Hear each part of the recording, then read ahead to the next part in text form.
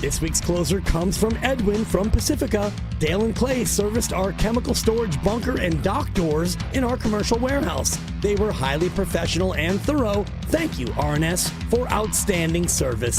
Recently, my garage door opener was not working. I was in need of a closer. I was put in touch with RNS Doors, and they hooked me up with a brand new garage door opener from LiftMaster. With LiftMaster's MyQ connectivity, my garage door opener can be controlled right from my smartphone. You'll know when a door or gate has been left open and can close it with a tap, no matter where I am. Be one of the first 10 callers and receive 20% off a LiftMaster garage door opener. Call 1-800-FIX-A-DOOR. That's 800-FIX-A-DOOR. Or visit rsdoors.com. R&S Doors. Look for the red truck. Boxer and Gerson, Northern California's premier workers' compensation law firm, helping injured workers get their lives back for over 40 years. At Straight Talk, we know the holidays are your time to say yes. So why put up with a wireless company that makes you say out of data? Or no service here? Switch to Straight Talk and say yes to real unlimited data on a reliable 5G network covered by Verizon. And with a free 5G phone when you activate select plans, someone else in your family can say yes! Available at straighttalk.com and Walmart. Based on RootMetrics State of 5G Report, United States 1H 2025. Experiences may vary. Not an endorsement of Verizon. For network management practices, visit straighttalk.com. It all comes down to this, folks. Yep, the entire season is on the line. But my throat has officially thrown in the towel. Sounds like you need Vick's Vapo Cool Drops. They're max strength and vaporize sore throat pain. Whoa! These Vapo Cool Drops hit fast! Speaking of fast, did you just see that play? Yeah, he vaporized that ball. That pun should have come with a penalty. Vaporize sore throat pain with Vick's Vapo Cool Drops. Use as directed. Vapo Cool. Sun and clouds for San Jose, going up to 74. Weather brought to you by Staples. Have an easy holiday at Staples. Save on top tech and gaming gifts, shipping supplies and services to get your packages there safely, even custom cards and wrapping paper. Staples. That was easy. Rise. Wake up. It's time to wake on up. Wake up, wake up, wake up. With a nice cup of Joe. What's up, Joe, bro? Featuring Joe Spadoni. He's an Italian. And Joe, the Butcher Boy Shasky. I am slippery. Oh! The best part of waking up is morning roast in your cup. It is the morning roast, man, on 95.7 The Game. Damn right it is, baby. Locked and loaded on a Tuesday. It's Spadoni, it's Shasky. We are ready to roll. It's a fire week in Bay Area sports. Niners are 6-3. 1 o'clock West Coast time, a.k.a. Pacific time, the trade deadline. What's going to happen between now and then? A little less than 7 hours from now. Will the 49ers make a big-time move? Should they make a big-time move? Make your case, Niner fans. Where are you at? Plus the Dubs. Yeah, your Golden State Warriors, they've been off since Saturday. Don't think we forgot about that ugly loss. They need to avenge that loss, and it starts tonight, 7 o'clock tip against the Phoenix Suns at Chase Center. Warriors live right here on 95.7 The Game starts at 6. And obviously after the game, we will take all of your calls, texts, and everything with Warriors. Wrap up your home for Golden State Warriors basketball. We got the Warriors Summit on Thursday. Joe, things are happening here, baby. Let's go. Yeah, things are happening, and I'm really excited for Thursday because Thursday we're going to be in Pleasant Hill at Jack's, yes, sir. And we're going to be doing our Warriors Summit. And I'm always pumped to see all the 95.7 The Game diehards and all the people that are casuals that maybe just jumped on the San Jose Jazz fans and love Jazz fans. Zucchi Mans and all those types. So I want to see everybody out there. Gene, Uncle Gene. I haven't seen Uncle Gene in a minute. Hey, I need to see Jan in Mountain View out there is what I need to see. Jan, where you at? Dublin Marge. There's so many of them. So it'll be really fun. I love getting together with all the fellas. Guru, Steiny, Willard, Dibbs. And so it's gonna be a fun week. I'm really excited for it. But I do want to start here. And society as a whole has basically always been greedy. Can we agree on that?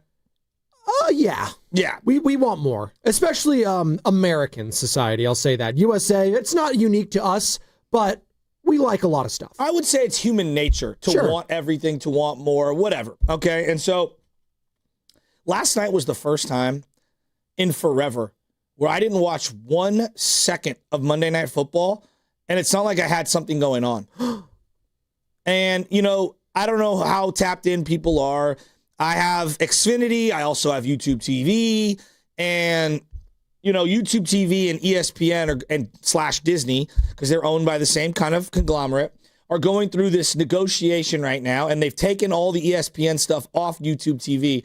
And as someone who's already paying for, like I said, Xfinity, YouTube TV, I subscribed, and I've talked to you about this over and over. Oh, yeah. Apple Plus, I'm on Disney, I'm on the Disney / ESPN Plus bundle. When is enough enough? And I'm directly pointing this at ESPN and Disney. You have been squeezing us as the consumer ever since everyone broke up the bundle. We all wanted to go streaming, all right? And at the end of the day, you know who hurts the most? Us, the consumer. You know who's paying the most that we've ever paid? And I'm talking about prorated to what our salaries are. Right now, no one has ever paid more to watch the most basic stuff than all of us. I watch a handful of things on live television. Sports, honest to God, Joe, sports would probably be 90 to 95% of what I watch. Everything else is, like YouTube, some HBO Max, little Netflix, like your series, your docs, things like that. But in terms of like live television, I don't watch, and I tell this to my mom, she doesn't get it. I'm like, I don't watch CNN.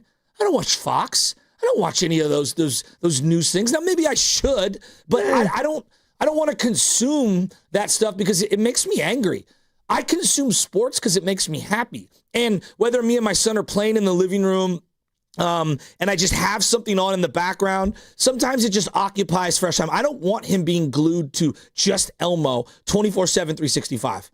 Now, I could put it on and have my son be basically like a marshmallow and sit in front of the television, but like, I don't want to do that. Like, and I'm not pretending like I'm better than. Like, we've all been the parent where it's like, just here's the screen. Just calm down. I do it regularly. I don't judge. But like this ESPN Disney situation with YouTube TV, enough is enough. Like, I'm gonna fight this good fight on behalf of the consumer. You have poached our pockets enough. I am subscription fatigued out. And last night, as a model of protest, I didn't want to search out the ESPN game, legitimately. And I think it's ridiculous. Never has been more difficult to change channels, for crying out loud, when you're watching some of these games. I've subscribed to everything. You want to put a game on Peacock? All right, I signed up for that. All right, you want to put a game on Netflix? I already have Netflix. Fine, I'll sign up. Apple Plus, I'll sign up for those things. Amazon Prime, I've already signed up for those things. I'm drawing the line here. I'm already paying for ESPN Plus and Disney. I'm already paying for it. I've been a huge Disney supporter forever. I love the Disney products. Yeah. My son's watching all their stuff all the time. Where do you think I watch Bluey? Like, my son's losing his mind. Bluey. Disney Plus. Yeah. So I just, for the little guy out there and the little woman out there that is trying to make ends meet, dude, like, enough is enough. Now, look, I say that as I paid $6 for my Starbucks coffee this morning. I understand that there's things that I spend on that I could save more money on. But like this whole thing about taking all these games off of television for the weekend, it's ridiculous. It's freaking ridiculous. We have loyally supported everything you've put out there. And all ESPN does in return is middle fingered us for the last 7 years. They've shoved more Greeny down our throat. They've shoved more Jets coverage down our throat, more Dallas Cowboys coverage down our throat, more Stephen A. Smith and Kendrick Perkins down our throat. I don't want those things. You know what I want? I want Monday Night Football. I want to watch Eli and Peyton, occasionally when they're simulcasting opposite it. Last night, you broke the camel's back. This camel right here. And yes, I'm fat and I have a hump like a camel. I am subscription fatigued out. And I'm waving the white flag. And I'm telling you right now, screw ESPN. I'm pissed. Shout out to those watching on YouTube. Brought to you by Golden State, serving the Bay Area for 3 generations. When you succeed, we succeed. Visit goldenstatelumber.com. And yes, we are streaming there. And if you'd like to join the conversation, 888-957-9570 is the number. It is, our best show of the week. And I call it the best show in Bay Area. The history of the Bay Area, maybe not the history, but right now it's definitely the best show. because Brian Baldinger, 7:30, Baldy's Breakdowns. All right? So you got to be there. Appointment radio. What does Baldy think the 49ers should do ahead of the trade deadline? Then, Bonte Hill in studio from 8 to 10. We'll touch Niners. We'll touch Warriors. We'll touch it all with Bonte Hill. But to your point, in regards to the YouTube TV and ESPN battle, and yeah, people might not have YouTube TV that have ESPN or, vice versa. I just come down to like this, Joe. In an era where everything is at just the palm of my hand, everything is right here on my phone. It's never been easier to find or have access to things than right now, 2025, November 4th. It's never been easier in the history of ever. And yet, it is the most complicated thing of my lifetime to find one damn game. I complained about it the other week with the Warriors. I was like, I have ESPN. Oh, but I don't have ESPN News. So because this other game went to overtime, I can't watch the start of this Warriors game because it's ESPN exclusive. It's great. Oh, awesome. Yeah, ESPN News. You want to be? I have to get charged more. Are you going to call me a boomer if I say I missed the TV guide? You guys remember the TV? No. Yeah, I remember the TV guide. I'm talking about before, there was this booklet you would get once a week. I'm talking about hitting the info TV guide to find stuff. I remember that. Yeah. No, I remember, because I was a kid. I was born in 93. So, I knew the Nickelodeon. I knew Cartoon Network. I knew Disney. It was 55, 54, 53, 52 was ABC Family. 38, 39 was ESPN, ESPN2. So I knew all my channels off the top of my head. Channel 2 was Fox.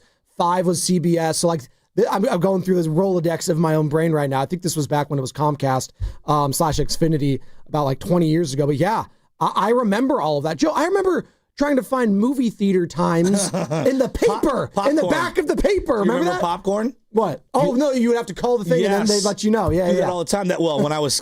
This is in my early formative years. Me and my boy Claudio used to call up. There was a sports gambling line. Claudio? Paisan? Yeah, Claudio Luperini. Shout out Claudio Luperini. He's over there at Carl's Beacon. But we used to call up this hotline, and you'd have to wait for every NBA score or every Major League. You think I'm joking? No, I don't. That's great. And we would bet second half overs and stuff. This is why I don't gamble, by the way, anymore. This is going back way back in the day. And you'd have to wait. Get the boss man over here. You'd have to wait 3 minutes for your score to come through, and if you miss even a portion of it, you're like, no, and I don't even know how they updated those things. Did you have to pay for it? Was it it was 1-800 whatever. I don't even know what it was. I remember the Carrot Top commercials. 1-800 call CALLATNT. It's free for you and cheap for them or whatever. Remember those? Yeah, the Carrot Top commercials. Look, yeah. Here's the part that bugs me. Is he still doing anything? All the young people told us for years, and I'm not mad at anyone in particular. This is corporate greed. That's what this comes down to. You gotta unbundle. I don't feel bad for YouTube or ESPN because they're both worth hundreds of millions of dollars, billions. I should say. They need to figure it out. But they need to figure it out. I feel bad for us, for the people that just want to watch it. But again, out of principle, I refuse to give another $20. But feel bad also feels strong when there's so much other serious things. No, I agree with you. But this is what. But Joe, I think the bigger issue is this: how much do you need from us? Oh, seriously, ESPN, you're making money hand over fist. How about you cut back on Kendrick Perkins' salary for a little bit, and then maybe you can strike a deal with some of these big, cable conglomerates. It's honestly, it's absolutely absurd. I just paid for this whole Red Zone NFL package. I'm a season ticket holder, so I get a huge discount on NFL Plus, so I can watch games. Joe, I could have easily reached into my phone and watched it on NFL Plus or whatever that is. It called NFL? Yeah. Because if you have NFL Plus, it's $5 a month, and I can watch any local and primetime game on my phone. Where do I watch every morning after my third watching? What do I watch every Monday morning? The Niner all 22, or I watch the Niner condensed version over for the third time. I always do that, and I use because of that platform. I could have easily done it. I did it out of protest last night. I almost felt like I'm turning into Steiny over here. I really do. But at the end of the day, what are we doing? ESPN. You squeezed my poor little grandma for 30 years by bundling ESPN into her package. She paid for ESPN, whatever it was, $6 a month for 30 years. You think my grandma, who's 100 years old right now, oh God, love her, 98, 99, you think she ever flipped on ESPN? No. Not once. Not even close. She's watching the Game Show Network and watching The Price is Right. That's my grandma. So I just always go to the old people. They love the Game Show Network. She was really into Tucker. Yeah. Well, really. I mean, remember, she's 90-something years old. You got Ben Shapiro fighting him I now. know. I just think that at the end of the day, they are really trying to bend all of us over, and enough is enough. Like, it's ridiculous. You know what you can do tonight if you're having trouble finding the Warriors game, which don't worry, it'll be on NBC Sports Bay Area, but also just download the free Odyssey app, baby, and find it right there because we have every single game for free here at 95.7 The Game, your home for Golden State Warriors basketball. And so, last thing, and I'll close the loop on this. I know, I'm Joe over here complaining about television. I just want to let you know real quick, the Cardinals dominated the Cowboys yesterday. Great. The final score didn't indicate it. Okay, that's awesome. And the Cowboys did make a trade this morning for linebacker Logan Wilson ahead of the trade deadline again, 1 o'clock today. So there is some things happening. Name me a brand in pop culture that has lost more shine and social relevance and currency than the ESPN brand.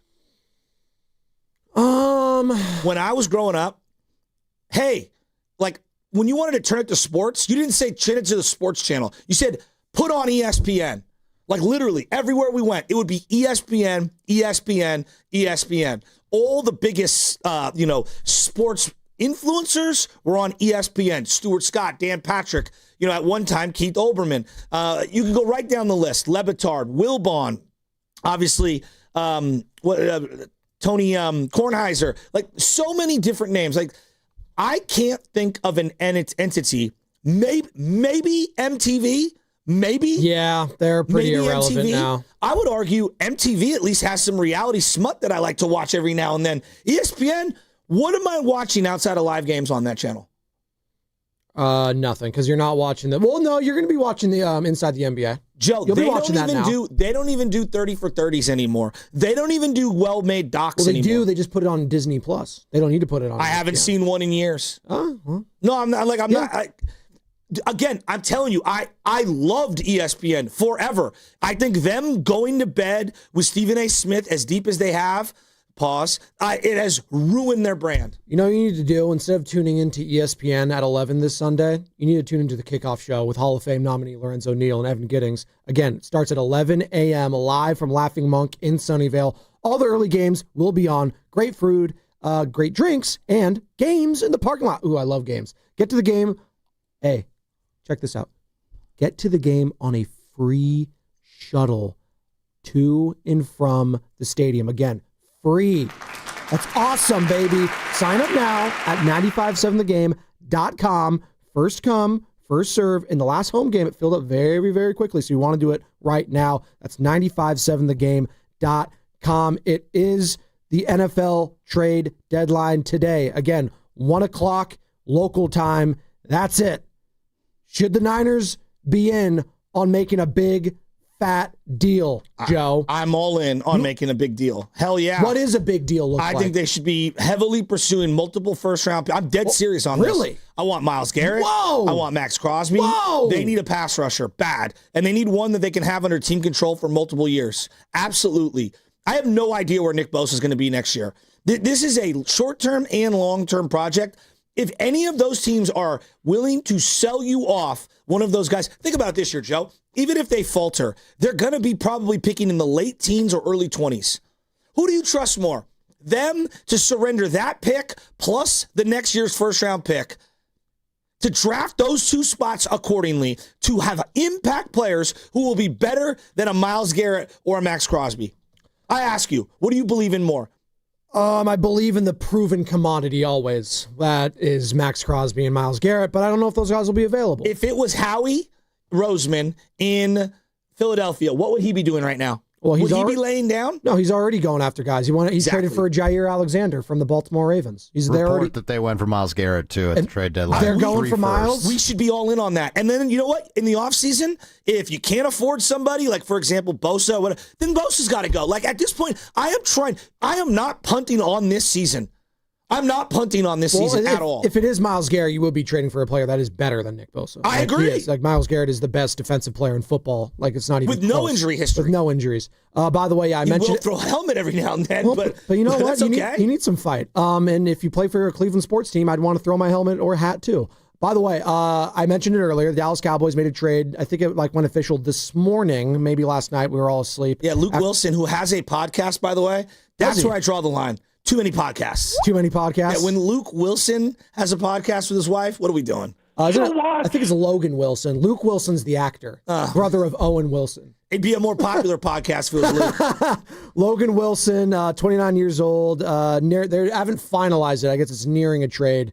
The Cowboys are going to land him after a loss, though, which is kind of interesting. Well, Jerry, the GM's just out here making moves. Well, him, Stephen A. Smith. No, I didn't see it because I didn't watch it. Well, what happened? It's on social. Stephen A., I guess, he visited Jerry Jones in the box yesterday when the Cowboys were like down 20, and the memes were just out of control. By the way, the Ravens added a edge rusher and Draymond Jones from the Tennessee Titans, exchanged for a conditional 5th-round pick.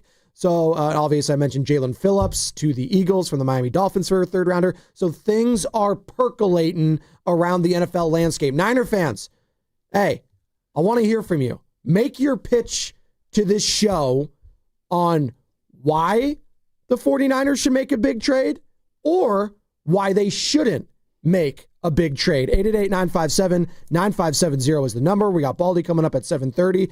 And that's what's coming up the game, brought to you by the Inn of the Tides in Bodega Bay. Savor the season at the Inn of the Tides Winemaker Dinner Series. Join them Friday, November 14th with St. Francis Winery, or Friday, December 5th with Ferrari Carano. Exceptional wines, gourmet cuisine, and coastal charm await. Reserve your table today at inatthetides.com. And also tune in for Warriors Live today, presented by Xfinity, your home court advantage, brought to you by Xfinity. Watch all your favorite teams all in one place. Xfinity. Imagine that, Carter. How about them Cowboys? Yeah!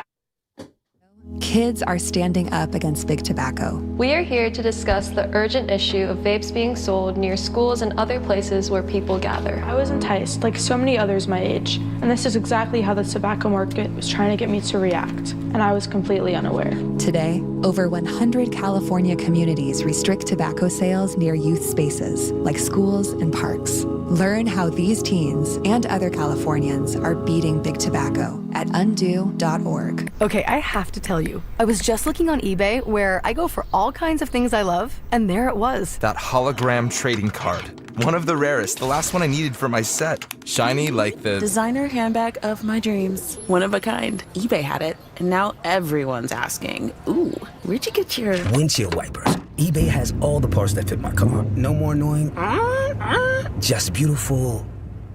Millions of finds, each with a story. eBay. Things people love. You know that Big Bargain detergent jug is 80% water, right? It doesn't clean as well. 80% water?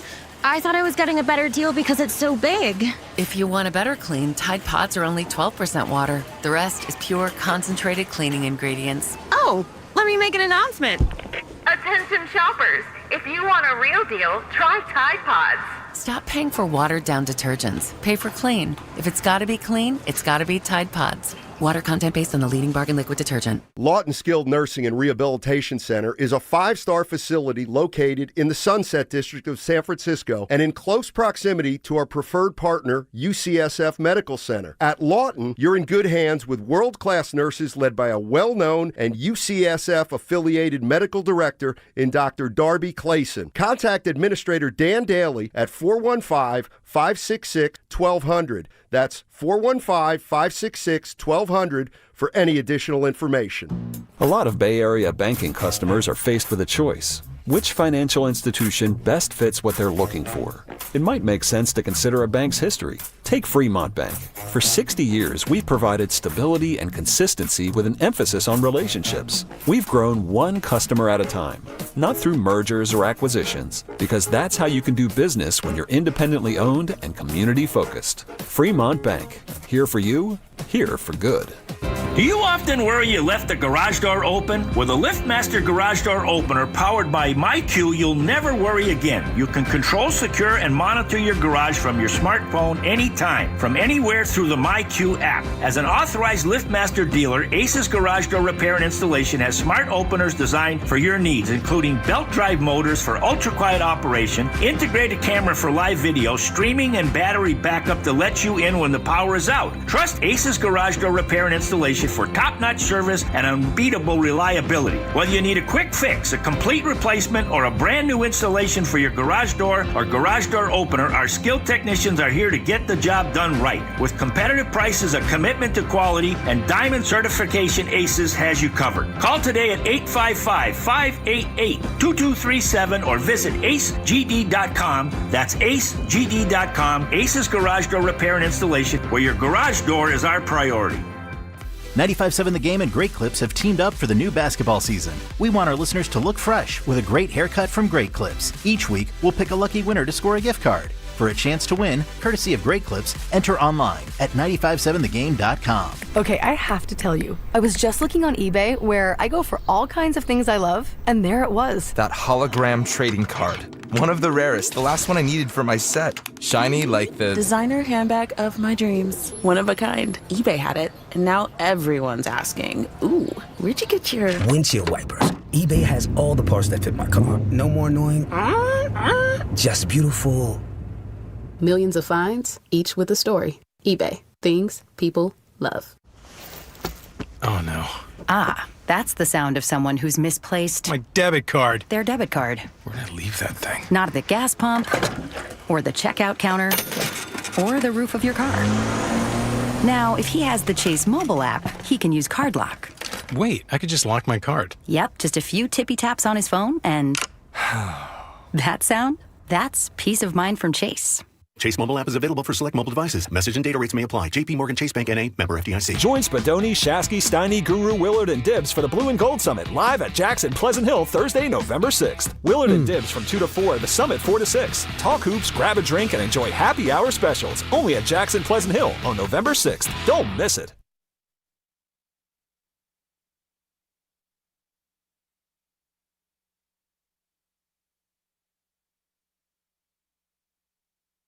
There ain't no unsucking you either. Duh, sure. This is Big Pun from South City. You're now listening to Original Joe and the one and only Butcher Boy Shasky on 95.7 The Game. Love you, Big Pun. He's always in the Instagram chat, hitting both of us up with a poo-poo platter of things. I'll just say that. Well, he sent me the Sydney Sweeney dress. He certainly like did. 4 times. That is Big Pun. And you know what? I'm not mad at him. I needed to see all the angles. Okay. It's science. I need to see all the angles of. I need to see all the angles of all the different people showing up to the Warriors Summit this Thursday. That's what I need to see. November 6th, live from Jack's Restaurant Bar in Pleasant Hill. All the hosts together again discussing another Warriors season. Willard and Dibbs from 2 to 4, and then all the hosts from 4 to 6 again live from Jack's Restaurant and Bar. There'll be drinks, prizes, and your chance to meet all the hosts, because who doesn't want to meet me and Joe Shasky? Jack's Restaurant Bar in Pleasant Hill this Thursday, November 6th. We'll see you there. Carter, you making it out there to the East Bay? Come on. I don't think I'm going to be at this one, Spadone. I'm going on my baby moon tomorrow, so. You're what? Don't do that. No, what is that? It's this new made-up thing that women come up with where they go on a trip before they have a baby. Oh, well, that's fun. Where are you going? Just up the coast. Okay. It'll be fun, Spadone. That'll be very fun. I hope you're going to be streaming us and streaming the Warriors game tonight, because they're taking on the Phoenix Suns right here on 95.7 The Game. Warriors live at 6 o'clock, 7 o'clock tip. Tim Roy. God, I think we'll be on the call. Kevin Dan in the last 2 games. I barely went on a honeymoon, let alone a baby moon. Well, there's a thing. I left my honeymoon early. Yeah, so. we know. Where were you? Barbados? You rented an island or Jamaica. something? Jamaica. Is the honeymoon over of this Warriors season so far? I know it's the trade deadline. I did want to touch on some dubs because you were really fired up about them last night on the call and just how. Well, I'm pissed. What are you pissed about? Well, I'm pissed at the veterans. Like, we've spent the last 3 or 4 years just hammering the youngsters. No? Yes. Hammering them. Oh, they're not doing this. They're not doing that. They don't know how to play the game the right way, blah, blah, blah, blah.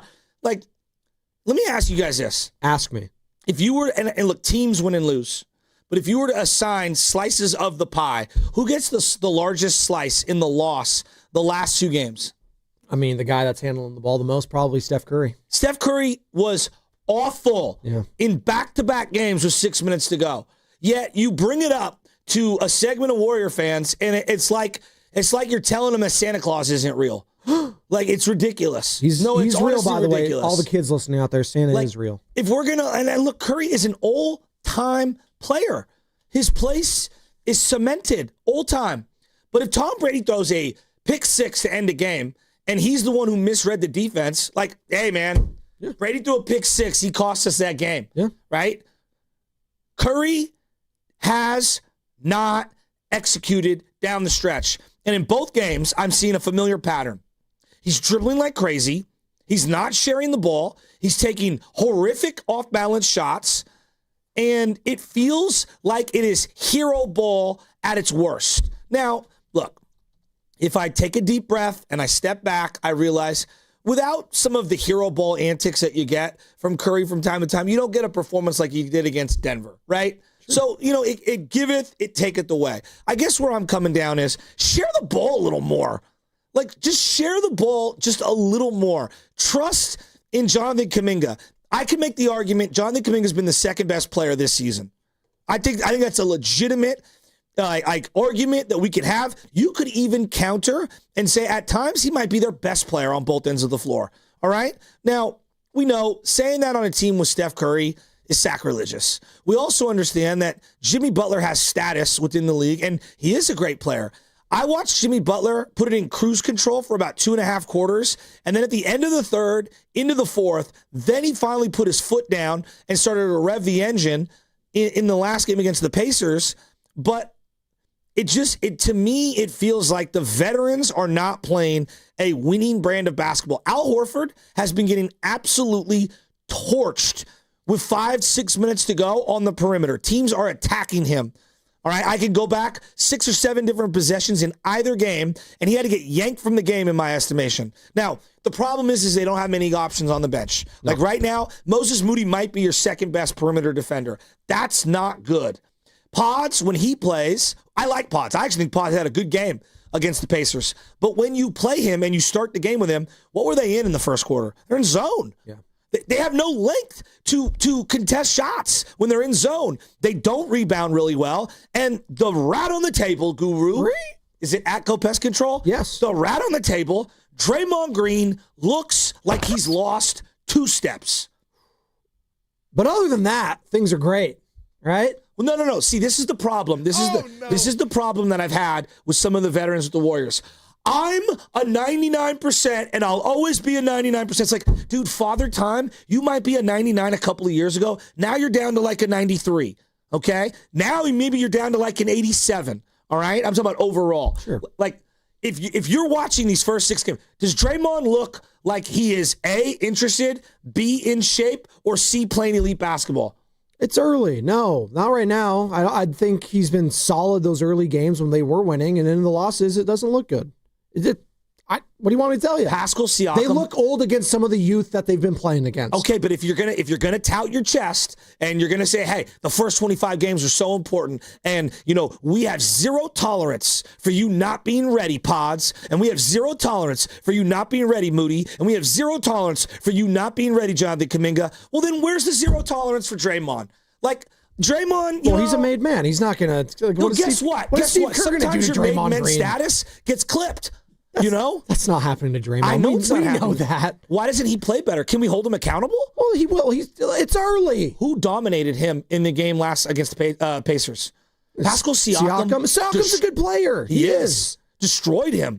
Destroyed him. It's a bad matchup. Yeah, but what are we going to get calls on? 888-957-957. Pods. Oh, Pods can't play defense. Jonathan Kuminga can't pass. How about Draymond's turnover where he ran right into Pascal Siakam? How about Al Horford who can't defend out on the... So I guess where I'm going is they lost back-to-back games, and to me, it was 100% on the veterans. The route on the table, again, brought to you by Echo Pest Control. They're a bottom 5 team when it comes to turnovers per game. They're tied with the Phoenix Suns in 5th. But they're averaging 16 turnovers a game. You're not going to win basketball games doing that. Sloppy. And it's not even that. Those are like the counted turnovers, not to count all the grenades that are being tossed around the court. I call them the shot turnovers. Yeah, the shot turnovers, yes, which is totally which is just a wasted and bad possession, which they're doing too much of. Some of those Curry threes are basically turnovers because what are you doing? And I get it. And Steph is a made guy. He's going to attempt these threes and say, hey, it's a good shot for him. No, sometimes it's a bad shot within a game. Like, you have to know the time and place where to take these shots. I think there's momentum built into it. Steph, the last 3 games, he's had 12 turnovers, and he is 10 of 34 from beyond the arc. Yeah, no, his shooting percentage isn't good, but I would counter to him, you're not taking great shots. Yeah. And I know that you could get away with it. Like when you're in your prime, Patrick Mahomes, you can take risks on throws no one else can do. When Tom Brady got toward the end of his career, did he take the same risks that he did in the middle of his career? Probably not. No. Probably not. And so I'm not saying that he's not an all-time legend. He is. But this thing that hey, Steph's a made man. Yeah, he is. Draymond's not as made of a man as Steph. So I do have more criticism for Draymond Green, especially when he holds his own teammates ridiculously accountable at every single turn when they're not pulling their weight. And we all know how important the first 25 games are for this team. I felt like he's sleepwalking through it. I don't know if I agree that Draymond's not as much as a made guy as Steph. I mean, the organization has catered to Draymond they're wrong. Time in and time out. They're wrong. I'm just telling you, I just don't know if I agree with that because of what the organization has signaled to us time in and time out with this guy. Again, get back on track tonight, get a win, back end of a back-to-back tomorrow against the Kings in Sacramento. Chase Center tonight, 888-957-9570. We'll discuss more of this game tonight, tomorrow, in this Warriors season thus far, and the summit with Bonte Hill, who's joining us in studio from 8 to 10 today. That loss to the Pacers, after the loss that you had the night before, or whatever, 2 days before, it infuriated me because it's a game they were up double digits multiple times with the second unit at the start of the fourth quarter with Jimmy kind of at the helm. And then Steph checked back in, and it turned into a straight hero ball when they were sharing the ball really, really well. Again, just watch the games, people. Yeah. Watch the games. No one was touching. Then Curry finally gave it up. And who did he give it to? He gave it to Jimmy. He's like, Jimmy, now you do it. Now you do whatever hero ball, and you figure it out. It was not good. And I was extremely disappointed because that's a big-time game that you have to have after you lost the one before to a team that didn't have any wins. By the way, you're now 0-2 on the road trip. The Suns are coming off a really big win against the Spurs. Devin Booker, I don't know if you guys have been witnessing what he's been doing this year. Oh my God. This is the last 3 games. 32 points, 36 points, 28 points, and shooting above 50% or more from the field goal. From the field, I should say. 4 of 11 from beyond the arc, 6 of 9 from beyond the arc, 2 of 2. And it was it's an impressive win. The Spurs, everyone keeps talking about being just dominant. Suns, people don't think much of. Don't sleep on the Suns tonight. You already slept on the Bucks. You slept on the Pacers. Don't sleep on a team in the West. The guy that I'm looking at who I think needs to play more and more because they're in zone way too much defensively and they're getting torched. I think you need to experiment with Will Richard more. You need another perimeter defender out on the floor. The problem is that it's going to overlap into some of Pods' minutes. The starting lineup they went with the other night was J.K., Pods, Draymond, Curry, and Jimmy Butler. And they were in zone way too much. Yeah, they're going to. And I'm telling you right now, this team defensively has major issues protecting the rim and on the perimeter. These are huge flaws. I know. You guys are like, it's 6 games, Shasky. Guys, size has given them problems for 3 years, and now perimeter defense is a huge issue. So much so, you're probably running zone as much, if not more, than anyone else in the league. 888-957-9570 is the number we're up against. We're going to take a quick break, and on the other side, it is the NFL trade deadline. And Niner fans, where are you at? Make your pitch.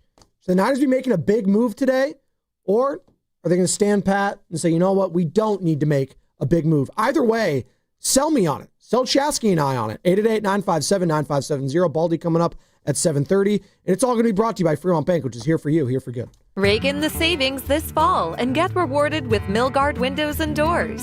For a limited time, receive up to $135 back per qualifying windows and patio doors when you buy from Dolan Lumber Windows and Doors. But hurry, this offer ends December 8th. Upgrade your home with energy-efficient windows and patio doors designed for lasting comfort and style. Don't miss out. Visit DolanLumber.com or call 801-609-9275 today.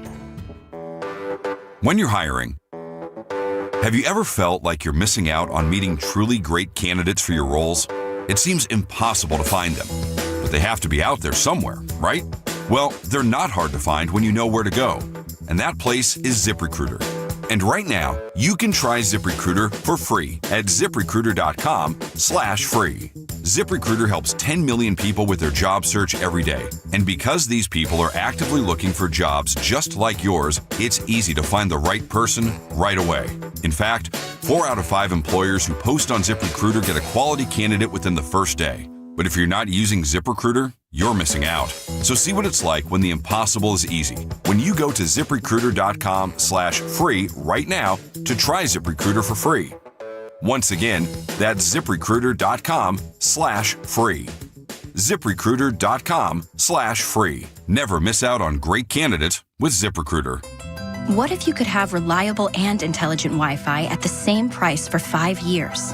That's the Xfinity 5-year price guarantee. No annual contracts, no hidden fees, and our best equipment included. Just 5 years of Wi-Fi that boosts speeds to the devices that need them most, that finds and fixes problems before you even notice them, and that keeps you gaming in the fast lane. Lock in your price and unlock the possibilities. Xfinity. Imagine that. Select plans only. Restrictions apply.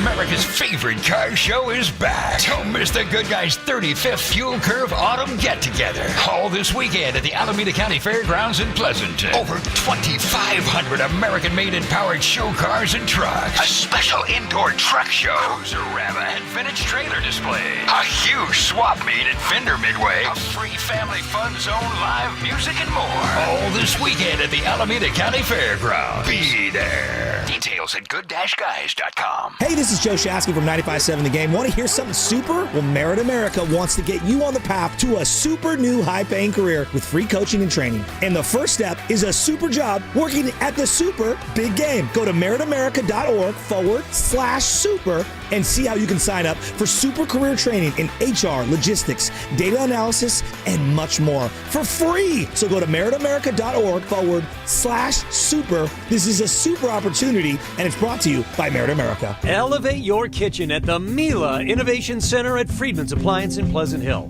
Out of your dreams and into your kitchen. Select the qualifying built-in kitchen appliance package that is right for you.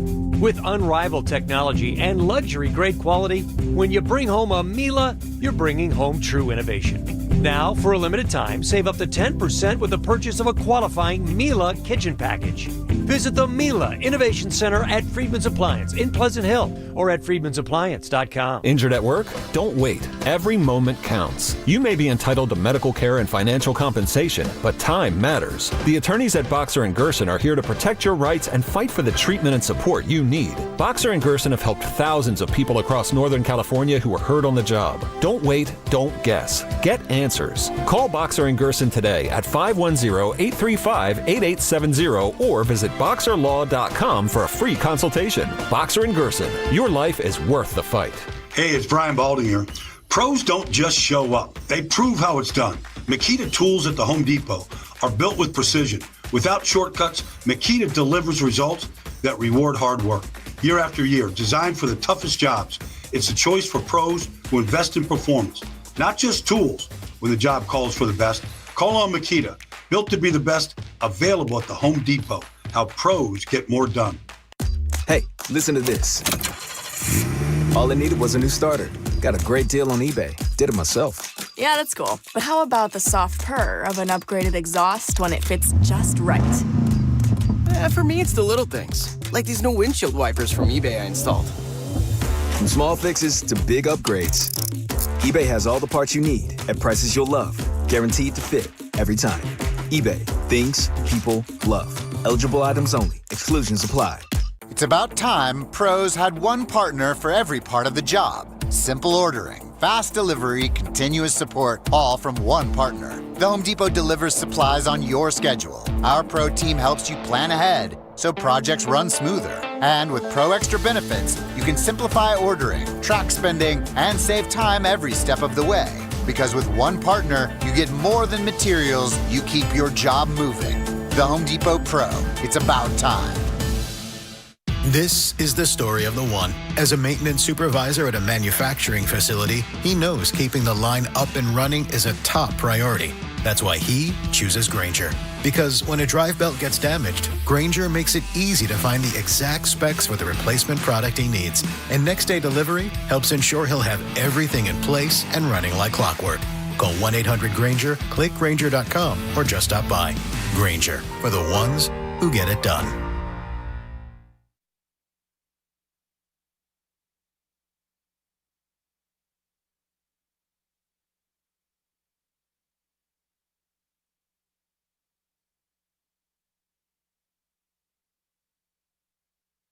Hey, this is Steve Scott from KCBS, the PA voice of the Warriors at Chase Center. You're listening to Joe Spadoni and Joe Shasky on the Morning Roast on 95.7 The Game. You really are. What's up, Steve Scott? He'll be on the call tonight at Chase Center when the Warriors take on the Phoenix Suns, 7 o'clock tip-off, right here on 95.7 The Game as well. 6 o'clock Warriors Live. And we're talking Niners. Should I do like a midlife career change again? What are you going to do? Hi, I'm Joe Shasky. Rise is one, Chase Center. Yeah, it doesn't. Yeah, I don't have it in me. No. It's okay. Maybe if you smoke enough cigarettes, your voice will get down an octave, and then you can do it. I did smoke a lot of Swisher Sweets for a long time. No, you need to go menthol is what I'm saying. You need to go straight awful for you. So you guys are too young. The Garcia Vega era, where you could see the wax building up in your lungs. Well, so my brother Ray was a senior in high school when I was a freshman. Shout out Palma High School in Salinas, and we'd have to drive from Pacific Grove, so it's a little bit of a drive. I don't know if anyone is familiar with the 831, but it'd drive about 35 minutes. And my guy, like, it could be mid-December, cold as hell. This is like 7:30 in the morning driving up there. Rolling down the windows when you could be 18 and smoke cigarettes, just Marlboro Reds. And of course, I'm right next to him. He's just smoking the cigarettes heading to school. Straight to the Reds. And then who walks in freshman period of Spanish class reeking like cigarettes? Your boy over here. So everyone thought it's like, oh, Spadoni, he smokes all this stuff. And I'm prone to nosebleeds, obviously, too. In the wintertime when it's cold. So we're doing bumps and reds right before school. That's what the hell thought I was doing, Joe. Okay. And I was actually What is going on playing here? World of Warcraft. I'm telling the people about who I am as a person, Carter. That's Look at the lay of stupid. the Don't say that land. again. No, Bob. I'm telling the people who Joe Spadoni is I'm rocking my Fila sports jacket this morning. For those of the YouTube audience, shout out to you. But we're also talking Niners today. They're 6-3, Joe. This team is right in the thick of it in the NFC playoff picture. Why not make a big trade today ahead of the trade deadline? Again, 1 o'clock West Coast time, 4 o'clock Eastern. The trade deadline is official. Speak now, forever hold your peace. I'm telling that to the Niner fans right now. Speak now, forever hold your peace. You're all in on this team going after a big fish, going after the tuna, going after the marlin, a Crosby, a Myles Garrett. Niner fans, you in on that? You with Shasky? 888-957-9570, and I'll give my thoughts on it too. Let me elaborate why.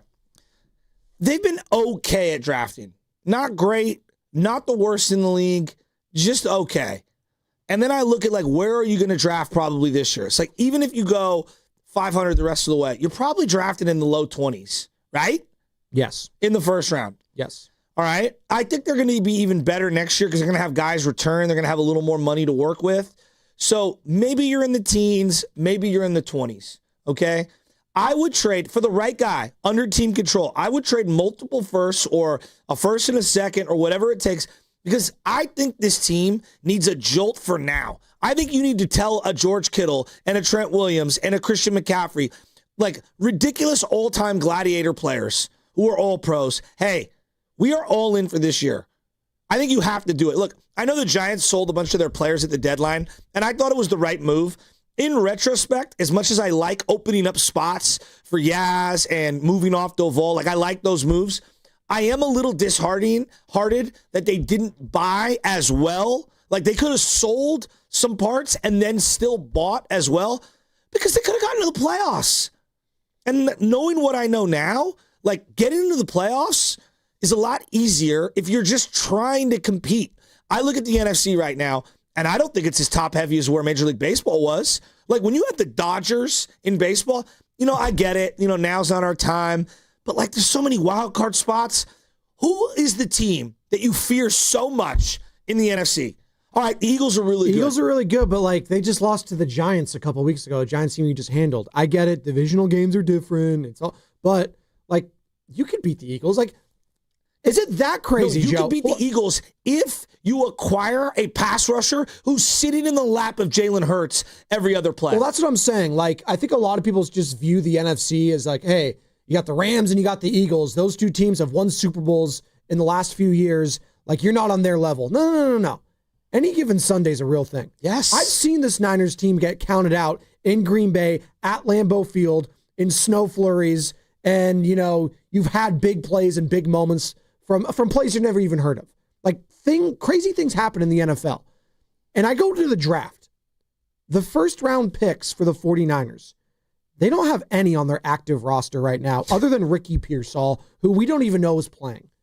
Michael Williams out for the year. He was their first round pick this past draft. Last year was Ricky Pearsall.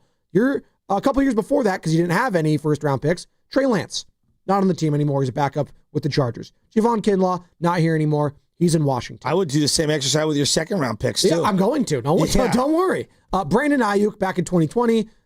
His practice window not opening this week. Nick Bosa, out for the season. Mike McGlinchey, he's in Denver. Solomon Thomas, he was on the Cowboys yesterday. Reuben Foster is even in the league. No. He's out. There you go. So let's go to the second rounders. Let's go to Dante Pettis, not on the team. Deebo Samuel in Washington. Aaron Banks in Green Bay. Drake Jackson, Thomas Jackson, he's gone. Renardo Green on your team. Alfred Collins, playing okay. Both those guys, okay. So in all of that in your first and second rounders, Renardo Green and Alfred Collins. They've got right now. Okay, of all their first round picks in all the years, who has been an instant upgrade impact player from day one? Nick Bosa. Agreed. Outside, like, no. Maybe Ayuk. That's what I'm going to say, but he was in the doghouse. Okay, so let me now take it a step further. Any player that you would acquire that would require trading a first round pick. Real quick, Reuben Foster looked really good early on, and then he had a high ankle sprain, and then he was done. It was like 2 games. I know. It was a really fun 2 games. Joe, any guy that you would acquire that would cost a first round pick would be an instant upgrade to the team right now, and would also help offset whatever might happen to Nick Bosa and Michael Williams for next year. If you think Michael Williams is going to be a full go day one of training camp, how can anyone say that? How can anyone say that? So not only am I making the move for now while my team is 6-3 so I can get into the playoffs now, I'm also making a move that will solidify and bolster my team for next year to start the year. Because next year you would have Bosa coming back on a rehab knee injury, and you would have Michael Williams coming back on a rehab knee injury. That defensive line couldn't use a guy who's healthy and ready to go, not just for this year, but to start next year. I think it's crazy to not be entertaining a big splash deal. And if it costs money, then so be it. You're paying 1 million guys, to not play for you right now. Like, as we learned with the Brandon Ayuk knee injury, these things could be way worse than we initially fear. I am with you on this, and I can't believe I'm saying it, because I was actually really high on this team because I felt the NFC was basically wide open. I kept saying that at the start of the season, did I not? Outside of the Eagles, I felt it was wide open. You were open, and you were right. It's just how bizarrely it's played out. How we've gotten here, I did not anticipate like anyone else. So I'm with you. I think you should go after it if it is in fact available. Like that's the key to this. And we'll go to some of the phones here in a second. 888-957-9570. Trade deadline is today, Niner fans. Should the Niners make a big splash? Throw your pitch to us. And if you think they shouldn't, conversely, hey, call in. Tell us why. Because I think Shasky and I are both saying, you know what? Why not now? Why not this team? Who did they just get last week? Cleve Farrell and Keon White. Cleve Farrell might have been one of the best impact players on the defensive line on Sunday. Him and Sam Okawanu. And Sam Okawanu. I know. Like think of how low. I'm not trying to rip Sam. Like, I like Sam Okawanu. He came out of nowhere last year. Out of nowhere. Brian Robinson was acquired midseason. He has had impact on wins. Sky Moore was acquired midseason. He's had a couple of impact plays to help to solidify wins. Kendrick Bourne was acquired midseason. To think that this team can't just acquire someone, plug and play, and instantly make that guy an upgrade is crazy to me. 888-957-9570 is the number. This is what Shanahan had to say directly after the game on whether or not the deadline plans changed with a win. I think it's been the exact same, regardless of a record. We've been looking at the same all year, so nothing changes based off today. Do you agree with that? Can you replay that again? Because I was listening to the back end. No, you're good. So this is what Shanahan had to say directly after the game when asked whether or not being 6-3 and getting that win in New York changes anything for the trade deadline. I think it's been the exact same, regardless of a record. We've been looking at the same all year, so nothing changes based off today. See, I don't know if I agree with that. The difference between being 5-4 and 6-3 is a lot different, right? I think it's a clear path to the playoffs when you're 6-3, barring, catastrophic failure. Because if you're 5-4, then you're looking at this Rams team, and then you're looking at maybe 3 losses in a row. It's just like, then you're 500. 100%. It's like, I would agree with you. And I think you're always calibrating and recalibrating as the season plays out. Are you not? Yes. Like if you start off 0-2 and then you peel off 5 in a row, don't you feel different about your team after the 5 in a row? Absolutely. And John Lynch has said for years, I love this mentality. He says something to the effect of, every year you have to earn it to be in a position to make a trade, and then it's the front office's obligation to deliver for those guys in that locker room. I think they've earned it. So here's some names that are out there potentially, either as a rental or as you can get them through next season. I don't want a rental. I want a multi-year player. Oh, okay, Bradley Chubb would be that. A rental or a Bradley multi-year? Chubb would be through 2027. I would love that. 29 years old, edge player from the Dolphins, formerly of the Broncos. He would be a guy, obviously the Mike McDaniels relationship there, former OC at the Niners. There's a relationship there, influx at the GM position because Chris Greer's now out in Miami. Like, imagine Bryce Huff coming back, somewhat healthy, and you have Chubb on the opposite end. I would love that. Would you not? That would be the most confident I've felt with like Bosa having a running mate since D Ford. I never felt that with Leonard Floyd. I never really felt that with like Arden. Tim Kawakami keeps hammering the Leonard Floyd thing. Tim, did you watch the team last year? It was the most hollow 8 sacks I've ever seen in my life. I don't remember a big play that he had. I love Kawakami. He's like, oh, they should have kept Leonard Floyd. Leonard Floyd sucked. Upright, he's terrible. A folding chair had more impact on the game than Leonard Floyd. Give me a break. So Bradley Chubb by the years. So he made his debut with the Broncos in 2018. We're talking about trade deadline potential acquisitions for the 49ers. 12 sacks his rookie season. Then he had one because he only played in 4 games, got hurt. 7.5 in 2020. Didn't play a lot in 2021. 2022, 8 games, 5.5 sacks with the Broncos. Then he gets traded, 2.5 with the Dolphins. He did play all 16 that season. So 7 sacks in total there. 2023 gets 11. And then he was hurt a lot last year, played in only 9 games, 4 sacks. So he has had some injury history there, Joe. Does that concern you at all? Of course not it playing in does. full season. I'm just saying. Well, like, that's why I'm all in on. We're talking about first round picks. Like the injury history, concerns me. But I don't think he's worth a first. See, to me, he's like a late second, early third. I don't think no, you cannot surrender a first for him. And he was a number 5 overall pick. That's in the great. round He hasn't one played like it. To me, first rounders are reserved for Max Crosby, Myles Garrett. That's the way I view it. That's it. Okay. 100%. All right. Fair enough. Let's go to Jaime in San Pablo. Wants to join the conversation. Cost is a big deal to me. Oh, right? Like what is the pick? Like, could I trade Jawan Jennings and a 3rd round pick for Chubb? They're going to need receivers. Jawan Jennings might be damaged goods though. I don't know how much that's going to sway it. I think you need to get creative. Okay. Jaime, San Pablo, what you got, Jaime? You're on the Morning Roast. Morning, guys. Hey, I got a couple of things. So, if they're trying to if we trade for a first rounder, which I'm not sure if it. So, what would be the difference if they keep winning? And in the draft next year, the pick will be like a late first rounder. Exactly. So why not take advantage of doing it now? Because you just never know. If you keep winning, you might get a late first rounder, and it might be another player that doesn't work out. And if they want to go cheap and not do it because they have to pay him, they need to learn from Buckner. What happened with Buckner? You traded Buckner away to try to go cheaper. You try to keep Armstead, and you drafted, I forget his name, and they're both gone. They're both not here. That didn't work out. So why not just go for somebody that's been in the league, that's done it before, and pay him, and it's gonna pay out. So it just makes sense. And if you're 6-3, now it makes more sense to make a trade. Because I called earlier, and in the weeks or in the month, and I said if depending on our record, does it make more sense to make a big draft, make a big trade? And now we're in that point. So I think it does make sense.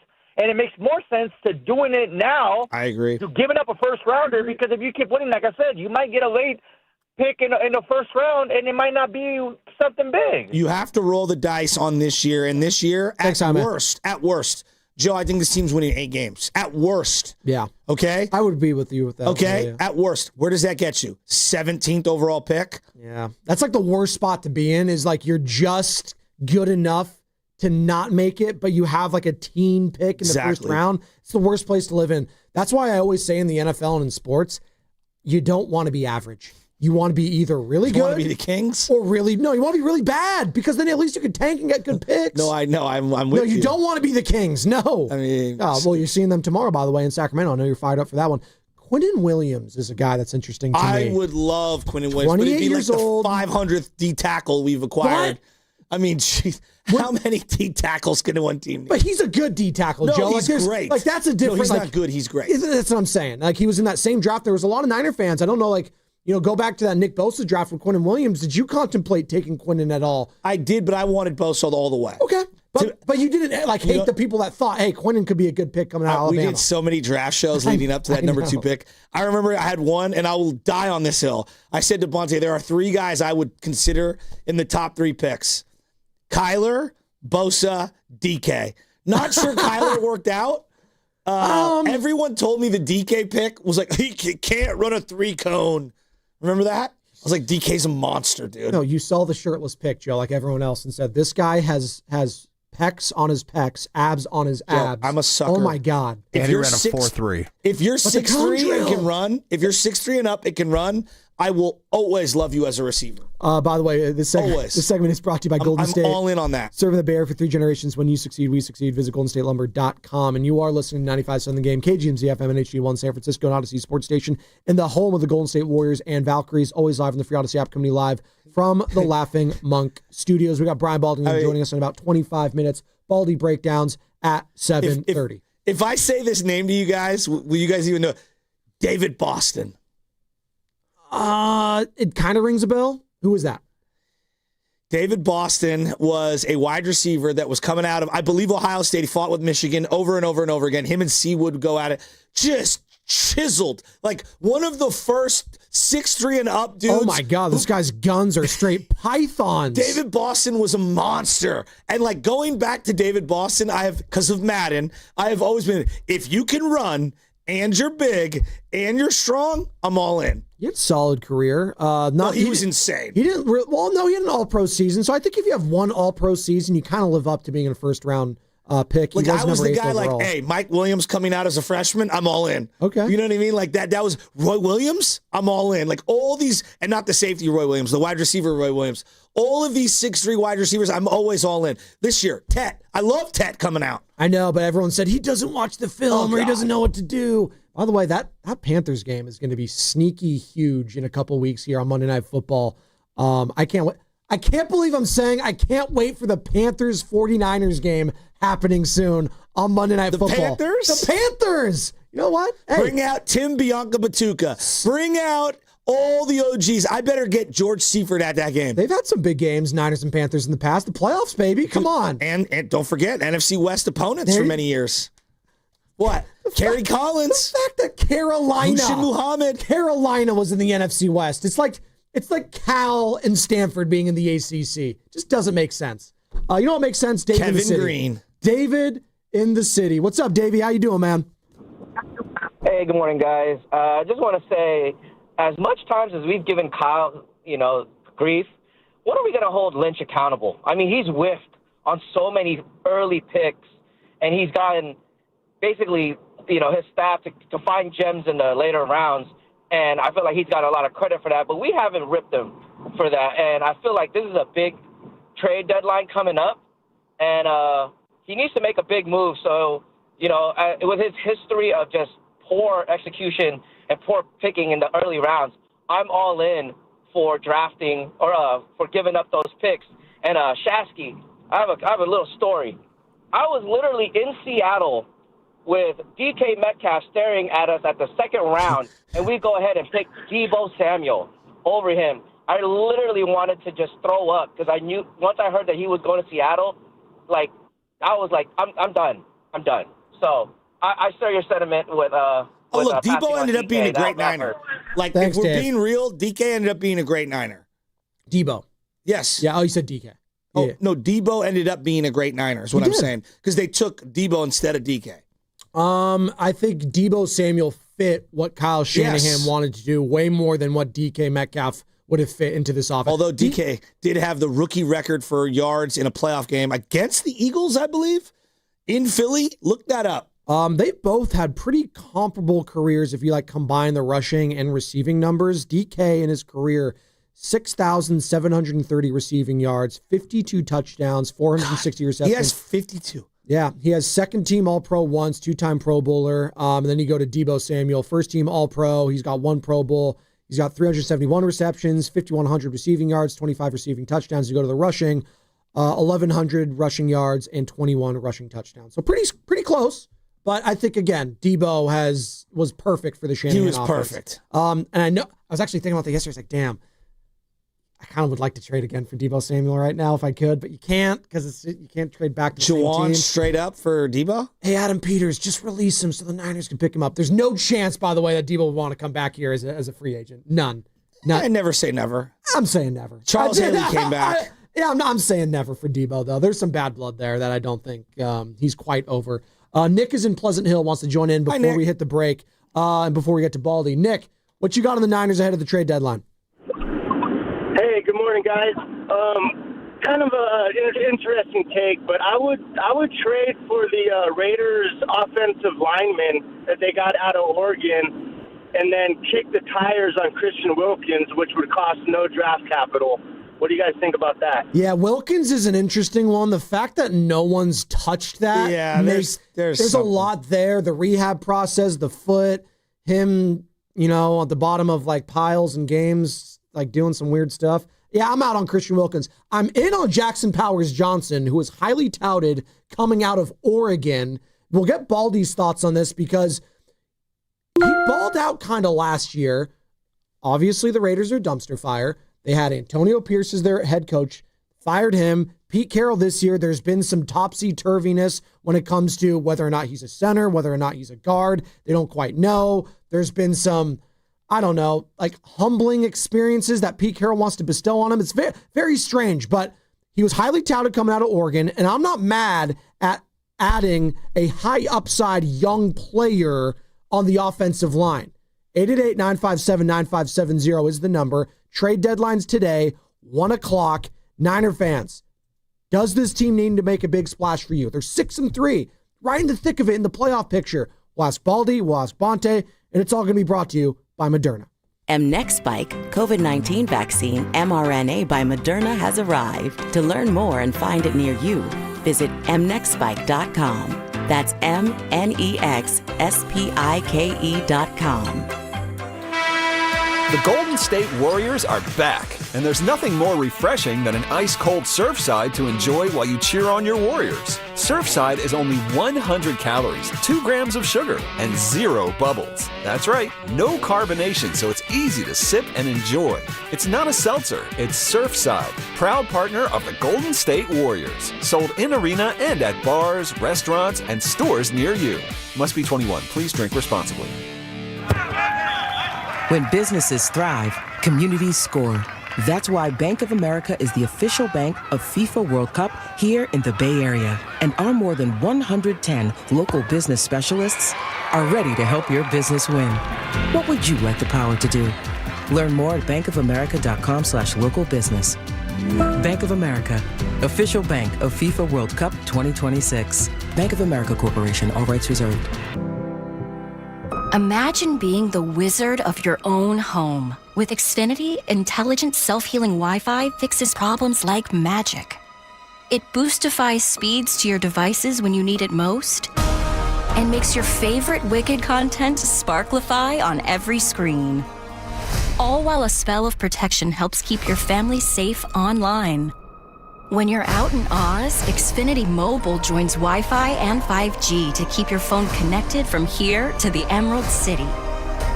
If you had the most intelligent Wi-Fi from Xfinity, everything would work together for good. And now you can cast a spell to stop time and keep your internet bill steady for 5 whole years with the Xfinity 5-year price guarantee. No contracts or commitments with amazifying equipment included. Xfinity, imagine that. And see Wicked for good, only in theaters November 21st. Restrictions apply. Select plans only. Xfinity Mobile requires Xfinity Internet. Hey, Dan Dibley here for Golden State Lumber and Showroom. Consider their Stockton Yard as the go-to resource for building professionals in San Joaquin County. With over 40 acres of premium building materials available to the public. For bigger jobs, you can count on Golden State's large fleet of trucks for timely delivery. It's their goal to keep your project on time and on budget. Building a better Bay Area for over 70 years. Golden State Lumber and Showroom. When you succeed, we succeed. Hi, I'm John with Jack's Restaurant and Bar. My brothers and I recorded our first commercial a while back. Got a little chaotic, so I'm here today. What's going on here, bro? Are you recording a commercial without us? Guys, no, I'm just trying to what? Take all the credit for our half-pound all-natural burgers? Or the best fish and chips or around? 7 mac and cheeses and 14 sandwiches, including a French dip that will change your life? Or homemade meatloaf, pot roast, and next-level lamb chops? Or that chops? people can order takeout and delivery by visiting ilovejacks.com? Guys, no, I'm just went behind our backs. I knew he would. Wait till we tell Mom. Oh, please don't tell Mom. Real family, great food, ilovejacks.com. 1-877 Cards for Kids. KARS Cards for Kids. 1-877 Cards for Kids. Donate your card today. 1-877 Cars for Kids. KARS Cars for Kids. 1-877 Cars for Kids. Donate your car today. Ready to get rid of that old car? Donate it to Cars for Kids. Call 1-877-CARS-FOR-KIDS to reach a friendly live agent. Donation's super easy, and your car can be picked up as soon as tomorrow. Call us now, 1-877-CARS-FOR-KIDS. That's Cars with a K to donate your car today. 1-877 Cars for Kids. Donate your car today. Did you know you can donate real estate too? Go to carsforkids.org. That's carsforkids.org. Morning, Zoe. Got donuts. Jeff Bridges, why are you still living above our garage? Well, I dig the mattress, and I want to be in a T-Mobile commercial like you. Teach me, Saldana. Oh, no, I'm not really prepared. I couldn't possibly. At T-Mobile, get the new iPhone 17 Pro on them. It's designed to be the most powerful iPhone yet and has the ultimate pro camera system. Wow, impressive. Let me try. T-Mobile is the best place to get iPhone 17 Pro because they've got the best network. Nice, Jeffrey. You heard them. T-Mobile is the best place to get the new iPhone 17 Pro on us with eligible trade-in in any condition. So, what are we having for lunch? Dude, my work here is done. 24 monthly bill credits on experience beyond for well-qualified customers plus tax and $35 device connection charge. Credits ended, balance due if you pay off earlier. Cancel. Finance agreement iPhone 17 Pro, 256 gigs, $1,099.99 and new line minimum $100 plus a month plan with auto pay plus taxes and fees required. Best mobile network in the U.S. based on analysis by Ookla Speed Test Intelligence data 1/2025. Visit T-Mobile.com. Too many tools, too much stress, and way too many bills. Odoo replaces it all. One connected platform for every part of your business, so you can work faster, smarter, and for less. Odoo, the only software you'll ever need. Try it free today at odoo.com. That's ODOO.com. Join Spadoni, Shasky, Steiny, Guru, Willard, and Dibbs for the Blue and Gold Summit live at Jack's in Pleasant Hill Thursday, November 6th. Willard and Dibbs from 2 to 4, the Summit 4 to 6. Talk hoops, grab a drink, and enjoy happy hour specials only at Jack's in Pleasant Hill on November 6th. Don't miss it.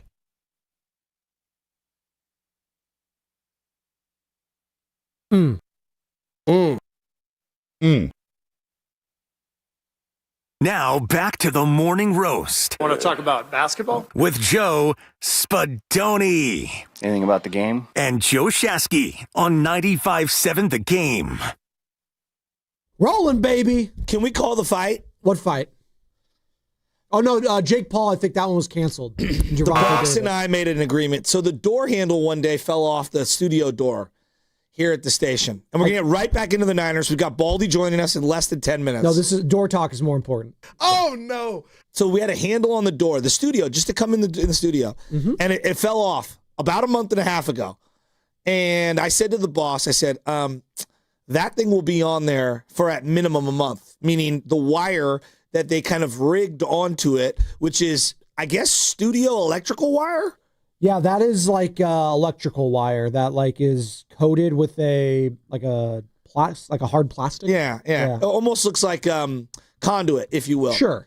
And so I said to the boss, I don't know, maybe a week after the door handle broke, I go, there's not a chance in hell we're getting a new door handle in a couple of weeks. And he's like, I'll take that bet. I was like, all right. So we bet burritos. So he owes me a burrito. And then about a week and a half after that, he comes over and is like, the building has to be the one to be able to replace the door handle. I'm like, we're not retconning this deal. So, boss, you lost, I win. You owe us all burritos. I'm purposely doing it. I want to lock you in the studio so you can't come out. So that sales cannot get to me? Well, I hear your reads all the time. Why don't we go to Golden State Lumber and Door? Like, can't they get a handle on this thing? Get it? Get a handle on it? How about we get a handle on this show right now? You want to do that? Well, I mean, you are Gandolfini the wizard or whatever. You should be able to open that door. Hold on. Gandolfini, not Gandalf the Grey. I've never heard that. I need this in my life. I need James Gandolfini, a.k.a. Tony Soprano, wearing a wizard's hat. Oh, my God. Chrissy, open the door. Oh, my God. Is that Bilbo? By the way, you mentioned burritos. The inventor of the frozen burrito passed away a couple days ago. Did you know that? Dwayne Roberts passed away at the age of 88. He invented the frozen burrito. So Coach, in honor of this, I think you should buy Shasky a frozen burrito. That would pay off the burrito bet. So there you go. So I got in a big fight one day about who created the burrito.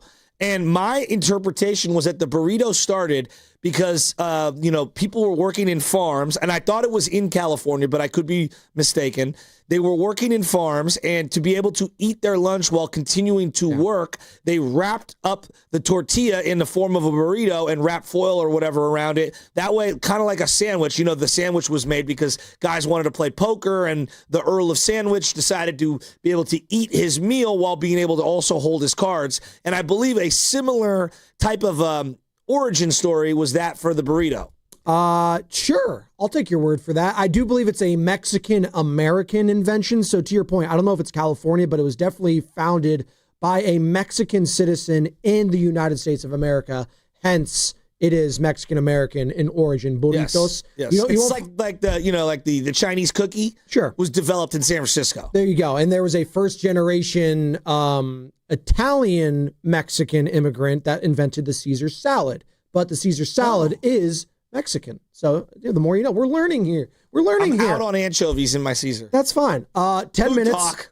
10 minutes. Brian Baldinger joining us. And by the way, this Sunday, check this out. The kickoff show is going to be 11 a.m. live from Laughing Monk in Sunnyvale. And it's got, I love this, by the way, Hall of Fame nominee Lorenzo Neal and Evan Giddings. We got to have something else for Evan Giddings. It can't just be Hall of Fame nominee Lorenzo Neal and Evan Giddings, too. No. Evan Giddings, hey, he's Hall of Fame in my book here in 95.7 The Game. All the early games will be on. Great food, drinks, and games in the parking lot. And get this, a free shuttle from Laughing Monk to the stadium and back. Free. Sign up now at 957thegame.com. First come, first serve. And the last home game filled up very quick. So you want to sign up right now. That's 957thegame.com. All right, we got the trade deadline coming up in about, 5.5 hours, 1 o'clock, trade deadline in the NFL. Niner fans, the Niners need to go out there and make a big move. We had either Jaime or one of the other callers call last segment and say, you know what, John Lynch, he needs to step up. This guy's been whiffing a lot in the early rounds. This guy's on notice. I want to rip this guy. I was like, it got me thinking. Are we not giving him credit for the Mac Jones acquisition in the offseason? Where would this team be without Mac Jones? Am I wrong? Like that has been the acquisition of the offseason for the 49ers, has it not? I think I struggled. So with the Eagles front office, I feel like 90 some odd % of the moves are Howie is making the moves. With the Niners, I never know if it's Lynch or Shanahan, so I kind of just give credit and demerits to both. I think that's fair because they were hired at the same time. Howie has been that dude in Philadelphia for Andy Reid, Peterson, and now Sirianni. So I'm agreeing. And Chip Kelly. So I'm agreeing with you. Yeah, but I forgot about Chip. Well, after Chip left, he got more control, and they've been to 3 Super Bowls. Yeah. So I look at the Lynch and Shanahan dynamic, and I have a hard time believing that Lynch is acquiring any quarterback without Shanahan being the initiator, or at minimum the final say. Exactly, but I get I kind of get frustrated with the fans when they want to like pick and choose who to blame in this when everything's going well and great. Wow, look at Kyle Shanahan overcoming John Lynch's mistakes as if we don't always talk about Kyle Shanahan having the final say on the roster, right? I don't know how you break it down. I do think that John Lynch pushes Kyle on a lot of things. I do. Like, he was the one who pushed Jimmy Garoppolo. Remember? Yes. Yeah, and Kyle was like, well, remember, because Kyle wanted to wait to get Kirk Cousins. Yes. Like, that was reported. Yeah. Yes. That doesn't mean that Lynch is infallible, nor is he the end-all, be-all. I don't know on these things, dude. Like, I think they work in tandem. I think there's obvious, like, normal creative tension like there would be in any work environment. But I truly believe at the end of the day, Kyle's not doing anything he doesn't want to do. And maybe that doesn't mean that, like, Lynch, is doing everything Kyle wants to do. But I think the majority of the moves are either with Kyle's initiation or blessing or approval. So you want them to make a big move, a big fat trade, a splashy thing. Go all in on this team. Why not? It's wide open. The time to strike is now. What if they don't make a move? What if they do nothing today, Joe? I think that'll be really deflating. Really? Yeah, Why? this team has a chance to look. Any year you have a chance to get in the playoffs and punch a ticket, like, it's the NFL. Anything can happen. I had no idea that Washington would be in the NFC Championship game. 60 minutes away from the Super Bowl. No one did. Right? A couple years, going back before that, like, you could pick any single team, the Niner team that barely got into the playoffs with Jimmy Garoppolo, had to win in overtime in LA in week 17 or 18, whatever it was. That team had a 10-point lead in the fourth quarter. At no point in the 16 weeks leading up to that week 17 game did I think that Niner team would be in the NFC Championship game. No. So crazier things have happened, and I'm never going to punt on a season when you're 3 games above 500 and 3-0 in the division. You've already beaten every team in the division once. I think you owe it to yourselves. I think you owe it to Kittle. I think you owe it to Trent. And, like, how many more? Like, and let's have a serious conversation here. How many more of these CMC years are we going to get? I don't know. He's having a special year, right? So, to me, I think you owe it to everyone involved to be all in pretty much every year. And I'll worry about how we can retcon next year in the offseason. If you go to any DraftKings, FanDuel, whatever, that you can just go to a team, to make the playoffs, yes or no. And you can bet on either yes, they'll make the playoffs, or no. Right now, I'm on DraftKings.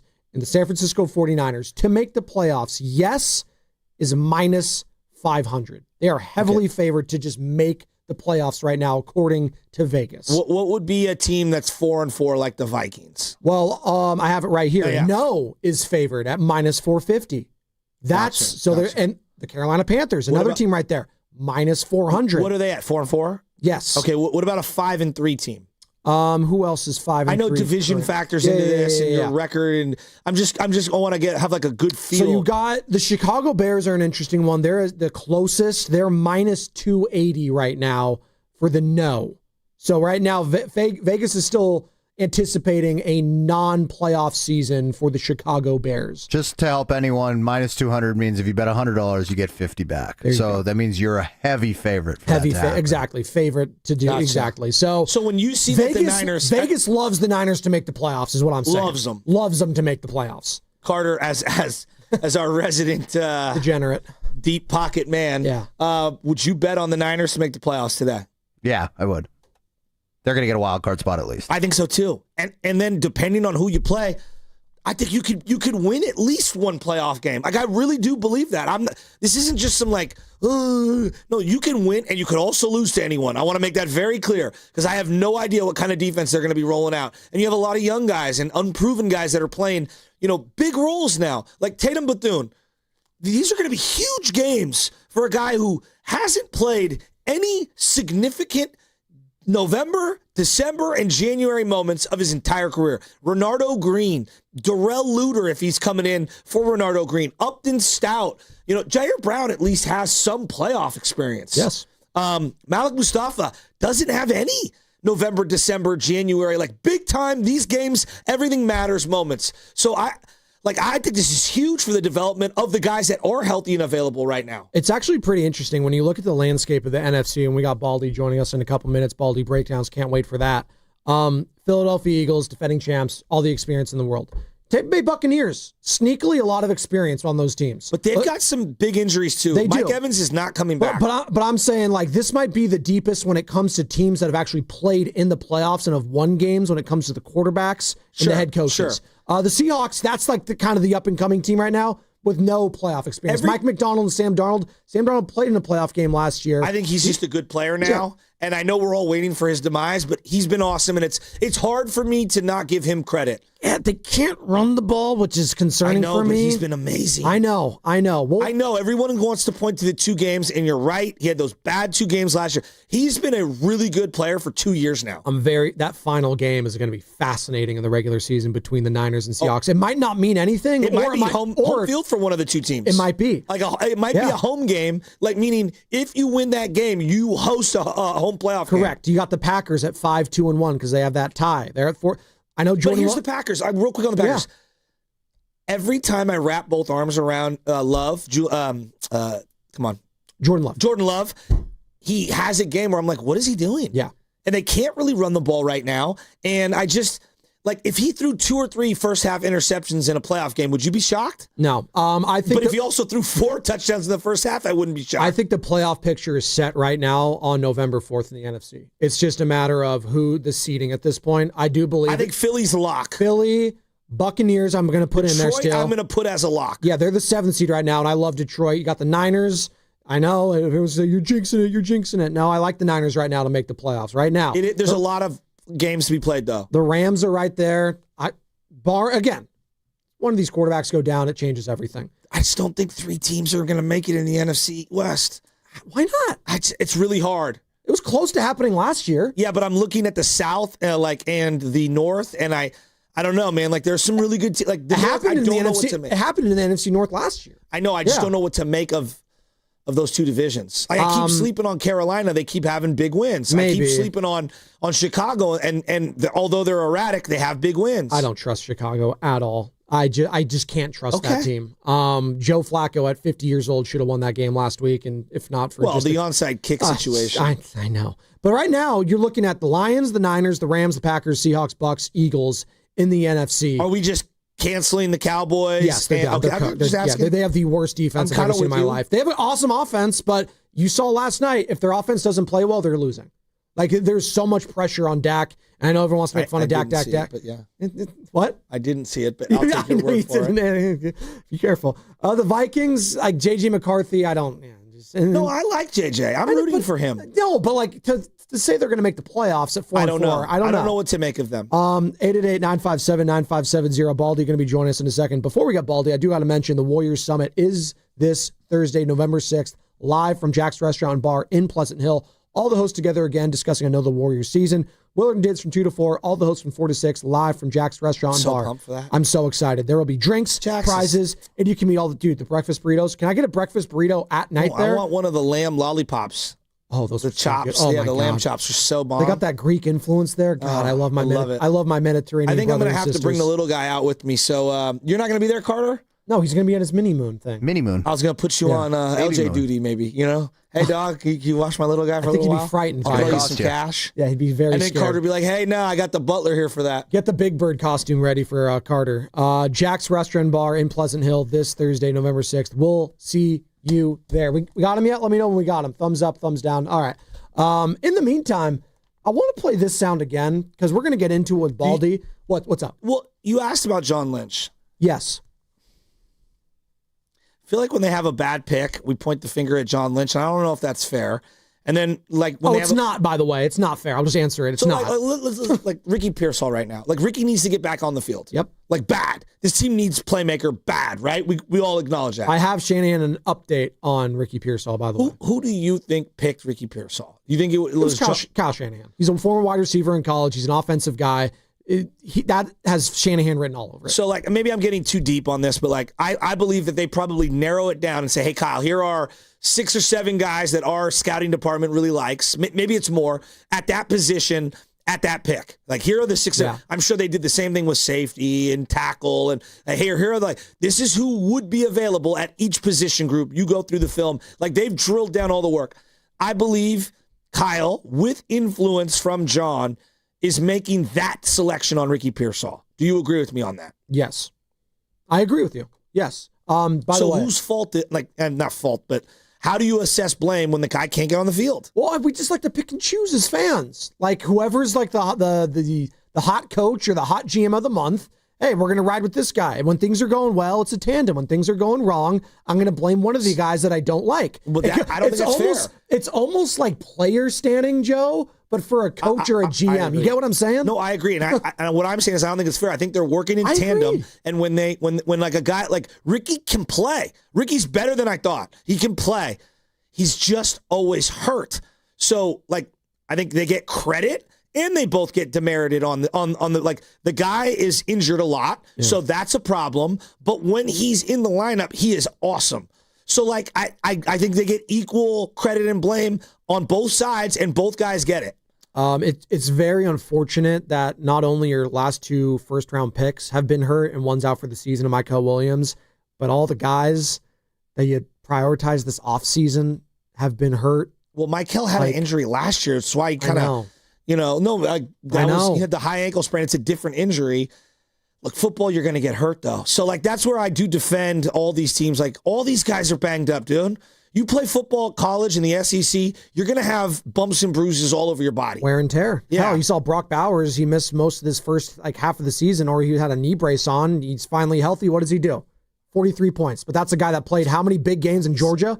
I know. Like, Ladd McConkey, same thing. Like, these guys that play all the time at a high level. What's up? The more and more I think about it, like, I know we kind of kicked it around.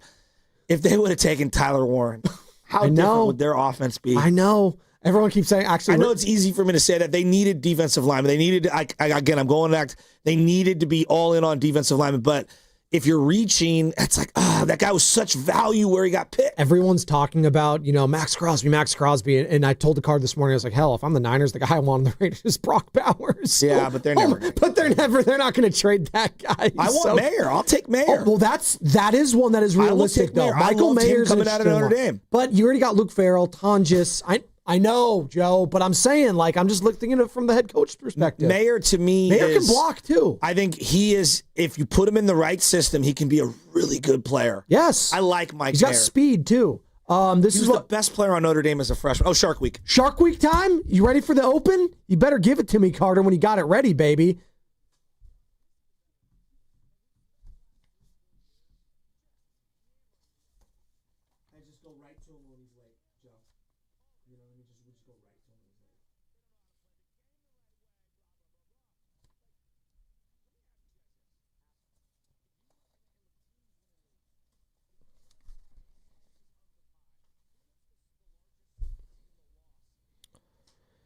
And he's brought to you by Golden State, serving the Bay Area for 3 generations. When you succeed, we succeed. Visit goldenstatelumber.com. And he joins us now on the River Islands guest line. As all guests on 95.7 The Game appear on the River Islands guest line, is it time for you to discover the islands, River Islands in Lathrop? Baldy, good morning. Spadoni, Shasky. Trade deadline is approaching in about 5.5 hours from now. And we're just kind of talking about it all. And this team, the 49ers, somehow, some way, are 6-3. And Shasky and I are in lockstep. It feels like you got to make a trade. Now, do you think the 49ers are in a position where they could go out and do something bold? And not saying, that these other teams are going to, it takes 2 to tango. But would you be interested in a Max Crosby, a Myles Garrett? Should John Lynch be calling these teams and going after these big fish? There's always an unbelievable commitment of, the contract and the compensation for maybe it's a long-term fix. I mean, to get either one of those guys, I think it's just a pipe dream. I mean, if John does it, then, he deserves his master's degree and, general manager. But, they picked up Keon White, who played a little over half the snaps, wasn't bad in there the other day. Anybody that could add, like the Eagles just added Jalen Phillips. I would have thought that would have been a good move for San Francisco because he's better than Keon White, and he gives them, he's had injuries and whatnot, but the compensation wasn't bad, so third-round pick. Like, I think somebody like that who's had injuries, maybe Bradley Chubb, is available in Miami as well. But I don't know if Miles or Max is going to be available if you can get that done. Fair enough. After the game against the New York Giants, like the Giants aren't a very good team right now. They don't have a lot of weapons. I enjoyed watching Jackson Dart. I actually really like him as a player. But I was blown away with just Mac Jones, and I thought the offensive line had a great game. How would you assess Mac Jones' game on Sunday? I thought he was excellent. I thought the one thing that Kyle did in this game, as opposed to, the week before in the loss to Houston, was I thought he really thought protection first on just about everything. And so with that, I thought that Mac was protected much better. And I thought they had really good concepts, to get the ball down the field to Sky Moore for a play or Luke Farrell. Like, I thought they used the whole roster, and I thought they protected Mac really well. And I just think he makes really crisp, split-second decisions with the ball, and he put it in tight windows, good placement. I thought he was just excellent all the way around. You referenced the protection, and I'm glad you did. Spencer Burford was playing left guard instead of Connor Colby. From left to right, on that offensive line, how did this unit do? I thought they played really well. Yeah, they did. Well, I mean, the best part was, down the stretch they came when they ran the ball 8 straight times in a row, went right down the field. And they just knocked the Giants all over the place and just wore them down. And, they physically broke their sword. And, Burford played good. He's a physical kid. He was, hustling. I thought he played with good pad level. I thought it was a good performance. I mean, that's a group up front where, they paid Brian Burns and, Abdul Carter and Dexter Lawrence. They pay those guys, Kayvon. They've drafted high and they've paid those guys big money, to be able to get to the quarterback, and I thought they did a good job of protecting him. Talking to Brian Baldinger here on the Morning Roast Baldy Breakdowns. And Baldy, we keep talking about this guy. Kind of didn't do much last week, but Christian McCaffrey. I mean, what he's been able to do this season, no, seriously, it's incredible. We had our Red and Gold Summit, the before the first game of the season, and we all got the report, calf injury for Christian McCaffrey. He's limited in practice. Oh boy, here we go. We're going to have to monitor it all season long. The touches. Well, he leads the NFL in touches. And not only, Baldy, has he been a top 10 running back for yardage, he's been a top 10 wide receiver. Can you just speak to how incredible this season is? And I have him right now, Baldy. I don't know about you. He's the offensive player of the year for me right now. It's been incredible. Well, he's been awfully good. Jonathan Taylor might have something to say about that. But regardless, I mean, he's got 31 more catches than the next closest receiver for the 49ers right now. I mean, he's got more receiving yards than running yards. So when was the last time a starting running back could say that? I mean, he's as, if not more dangerous as a receiver right now, and all the different positions they're putting him than they are, when he's in the backfield in the I formation behind Juice or, opposite of, Mac or whoever's at quarterback. He's been terrific. I don't know if he can maintain his pace because the way he's touching it right now, he's ahead of what he was 2 years ago. And it's not going to get the rushing yards he got 2 years ago. But the big runs, I think, are still going to come. Because I see the quickness, I see the vision, but he's got 230 touches in 9 games. I don't know. That's well over 400 touches if he maintains his pace. But the offense is clearly running through him, and Brian Robinson played well, in spots, especially down the stretch. With the big run that he had, they might have to figure out a way to. Just kind of pace him just a little bit better than what he's doing right now. Because right now, I just hope he can make it. If they win 5 more games, they're in the postseason. So, and then you're talking about, instead of 17 games, you're talking about 18, 19, depending on how they fare. But, he's been remarkable. Baldy, can I take it a step further? In 1988, Roger Craig had a franchise-high 386 touches total. McCaffrey would shatter that this year. That was the year he went 1,000. If they do get into the playoffs, I know that it always goes to the quarterbacks. You referenced Jonathan Taylor's having a monster year. There's no doubt about it. It's just some unbelievable runs. But given everything that's happened to the Niners, shouldn't Christian McCaffrey, if they can get to the playoffs, be a top 5 MVP candidate in the league? Well, I think Adrian Peterson was the last running back to be the MVP in 2012. I mean, you could be the offensive player of the year. I don't know that you could be the MVP at running back right now. But you could be the offensive player of the year. I think that's a possibility. You lead if the 49ers get to the postseason and he leads the league in yards from scrimmage and he's got 8 touchdowns and he adds, if you add another 8 more touchdowns to it, like he's going to be in the voting the way Saquon was last year, the way Jonathan Taylor is right now. So, I mean, it's there's a lot of football to be played, but he's going to be in the conversation. And then you referenced Brian Robinson. He got the toss carry on the second series, kind of went away from him, and then he had the nice return. And then late in the game, it's 20-10, and he has back-to-back runs where he finally finishes a run at the second and third level, and on the touchdown, and he just plowed right through the guy. That's the best he's looked in a Niner uniform. I was very encouraged. I don't know if that's sustainable, but I thought that was a big point in that game. Well, I mean, he just trucked Deonte Banks, the corner. But he's not a good player. I mean, the Giants probably can't wait to get rid of him. But Brian's been in his role. I mean, it's been a small role. But he's been good. He's been better than he was in Washington if you just look at the yards per average right now. But that was a good run. But they had literally run the ball 8 times in a row there, and they just wore the Giants down. They didn't look like they were. I posted a play where 4 of the best defensive players were on the ground when Brian Robinson's going for 9 or 10 yards off right tackle there. So he finished it. The hole was there. They beat him up. They beat him physically, and he made them pay for it. So there's a role for Brian. He's a big back that's got some power to him. He doesn't have the greatest quicks or the best vision, but he's a solid player. Brian Baldinger joining us here on the Morning Roast, and Baldy, obviously the trade deadline a few hours away here on the West Coast.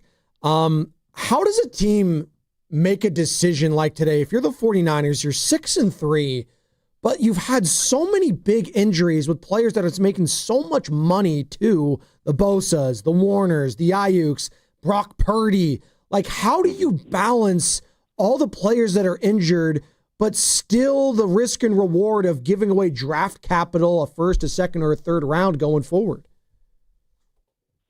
It's a difficult conversation. It's a good conversation, to be honest with you, Joe, because honestly, Kyle deserves the way he's coaching and the way Saleh is coaching. Like, you kind of want to say, all right, we know what the Rams are. We know what Seattle is. Like, if we're going to go win these games or beat these guys to the playoffs, and Arizona's going to be a tough out for anybody down the stretch because they've got everybody like in place right now, including the quarterback. You're going to need more firepower. I don't know when Pearsall's coming back. But I feel like you can't really think that far down the road. I think you got to look at this year and within a vacuum and do whatever you can to upgrade the roster, regardless of the money you're paying other guys. You can always kick the can down the road. It's just the way the Eagles do business. It's the way teams do business right now. You load up. It's the arms race. You load up with everything that you can to compete as hard as you can to try to win as many games as you can. Yeah. I'm noticing on defense, like that first drive, Giants went right down the field. You're thinking, oh, boy, here we go again. And then Robert Saleh. Now, look, I know the Giants don't have weapons, so I want to make sure that I'm giving that caveat. But any given week, any given series, anything can happen. And I'm seeing Upton Stout with tremendous growth. I thought Mustafa had a better game. Tatum Bethune and D. Winters were excellent. Even Cleve Farrell, who was just acquired, making plays. What Robert Saleh has done on the defensive side of the ball, I've been really impressed with. Baldy, who stuck out to you? Literally, Bethune made every tackle in the first 6 plays of the game. I mean, he made every single tackle. Look, I mean, if Jackson Dart is leading them in rushing and he's running the ball and he's scrambling, I mean, you kind of got to live with that a little bit, and that's what that first drive was for the most part. It was basically Jackson Dart pulling the ball down. But I thought that overall, Bethune, look, those are unbelievable shoes to try to fill, and nobody really can fill Fred's shoes. But I'm going to interview him today. Like, he's getting a chance to play. You can't ask for anything more right now.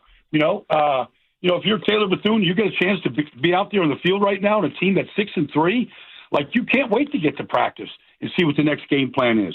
We're talking about, a player that was a 7th-round pick, right? A 7th-round pick last year.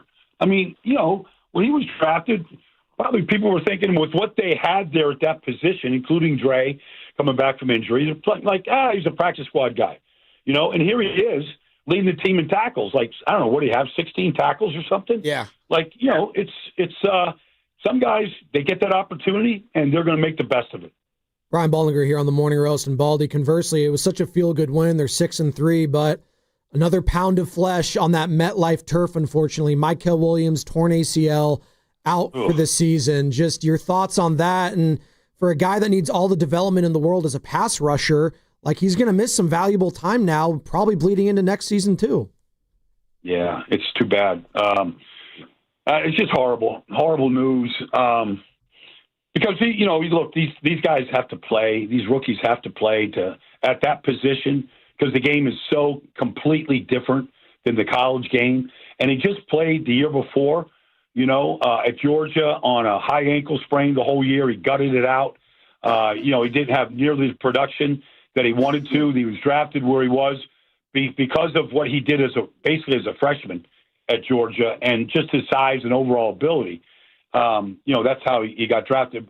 But, this is the second year in a row, major. But this is major. I mean, he's going to be knocked out till probably training camp next year, and then he's got to, start new. So you're going to lose such valuable experience right now that he was, quickly gaining, especially with the loss of Nick and playing more. And, and look, it's rough. It's rough. And that turf has been unkind to a lot of players, including Nick, in this business. The Niners have lost 3 first-round defensive linemen on that field in the last 5 years. Solomon Thomas, Nick Bosa, and now Mykel Williams. It's just brutal. We got some news from the coach that basically Brock Purdy's going to be dealing with this turf toe all year. But if and when he comes back to 100% and he can play like Brock, they're going to go back to him. I mean, just as a player on this team or as someone that's watching the film right now, what do you do at quarterback here? I feel like Mac's playing really well. I understand what Purdy has done in years past. I don't know, man. I think they're in a really tricky spot here with the Brock, Mac Jones things. What would you do if they tapped you on the shoulder, Brian, and they said, what do we do at quarterback? I'll probably say exactly what I said the last 2 weeks, when answering this question, Joe. Mac is playing well enough and winning games right now that I don't know that you can risk making the change right now. I mean, every one of these games is going to be huge. You got 2 division games in a row coming up. And I don't know what kind of rust Brock is going to have coming back. And are you going to lose a game trying to shake the rust off of Brock, providing there is rust? Maybe he just comes out and he's razor sharp, but most guys that miss severe amount of time don't come back in the same condition as when they left. And so it's a tricky situation. But, I mean, Kyle has been around quarterbacks and quarterback changes his whole life. He's going to know, I think, in practice if he's ready to go or not. I think he'll put him through types of practices where if he sees something that doesn't look right, the timing isn't right, the footwork isn't right, favoring the foot in any way, I think he's just going to stay with Mac until he's absolutely sure and certain. And even then, you don't know until you get out there and play. And I want to play for you, Baldy, what he had to say about this yesterday, and for the audience, quite frankly, if they hadn't heard it. This is his weekly media conference call, and he was asked about this exact conversation, if Mac Jones' play is allowing them to keep Brock on the bench and recover more. This is what Kyle Shanahan had to say yesterday. Brock's status and bringing him back at all contingent on how Mac Jones is playing. I mean, in other words, if Mac is playing this well, can you afford to, kind of wait out Brock and wait and see when he's healthy? Yeah, they're not related. I mean, this is Brock's team. If Brock's good to go and everything and can play like Brock, there's no decision to be made. It's just nice as we go through this with Brock, the uncertainty of the toe. It is cool to have someone playing as good as Mac is, but they're not related. Do you buy that, Baldy, that they're not related? I think some of it I do because that's what a head coach should say to the franchise quarterback. He should send that message that you're our starter. That's what he's saying. He's saying Brock is our starter, and when he's healthy, he's our starter. That's what he's saying. But he's got time. Just keep winning games, and the decision might get tough. But I would expect Mac to be out there this week. Against the Rams. He helped beat the Rams. A month ago in overtime. Nice drive coming down there to win that game. So Kyle said what he's got to say, and you're sending the message to the quarterback, like you're our starter. That's what he is saying. The media is the media. But I think that he delivered the right message. Anything else, then you have uncertainty with Brock, and you can't. I don't think that's fair, or I don't think that's the right way to approach it. Brian, do you think they're going to make a trade? Yes or no? And if so, what side of the ball? Well, I think if you could add a surefire running back or receiver, I think they should do it. I think if you can add a pass rusher right now, you should do it. But I think those are the positions right now. If you could add more firepower on offense with the uncertainty at receiver, I think you should do it. And if you can get yourself a pass rusher, and especially in light of losing Michael, you're going to get Bryce Huff back at some point, and he is he's playing really well. But I think Robert Saleh needs a rotation of 8 guys that can go out and play without a drop off. And so there looks like there's a hole in that rotation right now. Hey, Baldy, we're up against it. How big would this win against the Rams be for the 49ers? Well, it would be everything. You'd be undefeated in the division. You'd win all tiebreakers there with the Rams if it should come down to that. This is as big a game as they played in the regular season in a long, long time. The Rams are hot. They're very good. But they found a way to win. They got the ball out of Kyron's hands by Alfred Collins making a defensive play of the year right now, where they were going in to take the lead. A win here to be undefeated in the division, to beat the Rams twice, it's a monster game. Baldy, great stuff this morning. We really appreciate your time. We know you're busy with the trade deadline. We'll do it again next week, man. Love you, B. Okay, guys. You bet. See you soon. There he goes. Dude, this game is huge.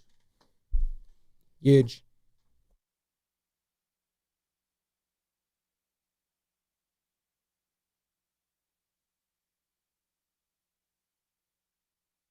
And the 49ers confirm their worst fears. Michael Williams suffered a torn ACL in Sunday's game in New York. The 49ers' 11th overall pick will be out for the remainder of the season. Another gut-wrenching blow for the 49ers. The injury report was brought to you by Boxer & Gerson, Northern California's premier workers' compensation law firm, helping injured workers get their lives back for over 40 years. What's coming up with the game is brought to you by Fremont Bank, here for you, here for good. The one, the only, the king, Bonte Hill in studio for the remainder of the show on 95.7 The Game. Makita's built for the pros who show up early, who don't do shortcuts, only precise cuts. With tools built to last, job after job, year after year. Performance that pays off, because when the job calls for the best, you answer. And when you need the best, you call on Makita. Built to be the best. Available at the Home Depot. Nobody had to tell your grandparents not to drive while using their typewriters. Why should it be any different for us kids and our cell phones? Distracted driving was the cause of more than 3,000 deaths in 2022. Come on, we're smarter than this. Let's put down the phones and focus on the roads. Drive safe, everybody. Don't drive distracted. A message brought to you by the National Highway Traffic Safety Administration, Project Yellow Light, and the Ad Council. Cars, cool people, good time. Cruise on out to the Good Guys 35th Fuel Curve Autumn Get-Together this weekend at the Alameda County Fairgrounds in Pleasanton. Over 2,500 of the Bay Area's coolest American-made and powered show cars and trucks of all years. Good Guys Autocross racing action, a metal-crunching Hayward Firefighters Charity Demo Derby, Nitro Thunderfest, and more. All this weekend at the Alameda County Fairgrounds. Be there. Details at good-guys.com. Looking for for lifelong financial guidance? Look no further than Pettinelli Financial Partners, your dedicated financial coaches for every stage of life's journey. Whether you're planning for retirement, starting a family, or buying a home, we're here for you every step of the way. Visit PettinelliFP.com. The financial consultants at Pettinelli Financial Partners are registered representatives with and securities offered through LPL Financial. Member FINRA SIPC. Investment advice offered through Stratos Wealth Partners, a registered investment advisor. Stratos and Pettinelli are separate entities from LPL Financial. When you're hiring, have you ever felt like you're missing out on meeting truly great candidates for your roles? It seems impossible to find them, but they have to be out there somewhere, right? Well, they're not hard to find when you know where to go, and that place is ZipRecruiter.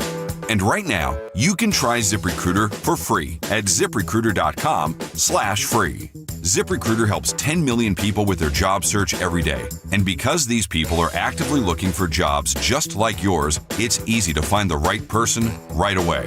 In fact, 4 out of 5 employers who post on ZipRecruiter get a quality candidate within the first day. But if you're not using ZipRecruiter, you're missing out. So see what it's like when the impossible is easy. When you go to ZipRecruiter.com/free right now to try ZipRecruiter for free. Once again, that's ZipRecruiter.com/free. ZipRecruiter.com/free. Never miss out on great candidates with ZipRecruiter. 250 years ago, a promise was made to connect families and friends near and far. And during the holidays, that promise is more important than ever. That's why USPS is building a better network to meet your needs with timely deliveries, easy and affordable ways to ship, and everything you need to make your season full of holiday cheer. Our purpose is delivering your peace of mind, knowing your love will arrive, bringing joy to all. The United States Postal Service. Learn more at USPS.com/holidays. This is the story of the one. As a maintenance supervisor at a manufacturing facility, he knows keeping the line up and running is a top priority. That's why he chooses Grainger. Because when a drive belt gets damaged, Grainger makes it easy to find the exact specs for the replacement product he needs. And next day delivery helps ensure he'll have everything in place and running like clockwork. Call 1-800-GRAINGER, click Grainger.com, or just stop by. Grainger, for the ones who get it done. Some people just know you can save money on car insurance by checking Allstate first. Like you know to check the weather first, before wearing face paint to the game. Bro, your Go Cats is dripping into your nachos. Oh, and now paint is in my eyes. Interception! Did you see that? No!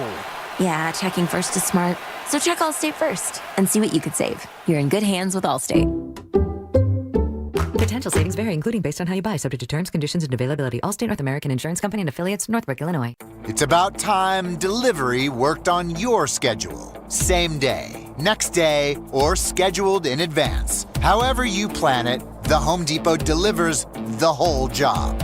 From drywall to doors, plumbing to paint, we'll get it there when you need it. Because on the job site, timing is everything.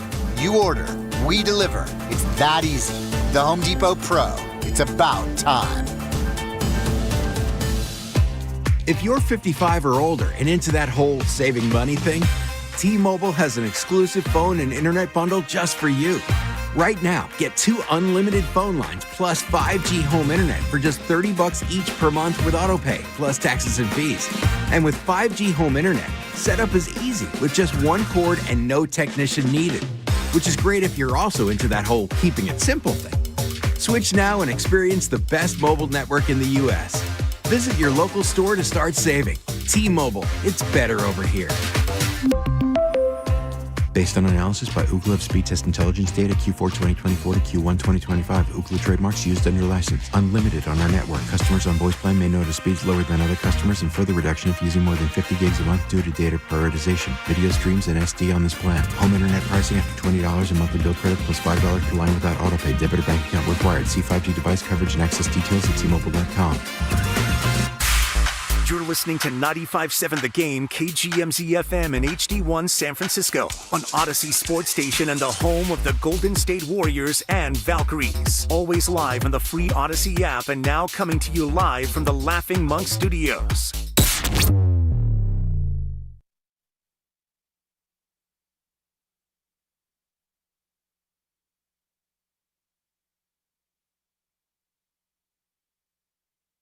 Vontae, you're doing great. The Morning Roast with Joe Spadoni. Listen to that guy driving the bus, man. Damn, Spadoni. Damn, you sound good. And Joe Shasky from 6 to 10 on 95.7 The Game. How do you like that, Mr. Bonte? Oh, he likes it. And he's in studio for the rest of the show, baby. Bonte Hill, courtesy of River Islands, sitting with Spadoni, with Shasky on an NFL trade deadline day. We were just joined by Brian Baldinger. And he thinks, hey, we can kick the can down the road if we need to in the NFL. Go all in this year. Why not?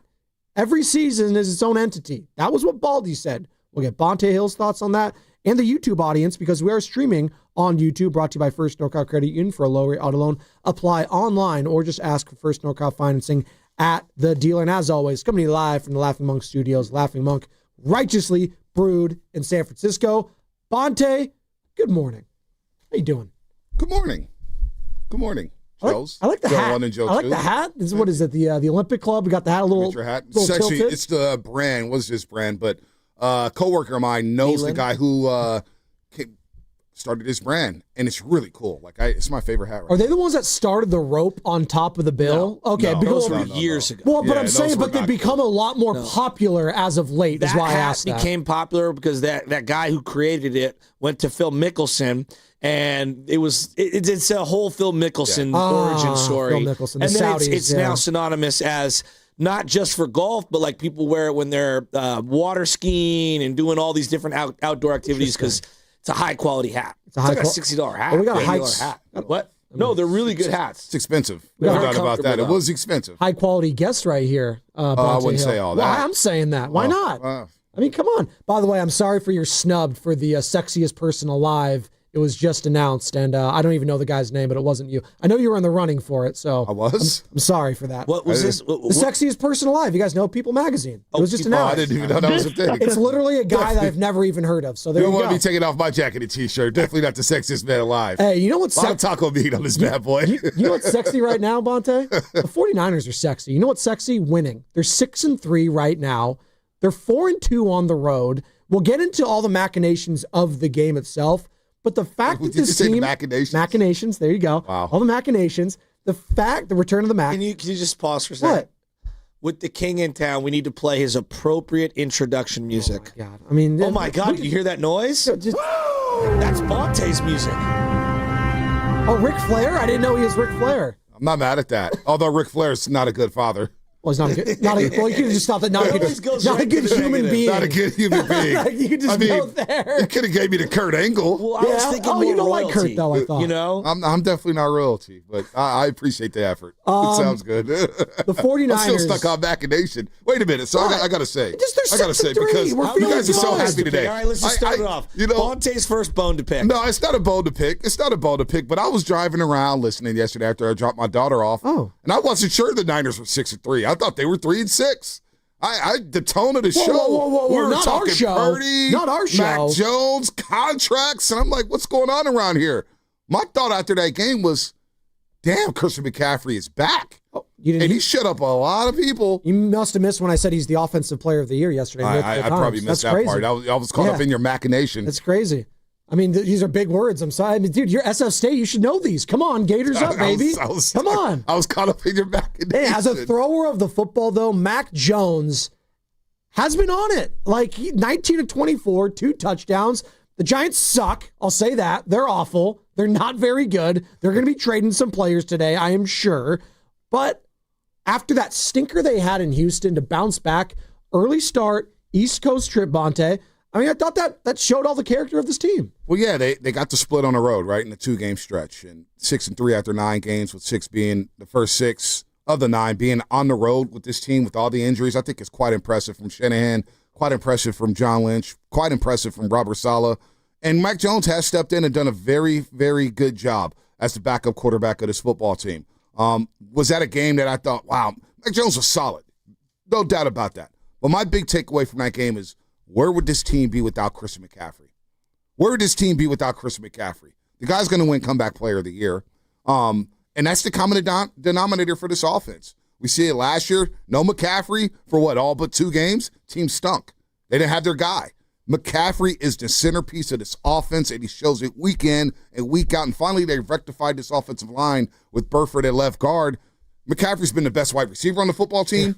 He's been the best offensive player on this football team, eclipsing Marshall Faulk for the most games with one receiving touchdown and a rushing touchdown.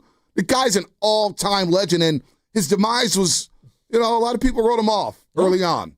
They did, and it wasn't fair to him because we can't on one end say the offensive line stinks, but he's washed up. That doesn't make much sense to me. How many people were washed? Like, I think we just misused that word. Maybe we do misuse that word, but I heard it a lot when it came to Christian McCaffrey. Okay, all right. I heard it was fair like, enough. he's done. He's not the same guy. Well, he looks pretty damn good to me right now. He looks great. He's still extremely productive. I would argue if he keeps this pace up, given the landscape of the NFL, he should finish in the top 5 for MVP vote. Yep, and he's going to go 1,000 again. Think about that. But he's going to shatter Roger Craig's touches record. Think about that. I know. Think about that coming off of last year. It's incredible. So my big takeaway from that game on Sunday, Mac Jones was solid. Did what he had to do. Love what he did. He's a tough SOB. No doubt about that. And they got him on a bargain. Where would they be without Mac Jones? But where would they be without Christian McCaffrey? Oh, they wouldn't be 6-3. But they're also 5-2 with Mac, and he's been awesome. And I just think I'm watching how the offense is humming right now in terms of he gets to his back foot. When you rewatch it over and over, you're like, damn, dude, he's just so confident. Pre-snap, he knows where he wants to go, and I think he's done a good job climbing. I think the offensive line had a great game against a defense that I thought was going to be better. Maybe just the O-line finally had like one of those games. But I think Mac has been excellent as well. I think both are true. Yeah, they both are true. But I don't have any bones to pick. No, I'm just chilling. You got to be feeling good right now with what the Niners are doing, seriously, right? if I asked you guys before the season, no way did I think they'd be 6-3, even with full health. There you go. I was I thought a high end like 5-4 because I didn't know what I was going to get from my defense. Remember, this is one of the worst defenses in the league last year. I don't care who you're playing week to week. Yeah. They were god awful. They're so buttoned up. Robert Saleh, I underrated it. Like the Robert Saleh acquisition has been not just a good hire. It's been a grand slam. No doubt. I saw unbelievable growth from Upton Stout, who I've been doubting over and over again. I thought he had his best game as a pro. Mustafa looked way better in this game than he had prior. Yes, the Giants' lack of weapons factors into that. They're a bad football team. It would look way different with Cam and Neighbors. I recognize that. Tatum Bethune, D. Winters. Tatum Bethune. Wow. Tatum Bethune he wants that job bad. And just talking to that young man after the Falcons game, I was like, oh, this guy's different. This guy wants it. This guy is hungry to show that he could be a dominant. Why you guys got to do that? Hey, I'm doing my job in the locker room. No, I'm making rounds. Plus, he's a Florida State Seminole. I gotta show love to him. No, Tatum Bethune is playing awesome. D. Winters is showing that he could be a good linebacker, a good complement to Tatum Bethune or Fred Warner. So, look, the Giants stink. They're going to get the challenge this week is going to be 10 times harder with Devontae Adams, and we'll see what's up with Puka Nakua's health and Matthew Stafford, who's on a heater. That's going to be a tough game, and obviously. Blake Corum looked good. Blake Corum's running the ball hard. And remember, Kyron Williams and Blake Corum fumbled in that game on Thursday Night Football. So the Rams feel like the Niners got away with one. It's going to be a dogfight on Sunday, no doubt. But that's a good feel-good win. Early morning kickoff, East Coast, old-school rivalry. You'll take the win. Loved the uniforms from the New York Giants. I got all the feels when I saw the uniforms and the red end zone. So when I was, we were doing all our predictions and we were doing the Red and Gold Summit and all of it was happening, I did think that they could compete for a division title. I did. I didn't even it was during the whole Matt Stafford back injury thing, Bonte. I was like, I don't know. Like, are we just sliding the Rams in there? And everyone's like crowning the Seahawks. They're crowning the Cardinals. I was like, why not the Niners? But did I think they would be 6-3 doing it without the quarterback they paid $200+ million, without Nick Bosa, without Fred Warner? No Pearsall for how many games in a row? No Ayuk obviously all year. Bad. Yeah, and George Kittle missing a big chunk of the season. Yeah, no, I did not think about it like this. I did think they could compete for the playoffs, and right now, it's crazy to say they're 6-3. I'd be kind of like disappointed. I'd be really disappointed if they didn't make the playoffs at this point. Like that's crazy given all the injuries with this team, is it not? Like, it'd be disappointing if they didn't make the playoffs. I wouldn't be shocked if they didn't make the playoffs. I wouldn't be shocked if they made the playoffs. That's how up and down this NFL league is. And you think about the games that they have coming up. The Rams at home. You got to. Arizona found something. Like maybe the Cowboys just stink, but they look different with Brissett. They look different with Brissett. He may keep that job. The Carolina Panthers. I know. I don't think you can just write a W next to the name. No. It's on Monday Night Football games. Yeah, it's a Monday Night Football game. They're going to be fired up. I mean, who knows? I mean, they went in there to Green Bay and shocked the world. You had the Colts on Monday Night Football. By the way, did that get flexed in Monday Night Football? I don't know, but that's a tough team. At Indianapolis, I looked at the schedule out of nowhere. I was like, wow, Monday Night Football, Colts, they're a good team. You You're have right. the Seahawks again. It might have been at flexed home. to it. Look, Sam Darnold, like, for just a brief moment, guys, I know we made a lot of and I'm not here to compare and contrast, but if you look at the amount of games he's been excellent, it's about what it was for a year and a half for Brock Purdy. When are we all ready to just say, yeah, Sam Darnold's good? I don't know if all of America is there yet. He has been unbelievable for 2 years now. I think they have a really good scheme. He's always had the arm talent, and he's playing very well. He's surprised very me. well. Big But time. they know how to scheme it up in Seattle because they still Kenneth Walker and Charbonnet. They're inconsistent in a run game. Jackson Smith and Jigba is my big takeaway. Unguardable. You cannot guard him. JSN. And how fortunate for Sam Darnold. He's had Justin Jefferson 1 year, and you go to JSN after Jackson trading Smith DK. and Jigba after trading DK. I mean, DK's never. He looks slow. DK. He doesn't get separation anymore. I don't know about DK. We'll see about him later on in Pittsburgh. But Jackson Smith and Jigba is a problem. And then Horton on the other side. They've got speed. They've got speed out there. So Darnold, no doubt, he's looking good. It looks like a bargain, and it looks like they made the right decision to move off from Geno. The thing with Darnold, it's always going to be is when push comes to shove and we start having, and it could be the last week against the 49ers where it could be a playoff decider. We don't even know. How's he going to look then when all the pressure is on him? But to your point, you're right. The regular season, he's been really good. I can't unsee what I saw in the last 2 games last year, one in the regular season and one in the playoffs. Peyton Manning threw 3 or 4 picks against the Patriots. I know, but that's Peyton Manning also, I know, too. but I'm just sometimes guys, I'm not trying to be some Sam Darnold truther. Every week I look up and I'm like, God, dude, he keeps doing it. And then we keep basing things off of playoff games. You're playing the best of the best.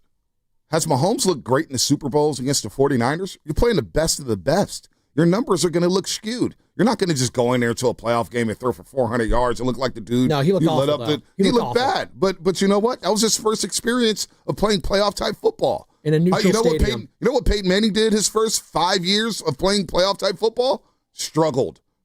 You know what happened with Ben Roethlisberger despite winning a Super Bowl? He was struggling.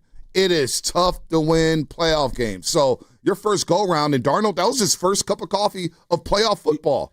He struggled. Let's see what happens this year. Do you guys think – I think it's just really hard for 3 teams in any division to get into the playoffs. Do we think today, if we were to put money on it, Seahawks, Rams, and Niners all get into the playoffs? I would lock that in right now. I think the Bears and the Vikings are going to be in the outside looking in, and the Carolina Panthers are as well. But hold on. Hold on. You got Detroit making the playoffs? Yes. You have Green Bay making the playoffs? Yes. So that's 4 teams because you have Tampa Bay in the South, the Eagles in the East, and you got 2 teams coming out of the North. All the teams right now I have locked into the playoffs. So the top 7, Eagles, Bucks, Seahawks, Packers, Rams, Niners, Lions. They're all going to make the playoffs. You don't think the Bears? No. I'm not going to put. I don't trust Caleb. They come to Levi. That offense is and potent. Carolina, I just but don't that know. defense is bad. I know, but the Niners defense. No, not Carolina. I'm talking about Chicago. Sorry, Chicago's defense is gone. Yeah, but you know what though? The NFL, you got to win in different ways. Yes, you got to win in different ways. If you got to win a shootout, then you got to win a shootout. If you got to win a dogfight, you got to win a dogfight. Any given Sunday is going to be different. That Bengals offense is no joke. Jamar Chase and T. Higgins, Chase Brown, on every play. That offense is a potent offense. And Joe Flacco's just like spinning it, right? Don't do that on Flacco. I wanted this. I should have started him. I got Flacco revenge game, man. I should have started him. 36 points for fantasy. Bonte had Jared Goffel instead. He had 19. Look, today's the deadline.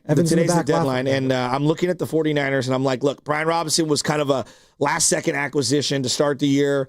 Sky Moore, Kendrick Bourne, Cleve Farrell. It feels like all the guys they've brought in, whether off the streets or via trade, have made some impact. They need to add to what they have. I don't know what. I'm more willing than probably most to give up something if I can get a multi-year player. I am willing to give up a first or a second round for the right guy under the right team control. I want to see them add specifically on both sides of the ball. I think I need another playmaker because I don't know where Ayuk's at.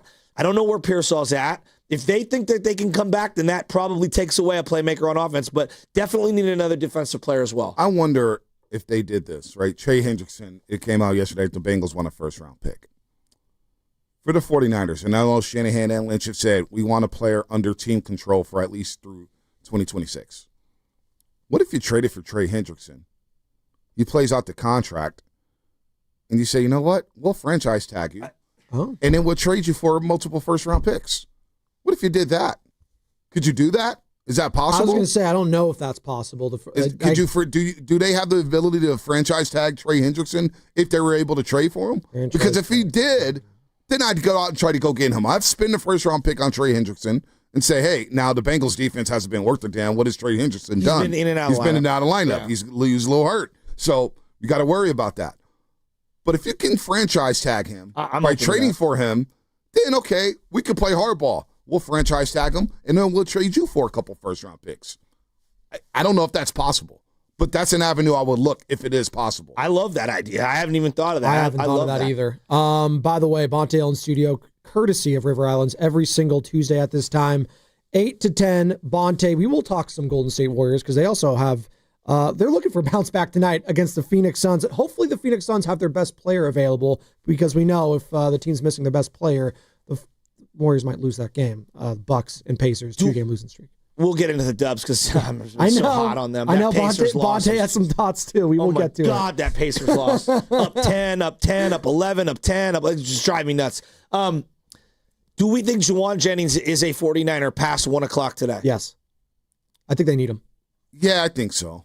He's playing well over the last couple of weeks. He's played tough. I think he is. And the uncertainty with Pearsall and Ayuk at this point, I don't know if they can afford moving off of Juwan Jennings. Well, so then that's my next question. Yeah. Is that an indicator? Let's say they do move off Juwan Jennings. Does that mean either or both players could return quicker? Or is it independent of that? Well, the Ayuk situation, again, I've always kind of thought about this in this sense, just like last year with Christian McCaffrey. If you got anything, it's a bonus. The same thing with Brandon Ayuk. I mean, he's 2 weeks away from the 1-year anniversary of having the surgery on the ACL, MCL, and cartilage damage. Were people really expecting him to come back and then be the Brandon Ayuk from 2023? That was a devastating knee injury. Yeah. Devastating. And so he's 2 weeks away from the 1-year anniversary of the surgery. Let alone the injury happened, I think, last week or something like that, or a year ago. Yeah. But he's 2 weeks away. 9th, 10th. Yeah, well, he's 2 weeks away from the actual surgery. Because they had to wait because the swelling had to go down. Too much swelling. Yeah. Exactly. I think when you see him working on the sideline, when there was a bunch of videos coming out where he's, cutting and moving, I think we all jumped the gun. So, listen, because I'm getting text right now. Trey Hendrickson is not on a franchise tag, right? He's Correct. on a 1-year deal? Correct. So he's not on a franchise tag. So is it possible to trade for him and then franchise tag him to get the compensation back? I swear to God, it's an avenue I would look down. I don't know what the rules state. They have very rarely used their franchise tag. I believe they used it on Robbie Gould. Can I just ask why a team would send the compensation back if they can just sign him following the franchise tag?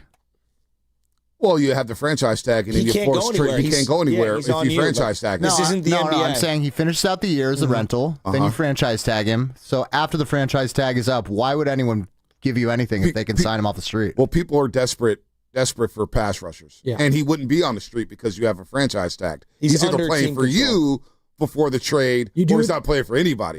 Before the new league year, you would do it, so he's under team control post that. So there's a transition tag, there's a non-exclusive franchise tag, there's all these different machinations, Bonte, when it comes to all these tags. But you were referencing Juwan Jennings there. This is what Kyle Shanahan had to say about Ricky Pearsall. They need him. God, they need him. And the update is, there's no update. They couldn't confirm today he'd be available this week, so we'll take it day by day, but continue to evaluate him as this week goes. There you go. So just continuing to evaluate a guy that started off the year, Bonte, so hot, and Ricky Pearsall, and they've missed him, man. They've missed this guy. Yeah, it's unfortunate. It's kind of the theme of the season, right? Michael Williams tears his we haven't even gotten to ACL. that yet. Yeah. Bryce Huff is supposed to come back. Who's next, right? End of the game, too. End of the game, game's decided, and you get on that MetLife turf, and you see it right away. It's like, yeah, that's not good. And it's unfortunate because we don't really know who Michael Williams is. We don't know who he is yet as a player. No. Well, we know around the edge, he's rough around the edges, right? And that's something on the day of the draft, I was down there at Levi Stadium doing the draft show, and that was the thing. Eric Armstead. That's the name that kept popping up when it came to the comp with Mykel Williams. Now, I get why some people will be mad, especially when you see Walter Nolan last night with Arizona, first game in his NFL career, dominate the Dallas Cowboys. Yeah. And you're like, damn, you could have used that as a pass rusher. And Mykel was more used as, hey, we were so bad against the run, we want to make sure we're good at the line of scrimmage on first and second down to stop the run. And then we'll bounce him inside on third down. Let him go against slower guards where he has an advantage. Well, you don't do that because Nick Bosa gets hurt against Jacksonville. Sam Okuwanu was banged up early on in the season. So all of a sudden, Mykel Williams is playing as an edge rusher. He's not there yet. I heard Baldy last week, too, talk about his burst or lack of burst and how it just takes time to gain that burst. So he's 21 years old. He'll be 22 next year. We'll see where he's at. Can he come to camp with the torn ACL? I don't know. Is there MCL damage? Is there more colors damage? Well, there's meniscus damage. They did say he tore his meniscus as well as his ACL. Yeah, that's not good. I think we're the frustration, not necessarily in the independent Mykel pick. It's that essentially you got 3 D tackles in the first 4 rounds in Alfred Collins and C.J. West. You took a linebacker 75th overall who can barely get on the field. Right. And so some of their draft philosophies are up in the air, questionable regarding just filling out the roster and how valuable like taking Upton Stout when you kind of have Chase Lucas. Now, I didn't know Chase Lucas was even on the team. I didn't even know who he was. But it's just, I think the overall draft philosophy is frustrating. It can be. I mean, they took Banks, right? He basically redshirted his rookie year and then became a good player. Maybe it's just a 49er way of how they do business. Now, we can also make the argument that you need players now. Yeah, now. But right. If Fred Warner's healthy, we're not thinking about Nick Martin right now. And Nick Martin hasn't gotten on the football field. I think we're happy with Tatum Platoon and D. Winters. No, I know we want to get it. Spot. Gifford's garbage. Yeah, I mean, he just stands up there and he just touches a tight end. He does not nothing. bad. He's not that bad. I mean, he's not great. He's not that bad. He's a special teams guy. But look, Nick Martin can't get on the field. And if anybody, someone in special teams over the weekend. If anybody knows linebackers, it's Robert Saleh. So, Robert Saleh also played Dre Greenlaw. Once Quan Alexander got hurt, they stuck with Dre Greenlaw as a rookie. So Nick Martin may not be ready yet, but give him time. You have him under control for a couple of years. He may flash next season. He may flash at the end of this season. You got to remember, he's coming off an injury at Oklahoma State, too, so he may not be right. We don't know what he is. Preseason. He's playing now. I know he played a little in the preseason, but he still may not be right. You getting the speed from not playing a full year, or basically a full year at Oklahoma State where he got hurt, a month into the season? I don't know. I'm not going crazy over Nick Martin right now when I got Tatum Bethune and D. Winters cleaning things up, and you're going to be in your nickel for 75% of the time anyway? It's more just like you're taking guys that aren't helping you in the top 100, and the top 100 is plug and play. Speaking of plug and play, will the 49ers make a move tonight, or today, I should say, with the NFL trade deadline? 1 o'clock West Coast time is said deadline. Should the 49ers make a move? Will they make a move? Oreo Cookie wants to talk about it. And if you want some callers, we can get some callers. 888-957-9570 is the number to call or text. The Boxer and Gerson Work Injury Attorneys text line. We'll touch on some dubs. Bonte Hill in studio, courtesy of River Islands. And by the way, speaking of the Warriors Summit is this Thursday, November 6th, live from Jack's Restaurant and Bar in Pleasant Hill. All the hosts together again discussing another Warriors season. Willard and Dibbs going to be live from 2 to 4. And then from 4 to 6, all the hosts live from Jack's Restaurant and Bar. There will be drinks, prizes, and you can meet all the hosts. Jack's Restaurant and Bar in Pleasant Hill this Thursday, November 6th. We'll see you there. Brought to you by Crystal Geyser Alpine Spring Water. Mnexspike COVID-19 vaccine mRNA by Moderna is now available and easy to find near you. To learn more, visit mnexspike.com. That's MNEXSPIKE.com. Golden State Lumber and Showroom reaches far and wide across the Bay Area. Their Stockton yard is the go-to resource for building professionals in San Joaquin County. With over 40 acres of premium building materials available to the public, Golden State makes it easy to find what you need. With on-site milling services, you can get the perfect cut every single time. You need expert advice? Well, their experienced team is ready to help, whether that means loading your truck or assisting with an important decision. For larger orders, you can count on Golden State's large fleet of trucks for timely next-day delivery, if not the same day. It's their goal to keep your project on time and on budget. They can even join you on the job site. Golden State app provides resources, guides, important codes, and much more. Building a better Bay Area for over 70 years. Golden State Lumber and Showroom. When you succeed, we succeed. Hi, I'm Chris. I'm David. And I'm John Margevisi with Jack's Restaurant and Bar. Dude, what's with that voice? Bro, it's my radio voice. People say I have a great voice for radio. Bro, people say you have a great face for radio. Oh, you have a radio Guys, face. not again. We're here to talk about Jack's. Mom taught us everything we know. Use the best ingredients. Cook everything homemade. Treat everyone like family. Don't forget the bar. With amazing cocktails. Of course. Full bar. Amazing cocktails. Let's stay focused. You're right. I'm sorry, bro. I'm sorry, too. That's better. Besides, you're twins. You have the same face for radio. Why, you little I love Jax.com. When businesses thrive, communities score.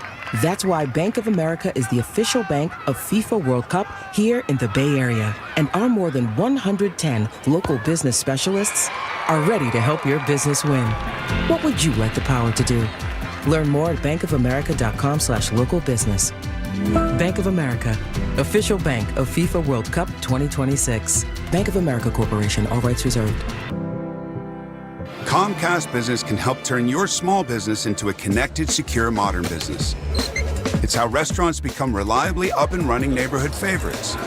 How healthcare offices become the data-protecting caregivers that we all depend on. And how wealth management firms become cyber-securing guardians of your information. With reliable connectivity, enhanced cybersecurity, and Wi-Fi backup, your business can stay connected and get threat-ready with Comcast Business. Powering possibilities. Now through November 16th, new Comcast Business customers can get started with 150 megabit internet plus security for $59.99 a month for 12 months with a 2-year agreement. Plus, ask how to get a $500 prepaid card on a qualifying gig package.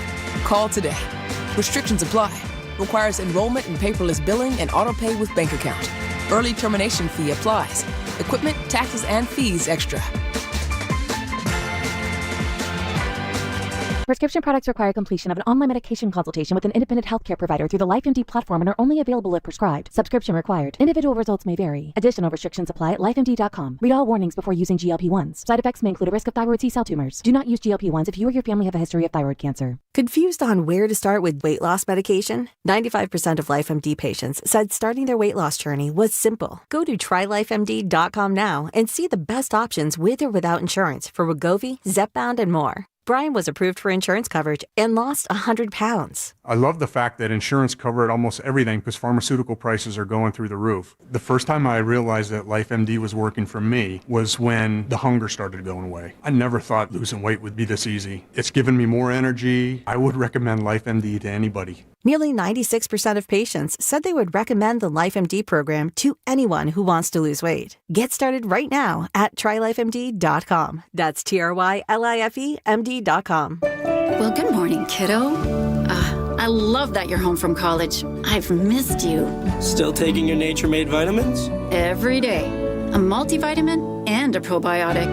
You better be taking yours. Still looking out for me, Mom. I'll never stop. Made to care for you every day. Nature Made, the #1 pharmacist-recommended vitamin and supplement brand. Find us in the vitamin aisle, based on a survey of pharmacists who recommend branded vitamins and supplements. 250 years ago, a promise was made to connect families and friends near and far. And during the holidays, that promise is more important than ever. That's why USPS is building a better network to meet your needs with timely deliveries, easy and affordable ways to ship, and everything you need to make your season full of holiday cheer. Our purpose is delivering your peace of mind, knowing your love will arrive, bringing joy to all. The United States Postal Service. Learn more at USPS.com/holidays. What if you could have reliable and intelligent Wi-Fi at the same price for 5 years? That's the Xfinity 5-year price guarantee. No annual contracts, no hidden fees, and our best equipment included. Just 5 years of Wi-Fi that boosts speeds to the devices that need them most, that finds and fixes problems before you even notice them, and that keeps you gaming in the fast lane. Lock in your price and unlock the possibilities. Xfinity. Imagine that. Select plans only. Restrictions apply. Red and Gold Game Day starts at Laughing Monk Brewing. Park for free. Enjoy amazing food, ice-cold beer, and every game on TV. Catch 95.7 The Game's pregame show. Then hop on the free shuttle straight to the stadium. Sign up now at 957thegame.com.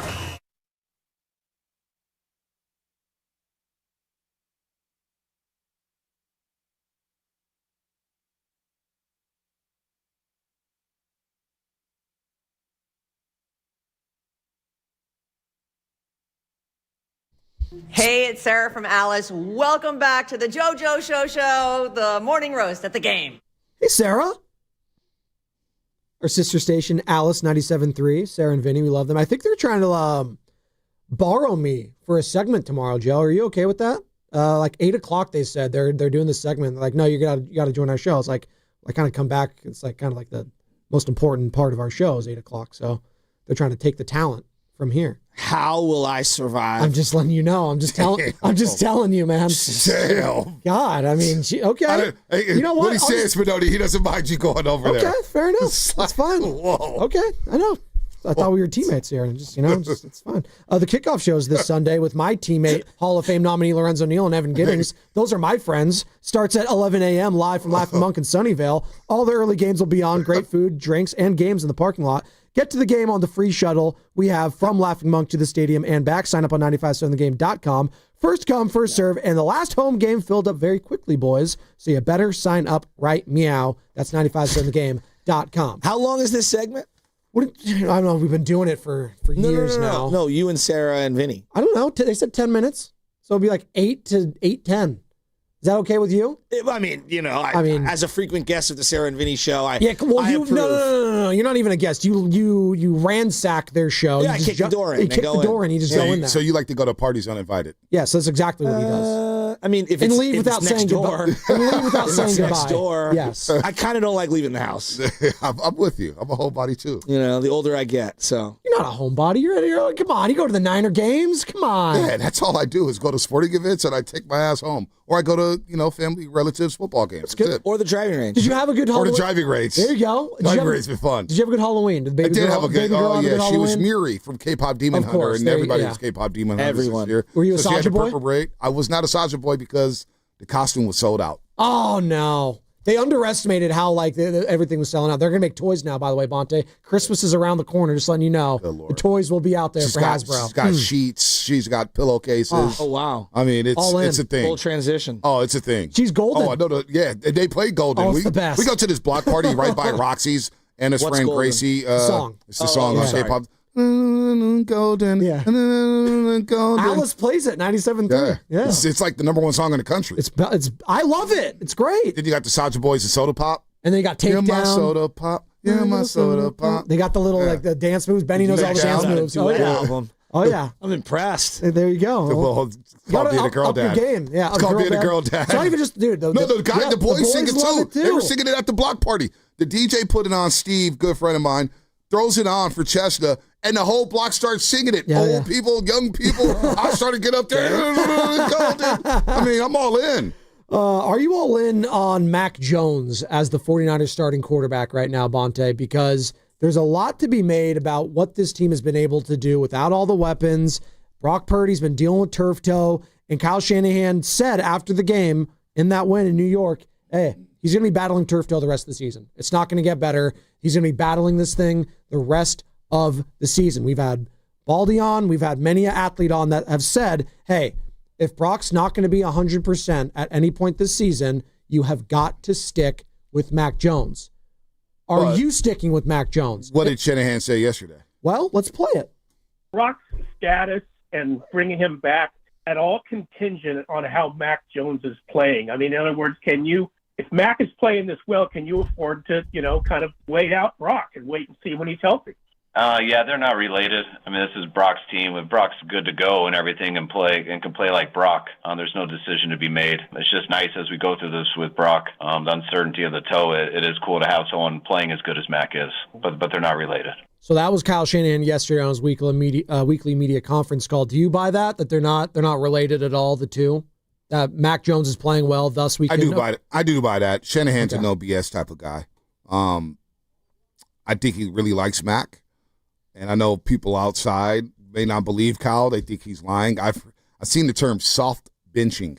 What does that mean? I have no idea. I just saw the term. I never heard it. It was like, oh, this is just a soft benching. Is that like quiet quitting? Yeah, it's like, hey, we're not we like Mac a lot right now. We're going to let Mac ride. Brock, you're just going to sit. You mean a convenient injury excuse? I guess that's what it means. I've never heard the term I just saw it on Twitter all Sunday. Soft benching can refer to a sports strategy where a player is benched without an obvious reason to save face and hide a coach's lack of control. I had never heard that term. That's interesting. I saw it all day on Sunday. It's a soft like that benching. term. By the way, I can't stand it. I mean, I of like course it because it's so absurd. Not a shock. It's so absurd.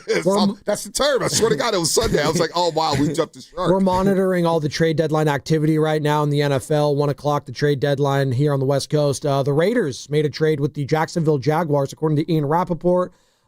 They are dealing wide receiver Jacoby Myers to the Jags for a 4th and 6th. I guess that's because they don't have Hunter and they just saw him, though. The Jaguars just beat the Raiders in overtime last week, so they must have seen Jacoby Myers. I mean, they probably asked for Brock Bowers first, and they said, no, kick rocks. And Jacoby Myers, who had made it known before the season that pay me or trade me, kind of like Juwan Jennings, well, he got traded for a 4th and 6th rounder. Jacoby Myers, Bonte, to the Jacksonville Jaguars. Some Niner fans are sniffing around saying, hey, Jacoby maybe for some depth. But it feels like 6'1". I don't know. He's very Kendrick Bourne. Correct. I think he's a better, feels redundant, probably a more accomplished player than Kendrick Bourne. But Kendrick's been a great acquisition. Yeah. If the 49ers want to get a playmaker outside, I want a guy who's got some speed. Yeah, and big. Yeah, big too. But even Jalen Waddle, we were talking about I like Jalen Waddle. But I love Jalen Waddle in this offense. I mean, obviously it's a very similar offense with Mike McDaniel. Jalen Waddle is intriguing to me. If Miami wants to flip him, you all of a sudden get fast.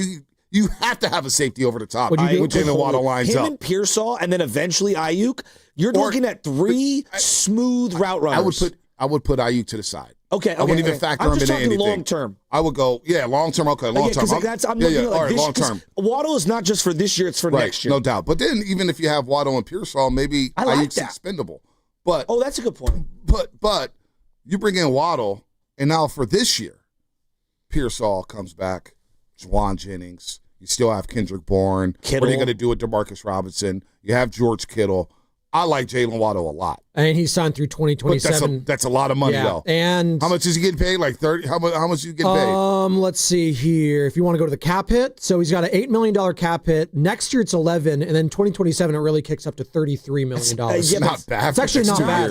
And there's an out in 2028, which is it carries a $9 million dead cap. That's actually not that bad. And they have money right now, the Niners, for this year. Yes, I agree. They have cap space. That would probably command, I think, a first-round pick. I think that's what they're going to be asking. So, but again, like as I'm doing the math here, this is just me. And I would do it, by the way. Let's just say hypothetically, the Niners only win 2 more games. They're going to be picking 18th, 19th, 20th, right? Yep. Okay. I think if I told you the guy you draft in the first 2 years, will he be better than the next 2 years of Jalen Waddle? I have a hard time seeing that. Like, Jalen Waddle's already been better. Like, he's a really good player. He's in his prime. He's ready to win now. He's plug and play. CMC's not getting any younger. Trent's not getting any younger. Kittle's not getting any younger. I don't know, man. I think it lines up with the rest of the offense just fine. Since 2021, he's played in almost all of the games. 16 games played, 17, 14, 15. He had the high ankle the 1 year. Had the high ankle the 1 year. He gets injured. Yeah, I mean, he gets in and out of the lineup. Yeah, he's a small dude. But when he is healthy, 1,000, 1,300, 1,000, 744. He has 24 touchdowns in his career this year, 9 games played. 41 receptions, 586 yards, and 4 touchdowns. I mean, I don't want to run an intermediate route to the middle of the field because of his frame. I like that. Any way you could take it. But if you want a deep down the field threat, the way Shanahan can move him around, ghost motion, you can run some jet sweeps with him. It's intriguing to me. Jalen Waddle's intriguing. Mac Jones knows him. Back to yes, he does from Bama. Yeah. Back to Mac Jones and Purdy, the situation. He also knows Brian Robinson Jr., too. Yes, sir. Hey, he had a good game last week. It just feels like it's a lost season for Brock Purdy, and it sucks. I can't even be mad. Like, it just, injuries happen, whatever. And I just think that this thing that he's going to come back and he'll be healthy, like they're kind of like contradicting themselves in back-to-back sentences. In one sentence, they're like, hey, this is going to last all year, probably. And then in the next sentence, it's like, but if he can ever get to be healthy, he's going to be the guy. Just my sentiment is it feels like he's not going to get healthy this year. And so for the time being, Mac's your dude moving forward for this year. Next year's next year, the offseason, whatever. And look, Mac might go down, and that changes the whole equation. But I think you're just riding Mac for now. And if Purdy miraculously gets healthy, then we have a different discussion. But I feel like to them, it's kind of like day to day, week to week, but things aren't really changing much. Yeah, I don't know what's going on with this toe. How bad is the toe injury? They've yet to reveal that, right? Who wasn't on the sideline at NBC? NBC who revealed that. Melissa Stark. Melissa Stark. That was crazy. Yeah. Nobody knew. We didn't know what foot. First off, we didn't know what foot and what the specific injury was. They got into the actual tendon and everything. Yeah, I don't, pardon me, I don't know what's going on with the toe. I think we may have to get to a point where he just shoots it up and plays. Yeah. And then does he want to do that? Practice and then you have to ask yourself, what is your ceiling with Mac Jones as opposed to Brock Purdy? Here's the problem. We were talking about Sam Darnold earlier, and I know you're out on Sam Darnold because of those 2 games last. Not only because of what you saw in the playoffs, but also factor in that was his first playoff game. Yeah. Brock Purdy, we know. He's had some struggles in the playoffs, but he's helped him win some big games. Yes, for sure. And he's won big regular season games. So that locker room may think, yeah, Mac Jones is doing a fine job. But when it comes down to crunch time, can he continue to deliver from the pocket like he is? That guy's beat up, man. That guy's bleeding. His nose was bleeding. The nose. I mean, is he going to? Yeah, is he going to survive? I don't even know if he's going to survive. Biggest question. I still like Kyle Shanahan coming out saying this is still Brock Purdy's team. I still believe that is still Brock Purdy's team. And I still believe that Brock Purdy gives his team a better chance to win in the playoffs. One, partly because I've never seen Mac Jones in a playoff game. So the same thing, we're one game at Buffalo. At Buffalo, and they got wiped out. Yeah, he was a rookie. They got wiped out. I think Buffalo scored 47 points in that game. So, but that was a long time ago. Now you're playing, and then Mac Jones would have to go to a playoff game. You imagine Mac Jones say the Niners make a playoff game. He's starting, and Brock Purdy suited up in uniform, looking behind his shoulder. See, if he's good enough to suit up, Bonte, and this was a conversation last week because Shanahan on Friday, if you remember, he was talking to the media, and we're like, yeah, he could suit up, but Mac's going to be the starter. I was like, well, if he's healthy enough to suit up, he needs to start. Right. That is what the big boys do. It was very strange to me. Now, he didn't end up suiting up at all. You saw him on the sideline. Soft bench. No, but like soft bench. That was the thing. You didn't see that. Get over that term. Oh my God, it was going all over the place. This is soft benching. And I was like, oh boy. Well, Shanahan even talked after the game. You love that. I knew you would love that. It's a great term. It's like kitty table stuff, man. Wait, did Kaminga get soft DNPs or were they hard DNPs? Shanahan after the game. Kaminga got a soft DNP against the Clippers in the last regular season game. It was a soft DNP. I love that term. What are we doing? Of course you would love it. I think it's hilarious. Oh, man. I think it's hilarious. Shanahan on Purdy's injury after the game. We're trying to ease Brock out there in the practice stuff, but anytime you're dealing with this turf toe, it's something that probably won't fully go away all year. Regardless of when he comes back, he's going to always have to deal with it a little bit, and especially the people you talk to have gone through turf toe. So it's really about just assessing when's the best time to come back that you have to deal with it the least, and it's a little bit of a tricky decision. And then Mac Jones was asked after the win on Sunday if any of this news around Purdy, whether or not he's coming back, if he suits up, has that affected his preparation at all? It doesn't really affect my preparation, to be honest. I've been fortunate to play both roles, starter and backup in this league, so I understand what I need to do to get ready to play, and really it's about my health and my body and just trying to get back to 100% for myself. So I know Brock's working hard, and he's done a great job every week helping me get ready, and that's all you can ask from your quarterback. So Brock Purdy has got to be seething that Mac's winning all these games.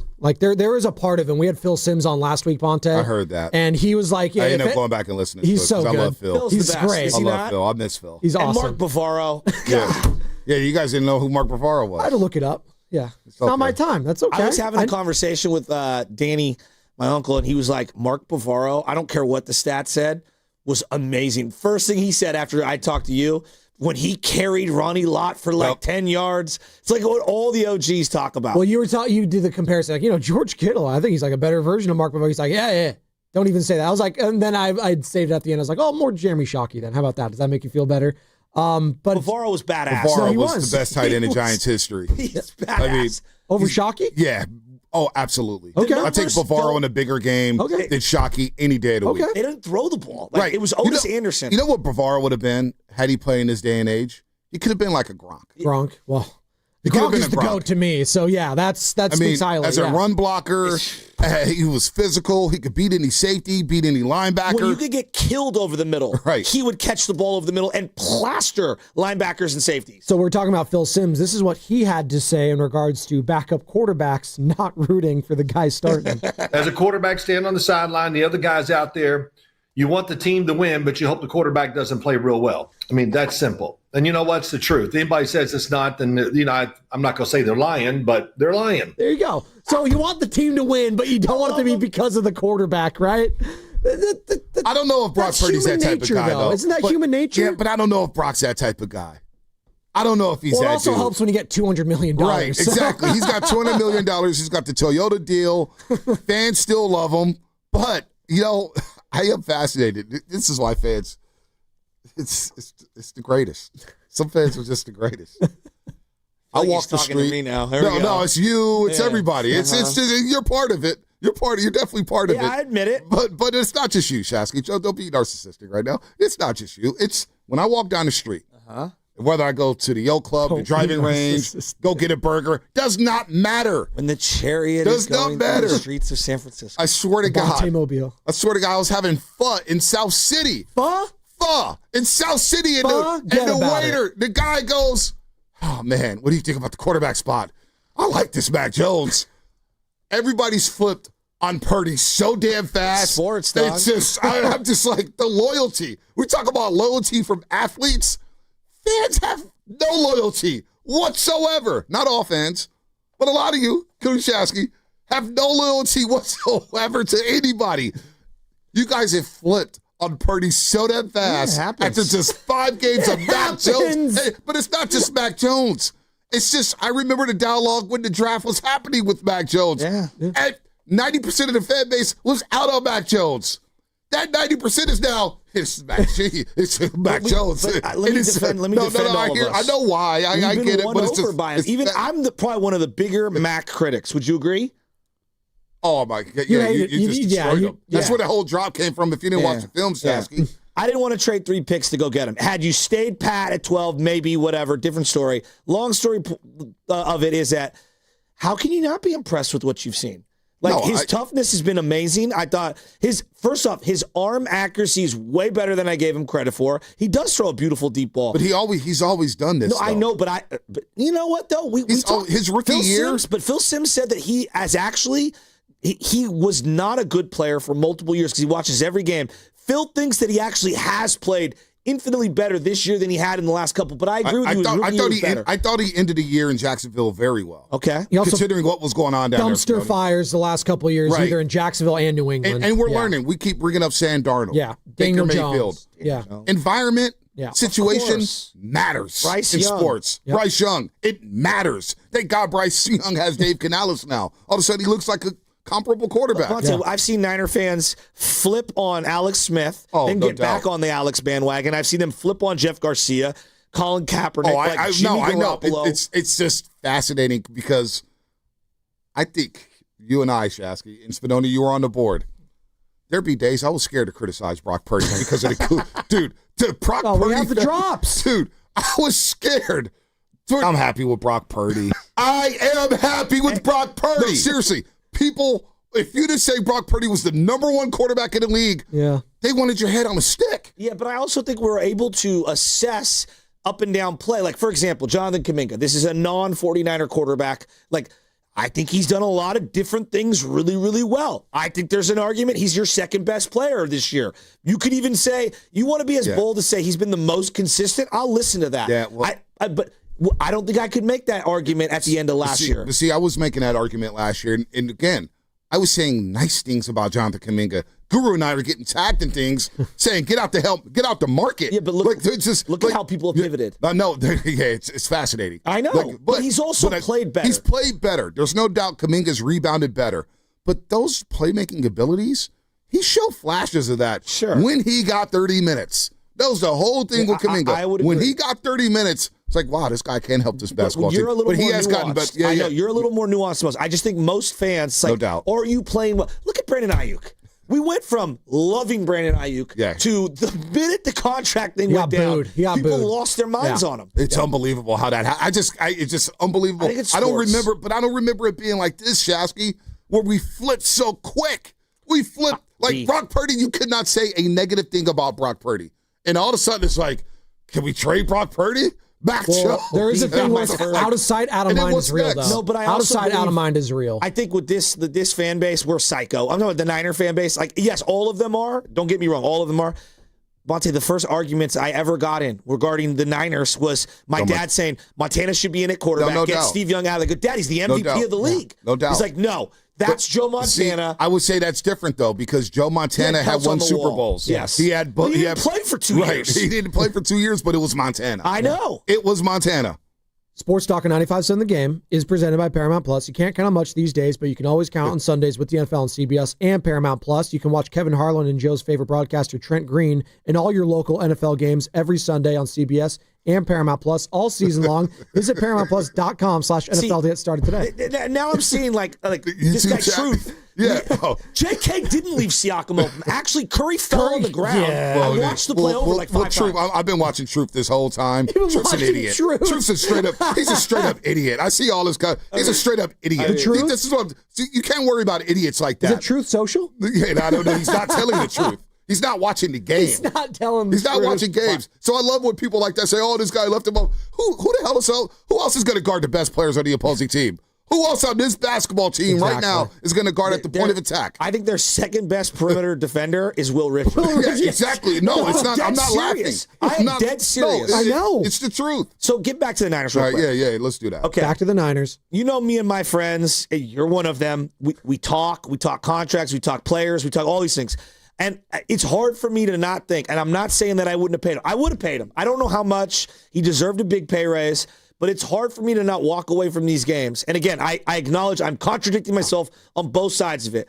But when I see Mac play the way he has, it's like, God, is Mac $40 million worse per year than Brock? No. I also think Mac is devalued. He if he were to sign today, he would get way more than what the Niners gave him. I don't think Brock's as bad as the first 2 games we've seen. He had no preseason. None of the guys that he practiced with were like Juwan Jennings was nowhere to be found. Nowhere to be found. Trent Williams wasn't practicing. Let's be real. Juwan Jennings was holding in. Exactly. Soft holding. Soft holding. Exactly what it was. I saw him walk. So you're not buying the calf injury? Dude, well, maybe there was something with the calf, but I saw him walk in the press box. What was that? What preseason? The Chargers preseason game. He was walking in there, grabbing some candy and stuff, and I was just like, wow. Okay. So like the first game, it was a soft holding. I throw the first game out the window. That's like the first game in the NFL is like preseason to me. Then the game he came back, he was clearly hurt. So like we're taking 2 small little samples and we're crushing them. That being said, wow, we devalued Mac. I'm talking the NFL did. I think the Niners did, like everything, and he's been amazing. I'm also not taking this 7-game stretch and saying, trade Purdy immediately in the offseason, hand the keys to Mac, pay him a bunch of money to keep him satisfied. But I do think about how we dole out these contracts. This is more of a league problem than it is like a Niner problem. No doubt. You had to reward him. You had to tell you had to plant your flag on someone. It just sucks that all the guys they've paid, they're all hurt. They're all hurt. Yeah, that sucks, right? Baltimore Ravens are going through it. I don't know if it's just me, but it feels like the injuries around the NFL are out of control. Out of control. And maybe we do get back to playing in preseason. I don't know how you can fix this. I think the turf, the surface area is also an element I want to discuss more. I also think maybe these guys should maybe scale back on some of the offseason workouts. Are they putting too much stress on their bodies in the offseason? You think that they should play more in the preseason because it's going to prevent injuries? Build calluses up. Okay. You can't just not play preseason and then boom, week 1, here we go. That's speed. Like Jerry Rice convinced me on it. Jerry Rice is the greatest football player ever. I agree. I put him number 1 over anybody. In the hardest era, hitting era to go over the middle ever. He looked at me and said, "Bonte, let me tell you something." And I'm gonna bring this up. And he's been bringing it up. And I was okay with the Rams philosophy and not playing your guys, getting ready for the season. And it did work for them. But Rice said, "Look, I needed a preseason to get my game right. So when I get into week 1, I'm up and running. I could get that game speed. I need to run out the tunnel. I need to know what it's like to have a quarter break. I need to come out there halftime and have 1 possession in the 3rd quarter to get my game right, to simulate the regular season as much as possible." And right now we're throwing these guys into week 1. The speed from preseason to an NFL regular season game is night and day, fellas. I think what B is making too, and I want to make sure that you understand, like Joe, and I get what he's saying. There's all the training you do in the offseason is not, yes, it's football related or football adjacent. For you. It's not playing football. Playing football is 11 on 11. Playing football is smashing bodies up against each other. There's a difference between. No, I understand what you're saying. I just don't think that they're going to look at that and say we need to play more in preseason. If anything, they'll go the opposite, which I don't think is the right move. I'm just saying they probably will. They probably will just say no one's playing because we're going to have more injuries. But also the turf is just the turf is bad too. I don't know why we don't just all go to grass fields. Totally We're a $1 trillion dollar company. If the Cardinals can do it, right. Anyone We're can catering to a bunch of Europeans and South Americans to do it next summer for the World Cup. No doubt. Leave it there. Just do it. No doubt. And I want to play it again because Kittle was spot on after the game about the turf because it is a joke. This was the last stadium I've ever not played in. So it was my first experience on the turf, really. I'll say I think it's significantly better than it was in 2020 because it's all packed down and people have been playing on it. My only issue with it is like when someone's field is like the butt of a joke throughout all of social media constantly, like on every NFL meme page, all that stuff, like everybody jokes about how bad it is. I feel like at that point, someone should just take a look at it and, let's not make it no NFL field should be the butt of a joke ever. I feel like all fields should have a level of safety to it. I just don't get like why there's not a standard for, hey, you got to pick between one or two turfs. There shouldn't be 12 different turfs and 12 different grass fields and then a couple guys have the same things. I just think that's weird because most other sports, it's not like basketball players play on different hardwood. That's all the same. Soccer players in Europe all play on really nice grass. So it's just weird to me. But that's really way above my pay grade. I don't make the money to make those decisions. But I'd love to. No, but he has a voice that carries weight in the NFL, and it's refreshing to hear him say that because I know Nick Bosa has been really, and the Bosa brothers obviously deal with all the soft tissue they have, and his this year was obviously on grass, but in the past it was on MetLife's field, and they've been very outspoken about like every single stadium needs grass. Like there's a reason that Lionel Messi, the cash cow, the greatest, superstar sports-wise globally of our lifetime, refuses to play on artificial surfaces. Just refuses, flat out. I made this big argument about like there's a difference between youth and professional. Professional, they have the money. Youth, like our park, our communities, we're underserved. You want to go turf, great. It reduces maintenance. It makes it easier. 365 playing. You can play under the lights. It's great. The pros should all be on grass. It's insane. I agree. Yeah. I agree. They have the money to do it. Exactly. It doesn't make sense. But I also think, back to the point of playing preseason, if they don't do that, look at these guys working out in the offseason. These guys go extremely hard. And I get it. You want to get ready for football, but how much stress is that putting on their bodies as they go into the training camp? I don't know. Maybe it's something like we think about basketball, right? All these injuries. Well, the AAU circuit. These guys are playing 4 games in one day. It wasn't like that back in the day. 8 games over a weekend. Right. It doesn't make sense. So by the time I saw some study a few years ago, I forget the specific details of it, but it was like by the time they're 23, they have like 35-year-old bones. Oh, that doesn't surprise me. It was something crazy. And don't quote me on accuracy on that one, but it was something insane. And it was more so for girls basketball too, because girls are tearing ACLs all left over. And right. And it's like, well, these girls are 13 years old, and all of a sudden their bones, by the time they get to high school, they got 30-year-old bones. Well, and they're not going to last long. You hear what C.J. Stroud, who's 23, said a couple weeks ago? I feel like I'm getting old. I'm not as quick as I used to be. Dude, you're 23. That's crazy. You shouldn't be feeling that way. You talking about the girls basketball. He's making a good point here. So like I look at Megan, who just, my niece, who just graduated. How many hundreds, if not thousands of more games did she play than the average basketball player in 1999 who played varsity basketball? Yep. Because of the AAU circuit, and it's out of control. Going from 6 years, and I'm not blaming her or anyone, it's just, it is what it is. From 6 years old on to 18, yep. I mean, the amount of toll, the extra stress. We played pickup. Pickup is not the same exertion as playing in an organized 5-on-5 refereed environment where you feel like you have to play at your most optimal for coaches and referees and scouts and this and that. Yeah, it's insane. By the way, you're listening to 95.7 The Game, KGMZ FM and HD1 San Francisco and Odyssey Sports Station in the home of the Golden State Warriors and Valkyries. Always live on the free Odyssey app, coming to you live from the Laughing Monk Studios. It is NFL trade deadline day, 1 o'clock Pacific time. The trade deadline is, and will the 49ers make a big move? We got 1 hour left with Bonta Hill in studio, courtesy of River Islands. Can we go back to Purdy for a second? Go back. Because there's a lot of it when it comes to Mac Jones. I see a lot of He hasn't played well since 2023. And I get that the Niners didn't win a lot of games last season in 2024. They won 6 games. Brock Purdy has some good games. He was solid last year. Let's just take the Rams game, for example, this year. Niners win in overtime. Mac Jones was excellent. Excellent. SoFi was buzzing. I couldn't sleep that night. It's like, wow, what a game. Brock Purdy had that same game in 2024. Difference is Eddie Pinheiro made a kick. Mm-hmm. Jake Moody missed a kick.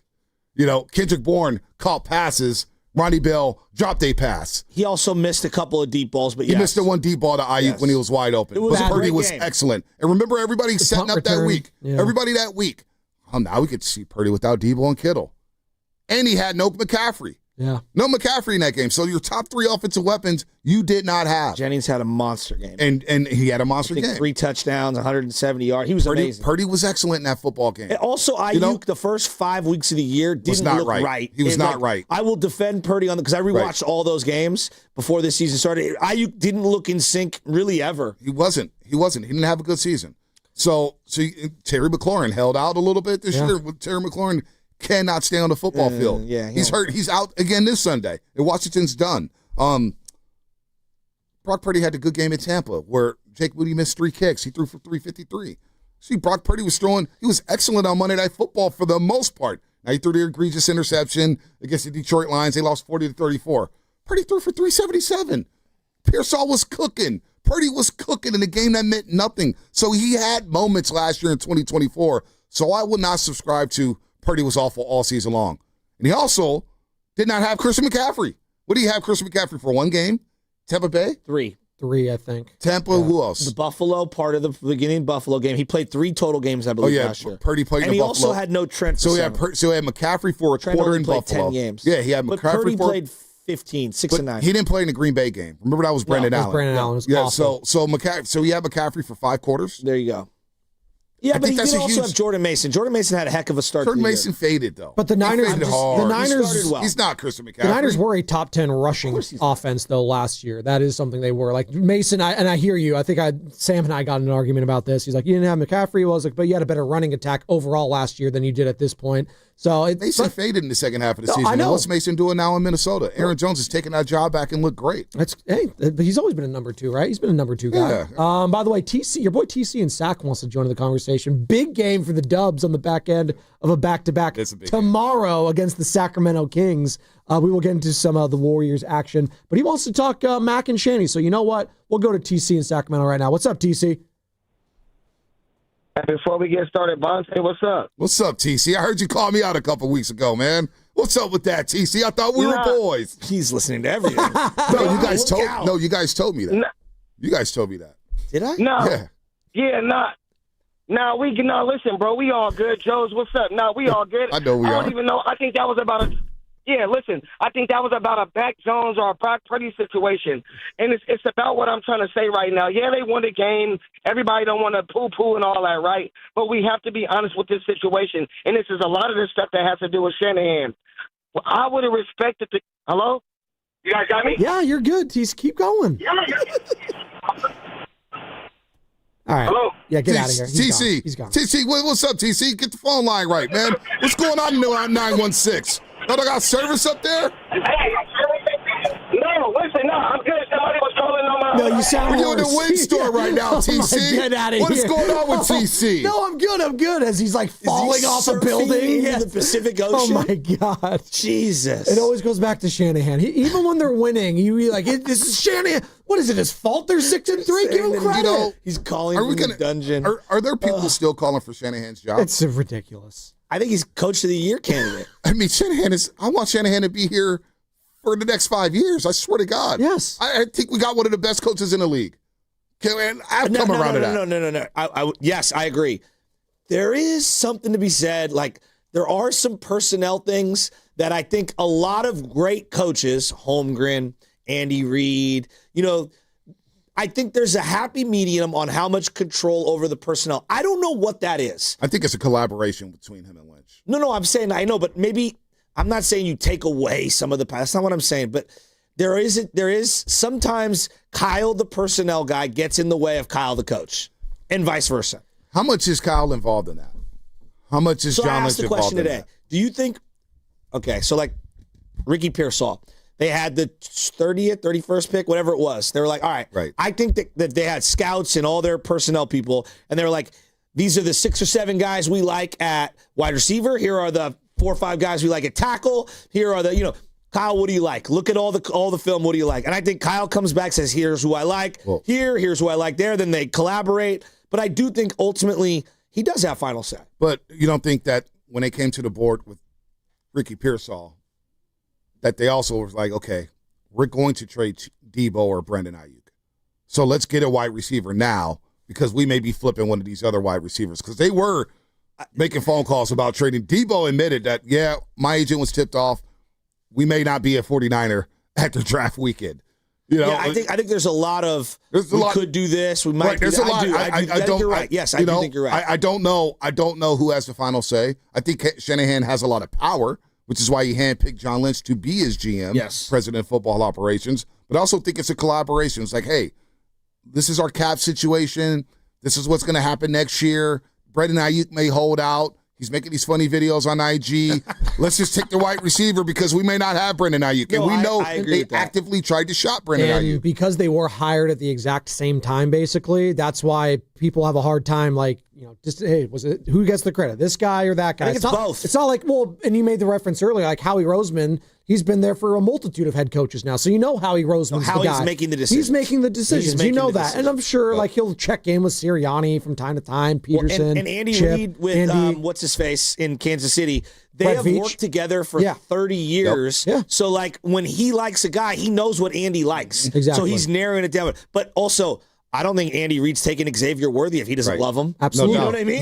No. Andy's yes, I like that. He loves those type of guys. Deshaun Jackson, Jeremy Maclin. He loves those type of wide receivers. Patrick Mahomes. They brought Patrick Mahomes to Andy Reid and say, hey, watch this film. We really like this guy. Andy Reid watches the film. Is like, yeah, okay, let's do it. Let's trade up for this guy. John Lynch liked him too. Remember, they almost threw out their whole draft. Well, I hated that he admitted that.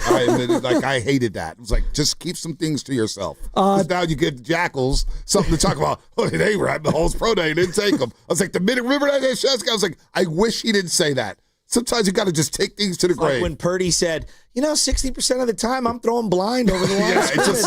just don't say that. Yeah, that's great. That's great. Who knows? We love TC's back. TC, come on, speak now. Forever hold your peace. Be coherent. Hey, my bad, man, for the phone situation, man, bros. We all good. My bad, y'all. You're all good, TC. Good to hear from you. All right, so look, for sure, Bonds. Hey, listen, so Joe, my point, what I was saying is that the respect level for Kyle Shanahan. Everybody has their own feelings, right? But me personally, I would have respected the guy more if he would have just taken Mac at 3, right? So when you came up here talking about if you like him at 12, well, you better like him at 3. Well, bro, you should have did that then. Don't send everybody through the ringer talking about you wanted this guy Lance, and then you ran him through the ringer and treated him like he was nothing and just threw him to the wolves, bro. TC, do me a favor. For your mental health, we got to get over the Trey Lance thing. I'm past it. We have to. We went to a Super Bowl. Bro, I'm past it. But what I'm saying is I would have – yes, the respect level for Kyle, because everybody wants to get on me when I'm talking about the guy, and I'm explaining to you the reason. The respect level, bro, it would have been better if you would have just took Mac, right? You wanted Mac. That was your guy. We all see Mac. I didn't even want Mac, right? Everybody, even you guys were saying, no, don't pick Mac. But after seeing Mac, he's actually a funny guy, and he's actually a good quarterback. I actually like the guy. To be honest with you, he is good. We're up against TC. We're up against it. No, we appreciate the call, and I think that last thing he said we don't talk about enough. I've talked about it. Mac Jones easily has the most personality from a 49ers quarterback, and God knows how long. He's got he's fun. He's funny. He dresses funny. He's got a funny laugh. Can he throw the football and get convert? I don't give a damn. I don't care if he has a personality like this white wall. I don't care. It helps to have a personality. I don't care. Can you win football games? Now we're getting into personalities and matters. I know it does. No, yes, stop. It does. That's you why guys we are love certain players. I want my quarterback to be straight cut, no tattoos, no facial hair. I never said that. Who said hell with personalities? Can you win a football game? I love Kenny Stabler. I want my quarterback to have a flip phone. Yeah, come on. No nightlife. Hey, think about those Alabama quarterbacks, Ponte. I'm dead Joe serious. Namath, Ken Stabler, Mac Jones. Relaxed, settle down, chill. That's what I want my quarterback to be. I love Mac Jones. I care. Because if I'm a producer and cutting the sound, I don't want, first guy in, last guy out. Just boring. What you want is 3 touchdown passes on a Sunday in games won, right? I want a guy that has swagger. Not only is he going to win, he's going to talk about the win after it and have a funny laugh and joke about it. All right? That's what I like. Nick Saban loved this guy. Geno Smith has swagger. He did. He's got a personality. He did. How's that working for the Las Vegas Raiders? How's that working? They wrote me off, but now they right back. You got that guy as your quarterback. How's that working out? He's been humble about it. He's not talking about that. He's had a quote every single week. He shows me a lot of personality. He's got the braids to the back. The cornrows are fly. And they stink. And they stink. Is that his? His fault or the organization's personality? Fault? Who cares? Hey, Bonte, answer the question. Joe Burrow's got personality. He ain't on the football field. Just because you're yelling doesn't mean you're right. Just because you're yelling doesn't mean you're right. Aaron Rodgers has personality. He's a Hall of Famer. There you go. Who's a Hall of Famer? Aaron Rodgers. He is. So there you go. Okay, all right. Brett Favre, personality. I thought you said Joe Burrow. It's like, we're doing that against Favre. Well, I'm just telling you, personality. People, whether you love him or hate him, he was polarizing. Hey, does Draymond Green have personality? Yeah, ask the people in Mississippi how Brett Favre is. Does Draymond Green have personality? Do you like him because of his personality, Bonte? No, I like him because he's a great defensive player. Does the personality help? He's a champion. Does the personality help? I don't really care. There's a reason why we love him here. Odyssey's own Draymond Green. I don't really care. He's got a personality. Personality matters. What does Curry say? A quote that's like groundbreaking. I love Curry because he's a damn good basketball player. Do you want John Morant? He has personality. He loves strip clubs. I'm out on John. Right. Bonte you Hill, want John Morant? The first thing I think about when I think Bonte Hill is personality. Brought to you by Crystal Geyser Alpine Spring Water. What makes Crystal Geyser Alpine Spring Water different? We always bottle our Alpine Spring Water less than 1.5 miles from the spring source, and all our bottles are made with 50% recycled plastic from our own recycling plants. Crystal Geyser, bottled at the spring source. What's your financial future look like? At Pettinelli Financial Partners, we help you shape it. Whether you're planning for retirement, buying a home, or saving for something special, our professionals are here to provide clear guidance and smart strategies. Visit PettinelliFP.com today and take the first step toward a more secure financial future. The financial consultants at Pettinelli Financial Partners are registered representatives with and securities offered through LPL Financial, member FINRA SIPC. Investment advice offered through Stratos Wealth Partners, a registered investment advisor. Stratos and Pettinelli are separate entities from LPL Financial. What if you could have reliable and intelligent Wi-Fi? And get this, what if you could keep it at the same price for 5 years? That's the Xfinity 5-year price guarantee. 5 years of Wi-Fi that boosts speeds to the devices that need them most. That finds and fixes problems before you even notice them. Like super intelligent Wi-Fi with a sixth sense. And that keeps you gaming in the fast lane, even when the whole family's banking on bandwidth. All your devices working in perfect harmony for 5 whole years. And here's the best part. No annual contracts, no hidden fees, and our best equipment included. Hey, let's face it, a lot can change in 5 years. Kids grow taller, dreams grow bigger. But your Wi-Fi? It would stay reliable and the price would stay put. The Xfinity 5-year price guarantee. Lock in your price and unlock the possibilities. Xfinity. Imagine that. Select plans only. Restrictions apply. Elevate your kitchen at the Mila Innovation Center at Friedman's Appliance in Pleasant Hill. Out of your dreams and into your kitchen. Select the qualifying built-in kitchen appliance package that is right for you. With unrivaled technology and luxury-grade quality, when you bring home a Mila, you're bringing home true innovation. Now, for a limited time, save up to 10% with the purchase of a qualifying Mila kitchen package. Visit the Mila Innovation Center at Friedman's Appliance in Pleasant Hill or at friedmansappliance.com. Hi, I'm John with Jack's Restaurant and Bar. My brothers and I recorded our first commercial a while back. It got a little chaotic, so I'm here today. What's going on here, bro? Are you recording a commercial without us? Guys, no, I'm just trying to what? Take all the credit for our half-pound all-natural burgers? Or the best fish and chips or around? 7 mac and cheeses and 14 sandwiches, including a French dip that will change your life? Or our homemade meatloaf, pot roast, and next-level lamb chops? Or that people can order takeout and delivery by visiting ilovejacks.com? Guys, no, I'm just went behind our backs. I knew he would. Wait till we tell Mom. Oh, please don't tell Mom. Real family, great food, ilovejacks.com. The following is an attorney advertisement. If you get sidelined by a workplace injury, the workers' compensation attorneys at Boxer and Gerson can help you get back in the game. Our team of skilled attorneys will fight by your side for the treatment and compensation you deserve. We care about justice for injured workers. That's what makes us Northern California's premier workers' comp law firm. Call Boxer and Gerson at 510-835-8870 or visit boxerlaw.com for a free consultation. Boxer and Gerson, your life is worth the fight. Hey, football fans, tune in this week to kick off with Boomer and Valenti, where the guys break down the biggest headlines and storylines from across the NFL. Kick off with Boomer and Valenti is brought to you by the Home Depot. When the job calls for the best, call on Makita, available at the Home Depot. How pros get more done. When selecting a financial institution, how do you know you're making for the next 60? Fremont Bank. Here for you, here for good. Tune in to 95.7 The Game this Friday for Football Fridays, where they discuss the red and gold and their upcoming game. Presented by Merit America.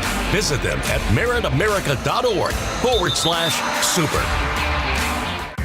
This is the story of the one.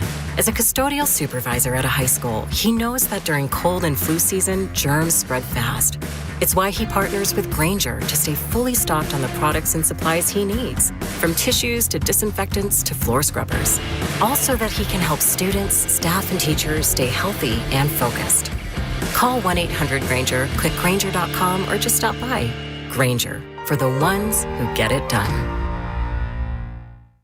As a mom, comforting my family is what I do best. Vicks Vapo Stick provides soothing, non-medicated Vicks vapors in an easy-to-apply stick, and it dries fast, so there's no mess. I use it to comfort myself and my family. Thanks, Mom. Vicks Vapo Stick, soothing comfort for the whole family. And try Vicks Vapo Shower Max for steamy Vicks vapors when you need more comfort for yourself. Use as directed. Target's early Black Friday deals are almost here, and they're bigger than ever. Take 40% off select gifts and holiday decor for 3 days only, starting this Thursday. Score can't-miss deals on new fits for the whole fam, festive lights and decorations to brighten your home, and even top toys like select Lego sets for endless holiday fun. Shop in-store or online, but don't miss out. These deals are going fast. 40% off gifts and holiday decor starts Thursday, only at Target. Restrictions apply.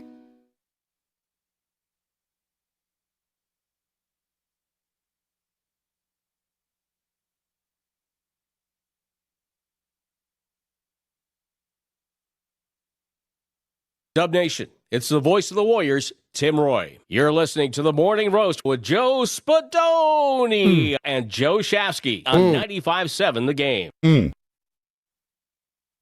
Tim, what's up, Tim? Tim Roy on the call tonight. Warriors Suns, 7 o'clock tip. Warriors live, 6 o'clock. E-Dog, you on that? Thumbs up in the back?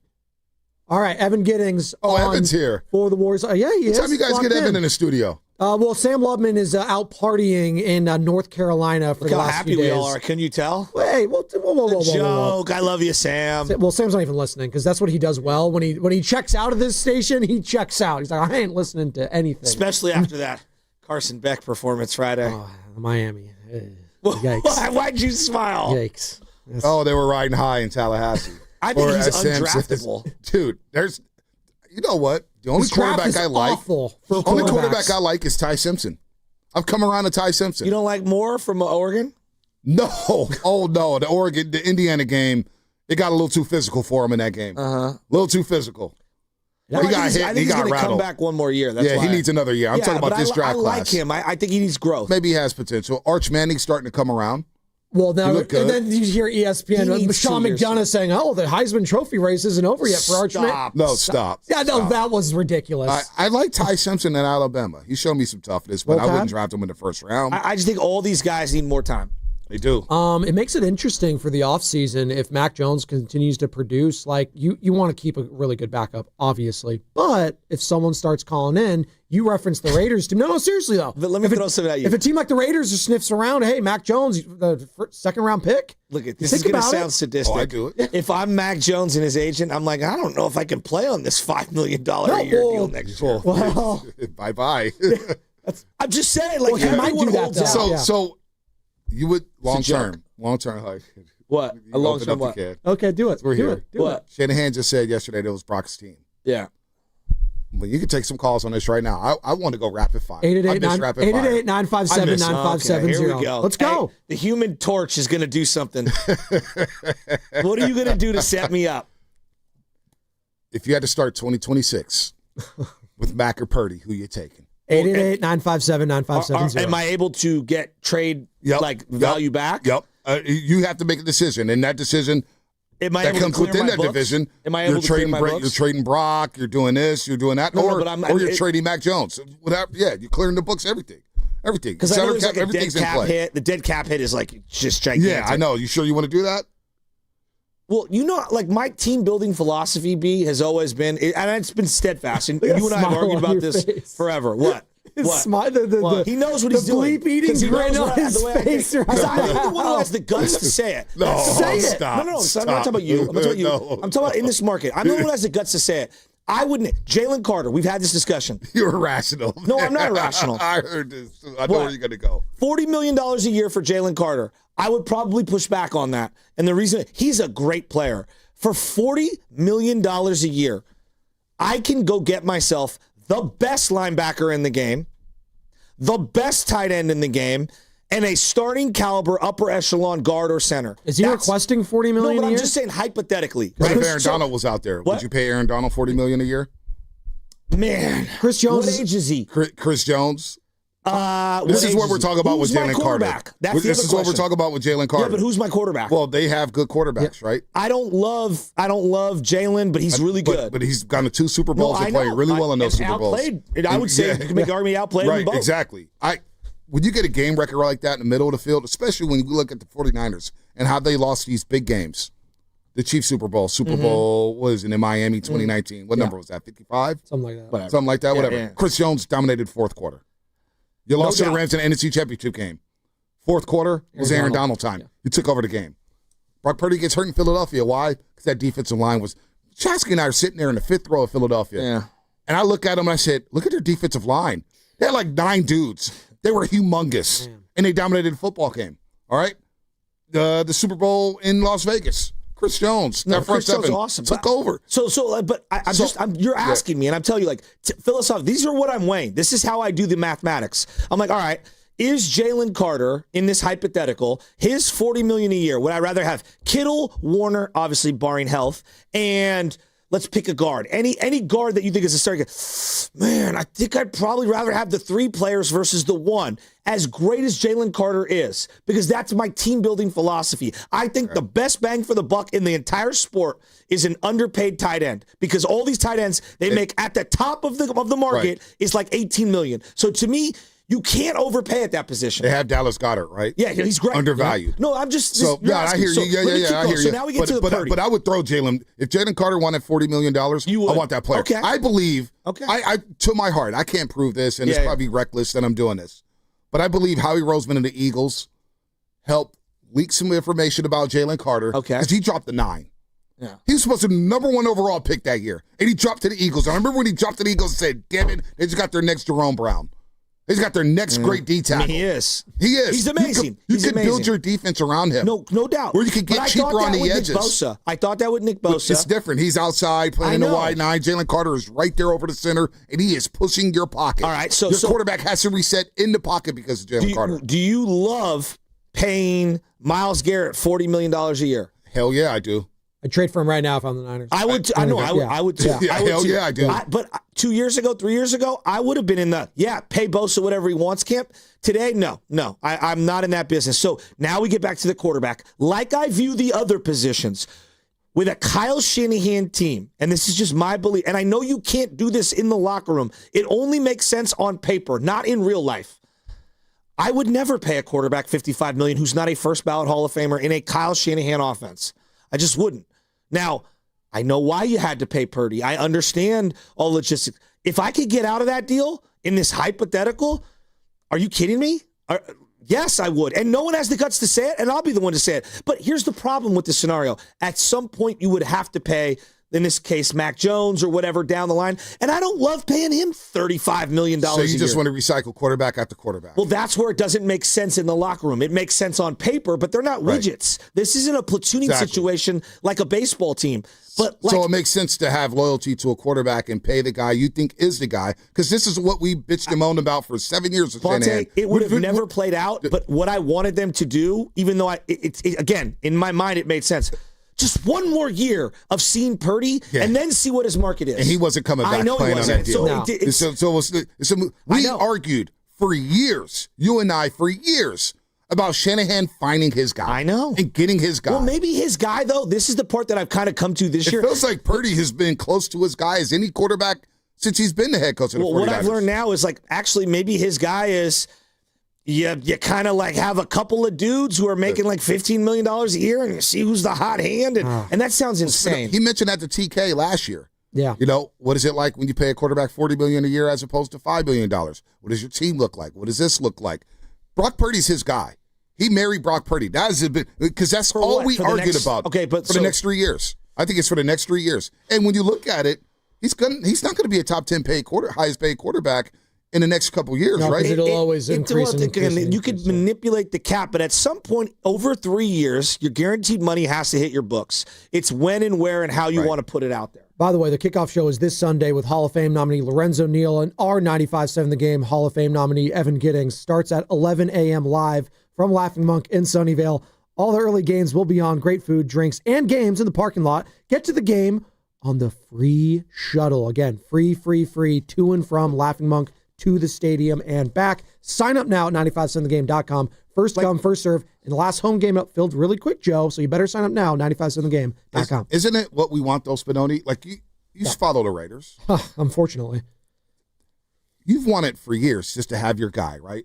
And I thought Derek Carr was that for a long time. Right. I wanted it to be, and he was never the same after that injury. So the difference with Kyle is Kyle's one, like it's the most unique situation. Yes. Kyle has won with so many different guys. He's almost the ultimate outlier. But the offense has never looked better. Has the offense ever looked better under any other quarterback than Brock Purdy? But they also had him making under $1 million. They did. Debo making 25. The best version of Christian McCaffrey. Yes, the best version. Him making 20. They were able to spread the money out. But Brock Purdy ran his offense at an elite level. Totally better than any quarterback that has been here. Once you pay him $50 million, you say goodbye to Eric Armstead, Debo Samuel. You have to budget over 3 years. No doubt. But I think people were, from the fans' perspective, when we talk in real time, I think people are okay with moving on from Eric Armstead. They were getting the ball ran on them with Eric Armstead his last season here. The teams are averaging 4.7 yards a pop. If it didn't cross your mind to get out of the Brock Purdy contract, I'm not saying you're doing it, but if it doesn't cross your mind, I think it's kind of insane. Like, we can all say, we get like out of Brock, it after but man, that's a lot of money. He just signed it in what, June? July? I mean, do you not regret the Ayuk deal? No, I don't. I don't. I regret that they took so long to sign the deal.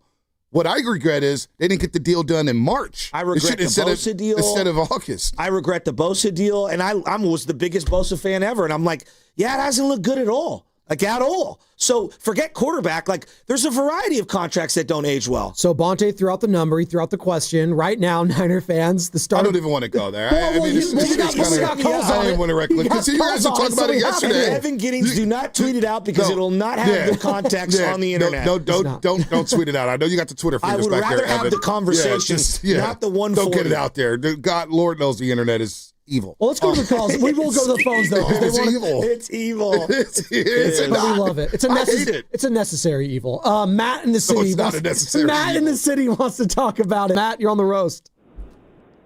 Hey, guys. How's it going? What's up? It's going. Hey, so in terms of, like, where do you put this money, I think the biggest thing we've been missing ever since Harbaugh left is that secondary with Goldson and Whitner. And when you had Patrick Willis, like, we were scary on defense with, Cowboy and Alvin Smith.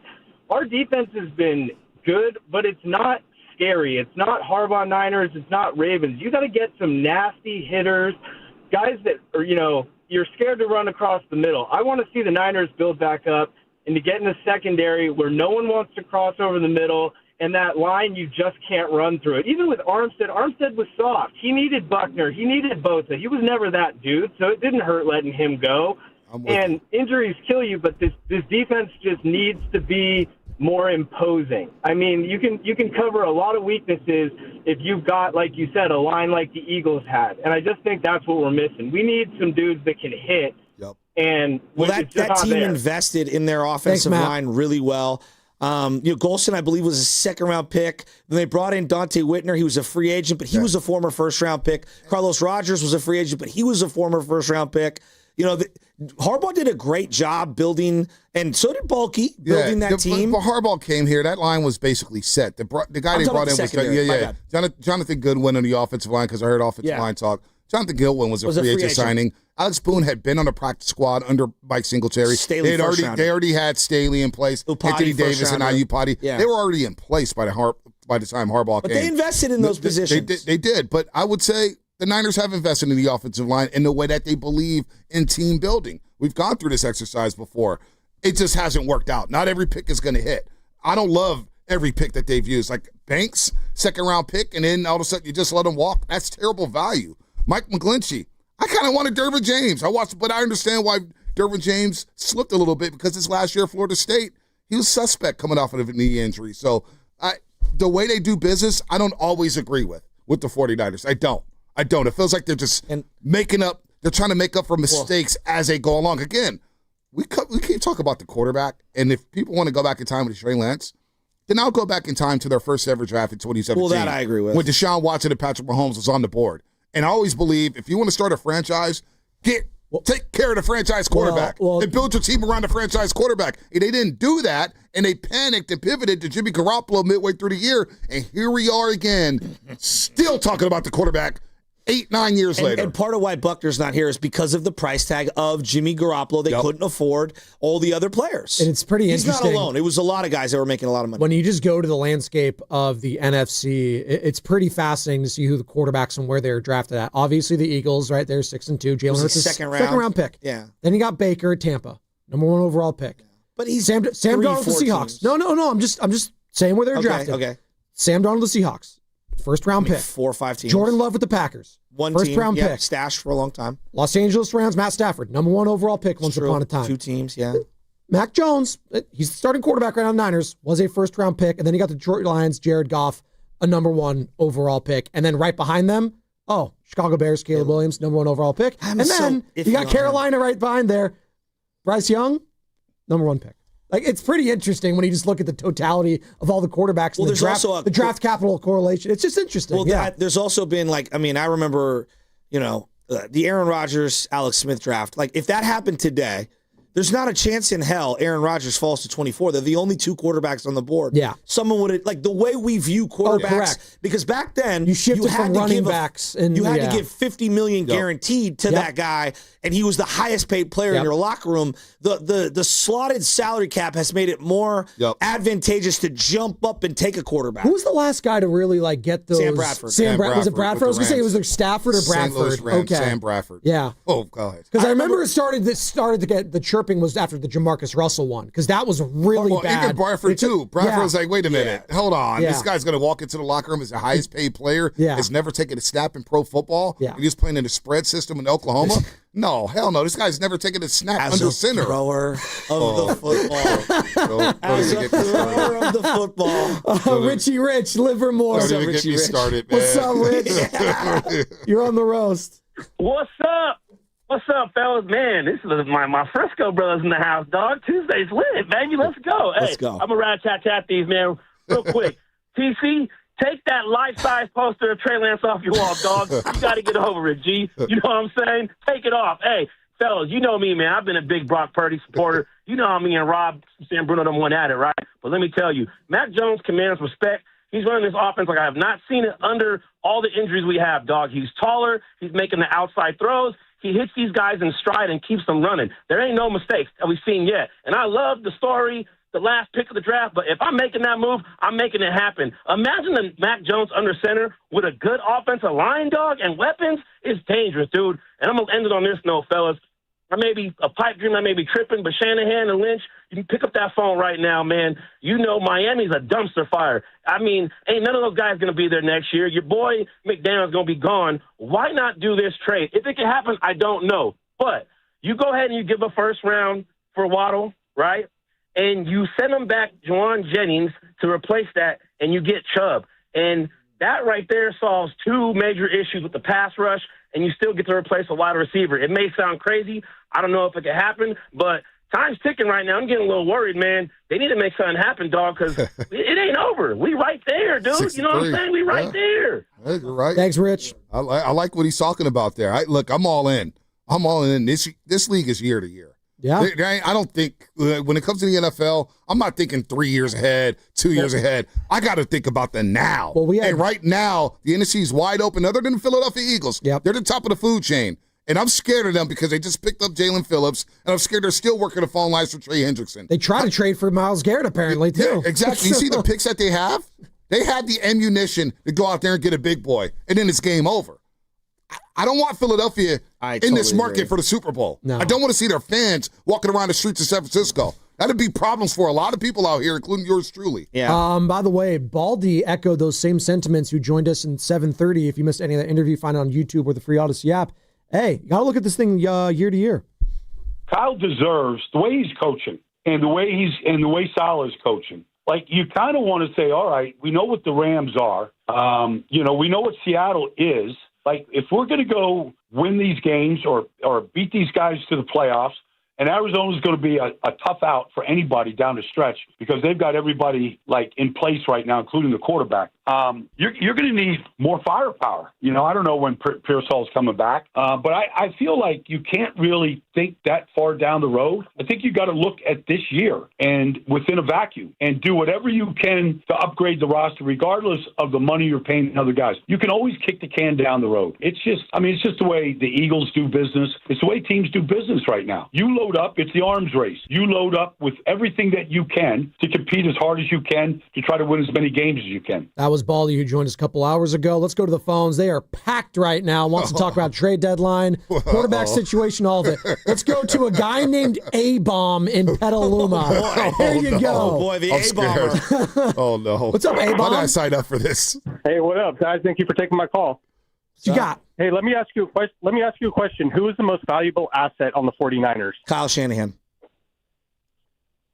Player. Christian McCaffrey. Probably CMC, yeah. Why are they running him during garbage time in the fourth quarter? It drives me crazy. They gave Brian Robinson Jr. some carries. Yeah, he got a couple. Right.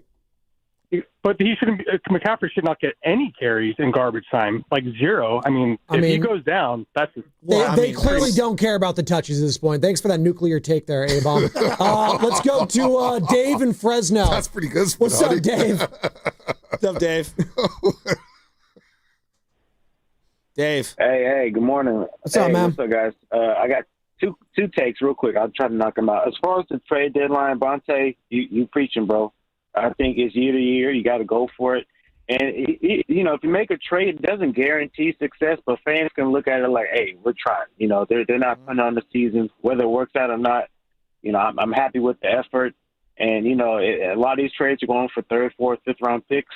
Niners ain't really, don't really I'd be willing to give up those picks. And as far as the Brock and Max situation, how I would value a QB, Shasky, say Brock were to hit the free agency last year, how many teams would be interested? That's how I look at QBs. If this guy were to hit the open market, who would sign up to pay him $250 million? Real quick. And I don't think many teams would. Real quick. You could say the same about Mac, right? When he left Jacksonville. You could say, hey, how many teams are going to be interested in him? He's very devalued. All it takes is one team. How many teams right now? I think the Vikings are one. Regret not going after Darnold. Right. Well, the New York Jets, the Las Vegas Raiders. They gave $30 million guaranteed to Justin Fields. Yeah. You don't think the Jets would be in? Is the caller still on the line? Yeah, he's still there. Yeah, what's his name? Dave. Dave. Sorry, Dave. Yeah. You don't think the Jets, the Raiders, those are just two right off the rip. All it takes is one. No. I agree. I'm not saying not on the team. I'm talking about to pay $250 million. The Raiders might. That's what I'm saying. With that resume Brock Purdy has? I don't know. I don't know, Vontae. You may be right. I just think it's a lot of money to pay a guy. I think that a lot of these guys get paid because of the position. Like I think he's in a good situation with the Niners, which I think that's why they paid him. But me, I'm just saying on the open market, I don't know another team would have paid him that $250. That's all I'm saying. Maybe not $250, but I do think he would have been paid a lot of money. The guaranteed money. I think he would have been paid a lot of money. It's very interesting. Again, we were talking about if you dangle out Mac Jones there, they're not going to do this. But if you were to say, hey, we're open for business, Brock Purdy's out there will be some teams that would call San Francisco absolutely. God, I'd love to have the Jets as next 2 first-round picks. Well, I don't think you're giving up that for Brock Purdy, but coming off a in turf this hypothetical. Sure, but I think maybe a first-rounder. So what's going to happen? Brock Purdy comes back on this football field. and they go out there and score 30-plus. They've only scored 30-plus once. And that was just that past Sunday. Exactly.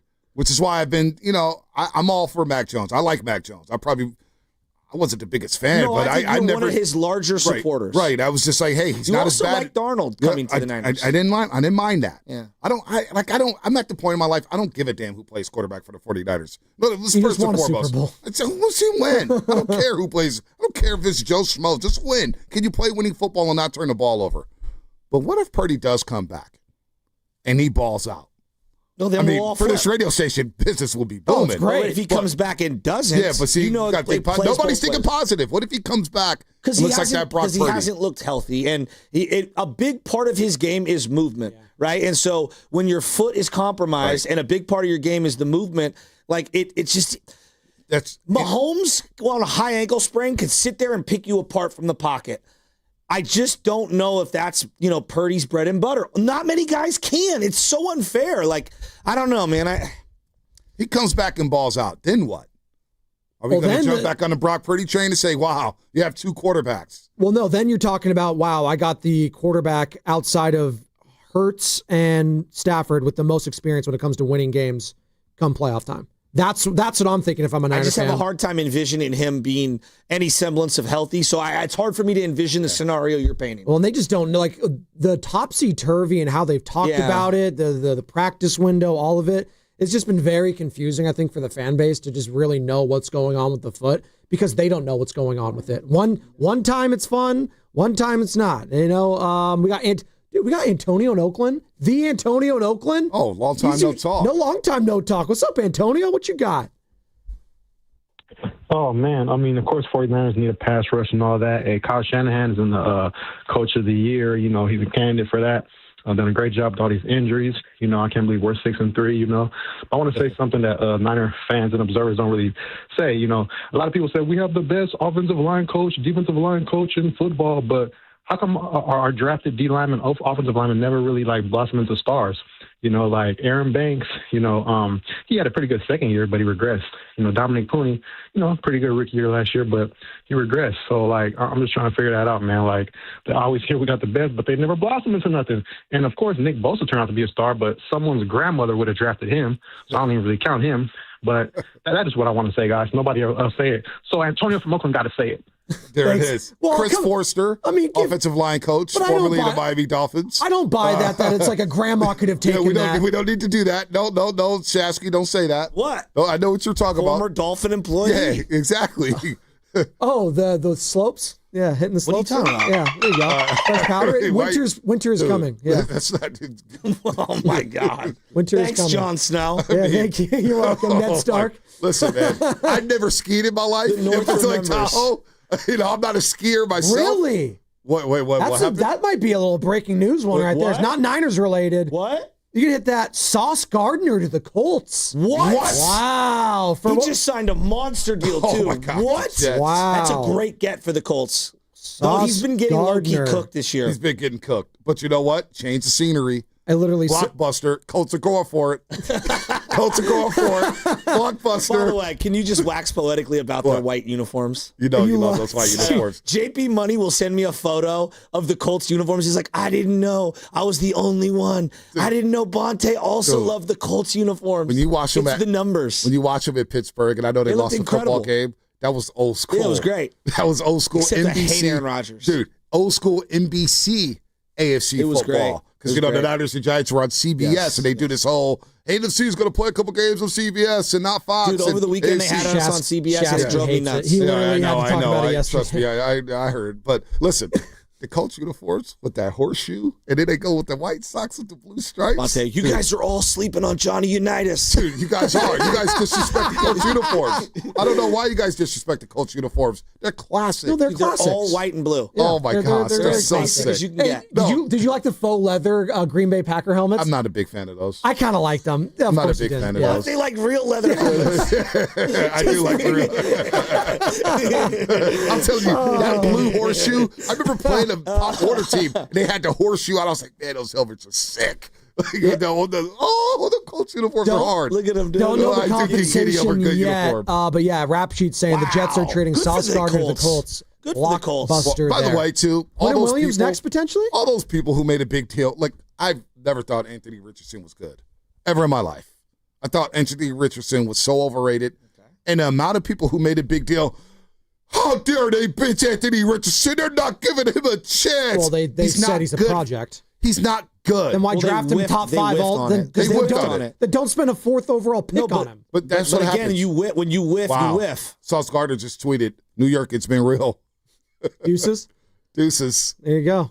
See you on Monday Night Football. Indianapolis right there. Yeah, wow. Just 2 first-round picks. Colts are trading 2 first-round picks for Sauce Gardner. 2? I don't know about that one, Chief. That's one too many. How about this? 2 first-rounders? How about this? Lou Anarumo was the defensive coordinator of the Bengals, got fired. You know, I love Sweet Lou. Yeah, I know. He's got the coach job. I wanted the Niners to get Lou Anarumo. Sweet Lou. He's doing a great dude. Lou Whitaker. Sweet Lou. Lou Trevino, Sweet Lou. Lou Alessandria on my Olympic club team. Lou Alcindor. Shane Steichen, those coach uniforms. I may have found my AFC team this season. Hey, Daniel Jones got Shane Steichen extended. Wait, you can't be jumping. You're the Broncos. Come on. Oh, I like the Bo Broncos Nix, a lot. your boy, dude. But Sean Payton, he gets. You love Sean Payton. You Gets mean on the my modern nerves. Tim Tebow? Dude, Sean Payton gets on my nerves. Modern Tim Tebow. Bo Nix, bro. You see Sean Payton running down the field when they beat the Giants, Dude, and he got yelling at the referee. I'm worried about his stress levels. You see him every single game. He's coaching like it's a Super Bowl. Bro, like, dude, dial it down. You don't even know him. Yeah, Hey, they're talking about Drake Greenlaw. I called you. I told they're you talking about Drake Greenlaw setting the tone for that defense now in Denver. Drake From the Greenlaw. bench? No, he's playing the games. He said that literally, this is the first thing. Drake Greenlaw makes goal line 2 stands, games? logs first sack and return from suspension. Yeah. He's balling out for them. What are you're poo-pooing Drake Greenlaw? play He's last only week? played like 2 games.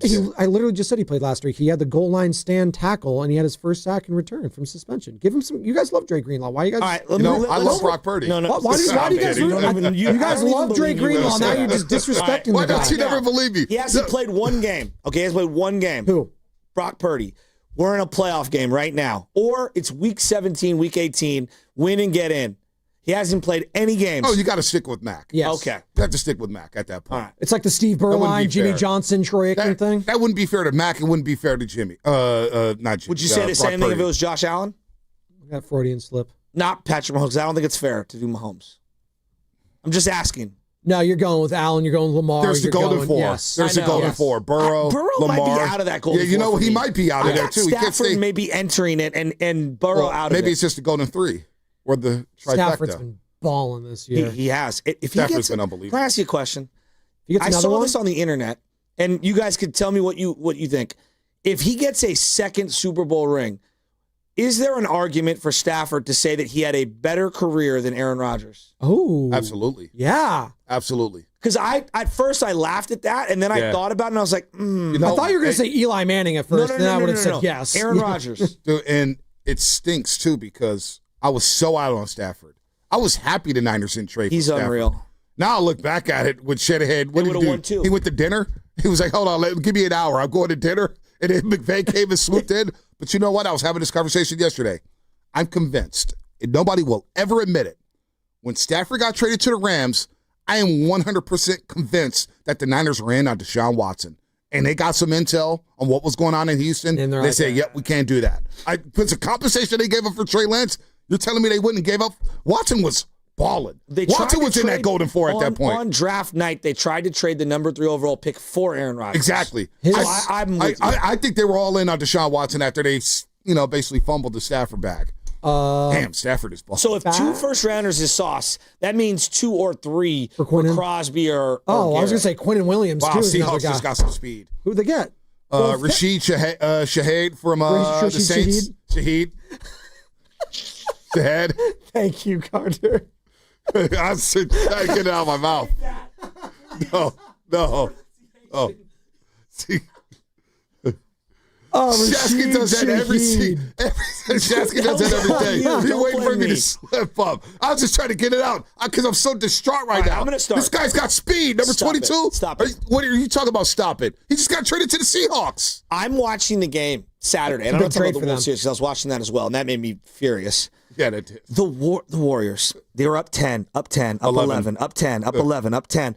And then Curry comes back in, and I know we haven't had a chance to talk about it. At some point, maybe we'll have you on as a guest later on this week. I'm dead serious on this. What's this? Butler had a good late third quarter, early fourth quarter, and was leading that second unit, but he was kind of MIA for long stretches of that game. The veterans have played terribly down the stretch of the last 2 fourth quarters. They have. Point of attack defense, quicker guards, Ryan Rollins, Quentin Jackson, 25 points. He was not on our scouting report. Pascal Siakam? I swear to God. I thought they were playing the Noblesville Boom. Where their did G League Nembhard affiliate. He was hurt. So he's on the bench. Okay, all right. I didn't even notice him. The Pacers come to town on Sunday. And do you know that the Pacers have never lost inside a Chase Center? Well, Niehaus gets any 3 he wants against us. We're playing zone. Niehaus, Smith. Whatever. And then Pascal Siakam destroyed us. How about the turnover by Draymond Green where they inbound the ball? He elbows Pascal Siakam. Listen, there's a concern level with the Warriors. Yeah, I'm worried. This is why, I know. I mean, you're off the championships right now? No, we can still win a championship. What? Got to get the right matchup. I'm getting you some flip-flops this Christmas. What do you promise mean? you, man. Dude, it's cold. I mean, even Cousin Nick. Even Cousin Nick after the Clippers Rise game. and fall. I see Cousin Nick in the media center. He goes, your boy Shasky, he thinks they're going a long way. I don't know, bro. Yeah, Nick's a hater. Know, he knows buddy. I don't know, it's man. It's better for his business if he's Mr., I don't know, Shasky. He's been very high on the Warriors. He's been very positive. He's been very positive. For Nick, it's Captain Positivity. What about on the record? He's been very positive. Would you trade Brock Purdy, hypothetically, for 2 first-round picks? Right now? Yes. Top 10. In a heartbeat. Yes. No one's offering 2 first-round picks. I'm just a hypothetical. Yeah, no one's offering hypotheticals. And I got to roll with Mac for now. And I'm looking at that quarterback class coming in 2026 in the NFL draft. Terror. Well, what are you? I'm keeping Brock. What are you paying Mac Jones next year? Because that's what that means. Yeah, and then you're in the same boat you just were in. I'm keeping Brock. I'm keeping Brock for now. What did you think, Bonte, of? It's Fast Five. That was Fast Five. You know what? The Blue Jays. I was gonna say, yeah. No, I'm coming down the road. You know what? These baseball fans are pissing me off right now. Whoa. You mean all 28 million of us who watched the game? I'm still. It was a great draw. I mean, you got Shohei, you got Mookie Betts. Oh, I love baseball. Yamamoto, you got nothing but stuff. Baseball struck the lottery the last 2 years. Yep. Yankees, Dodgers, Yankees, Blue Jays. They struck the lottery. But you know what? Baseball had a phenomenal run this year. It was great. Baseball was great this year. All these people who want to go on strike because the Dodgers played the game the right way. You losers.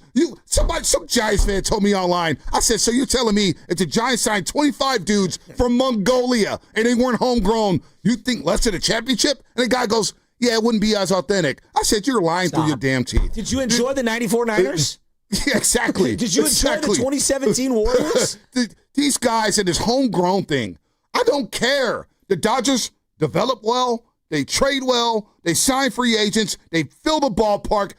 I'm jealous of them right now. And you want to go on strike and kill all the momentum baseball has going for itself? You losers. Oh, my God. How about you get on the Pittsburgh Pirates owner? Or you get on the Miami Marlins owner? Or you get on these damn teams? Or what about the A's who are just in our backyard? They're not even trying to win. And you want to go on strike because the Dodgers they care about winning. The Yankees care about winning. Get out of here. This generation is so damn soft. It's driving me crazy. The funny part is, in Game 7, it was a guy in Miguel Rojas who made his Major League debut with the Dodgers a decade ago. Andy Pajes came through in their organization, and Will Smith. The Giants fans got FP Jr. told me, Will Smith doesn't have the hardware to bust the post he has, and this and that, because I said they were similar. Now he's got 3 World Series and a game-winning home run. And he's handling the staff like an absolute G. All right? I'm sick of you soft-ass baseball fans. You want to strike because the Dodgers are spending money. The Yankees were doing it in the 2000s. The Red Sox were doing it. The Cardinals are doing it. The Giants are doing it. Stop crying and tell your owners to stop being broke boys and spend some damn money. The Mets had a $400 million payroll and they make the playoffs. Didn't make the playoffs. And that was Fast spending 5. Doesn't mean everything. Yeah. Brought to you Xfinity. You're good. Well, we got it, dude. Xfinity's like the best thing ever. I got Xfinity. You got it. Shasky has it. We all have Xfinity. I get Xfinity. No, I do have Xfinity. And I'm an NBC employee. I get the Wi-Fi. I get the TV. I got Peacock. I got the Peacock app for free. I love it. Introducing the 5-year price guarantee. One consistent internet price for the next 5 years guaranteed. And I guarantee you, Steiny and Goo are next. Brought to you by Fremont Bank. Here for you, here for good. Ready for the ultimate red and gold game day? Laughing Monk Brewing is the place to park, party, and ride. Skip the traffic. Forget the expensive parking. Park for free and dive into an epic tailgate with mouth-watering food, ice-cold Laughing Monk beer, and every game on TV. Catch 95.7 The Game's pregame show with Lorenzo Neal and Evan Giddings. Then hop on the free shuttle minutes away from the stadium. Shuttles are first come, first serve. So head to 957thegame.com to sign up and join the party. America's favorite car show is back. Don't miss the Good Guys 35th Fuel Curve Autumn Get-Together. All this weekend at the Alameda County Fairgrounds in Pleasanton. Over 2,500 American-made and powered show cars and trucks. A special indoor truck show. Cruiser-Rama and vintage trailer display. A huge swap meet at Fender Midway. A free family fun zone, live music, and more. All this weekend at the Alameda County Fairgrounds. Be there. Details at good-guys.com. When businesses thrive, communities score. That's why Bank of America is the official bank of FIFA World Cup here in the Bay Area. And our more than 110 local business specialists are ready to help your business win. What would you like the power to do? Learn more at bankofamerica.com/local business. Bank of America, official bank of FIFA World Cup 2026. Bank of America Corporation, all rights reserved. Febreze. It's a classic odor tale. You fried fish for dinner, cleaned up, but the smell is still in the house. And the neighbors are coming over for game night. They're on their way. And then you spray Febreze Air Mist. Febreze Air starts working instantly to fight even your toughest odors, so you go from fish to fresh like that. Now all you have to worry about is Pam cheating at charades.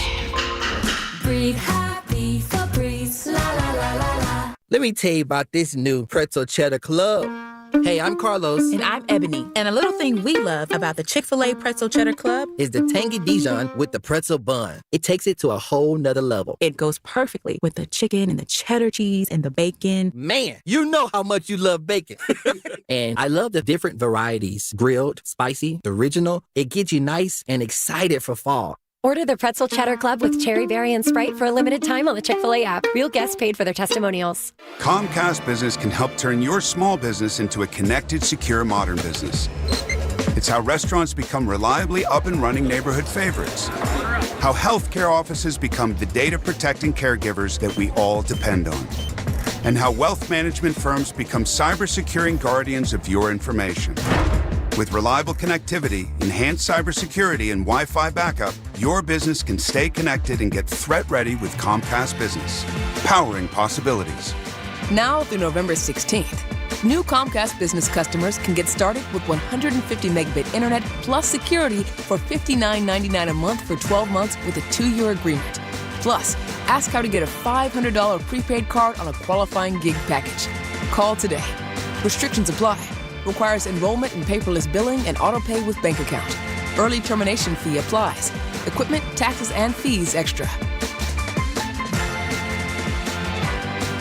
Neuropathy is a debilitating condition that is sometimes misdiagnosed. Symptoms can include pain, numbness, and tingling in your hands, legs, and feet. Neuropathy is a progressive condition that only worsens unless you get effective treatment. SF Bay Wellness is a leader in neuropathy reversal and uses FDA-cleared, non-invasive electric cell therapy to restore nerve function with no injections, no drugs, and no surgery. The treatments have a 95% success rate. If distance is a factor, ask about our virtual consultation option. Call SF Bay Wellness at 844-94-NERVE for the $99 neuropathy evaluation and receive a personal treatment plan that is tailored to your needs. Don't wait another day. Call 844-94-NERVE. That's 844-94-NERVE. Why keep suffering with the painful symptoms of neuropathy? You deserve to live a pain-free life. Start getting the treatment you need for your neuropathy symptoms. Call today. Hi, I'm Nancy Cartwright. You may know me better as the voice of Bart Simpson.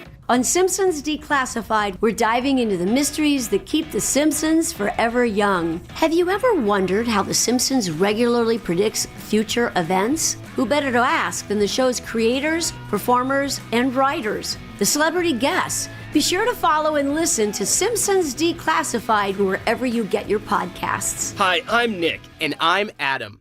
We started Legacy Box so that family memories would be safe and could always be enjoyed together. And starting now, we're offering listeners early access to our best deal of the year during our $9 tape sale. 1 million families and counting have trusted Legacy Box to convert their aging media because Legacy Box is safe, simple, and affordable. From fading over time to risks like fire and water damage, your videotapes, film reels, and photos aren't protected unless they're on a digital format. With the holidays approaching, don't wait. Simply fill your Legacy Box. We'll take care of the rest. It's the most meaningful thing you can do this holiday season, and the perfect time during our best sale of the year. Visit legacybox.com/value to get early access to our Black Friday sale and digitize your memories for only $9 a tape. Visit legacybox.com/value. legacybox.com/value. You're listening to 95.7 The Game, KGMZ FM and HD1 San Francisco on Odyssey Sports Station and the home of the Golden State Warriors and Valkyries. Always live on the free Odyssey app and now coming to you live from the Laughing Monk Studios. He brings the passion. For what? I want to know now. I'm mentally invested. Don't tell me to pray and you don't say what for. He brings the perspective. Yeah, I think they both have great points. Get off me, text line. He's truly one of a kind. That is whack. Oh, my God. And he's doing a great job. I need you to man up and say what you really want to say. Simon, you're doing a great job. What's the question? I think you just answer your own question. Together, they're Steiny and Guru. Yeah. On 95.7 The Game. The question, how you doing, buddy? Is I'm not. The show starts at 10, not 10:03. It did start at 10. No, it didn't. It did start at 10. The show starts at 10. It just didn't get on the air. 10:00. Who do I talk to? It starts at 10, not 10:03. Anyway, good morning. We were having a show. It just Norm wasn't on the texting air. me, panic. Did you call in? No, I'm here, Pop. Yeah. Good to No, see you're you, not baby. the Cowboys. Boy, I apologize to you and Evan for that. I'm done betting. Did you spend a lot? Right, that's Come on, back down to zero. Evan, you okay back there? Back down to zero. Evan was asking me, "Good, when is payday?" I'm like, "Oh boy, man, they stink." But the Niners 6-3. Niners are 6-3. Trade deadline today. What you expect? 1 o'clock. What do I expect? Seriously, I expect the. I expect the 49ers either not to make a move or to make a move for a player we may never heard of. What about Chubb from Miami? Steiny? You brought him up. I'm just like, he's still out there, and I know some stuff has been going on, and Sauce Gardner just went to the Colts, so they're going for it. The Seahawks added a speedy receiver, Rashid, so I don't know. What's too expensive? Rashid Shaheed. Yeah, I had him on my fantasy team. And we got our guy, Ross Tucker, coming up. What time? It's down to 11? 11:30, Ross Tucker, Odyssey NFL Insider. What's too expensive for 6-3? If we go Kenny Rogers, the gambler, going all in. Or do you just ride this out? Well, what would you – I would say that if the 49ers give up a first or second, that's a pretty big move. The Chubb ain't worth that. Maybe even a third. Fourth or fifth, to me, would be getting a guy in here you think can help, obviously. What's the biggest need to you? I heard Shasky this morning say offense. Right? Yeah, I would I ain't feeling the offense. I mean, you need a little bit of everything. Don't get me wrong, but it's got to be the D. You need somebody to get after the quarterback. A known guy to get after the quarterback. I do think the one thing we're going to find out today is what the 49ers think of the 49ers. Because they're 6-3. They put themselves in a situation where this thing is now doable. And how in do you go? If you think LL Cool J, without Warner and without Bosa that you really can't be good enough to compete from this point on, then you got to get some players in here. Then the question becomes, how much is too much to give up? So what? I know Dibbs was talking about during the crossover yesterday, Williams from New York, and he didn't expect him to be moved. I know the line would be around the corner. But what's really out there worthy of it, if you wanted to go all in, I don't know what's out there, Steiny, that could come in and give you those dividends. But I'll just say this, and that's why I brought up Ross.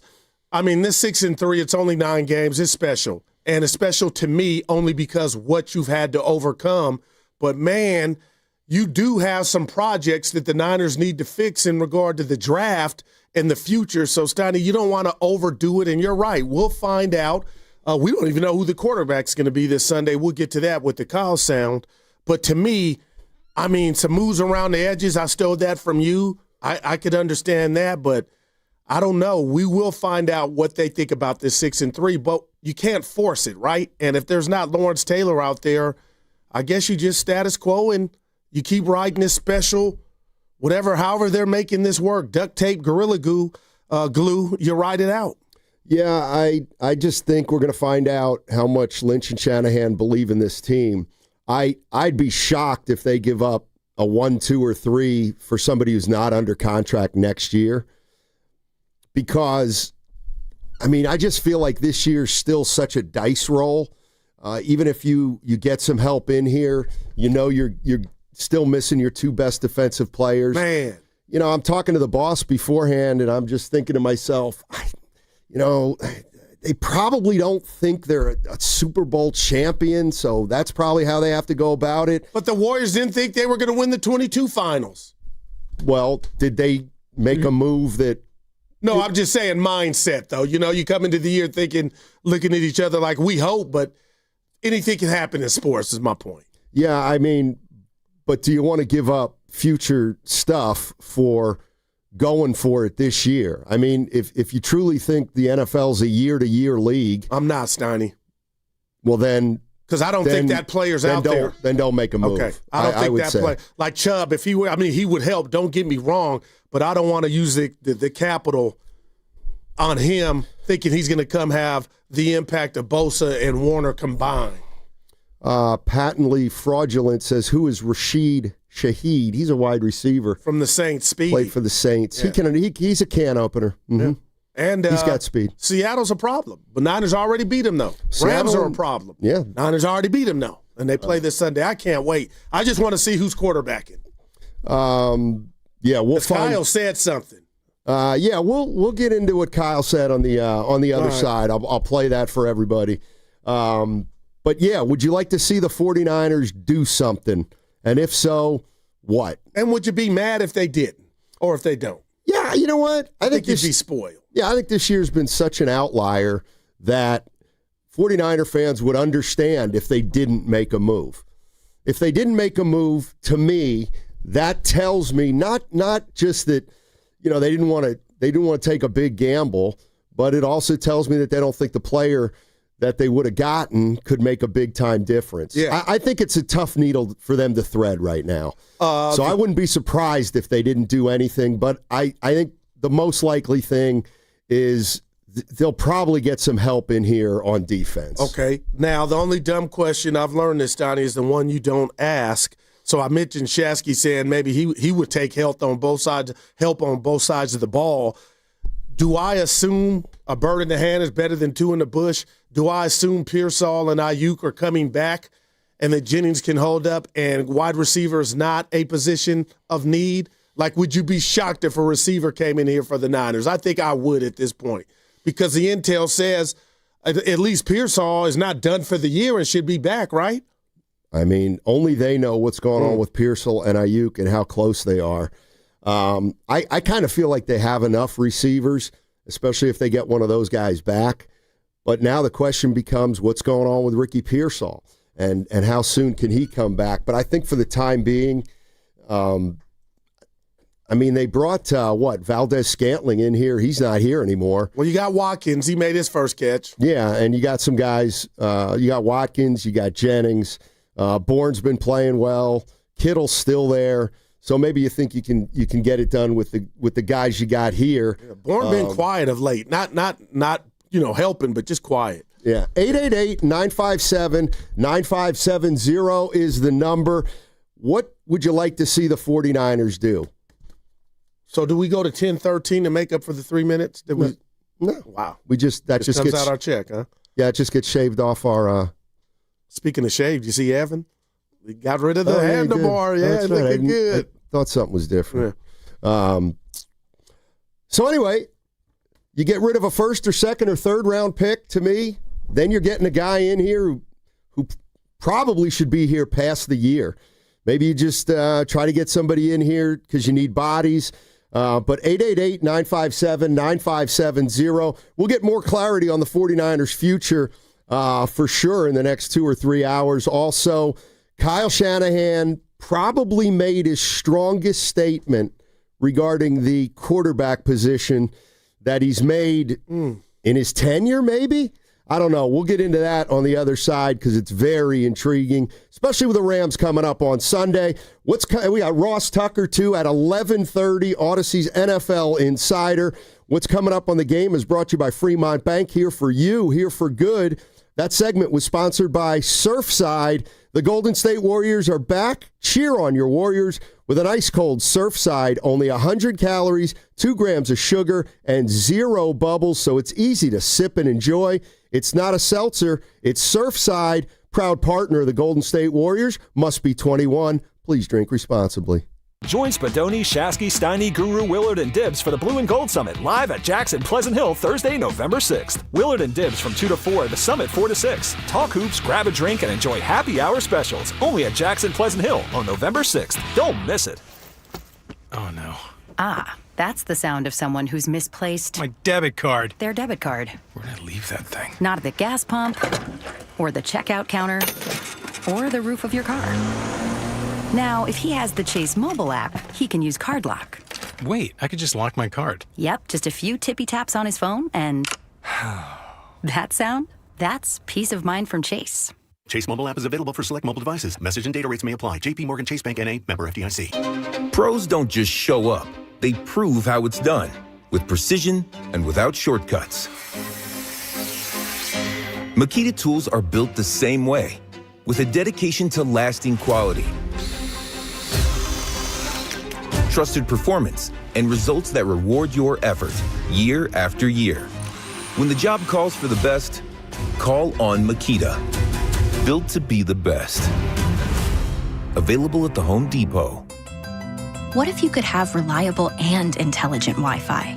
And get this, what if you could keep it at the same price for 5 years? That's the Xfinity 5-year price guarantee. 5 years of Wi-Fi that boosts speeds to the devices that need them most. That finds and fixes problems before you even notice them. Like super intelligent Wi-Fi with a 6th sense. And that keeps you gaming in the fast lane, even when the whole family's banking on bandwidth. All your devices working in perfect harmony for 5 whole years. And here's the best part. No annual contracts, no hidden fees, and our best equipment included. Hey, let's face it, a lot can change in 5 years. Kids grow taller, dreams grow bigger. But your Wi-Fi? It would stay reliable and the price would stay put. The Xfinity 5-year price guarantee. Lock in your price and unlock the possibilities. Xfinity. Imagine that.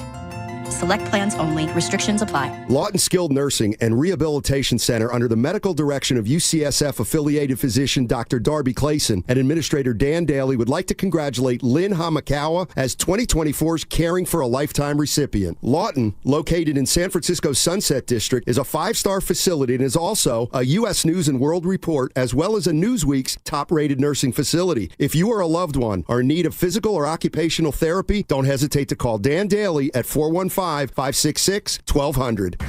This is the story of the one. As a custodial supervisor at a high school, he knows that during cold and flu season, germs spread fast. It's why he partners with Grainger to stay fully stocked on the products and supplies he needs, from tissues to disinfectants to floor scrubbers. Also that he can help students, staff, and teachers stay healthy and focused. Call 1-800-GRAINGER, click Grainger.com, or just stop by. Grainger, for the ones who get it done. Tune in to 95.7 The Game this Friday for Football Fridays, where they discuss the red and gold and their upcoming game, presented by Merit America.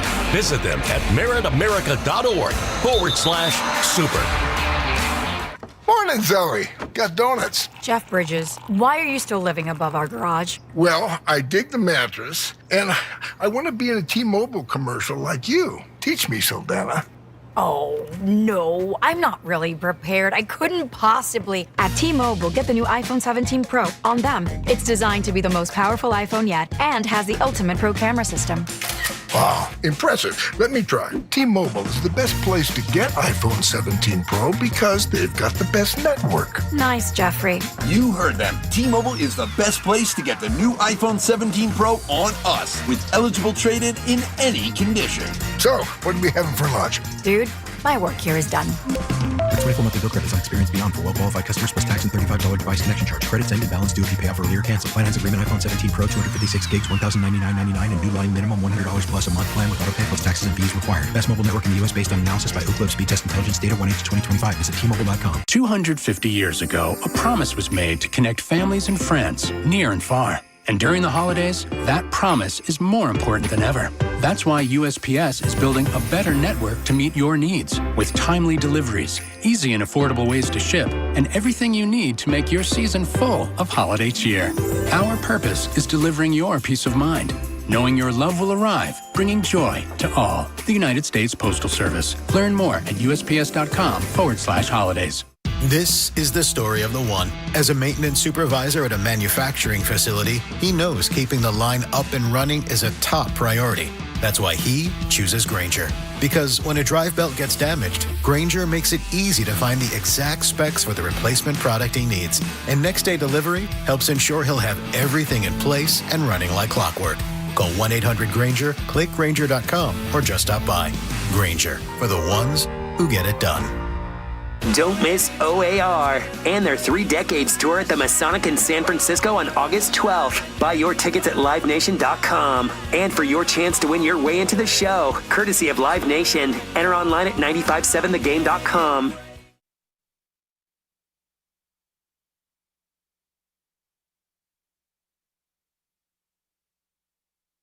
Hey, open it. Stein by Stein. I didn't. Now, back to Steiny and Guru on 95.7 The Game. You remember that? I have no idea. When you blew us all away with your card for Baron Davis for happy birthday, and I got to tell you, my phone went off. I won't tell you who it was. Few people, they were like, was that real? I said, yeah, he gave him a card. He cannot be that guy. We laughed at the cafeteria, you, Evan, and I. Yes. All we need is a camera there. We'd be famous and rich. I really believe so. I don't want a camera in there. You're a star in there, Steiny. If you could just bring that here. That's Steiny. Really? I'm playing. Okay, that is a lot. Yeah. That's a lot. But what we're talking about right now are the San Francisco 49ers. They have a trade deadline coming up at 1 o'clock. We know they're banged up, particularly on defense. Does John Lynch make a move, yes or no? And how big a move does he make if he, in fact, makes one? We'll find all that out. We'll bat some names around. But yesterday, Kyle Shanahan was asked about the quarterback situation. And Mac Jones is quarterback the last 5 games. Brock Purdy still with turf toe. And now here come the Rams this weekend coming into Levi Stadium. Here's what Kyle Shanahan said about Brock Purdy and Mac Jones and Brock Purdy's progress. Brock's status and bringing him back at all contingent on how Mac Jones is playing. I mean, in other words, if Mac is playing this well, can you afford to, kind of wait out Brock and wait and see when he's healthy? Yeah, they're not related. I mean, this is Brock's team. If Brock's good to go and everything and can play like Brock, there's no decision to be made. It's just nice as we go through this with Brock, the uncertainty of the toe. It is cool to have someone playing as good as Mac is, but they're not related. All right, I want to take one more listen to that because I want to jot down a couple things that stuck out to me, Gil. Okay. One more time. This is question included. Brock's status and bringing him back at all contingent on how Mac Jones is playing. I mean, in other words, if Mac is playing this well, can you afford to, kind of wait out Brock and wait and see when he's healthy? Yeah, they're not related. I mean, this is Brock's team. If Brock's good to go and everything and can play like Brock, there's no decision to be made. It's just nice as we go through this with Brock, the uncertainty of the toe. It is cool to have someone playing as good as Mac is, but they're not related. All right, so according to Shanahan, no matter how well or poorly Mac Jones plays, when Brock Purdy's Brock Purdy, he's going right back into the starting lineup. And I've always thought that. That's what I heard. Okay, and you said something before the break, Steiny. It's not that I disagree or you're you made this up, but a lot of people made something out of what Kyle said in regard to basically telling you who his number one is. But didn't he do that with that monster contract that Brock Purdy got? So at the end of the day, I believe that wasn't just lip service. And I go CNN with the politics of the money. Brock Purdy is this team's starting quarterback. Mac Jones is 5-2. He's been great, not perfect. And I really, truly believe, Steiny, do they know already that Brock may not ever be this season fully 100%? And if that's the case, then you can finesse it and whisper sweet nothings about Brock Purdy. But Kyle was doing that to us, the stations, the TVs, the writers, the fans that are saying, is there a conundrum here? Could he? No, he's not. But my thing is going, Perry Mason, Dick Tracy, Steiny, you could say all that, but if the toe does not cooperate, the turf toe for Brock, you can say what we already know. Brock's your guy, but he's not your guy until he's healthy. But what if that day doesn't come? Which one do you think he's saying?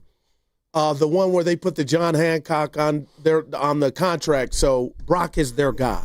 I think they think Brock is their guy, but what I heard Kyle Shanahan say right there, and the biggest phrase within that quote to me was, when Brock is Brock.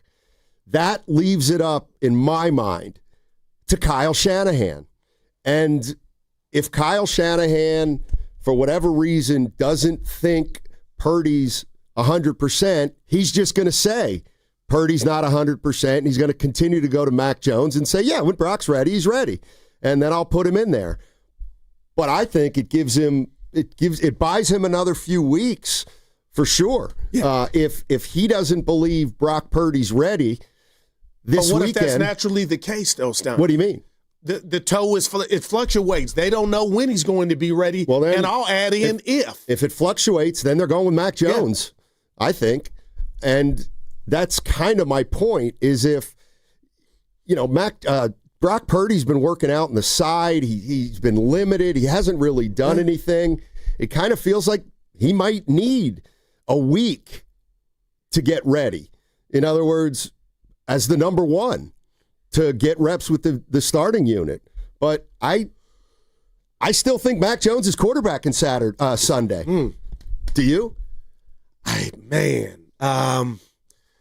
know you said you didn't make much of Brock traveling, and I just saw him on TV and the things that, he was trying to get accomplished the week prior. So to answer your question, Steiny, what if I told you the competitor in me, that I think the competitor is in Brock? If he is healthy, why not come back to slay the Rams and not leave, because then, I got to stand on business in regard to my take that there's nothing going on here in regard to a competition. It is truly about the healthier quarterback. But if I'm Brock Purdy, is it the fact that it's the Rams and we're at home and I've been out so damn long? If I'm 79%, I say I'm 92. Because, again, when you say it's up to Kyle, you're right. But the bottom line is he can't look inside that toe and see what percentage the toe is. It's one of those things where you got to roll the dice like Jacksonville and go out there and pain management, pain tolerance. What if it's that and Brock looks at the Rams like, this is when I want to return? Well, it's up to the coach. Yeah. And is there a leash? Is there a quarter or a half where Brock might look rusty, or you could tell? If it's Brock's team, he's got to be able to play through the rust, if it is Brock's team. But I want you guys to listen to this one more time, and I just want to know what you're hearing Kyle Shanahan say. Brock's status and bringing him back at all contingent on how Mac Jones is playing. I mean, in other words, if Mac is playing this well, can you afford to, kind of wait out Brock and wait and see when he's healthy? Yeah, they're not related. I mean, this is Brock's team. If Brock's good to go and everything and can play like Brock, there's no decision to be made. It's just nice as we go through this with Brock, the uncertainty of the toe. It is cool to have someone playing as good as Mac is, but they're not related. All right. As soon as Brock can play like Brock, that's the caveat. I hear Shanahan there saying, when Brock can play like Brock. Well, guess who gets to make that determination through watching him at practice? Is Shanahan. Yeah. So now I do think it's 100% in Shanahan's. Yeah, obviously it's Shanahan's decision, but now he can do anything he wants. If Mac Jones starts, we will conclude that Purdy's not ready. Yeah, he's losing the battle to turf toe. If Purdy plays, that means Kyle expects him to be the quarterback that day and for the rest of the season, and to essentially get the 49ers into the postseason. Mm-hmm. And Kyle, I kind of like what he's doing. If there is some, what word am I looking for, Stoney? I said finesse earlier. I'll use it again. If he's, hey, there's nothing to see here, people. Brock Purdy is dealing with a significant injury. It's called turf toe, and we are in good hands. But I do like the fact that he's just saying or calling the shot, telling everybody or reminding them, Brock's our guy. But, Stoney, maybe he's 3 weeks away from getting back to the field. Exactly. So Brock has another battle bigger than the Rams or any other team on the schedule is defeating this turf toe. But I think the timing was calculated. That's what I'm looking for. And Kyle just letting everybody know, hey, we put a ring on the finger of Brock. We may know for a fact he's not coming back for 3 more weeks, but he's our guy. But you still ride Mac into this showdown with the Rams at 6-3.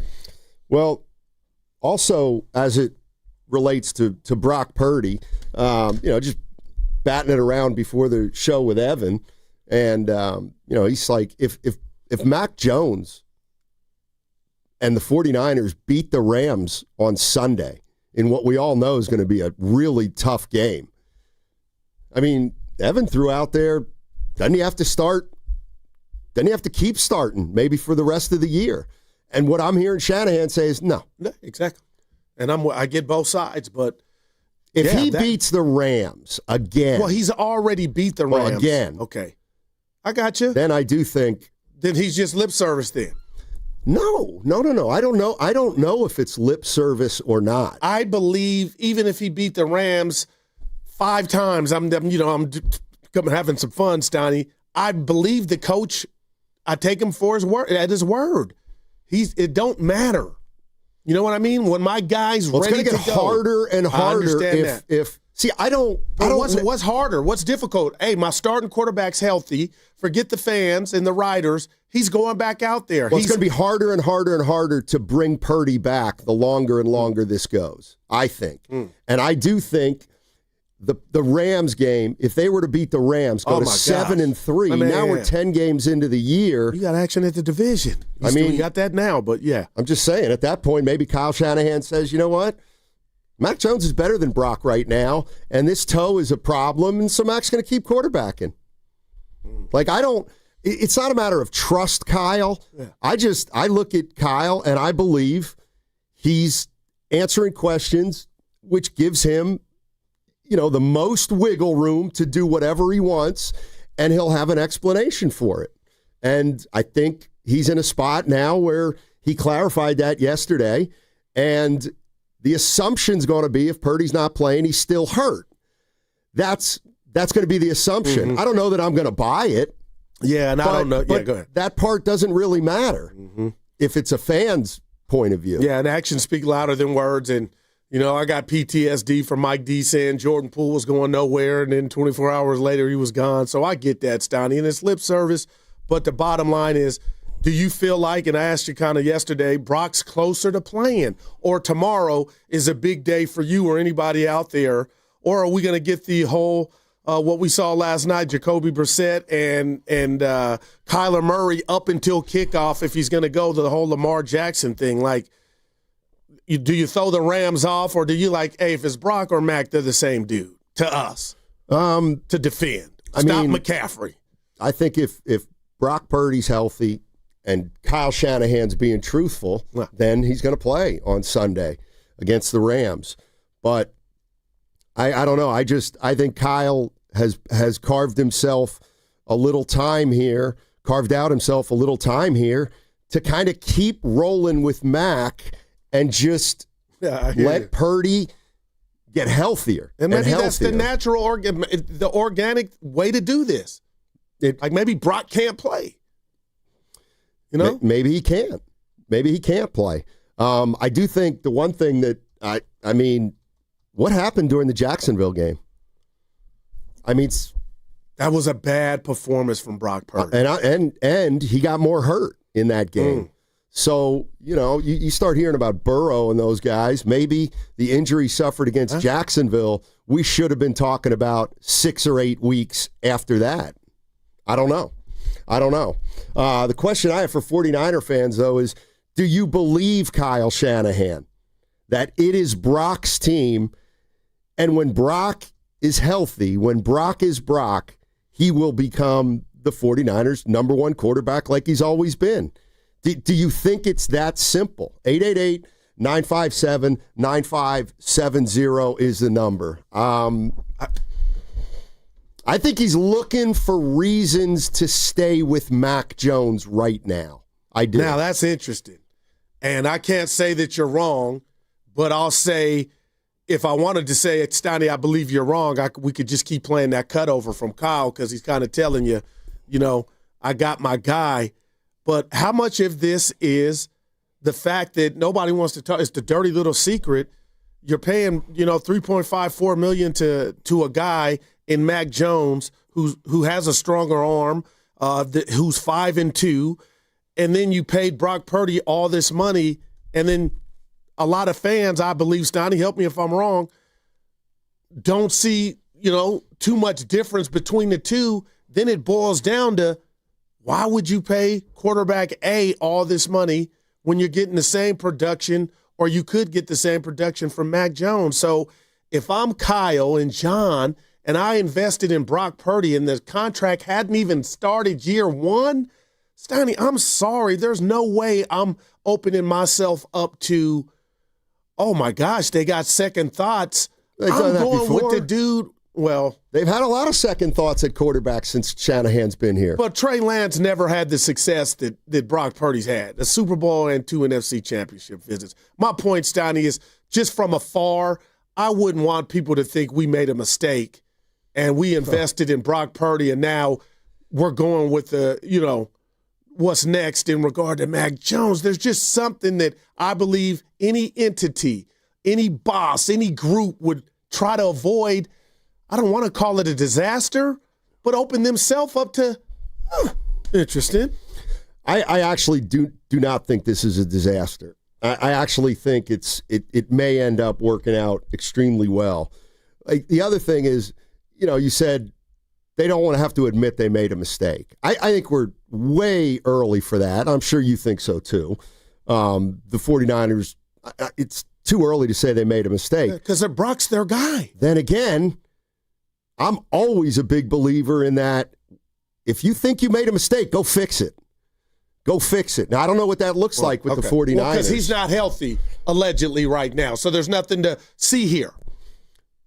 I think there is something to see here. Is that why you think he came out? Or, he was asked the question. He was asked specifically about it, and he had to get the answer. Now, if Brock says, I'm ready to go, and he's not playing, then we got action. Well, to Evan's point, you think there's a point to where Mac and this offense are the guys deserve to just, if this thing goes 2 more weeks and he's not able to play, and let's just say they're 7 or 8-3, at that point, to Evan's point, do you think it's just fair, not that you're our future franchise quarterback, but for the betterment of the team and offense, we need to just ride this out with Mac and you heal? I mean, I feel like that's an exit that might be on the freeway.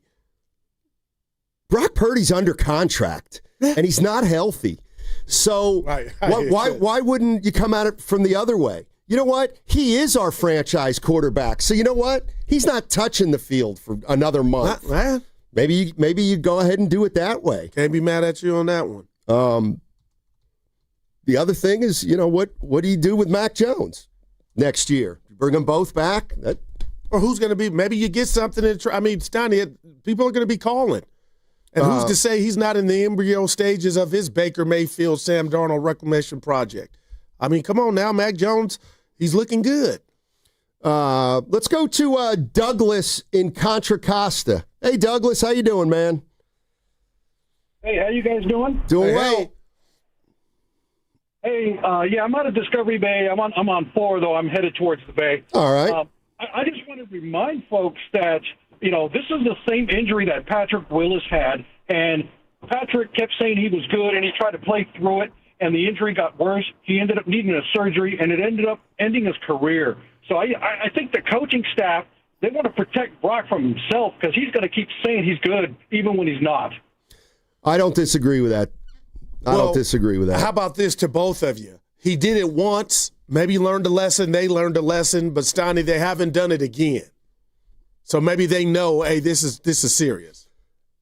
I think it's definitely serious. He doesn't practice. Yeah. I mean, he really hasn't practiced. And I'm talking about Brock Purdy. And now the question becomes, if he practices Wednesday or Thursday, does he jump right back in there? Mm-hmm. And Kyle Shanahan is seeming to say Purdy's going to jump right back there. He's going to jump right back in there when he's healthy. I just think that's another vague statement, which is, listen, I would do the same thing if I were Kyle Shanahan. Give yourself every option under the sun without making it seem like something big is happening or one of the quarterbacks is an issue. That's why he was like, I think it's pretty cool. It's pretty cool. And it is. And that's why it's a big reason Mac Jones started their 6-3 and him being the Geico to what could have been a devastating injury for the whole team and unit. And, I mean, the fact that they're 6-3 still, I know it's early, but it's not early. It's just kind of it's remarkable. This from JFA on the YouTube chat. There's no avoiding reality. Mac is playing well, and Brock is still not 100%, and playing him is not smart for the team or Brock Purdy. All signs point to Mac Jones being quarterback one the rest of the season. Wow. Yeah. I mean, I don't know what week it is, but I do think there is a time this season where if Mac Jones has quarterbacked 8, 9, 10 in a row, then we do get to a point where it's getting later into the season. Yeah. We're making the playoffs. And do we want to bring Brock Purdy back, week 15? I don't know what you do there, Gabe. And again, if we look at the resume, and it's not fair to Mac Jones because he hadn't been here long enough, but, I haven't forgotten, and obviously the Niners brass hasn't because they rewarded Brock with that contract. But the bottom line is this is a guy that's taken you to a Super Bowl, multiple NFC championship games. If I asked you this lovely Tuesday morning, Stoney, honestly, when both are healthy under Kyle Shanahan, what's the discrepancy or how big of a difference is there between the two quarterbacks in your opinion? There's not a ton. There's just not a ton. To me, the difference is, mobility is a big one that I give Purdy, give him the leg up there. Yeah. No pun intended. The stronger arm, I'll give to Mac Jones. But the reality of the contract does make Brock Purdy the number one quarterback. The problem is that if he's not healthy enough to be your number one quarterback, he's just not going to be your number one quarterback right now. He's not going to be your number one quarterback until he's, running as fast as he used to run. He's as elusive as he used to be. And that, it's a fair question. Well, how are you going to know that before you put him in a game? I don't know the answer to that. And maybe he'll help you saying, I felt something or I feel something. Then at that point, like he did after Jacksonville, said he called Kyle or texted him the next morning, then okay, we might need to sit him for the duration of the season. I mean, and the other thing, too, is the 49ers, they may be worried about this turf toe. I think they should. They probably are. Well, then there's if they're worried about the turf toe, there's nothing to do. Then you can't do anything. You can't do anything. He's got to heal, and you got to go with Mac Jones. And under that scenario, if this toe is something they're concerned about, then we're going to need two quarterbacks probably for the rest of the year. And God forbid, maybe next year if this thing were to linger. But I don't know how long it's going to last. I just don't think that – I would be surprised if Kyle Shanahan puts Purdy back in there on Sunday against the Rams. Because of it's the Rams or just – Because I don't think Shanahan – I think Shanahan just doesn't think he's as locked in or as healthy as Mac Jones. And this might be the one to go with the quarterback who's been quarterbacking. What do you guys think, 49er fans? 888-957-9570. Who are you going with Sunday? If Brock Purdy says, I'm ready, coach, according to Shanahan, then it's easy. Purdy's going to quarterback. What you say? The kickoff show this Sunday with Hall of Fame nominee Lorenzo Neal and Hall of Famer to be Evan Giddings. Starts at 11 a.m. live from Laughing Monk in Sunnyvale. All the early games are going to be on. Great food, great drinks, games in the parking lot. And if you're going to the game, we have a free shuttle for you from Laughing Monk to the stadium and back. That's right, free shuttle. Sign up now at 957thegame.com. First come, first served. And the last home game, it filled up very quickly, the shuttle did. So go to 957thegame.com right now to register. That segment was also brought to you by the California Office of Traffic Safety and Caltrans. Shut up, Evan. My mom, my dad, works for Caltrans. On the freeway, right next to speeding cars. Please be careful. Flashing lights mean move over. Brought to you by the kids of Caltrans. Life insurance. Why are you putting it off? Can't afford it? Too much hassle? Think you don't need it? There's lots of excuses for putting off life insurance. But if you weren't there, who would pay the mortgage and other bills? With Ethos, you could be covered in 10 minutes and boom, family protected. Ethos, fast and easy online term life insurance. Up to $2 million in coverage with no medical exam. Some policies as low as $1 a day. Answer a few health questions and get your free quote at ethos.com/radio. That's ethos.com/radio. Imagine being the wizard of your own home. With Xfinity, intelligent self-healing Wi-Fi fixes problems like magic. It boostifies speeds to your devices when you need it most and makes your favorite Wicked content sparklify on every screen. All while a spell of protection helps keep your family safe online. When you're out in Oz, Xfinity Mobile joins Wi-Fi and 5G to keep your phone connected from here to the Emerald City. If you had the most intelligent Wi-Fi from Xfinity, everything would work together for good. And now you can cast a spell to stop time and keep your internet bill steady for 5 whole years with the Xfinity 5-year price guarantee. No contracts or commitments with amazifying equipment included. Xfinity, imagine that. And see Wicked for good, only in theaters November 21st. Restrictions apply. Select plans only. Xfinity Mobile requires Xfinity Internet. A lot of Bay Area banking customers are faced with a choice. Which financial institution best fits what they're looking for? It might make sense to consider a bank's history. Take Fremont Bank. For 60 years, we've provided stability and consistency with an emphasis on relationships. We've grown one customer at a time, not through mergers or acquisitions, because that's how you can do business when you're independently owned and community focused. Fremont Bank. Here for you, here for good. Are you interested in being an install or service technician?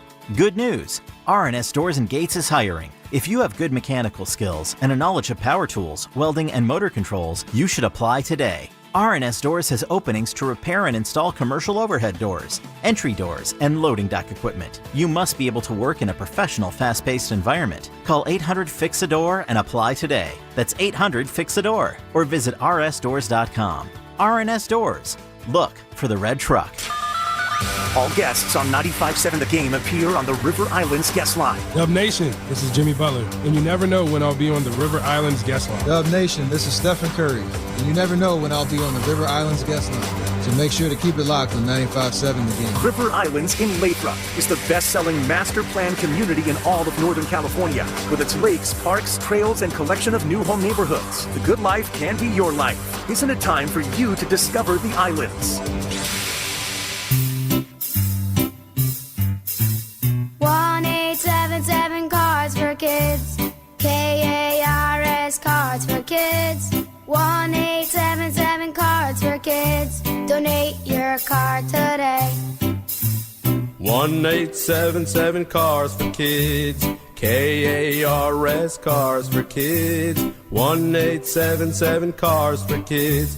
Donate your car today. Ready to get rid of that old car? Donate it to Cars for Kids. Call 1-877-CARS-FOR-KIDS to reach a friendly live agent. Donation's super easy, and your car can be picked up as soon as tomorrow. Call us now, 1-877-CARS-FOR-KIDS. That's Cars with a K to donate your car today. 1-877-CARS-FOR-KIDS. Donate your car today. Did you know you can donate real estate too? Go to carsforkids.org. That's carsforkids.org. Hey everyone, I'm Josh Radner, and I am so excited to tell you about How We Made Your Mother, a rewatch podcast looking back at How I Met Your Mother. And I'm here with Craig Thomas, who co-created the show along with Carter Bays. Hi, Craig. Hey, Josh. Somehow it has been 20 years since the show premiered. I'm going to check the math on that. 10 years since it went off the air, and we thought that made this a perfect time to look back, see what the hell we did, and why the show still seems to resonate with fans around the world today. Follow and listen to How We Made Your Mother wherever you get your podcasts. Makita knows that pros never settle, and neither do we. With Makita, you get tools that perform at the highest level on every job without compromise. Makita is for the most detailed pros, expertly engineered to deliver precision, job after job. When your work calls for the best, call on Makita. Makita, built to be the best. Available at the Home Depot. Spreadsheets, clunky software, 100 different logins just to run your business? There's a better way. Odoo.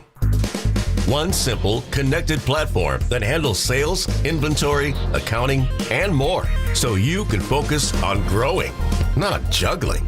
Make the switch today at odoo.com. That's ODOO.com.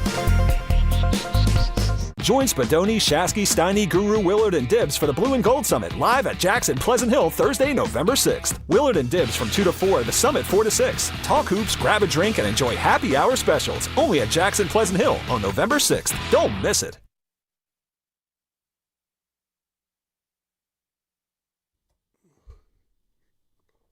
I'm afraid. Of what? I think the older that you'll you get, never wake up? No. Well, you're practicing dying. That's too much sleep. I think you just answer your own question. Now, back to Steiny and Guru on 95.7 The Game. All right. Program. This is a banger. Not director, but the director of sports is saying, and Evan, you maybe can confirm, and if you can confirm, you get a victory lap. Jimmy Butler, lower back tightness? Not ruled out. Oh, boy. Well, we did. I don't know if we made a bet on this, but I did tell you that he wasn't going to play one of these games. Yeah, you did say it, E. Yep.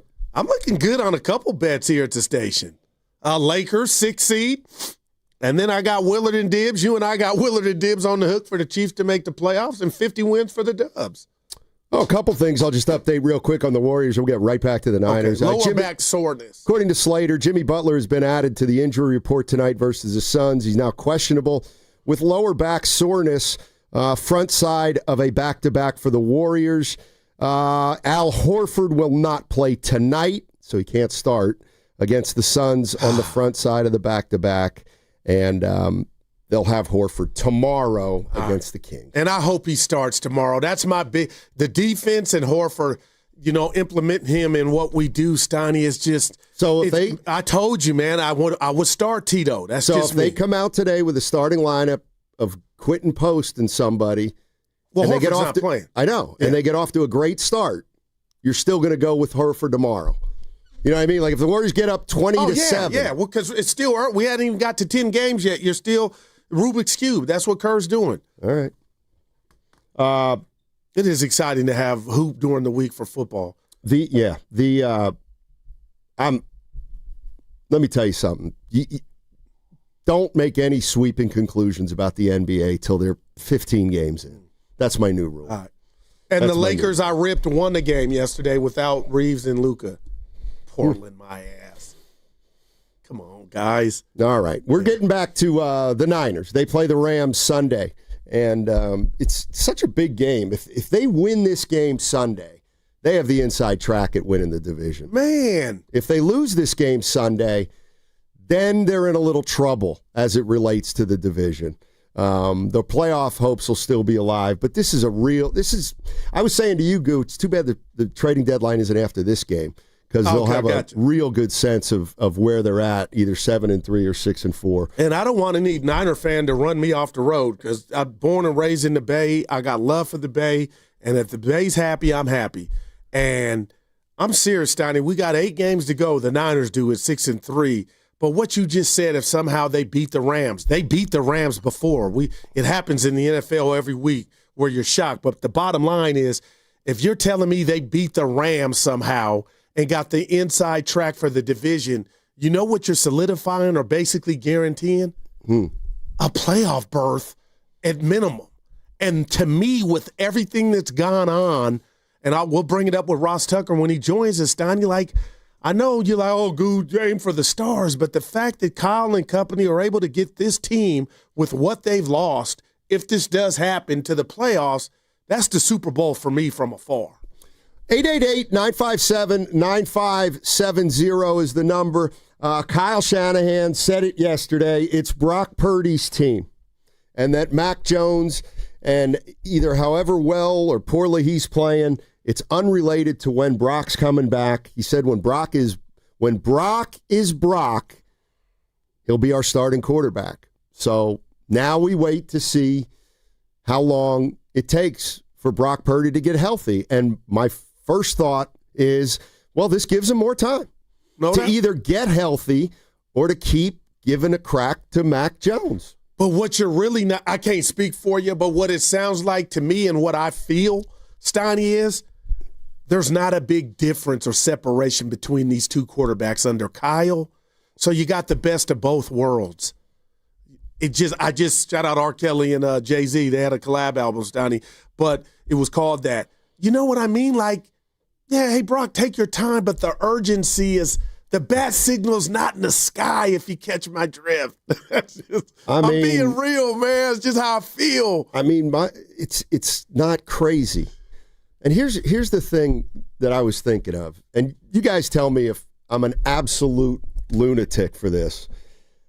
So Kyle Shanahan, over his 9-year period, has shown if he gets the right quarterback, he can make him pretty good. Yeah. Did it with Garoppolo. Did it with Purdy. Come on now. Mac Jones. Why wouldn't it be at least a part? Why don't the 49ers just operate differently and say, we're not paying franchise quarterback type money because we've got a coach here that has won with multiple quarterbacks, and we don't need a $50 million quarterback because Kyle Shanahan's so gifted, he can win with Mac Jones or Brock Purdy or Jimmy Garoppolo. Hey, I feel you, Steiny, but hasn't Kyle, to his credit, given us 2 examples of if he sees something or he's feeling froggish, he'll leap? I thought that with Jimmy, and he saw something and fell in love with Trey Lance. And then for him, if he is thinking that way, which I accused him of, look at me, I can do it. Obviously, he didn't feel that way because he didn't want to operate that way, and he put a ring on Brock's finger to be with him for the foreseeable future. Right.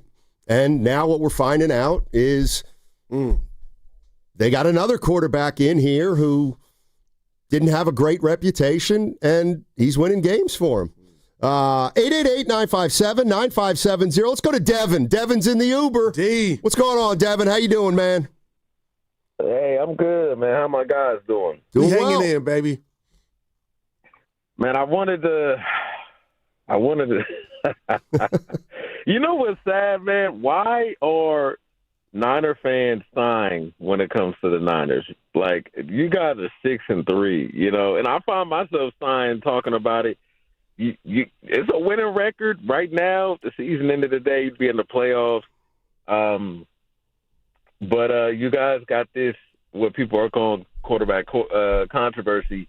And I'm wondering if I think Brock should sit down the rest of the year.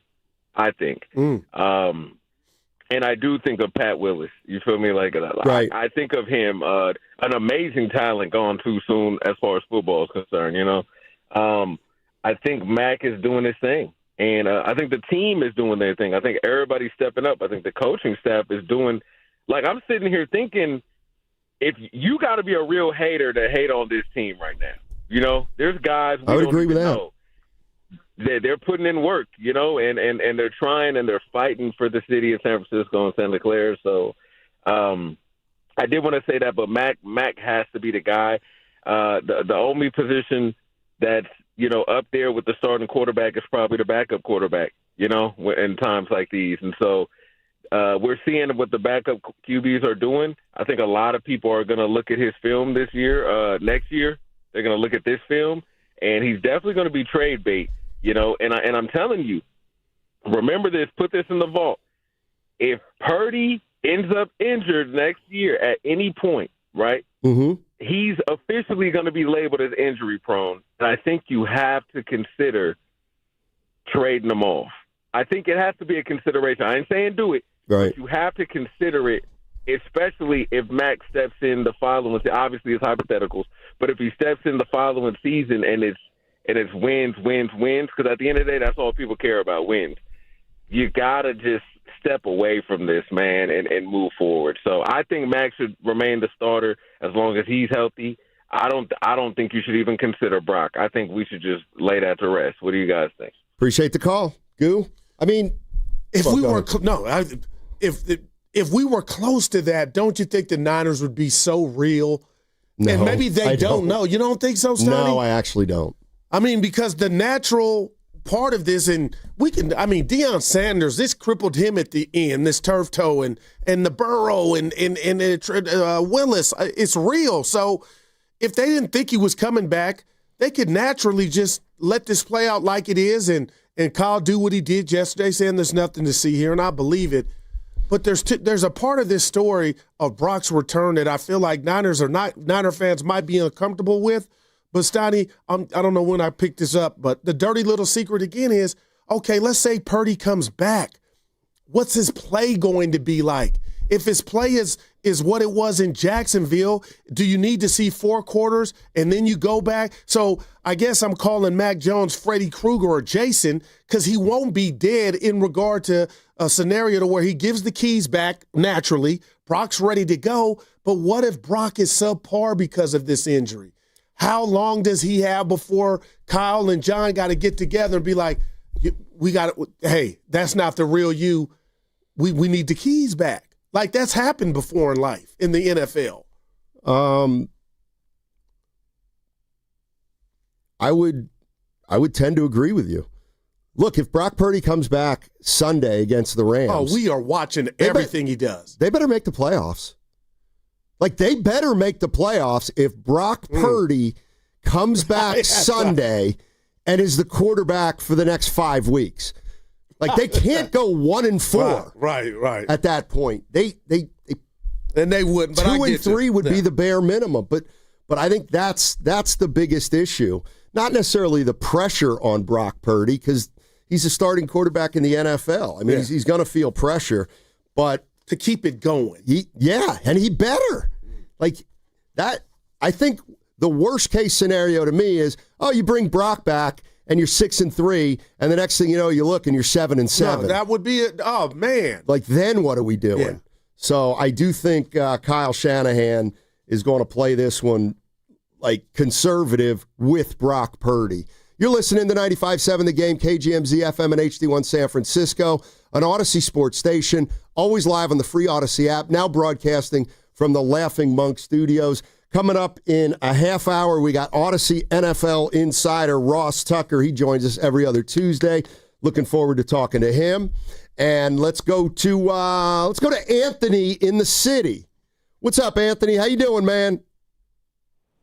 Hey, fellas, I'm doing all right. I just found parking, so I'm doing great. Nice. What I want to say is that if you guys mentioned that Brock Purdy hasn't practiced, if he hasn't practiced, then I don't want him in the field because I don't know, if he's connected with the guys that are playing now. I know Mac is, like with Bourne, so I would need to know for a fact that Purdy's been practicing for at least 2 to 3 weeks and he's looking good in practice to put him out there. I don't want to just put him out there just because he's feeling well, and that's it for me. Appreciate it. I'm kind of with you there. But he won't get to this. What I hate about that scenario is he's not going to get tackled in practice. So that's a big part of, to me, the toe and what happens at the bottom of the scrums, right, Steiny? So you could practice all day, every day, but you're going to remain upright. What about when you get tackled?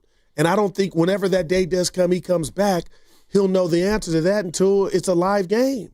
I mean, a kind of chicken or the egg. It's like if he's not healthy, he's going to get tackled. If he's healthy, he may be able to scamper his way to less contact, if you know what I mean. But I do. I mean, this is the reason I think this is a pivotal game is because it is. Yeah. But also, if Mac Jones quarterbacks this game and you win it, I mean, to me now. Sure, Kyle Shanahan can go back to Brock Purdy, but if like this is where I'd say if Mac Jones wins against the Rams and the offense looks pretty good, I dare you to go back to Purdy in a way. Matt. You know what I mean? Like I dare you. Not that he wouldn't, but like man, that would be the commitment to Brock Purdy. And, okay, which I think is real. And I have trouble thinking that's a possibility. That's all I'm saying. He can't. Mac Jones can't be 6-2 as a starter, and you go back to Brock Purdy. I do kind of think like he could. Of course, he could. All right, but that would be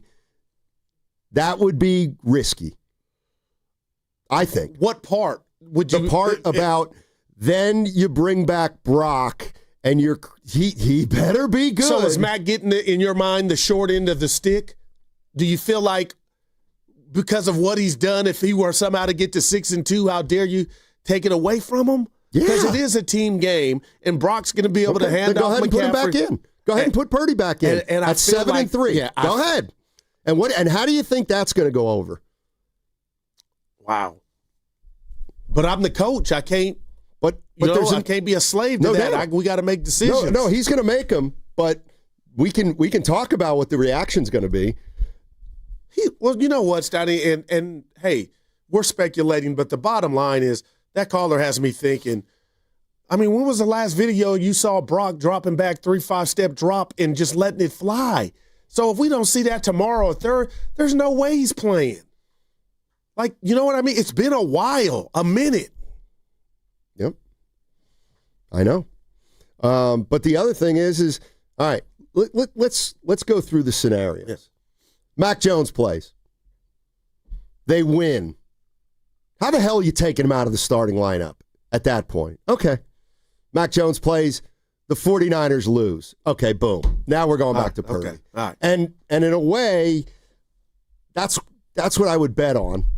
But, okay, Brock Purdy quarterbacks. He wins against the Rams. Then there's nothing to see here. It's a great day. But if Purdy comes back and doesn't look good against the Rams, now you got an issue. Yeah, and phones will be lit up. And that's why I think you're right and people are right. If I had to bet right now, I think Mac Jones is going to start.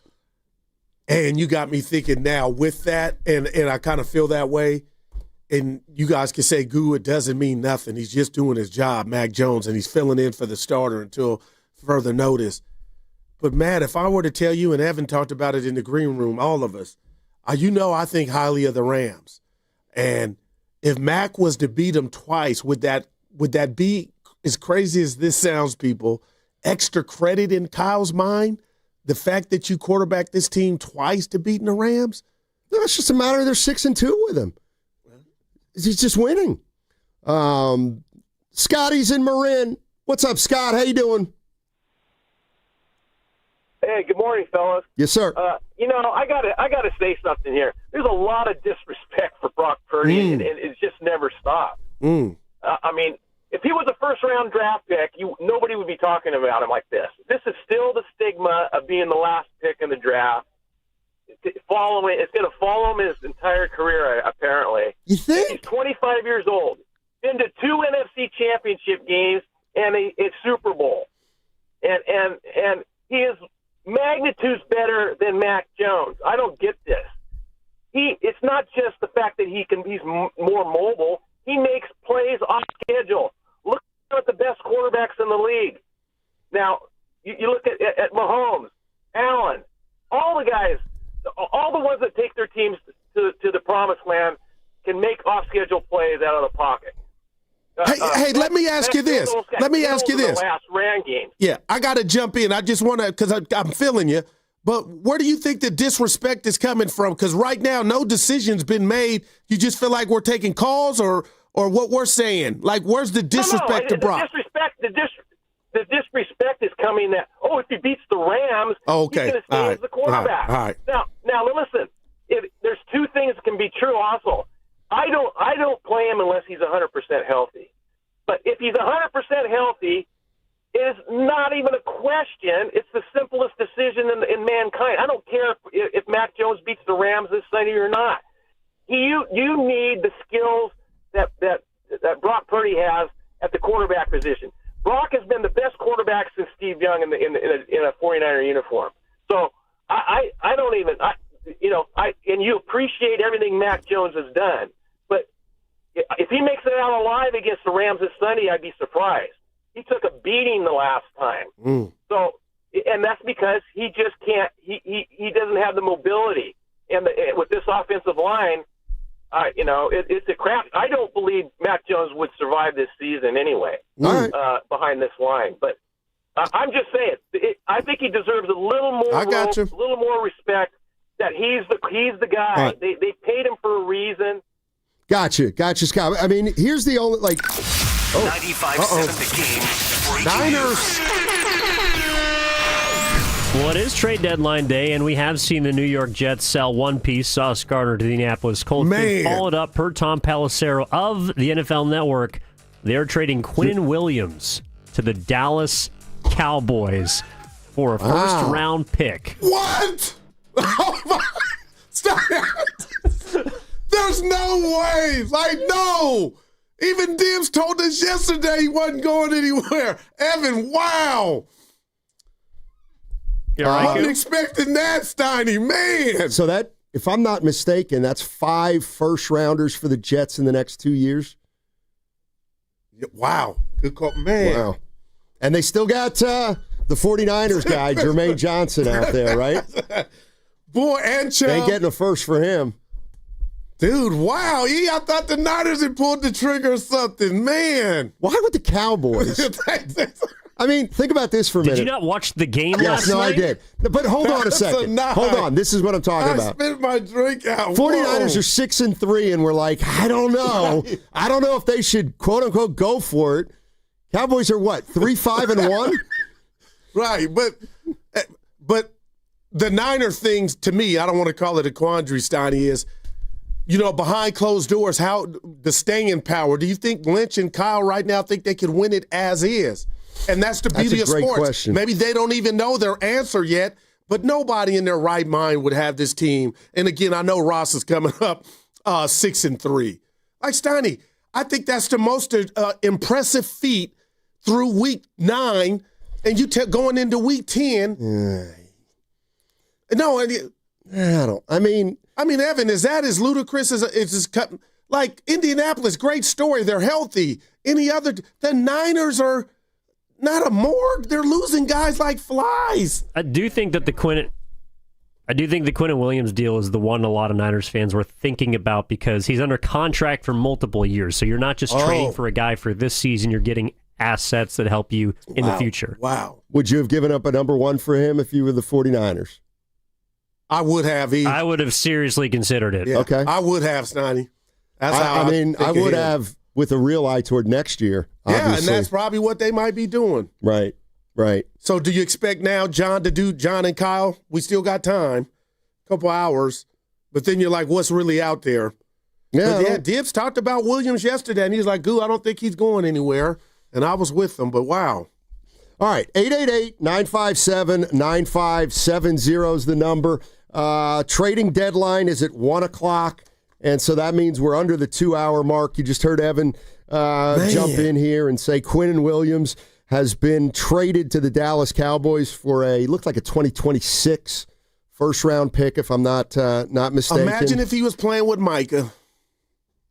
Well, Mike is playing for the Packers, I believe. I understand. If I'm not mistaken. He was traded a little bit earlier. But what about pairing him with that guy you got for the Packers that nobody knows who he is? Clark. Yeah. Clark and Williams, baby. All right. We'll get back to the Niners. On the other side, I see a lot of calls, and you just heard the Cowboys have made a move. Seahawks have made a move. Rams have made a move. No. Oh, well, Rams made a move last week. Yeah, they got McCaffrey. Who am I thinking of? Who got we got you named them all. Baltimore got a Saints got a they traded. Baltimore got a defensive end or outside linebacker. Mm-hmm. I thought there was one other team. I'm sure there was. All right, let me see here. What's coming up on the game is brought to you by Fremont Bank. Phillips. That's the guy. Yeah. That's the guy. Thank you. So we got Ross Tucker coming up at 11:30. Before then, we'll take all your calls. Trade deadline less than 2 hours to go. We'll see if John Lynch and Kyle Shanahan pull the string. What's coming up on the game is brought to you by Fremont Bank. Here for you, here for good. There's nothing like when you get that part from eBay and it just fits. Yeah, the first time. So you can do less of this and get right back to more of this. At eBay, you'll find all the parts you need, guaranteed to fit, at prices you'll love. Sounds good, doesn't it? eBay. Things people love. Eligible items only. Exclusions apply. Every morning, we rise and shine, make breakfast, and brush away the night's rest. These routines help us start the day off right. Nature-Made vitamins are a simple step in that daily care regimen. Multivitamins with daily essentials, clinically studied probiotics for gut health support, magnesium to help relax the body. Nature-Made is made to care for you every day. These statements have not been evaluated by the Food and Drug Administration. These products are not intended to diagnose, treat, cure, or prevent any disease. Comcast Business can help turn your small business into a connected, secure, modern business. It's how restaurants become reliably up and running neighborhood favorites. How healthcare offices become the data-protecting caregivers that we all depend on. And how wealth management firms become cyber-securing guardians of your information. With reliable connectivity, enhanced cybersecurity, and Wi-Fi backup, your business can stay connected and get threat-ready with Comcast Business. Powering possibilities. Now through November 16th, new Comcast Business customers can get started with 150 megabit internet plus security for $59.99 a month for 12 months with a 2-year agreement. Plus, ask how to get a $500 prepaid card on a qualifying gig package. Call today. Restrictions apply. Requires enrollment in paperless billing and auto-pay with bank account. Early termination fee applies. Equipment, taxes, and fees extra. Do you often worry you left the garage door open? With a LiftMaster garage door opener powered by MyQ, you'll never worry again. You can control, secure, and monitor your garage from your smartphone anytime, from anywhere through the MyQ app. As an authorized LiftMaster dealer, Ace's Garage Door Repair and Installation has smart openers designed for your needs, including belt drive motors for ultra-quiet operation, integrated camera for live video, streaming, and battery backup to let you in when the power is out. Trust Ace's Garage Door Repair and Installation for top-notch service and unbeatable reliability. Whether you need a quick fix, a complete replacement, or a brand new installation for your garage door or garage door opener, our skilled technicians are here to get the job done right. With competitive prices, a commitment to quality, and diamond certification, Aces has you covered. Call today at 855-588-2237 or visit acegd.com. That's acegd.com. Aces Garage Door Repair and Installation, where your garage door is our priority. Prescription products require completion of an online medication consultation with an independent healthcare provider through the LifeMD platform and are only available if prescribed. Subscription required. Individual results may vary. Additional restrictions apply at lifemd.com. Read all warnings before using GLP-1s. Side effects may include a risk of thyroid C-cell tumors. Do not use GLP-1s if you or your family have a history of thyroid cancer. Confused on where to start with weight loss medication? 95% of LifeMD patients said starting their weight loss journey was simple. Go to trylifemd.com now and see the best options with or without insurance for Wegovy, Zepbound, and more. Brian was approved for insurance coverage and lost 100 pounds. I love the fact that insurance covered almost everything because pharmaceutical prices are going through the roof. The first time I realized that LifeMD was working for me was when the hunger started going away. I never thought losing weight would be this easy. It's given me more energy. I would recommend LifeMD to anybody. Nearly 96% of patients said they would recommend the LifeMD program to anyone who wants to lose weight. Get started right now at trylifemd.com. That's TRYLIFEMD.com. Want to interact with the hosts but can't call? Text the Boxer and Gerson Work Injury Attorneys text line at 888-957-9570. Boxer and Gerson, Northern California's premier workers' compensation law firm, helping injured workers get their lives back for over 40 years. I spent 14 years in foster care, mostly in group homes. I slept in a lot of different rooms, but none of them really felt like mine. There are more than 100,000 children in foster care waiting to be adopted. The Dave Thomas Foundation for Adoption is working to help find them a permanent home. Now I have my own room, a place that's mine, and a family who loves and supports me. If you have room in your home or your heart, see how you can help at davethomasfoundation.org. Nationwide is so much more than a great insurance company. They're one of America's largest financial services companies. Like how I'm more than Saquon Barkley, the NFL's reigning leading rusher. I'm also the NFL's leading husher. Shh, hush up back there. Wow, I might have just set the hushing record. Well, almost. For your insurance and financial needs, Nationwide is on your side. Nationwide Investment Services Corporation, member FINRA, Columbus, Ohio. This is the story of the one. As a custodial supervisor at a high school, he knows that during cold and flu season, germs spread fast. It's why he partners with Grainger to stay fully stocked on the products and supplies he needs, from tissues to disinfectants to floor scrubbers. All so that he can help students, staff, and teachers stay healthy and focused. Call 1-800-GRAINGER, click Grainger.com, or just stop by. Grainger, for the ones who get it done. 250 years ago, a promise was made to connect families and friends near and far. And during the holidays, that promise is more important than ever. That's why USPS is building a better network to meet your needs, with timely deliveries, easy and affordable ways to ship, and everything you need to make your season full of holiday cheer. Our purpose is delivering your peace of mind, knowing your love will arrive, bringing joy to all. The United States Postal Service. Learn more at USPS.com/holidays. Don't miss OAR and their 3 Decades tour at the Masonic in San Francisco on August 12th. Buy your tickets at LiveNation.com. And for your chance to win your way into the show, courtesy of Live Nation, enter online at 957thegame.com.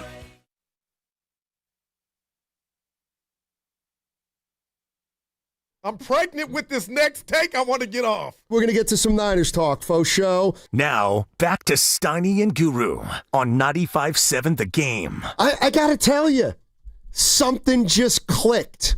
Like a remote. It was unbelievable. So you look at the TV and you say Victor Conti passed. R.I.P. The leader of Balco. Yeah. And then I said, yes, so did Dick Cheney, former vice president of the United States. Saw that. Passed. And Evan said, not Evan, Goose said, yeah, didn't he shoot somebody in the face? Yeah. And I said, yes, he did, actually. He did. It was a hunting trip. You remember? But it wasn't, I just realized it was one of those guns that sprays a bunch of stuff. Pellet? I guess. Buckshot. So now it makes sense. So this skeet shooting stuff, you know, I've never done the it. skeet or the clay thing, or even when you see like a pheasant flying, and you see a guy line up and go boom, and it just drops. I thought they were just shooting one bullet at it, and like they were all incredible. So they got like 48 things cut. Oh, no, you don't have to be John Wick to kill a pheasant. I was wondering, how did they get so good at that? Yeah. Norm used to take me pheasant hunting. We had an Irish setter. Dog name was Danny, Evan. And Norm would knock him out the sky, and Danny would go run get him. So this is like skeet shooting is the original participation trophy. No. You Well, just shoot up there, and there's It's 50. a little more complex than that, Stein. You don't need as good of an aim, clearly. You just got to lead it a little The bit. disappointment in your... you just got to lead the clay. Skeet. Wow. I'm so dumb. I actually thought... Have you ever shot a rifle? I shot a BB gun. BB gun at Camp Conrad Weiser. Okay, you're not in the club, Evan. No, I've never shot a real gun. Only my cousins. Evan's like, I gotta be. No, my cousin's a cop, but I don't think he was supposed to let me use his weapon. Don't talk about that. I got you. I would honestly. So you never been to a range? No. I can't. Get this. I kind of want to go to a range to shoot a gun. There's one in San Leandro. I can take you. I think there's one in Oakland, too. Not downtown Oakland. Stop it. But I just saw a study. They just released a study, I think, where people that go to gun range can get brain, it affects your brain. What? Yeah, I'll find it for you. But it's a great stress reliever to let loose. I just saw it, though. Something about gun ranges, and it's not bad. It's not good for your brain. What? Yeah. I'll find it for you. Let's go back to Brock Purdy. Okay. Because Niners still got time to make a move. I knew there couldn't have been this many great shooters of a gun. Okay. They spray. They spray. It's one of those, you know what it is? It's like the shortstop on a double play. All he's got to do is be in the vicinity. If he's in the vicinity, the goose is going down. Denzel was doing it in the movie American Gangster. All righty. Old boy's house. Let's go to Matt in Marin to start us out. Purdy or Jones? Jones or Purdy? What's up, Matt? Hey, guys. How's it going? Hey. Oh, well. Hey, first off, that caller 2 callers ago, the Niners do not fight for Santa Clara. They fight for San Francisco. That was ridiculous. Look at him. But anyway, I wanted to get back to your guys' take about, do the Niners start to think differently? And, Kyle's kind of struck gold with 3 different quarterbacks. And while that's true, I don't think you can do that just because the market dictates. If you look, Jimmy Garoppolo got top money with us, then he got top money when he left to go to the Raiders. Same thing would happen with Purdy. When a quarterback has success, the league just dictates that guy's going to get money from you or someone else. And if you keep rotating, you're putting a lot of faith in the fact that you can just find another guy. So whether it's Mac Jones or Brock Purdy, they're going to end up getting the bag because you're the starting quarterback for the 49ers, and that's just kind of how it rolls. So I don't like the platoon idea. You got to pick one, and you got to pay one. That's just how quarterback works now. Yeah, no, and Matt, appreciate the call, and I do know that it's a what's the word? It's probably a fool's errand to go down this road, but I mean, to my way of thinking, draft a quarterback, then draft another quarterback the next year, then draft another one. Well, to his point, they're not Charlie Sheen and platooning. They're not. This is by. No, but what if you could? Why did the 49ers get to the Super Bowl with Purdy? Because he was on his rookie deal, I think, and they could pay everybody else. I'm just saying, in a perfect world, if you could keep a team with a quarterback. I'm just saying, Kyle has proven he's done it 2 or 3 times now. Well, but don't forget about the Brandon Allens and some other guys that couldn't get it going. Mullins. Like, there's been some, but they didn't really, not Kyle's fault, but some failures at the quarterback position for the Niners. Trey Lance. So I hear what you're saying, but I guess, Steiny, I'm not understanding what you meant with the Brock Purdy on the and you're right, he was on the rookie deal, but they didn't set out from training camp predicated on we're going to win the Super Bowl because this dude's going to come save us. I know. But he did. This strategy by Ross. Great call. I actually have. Ross Tucker. I actually have. In 7 minutes. I think we did it. Thank you, Devin. I think we talked about this. But you could say it too. No, because it's like, I get it's a far-fetched idea. Oh, no, I'm saying Ross Tucker coming up joining us. That's what the fact of the matter is. NFL Insider. Thank you. So I don't have to do it. You guys, thank you. I don't mind you jumping in. But the fact of the matter is that one of the reasons the 49ers were so successful was because they found a quarterback on a rookie deal. Or on a rookie deal. Now he's got the bag, and you still don't have the ring or the bling. And I'm just saying, 2 chances. Well, you had 1 chance. I get it. You got to pay him, but now here we are. I just don't. You help me real quick before you grab the call. Do you have a problem with me saying I feel like we are in the embryo stages of Mac Jones on his Baker Mayfield, on his Sam Darnold, changing the reputation about him? And if he keeps playing because he has to and they keep winning or get to the playoffs, I mean, Steiny, somebody's going to come knocking.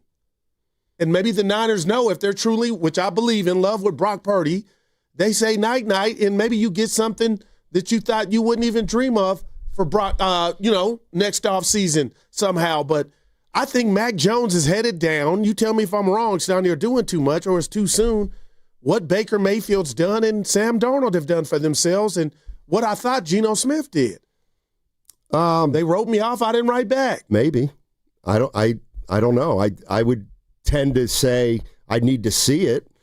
I need to see that after he leaves here under Kyle Shanahan that he goes somewhere else and succeeds. I mean, is Geno Smith having a good year? I would say no, that offensive line is terrible, but no. But the Raiders got him thinking, okay, this was what, we're going to get the Geno in Seattle. Mm-hmm. Frank's in Atlanta. Our man. Hey, Frank, let's talk about Brock Purdy. What's up, Frank? Hey, man. Okay, I'm just going to say this, then I'm going to let Brock go. We love you, Frank. I got a golf buddy that I used to golf with in Arizona before I moved back to Atlanta. I called him about the Brock situation. He told me this.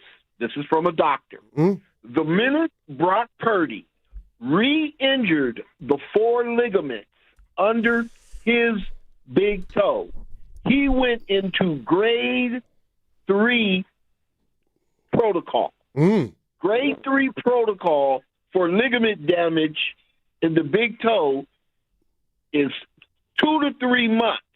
For a professional athlete, it is 12 weeks. He should be out 12 weeks. Because if he re-injures that toe again for the second time, he will go into surgery mode. And the recovery time for that injury is from 5 to 12 months. Wow. Why do I believe that, Stoney? Let Brock go. We got to let Brock go. Let Brock go. That's career threatening when you start talking that. Wow. Thanks, Frank. Yeah. Appreciate the call. Do you really believe that re-aggravation meant, or dumb, talking to myself, Stoney, that re-aggravation cost him at least 3 to 6 more weeks? Clearly.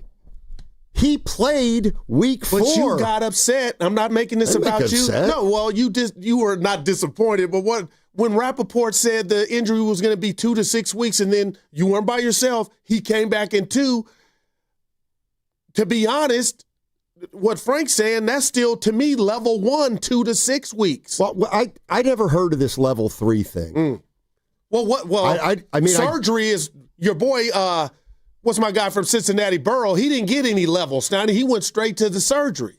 Yeah, I don't know. I don't understand the grade 3. But you I don't think know the that we ever heard re-aggravation that. is why he's not back now? It has to be. Or is this the original Doesn't matter. prognosis? It doesn't matter. He was hurt, came back, played and got hurt again. Yeah. And now he's missed 5 weeks. So obviously, something happened during the game, or if you really want to get technical, well, then the week after that, the toe fell terrible. Yeah. All right. So it was the following week that got him. But something happened, clearly. Yeah. Against Well, let's hope Jacksonville. Frank's wrong or his buddy, because that's 12 weeks. It's over. If I go from the Jacksonville game. Well, I mean, if it were really 12 weeks, why wouldn't they put him on the injured list? I got you. If it's real, if they really thought if they thought after Jacksonville that it was going to be 6 to 7 weeks, they would have definitely put him on the injured list, right? Yeah. They didn't because they wanted to have a shot at him playing in 4. All right, well, now we're at 5, and he's still not out there. So, and you expect Mac to be under center this Sunday, huh? That's just your feeling? I do. What's your home run to that? What really gives you the just? Because I don't think Kyle wants to play Brock right now against the Rams, or just in general. He doesn't want to play Brock Purdy right now. Wow, I think Kyle Shanahan. It's as simple as that. Just does not want to play. Saving him from himself, then. No, not all the way. Yeah. But he thinks that Mac's better right now if Brock's not 100%. Yeah, and I'll just say this because we're having fun. That caller about 3 callers ago that said the disrespect for Brock before the breaking news sounder, we hadn't taken many calls like that in regard to pro Brock and shut up for what you guys are, trying to get to or insinuate. We're not insinuating anything. The reality of the situation is Mac Jones has quarterbacked the 49ers 7 times this year. Brock Purdy's quarterbacked them 2. And that's just a fact. And Mac Jones has played better than Brock Purdy's played this year. And so that's why all this stuff is coming up. Let's go to Dame. No? Is he going to be on the YouTube? Oh, okay. Let me get that. All right, we're efforting Ross Tucker. And monitoring the Niners to see if they do something. Stoney, still hour and 90 minutes. Yeah. All right. All guests on 95.7 The Game appear on the River Islands guest line. Isn't it time for you to discover the islands? River Islands in Lathrop. On the line is Odyssey NFL insider Ross Tucker. Insider calls are brought to you by Nationwide. For your insurance and financial needs, Nationwide is on your side. Ross, the San Francisco 49ers are now 6-3 despite a plethora of injuries. Who's going to quarterback against the Rams on Sunday, do you believe? That's a good question. I'm going to say Mac Jones. I think coaches are very, very hesitant to mess with what's working. And I think Mac Jones played pretty well, again, against the Giants. And, this becomes one of those situations where Purdy's probably healthy enough to play, but he's also not 100%. So Mac Jones playing well enables the Niners to get Purdy as healthy as they possibly can. So I don't know. I mean, I guess it's a good problem to have if Mac Jones keeps playing well, but, it could be one of those situations where Mac Jones kind of plays until he has a stinker, until he doesn't have a good game. Then they put Purdy in. I don't know what they're going to do. I just know coaches are very hesitant to mess with a good thing or mess with winning. Now, you could argue that they just lost a couple weeks ago to the Texans and didn't look good. So I'm sure you can make the argument either way. Yeah. Ross, we're watching the the trade deadline and the wire to see what's going on and if John or Carl are going to make a move. If that were up to you and you're 6-3 with what they've had to overcome, what area of your football team would you try to enhance, and do you expect anything from the Niners with what's already happened? Well, I think they absolutely should be looking at it, especially with all the injuries that they've had and the fact that they are very much in the mix. The interesting thing is, there are some people that think the 2 best teams in the NFC right now are in the NFC West, but it's the Seahawks and the Rams. And so, you wonder if that gives the Niners any pause or hesitation, or if it makes them more aggressive. I think part of it probably depends on how they feel about some of their recent edge rusher additions, but now Michael Williams goes on. It's like every time they add somebody, they lose somebody else. So I would think that they are very much in the mix to still get one more guy on the defensive line and trying to figure out, how that all sorts out with some of the guys that their names are still out there. Yeah, Ross Tucker joining us on 95.7 The Game. Insider calls are brought to you by Nationwide. For your insurance and financial needs, Nationwide is on your side. What do you make of Christian McCaffrey? Played 4 games last year, then was hurt, and right now he's on a pace for 430 touches. They're using him out of the backfield more to catch, but he's in the top 10 in receiving and in rushing. Is this something that's just, I was going to ask you if it's sustainable, but I guess I'm going to ask you, do you just continue this pattern until you can't continue this pattern? It would be hard for me to have more respect for a player than I do for Christian McCaffrey. I mean, absolute warrior, carrying a heavy, heavy load every week. And you know what I love about him? He wants it. He wants, the bigger the workload, the better. He wants to show everybody he can carry the whole thing. Now, I think the Niners need to be a little bit careful there, given the history and, just given the high volume that he's gotten. But with these other guys being banged up this year, this is kind of what they've needed to sustain offense. I mean, make no bones about it. Their offense goes through Christian, and it should. And it's kind of like the old school, every down back or factor back, I think Merrill Hodge used to call it. I think it's incredible. It's a testament to his work ethic, his desire, his attitude. And at this point, the interesting thing is they do have other guys they could use. I appreciate what Christian's doing, but when you see Brian Robinson do what he's doing, or we know they still have Guerrero there, I'm a little bit surprised that they don't give Christian a little bit more of a breather, or maybe even throw him out to receiver a little more often than they do, and not have him take the same volume of carries. He's so important in the passing game that if you want to give some more of the early down carries or whatever to Guerrero or Brian Robinson, I think that would be healthy. It's almost like a changeup, right? It's like different pitchers. They all have their own style. Guerrero's like a fastball. Brian Robinson, I don't know what you want to call him, high and tight, but they all have their own style. And I think that it would be helpful to the Niners offense if they gave those guys a couple carries sometime. I know Robinson, he looked good running over that dude for the Giants. That's for sure. Hey, Ross, I wanted to ask you this because you played the game. Stoney and I haven't.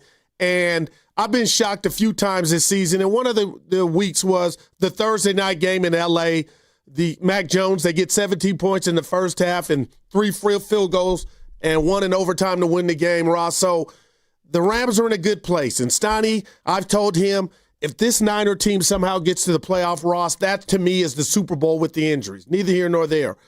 But what are the Rams thinking about after losing that game and basically giving it away that Thursday night? Matt Stafford looking at what's left of this defense.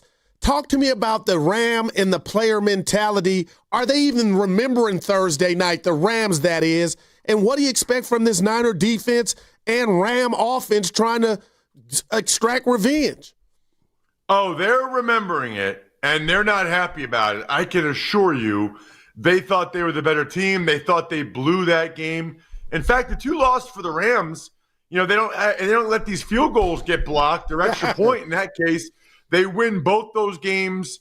I think the Rams think they're as good as anybody. And you know what? They might be right. You know what I'm mad about right now, Guru? Uh-oh. I let the Rams fool me. Remember during training camp when Matthew Stafford did nothing? Right. And there were reports that he's got a herniated disc in his back and he gets the epidural. I have a betting podcast, which is really popular, the Even Money Betting Podcast. I tune in. I'm on there telling everybody, take the under on Stafford passing yards. I've had a herniated disc. I've had the epidural. Man, I'd be surprised if he even makes it through the whole season. Probably misses a couple games. This guy is having the best year of his career at age 37 with a herniated disc in his back. How is that even possible? Man. Ross Tucker joining us on 95.7 The Game. He's our Odyssey NFL insider. Quinnen Williams just got traded to the Cowboys. It looks like for a second and a first.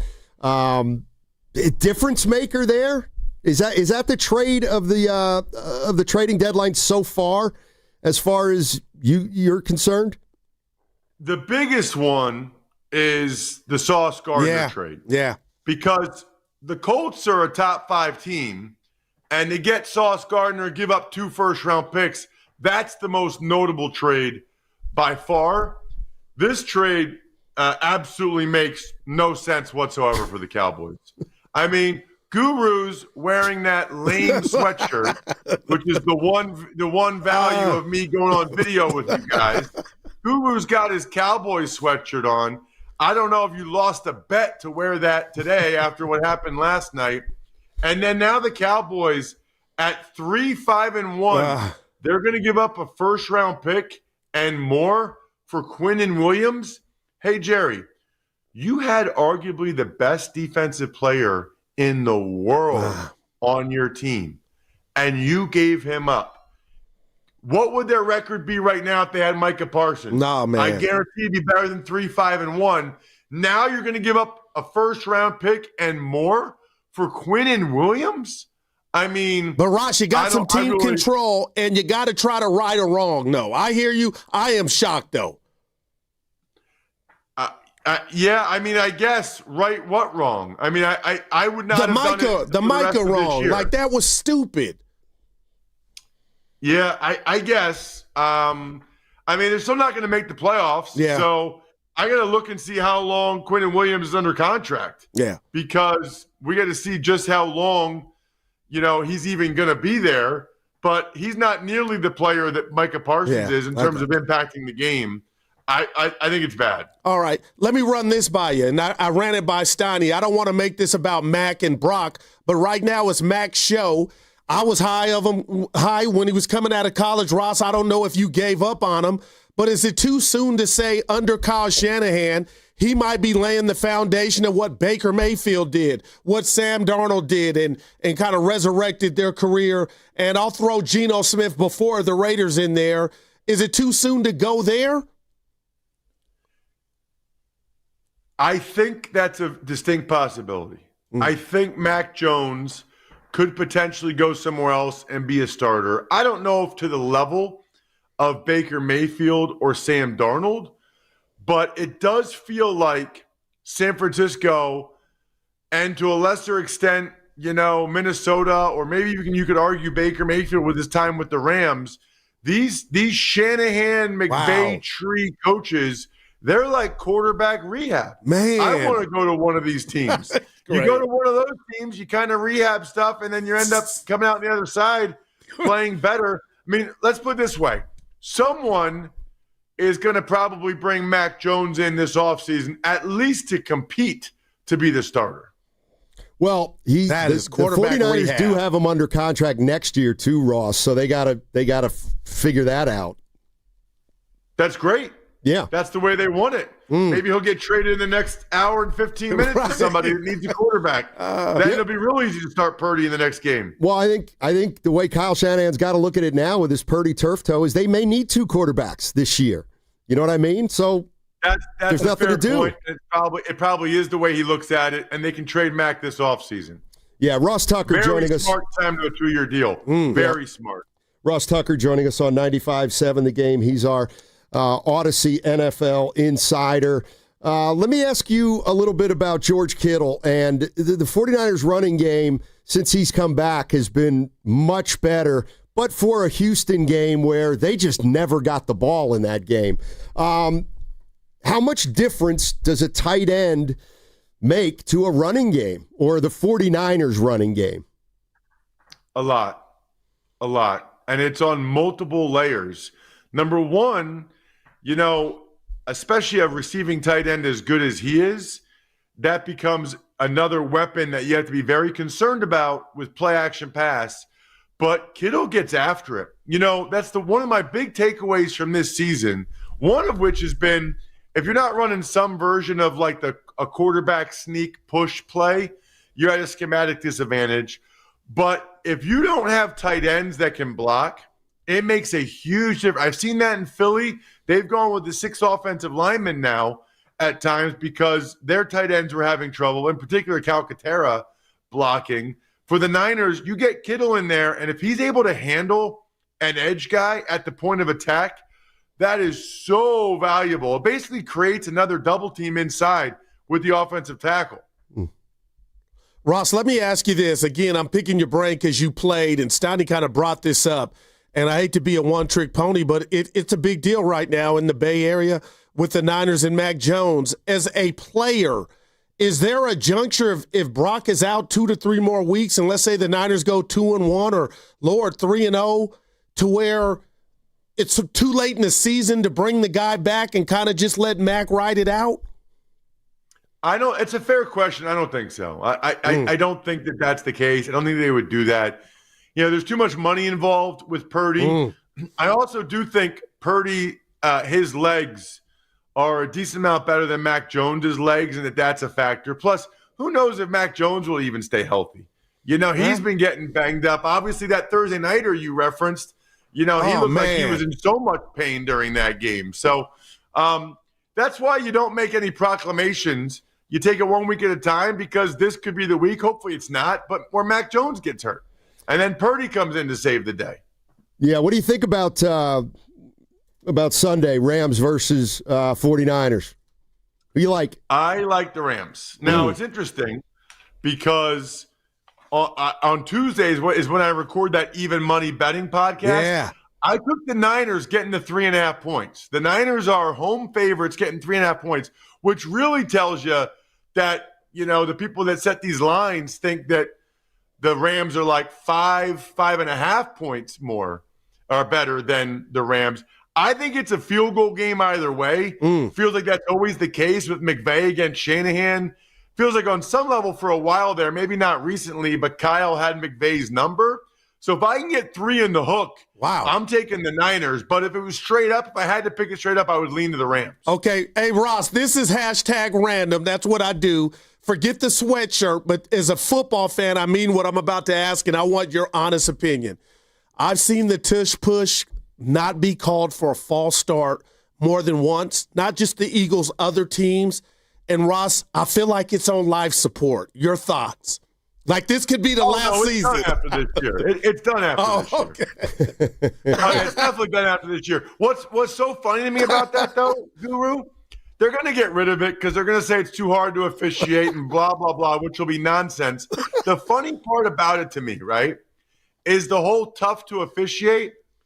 How does that change at all if they just run regular quarterback sneak? How does the push thing has nothing to do with the guard false starting. They're just going to run regular quarterback sneak without the guy pushing, and it's not going to be any quote-unquote easier to officiate. So that will be the garbage that you and people like you, Guru, will sell us this offseason. That's absolute nonsense. That is too good. Hey, Ross, appreciate you, man. Thank you so much, and have a good rest of the week. And quarterback rehab, I'm stealing from you. That was a bar, my friend. Yeah, that was great. See you guys. Yeah. All right, that was Ross Tucker, Odyssey NFL Insider. Insider calls are brought to you by Nationwide for your insurance and financial needs. Nationwide is on your side. Yeah, I hadn't thought about what you asked, Donnie. What if it's after this season, somebody came calling for Mac?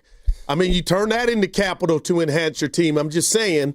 So they were smart to sign him to a 2-year deal, but I just feel like we're headed down that road, man. But again, he won't be under the tutelage of, just like Baker, he got to chill with McVay, learn some things, and then he didn't have McVay to, go off of in different places. But look at him now. I just feel like he's rewriting his thing. I'm calling it right now. Oh, Mac Jones will be on the Niners next year. Mac Jones will absolutely be on the Niners next year. Take it to the bank, lock it up. And the reason is because this turf toe, whether Brock Purdy comes back or not, you need a backup. Yeah, Geico. You need a backup. And you have a guy in-house who you can win with. So my question would be, who'd be the backup if Mac Jones gets traded? And I guess I'm arguing against myself because I'm the guy who said, well, he can just bring anybody in here, Kyle, and he'll be fine. But if somebody threw a third Adam Steiner, you think they would turn that down for Mac? Yeah, I'm just throwing that out I don't know. Boy.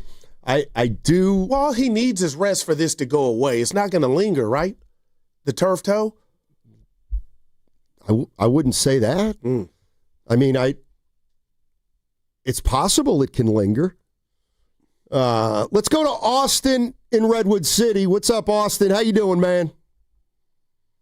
I'm doing pretty good. How about yourself? Hey. Hey, this is Matt Jones' team to further notice. Best ability is availability, and he's available to play. Brock Purdy need to, go ahead and sit the rest of this year out, man. Come back next year fully healthy, and you have your team back. And better hope Matt Jones don't win a Super Bowl for us. That's all. All right. But that's all. And I hope Matt Jones don't go nowhere because I think Brock Purdy can take a few things from him too. Standing in that pocket, looking nice and tall and strong, and delivering the ball. Sometimes it ain't always about the legs. you see what Tom Brady did. I'm not trying to say Mac Jones is Tom Brady, but, standing strong and firm in that pocket and delivering. So, yeah, that's all I like. Let's go Niners for this round game. Appreciate it, Austin. Thanks for the call. Yeah, and I hear you, Austin. I do have to say this. I went Kevin Costner on the revenge angle of this. Like, does that mean anything? These are grown-ass men trying to take your head off. But, I mean, if you just think about that Thursday night game, as the Niners got off to that great start, how it ended, I got to feel like, man, if you ever had one that's just circled, it's the James Brown, the big payback for the Rams. And on top of that, they're healthy and good, What about the Seahawks when they play them? Yeah, and they got, I said two of the best teams in the league might be in your division. That's what they're saying. But you got 2 wins over, though. I got you. You have 3 wins if you include Arizona. But I also think it's the 49ers, and the 49ers beat the Rams. But the Rams, if you look at the schedule, I'm sorry, if you look at the standings, they know that if they can beat the 49ers this week, they got a good leg up on them, because then they'll be 7-2, and the Niners drop to 6-4. But they need that game because the Niners will still be 3-1 in the division. And if I'm McVay, Steiny, and I don't know how many kids he has, but let's just say he had 9 children. He's busy when he's not working. I would never sleep on that 4th-and-1 call that I handed it off when they couldn't stop, Stafford from passing to end that game. So, man, you want to extract revenge, so it's going to be a good game, man. I'm trying to remember, was that when Kyron Williams got just stood blasted up on the right? Yes, like he was running right? Why are you even running it? But hey. Well, what was it, 4th-and-1? Yeah. So they should have passed it? Yes. Okay. I didn't know what you were getting at. That's just how I would do it. All right. Well, that's fine. Push gone. Did you agree real quick? You think it's done? Of course. Not even false starts. Call it. Come on. Well, 49ers got away with it. When? Use check. Moved early on the tush push. Should have been 4th and 6. Could have changed the whole game. I forgot that one. You brought it up. Yes, I forgot that one. 888-957-9570 is the number.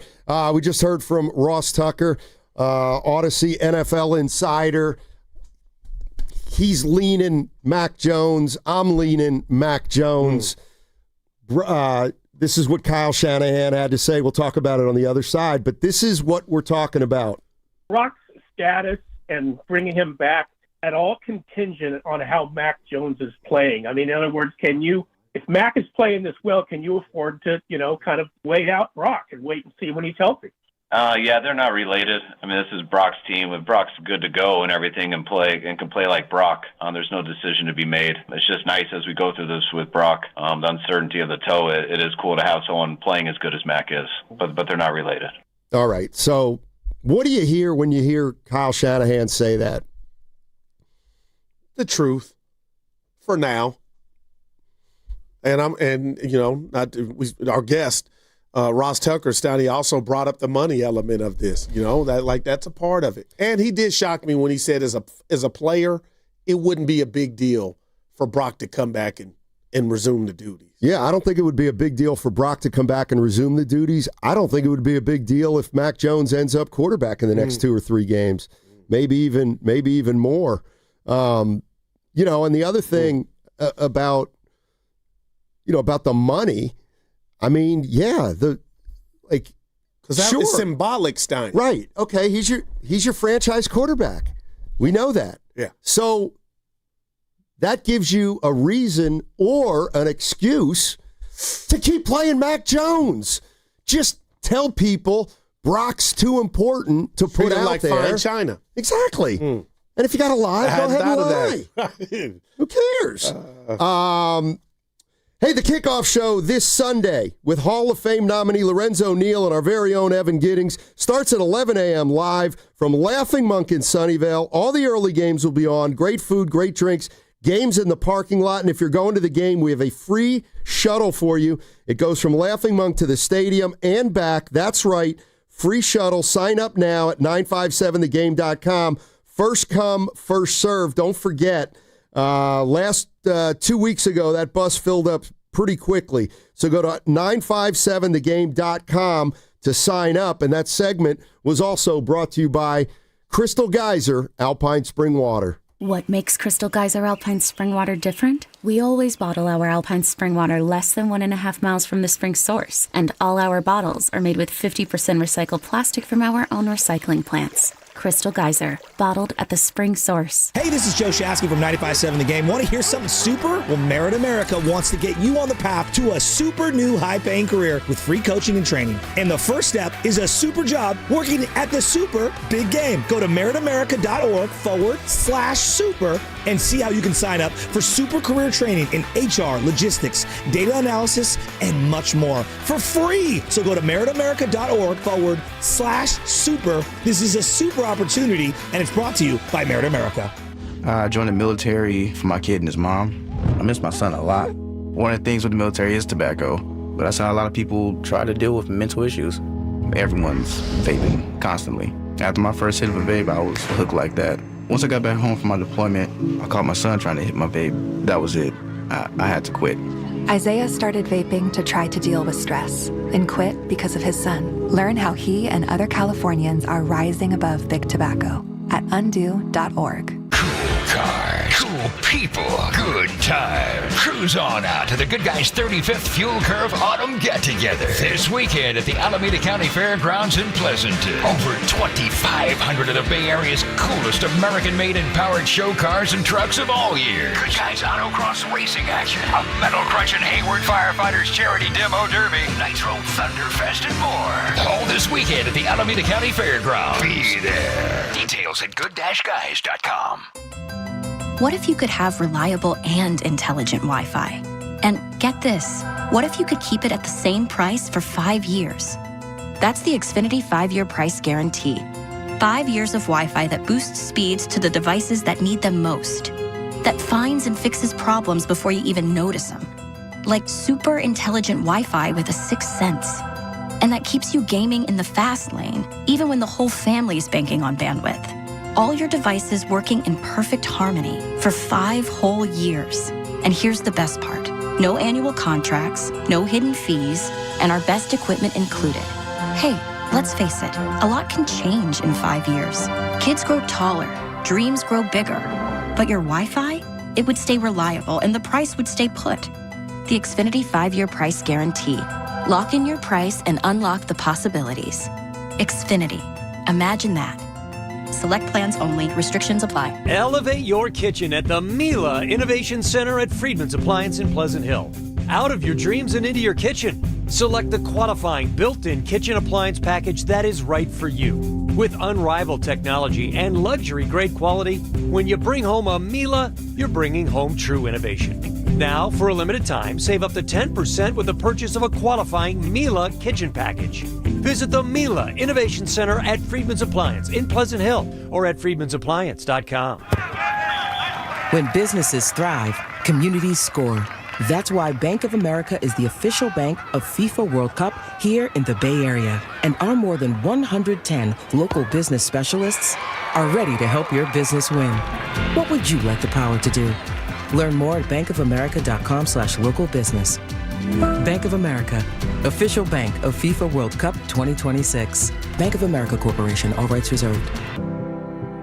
When back to the office means back in traffic. Left lanes are blocked. Turn to the traffic leader, KCBS. It's now jammed. Brought to you by your NorCal Honda dealers. The Happy Honda Days event is on with the best deals of the year on a powerful new CRV. Only at your NorCal Honda dealers. Hey, it's Willard, and I'm just going to say it. We need your help. Right now, 1 in 3 people in the Bay Area don't know where their next meal is coming from. Parents skipping dinner so their kids can eat. Seniors choosing between medicine and groceries. In a place this strong, this connected, that shouldn't happen. It can't happen. That's why our friends at Habas Law are teaming up with Martha's Kitchen. Martha's Kitchen provides more than 200,000 meals every month to our neighbors in need. So let's do what the Bay Area does best. Let's show up together. Visit marthas-kitchen.org and donate today. Habas Law, always fighting to make it right. We all hear the radio ads about the IRS. They tell you to be afraid, to be scared, and they try to frighten you into calling. I'm not here to do that. Tax Relief Advocates is different. TRA is here to tell you that if you owe money to the IRS, whether it's $5,000, $50,000, or $500,000, we have a solution. It doesn't matter if you're sitting in your car, at work, or with your kids. No matter where you are, Call now. 800-575-9834.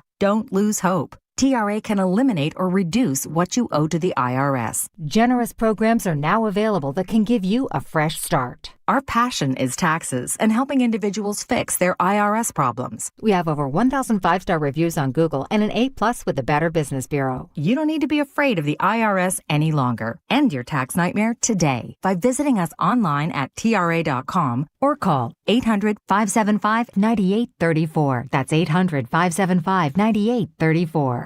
Tax Relief Advocates. Real solutions for real people. Becoming cloudy this afternoon, 66 the high temperature for San Francisco. Weather brought to you by Robert Half. Our recruiters' expertise and award-winning AI will find you the skilled candidates you want. At Robert Half, we know talent. Visit roberthalf.com/talent today. Join Spadoni, Shasky, Steiny, Guru, Willard, and Dibbs for the Blue and Gold Summit live at Jackson Pleasant Hill Thursday, November 6th. Willard and Dibbs from 2 to 4, the Summit 4 to 6. Talk hoops, grab a drink, and enjoy happy hour specials only at Jackson Pleasant Hill on November 6th. Don't miss it.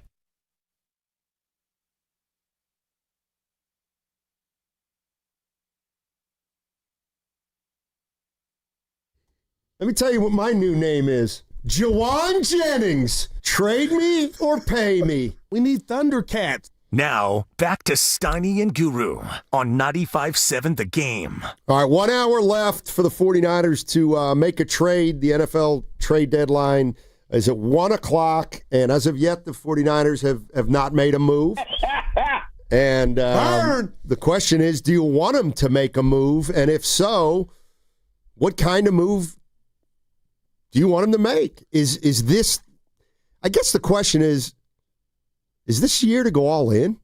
Now that's a beautiful, that was, you said that perfectly. I'll let you answer your own question first. It's not. And tell me why, because I got mine. Because you're not a Super Bowl team. Let's cut to the chase.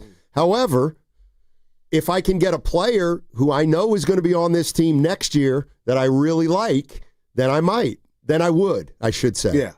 If we like, and you got to like the player, as Dan Dibley would say. Yeah, no doubt about it. So I'm kind of with you, but because we think they're not a Super Bowl contender, crazier things have happened.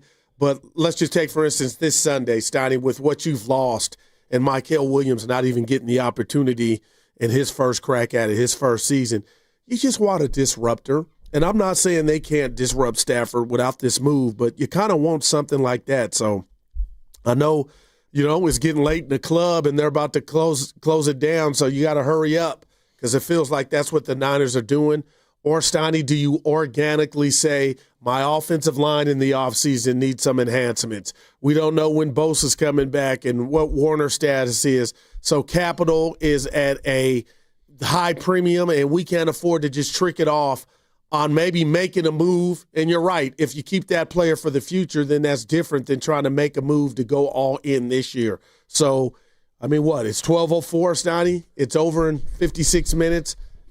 I got to believe they're going to hold on to something unless you can find something for much of nothing. Yeah, and the other thing we're talking about is what Kyle Shanahan said about the quarterback situation. And he said, he made it as clear as he's made it this year that this is Brock Purdy's team and Mac Jones's play is unrelated to when Purdy will come back. He said when Brock is Brock, he will play. And so even though he was clear about who is obviously the franchise quarterback, he still gave himself plenty of time to continue going with Mac Jones if he wants. Yeah, and I'm not saying Brock Purdy needs to be nurtured and given a baby bottle and a bib, but Steiny, I do like the fact that even if Kyle knew he wasn't going to play for 2 to 3 weeks, he kind of quelled the noise just by giving him some love, just reminding everybody of what it is. And right now, Matt Steinmetz is our quarterback. Yeah, makes sense. Let's go to the other guru. Our guy. Guru in Stockton. This is real name. Hey, what's up, fellas? I'm a big fan of the show. You guys already know, man. I love everything you guys do, man. Appreciate you guys, man. Hey, man, so just a couple of things, fellas. First of all, I think Brock Purdy did dirty by not getting put on IR in week 2. When Lorenzo Neal came on the radio and said, "Hey man, this toe injury, it can get aggravated. It lasts all season." And for some reason, they put him in, and then he got hurt, and now look at that, man. It's not worse. But the other thing, man, don't forget that so far there's been other quarterbacks that have come and gone under Brock Purdy's wing, like Sam Darnold, who's going off in Seattle. Mac Jones also is doing great, and he's already came out and said, guys, this is his team too. He's just here. He's just helping out while he can. Hopefully he keeps balling out so he gets a contract somewhere else. But he's already said it. Sam Darnold said his whole career changed because of Brock Purdy, because of what he's done for them.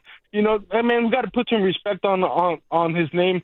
If Brock Purdy's 100% to go, put him back in there and get ready to go. But if he's not, let's take care of our guy. At least we have Mac Jones right now, who's doing great, and so far we're getting wins. And as long as we win our division games, boys, you know what? We're in the playoffs.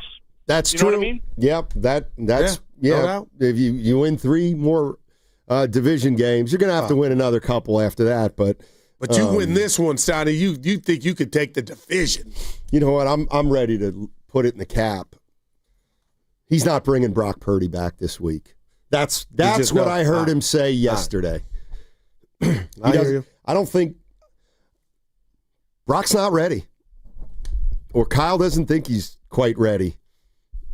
And we'll see tomorrow when they practice and what that looks like. But you could have hit it on the nail on the head. I mean, here's the other thing, and I know that fans are fans, and they can affect, or Jed York knows what the fans are thinking. Let's put it that way. And there's a lot of noise, and I'm just thinking an easy way to avoid noise is to go with Mac Jones Sunday, period, full stop.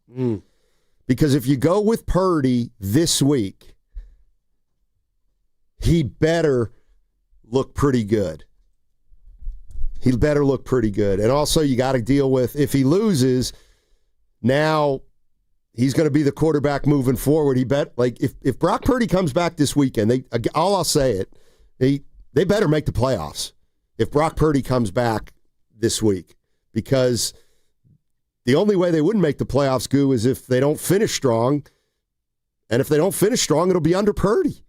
So, I mean, there's some natural pressure there. Yeah, to keep it going and not mess it up. But again, Scott, if he comes back and they go for 30 points in 3 straight games, but the defense is slipping or whatnot and giving up 40, then, you don't get to your goal, but you can't look at the offense and say, oh, boy, you took 10 steps back, Let's go to Waterman. Waterman is in Corte Madera. Hey, Waterman, how you doing? Afternoon, gentlemen. Thank you so much for taking the call. I just feel like no matter what, Brock is destined to not start this season. I feel like even if they throw him in a game, especially if he loses, he's just it's like destined to fail no matter what. Even if, let's say, he has a good game, but the Niners lose, there's going to be people going, oh, well, if Jones was in there, they probably would have scored more points. So I just feel like this whole thing kind of stinks, if I can be honest, with the way that, Kyle each week is like, yeah, Brock's still out his toe. Or now he's questionable, maybe game time decision. I really feel Kyle prefers, honestly, Mac Jones. And I think he's maybe doing a little bit of a stickler thing with the organization, going back to his like of Mac Jones initially. And then I believe that as a group and as a whole, and the coaching staff and the owners, that when that draft back with Trey Lance and Mac Jones, they all kind of, for the majority, leaned towards Trey Lance, but Kyle liked Mac. So I don't think it was fully his choice. I believe that. And so because he's now got him back and showing them what he can do with this guy that kind of was, thrown to the scrap heap a little bit, I feel like Kyle kind of probably prefers it. I know he's saying, yeah, this is Brock's team and all that. But what to me, if I can be honest, you guys, what really is going to stink with this whole thing is if they throw Brock into a game, and I really hope it's not against the Rams this week. If they throw him into a game and he loses, and then it's, his toe's re-aggravated and he's out again, and then he winds up having surgery at the end of the year, that's just going to be, it's just going to look bad. That's going to look so bad for everything in the organization and how they treated us. I don't know why they haven't just shut him down and just had the surgery if that's what he needs and just let Mac do his thing. I want Brock to come back. I don't want them to get rid of Brock or it not to be his team next year. But if the guy's hurt, he's hurt. Let him have the surgery. Let him get healed. Let's call it a lost season. Thanks, Waterman. Go ahead. Hurry up because we gotta get out. But quick. Go ahead. Where is the players' union for Michael Williams with that field? How many injuries do we have to see where the NFL players' union isn't doing something for these guys and forcing that field to get changed? It's ridiculous. That's all I got. I got you, man. Appreciate it. What's coming up on the game is brought to you by Fremont Bank. Here for you, here for good. Don't forget the Warriors Summit, Thursday, November 6th. That's in 2 days. From Jack's Restaurant and Bar in Pleasant Hill. All the hosts together again discussing another Warriors season. There'll be 9 games into the year by Thursday, so it's going to be a little bit different of a tone, which will be fun because we've seen them play. And Willard and Dibbs 2 to 4, all the hosts 4 to 6. Jack's Restaurant and Bar, Pleasant Hill, great prizes, great drink specials. Your chance to meet all the hosts on the same day. Jack's Bar and Restaurant in Pleasant Hill, Thursday, November 6th. We'll see you there. Morning, Zoe. Got donuts. Jeff Bridges, why are you still living above our garage? Well, I dig the mattress, and I want to be in a T-Mobile commercial like you. Teach me, Saldana. Oh, no, I'm not really prepared. I couldn't possibly. At T-Mobile, get the new iPhone 17 Pro on them. It's designed to be the most powerful iPhone yet and has the ultimate pro camera system. Wow, impressive. Let me try. T-Mobile is the best place to get iPhone 17 Pro because they've got the best network. Nice, Jeffrey. You heard them. T-Mobile is the best place to get the new iPhone 17 Pro on us with eligible trade-in in any condition. So, what are we having for lunch? Dude, my work here is done. The 24 monthly bill credits on experience beyond for well-qualified customers plus tax and $35 device connection charge. Credits end and balance due if you pay off earlier. Cancel. Finance agreement iPhone 17 Pro 256 gigs, $1,099.99 and new line minimum $100 plus a month plan with auto pay plus taxes and fees required. Best mobile network in the U.S. based on analysis by Ookla Speed Test Intelligence data 1H2025. Visit T-Mobile.com. Joe Shasky here for Golden State Lumber and Showroom. Consider their Stockton yard as the go-to resource for building professionals in San Joaquin County with over 40 acres of premium building materials available to the public. For bigger jobs, you can count on Golden State's large fleet of trucks for timely delivery. It's their goal to keep your project on time and on budget. Building a better Bay Area for over 70 years. Golden State Lumber and Showroom. When you succeed, we succeed. Prescription products require completion of an online medication consultation with an independent healthcare provider through the LifeMD platform and are only available if prescribed. Subscription required. Individual results may vary. Additional restrictions apply at lifemd.com. Read all warnings before using GLP-1s. Side effects may include a risk of thyroid C-cell tumors. Do not use GLP-1s if you or your family have a history of thyroid cancer. Confused on where to start with weight loss medication? 95% of LifeMD patients said starting their weight loss journey was simple. Go to trylifemd.com now and see the best options with or without insurance for Wegovy, Zepbound, and more. Brian was approved for insurance coverage and lost 100 pounds. I love the fact that insurance covered almost everything because pharmaceutical prices are going through the roof. The first time I realized that LifeMD was working for me was when the hunger started going away. I never thought losing weight would be this easy. It's given me more energy. I would recommend LifeMD to anybody. Nearly 96% of patients said they would recommend the LifeMD program to anyone who wants to lose weight. Get started right now at trylifemd.com. That's TRYLIFEMD.com. When selecting a financial institution, how do you know you're making the right choice? As Bay Area bank customers find themselves at a crossroads, maybe it's good to consider if you want your bank to be community-oriented or corporate-minded. Fremont Bank has grown by providing stable, consistent service to the region, its families, and its businesses for 60 years, all without a single merger. And we intend for more of the same for the next 60.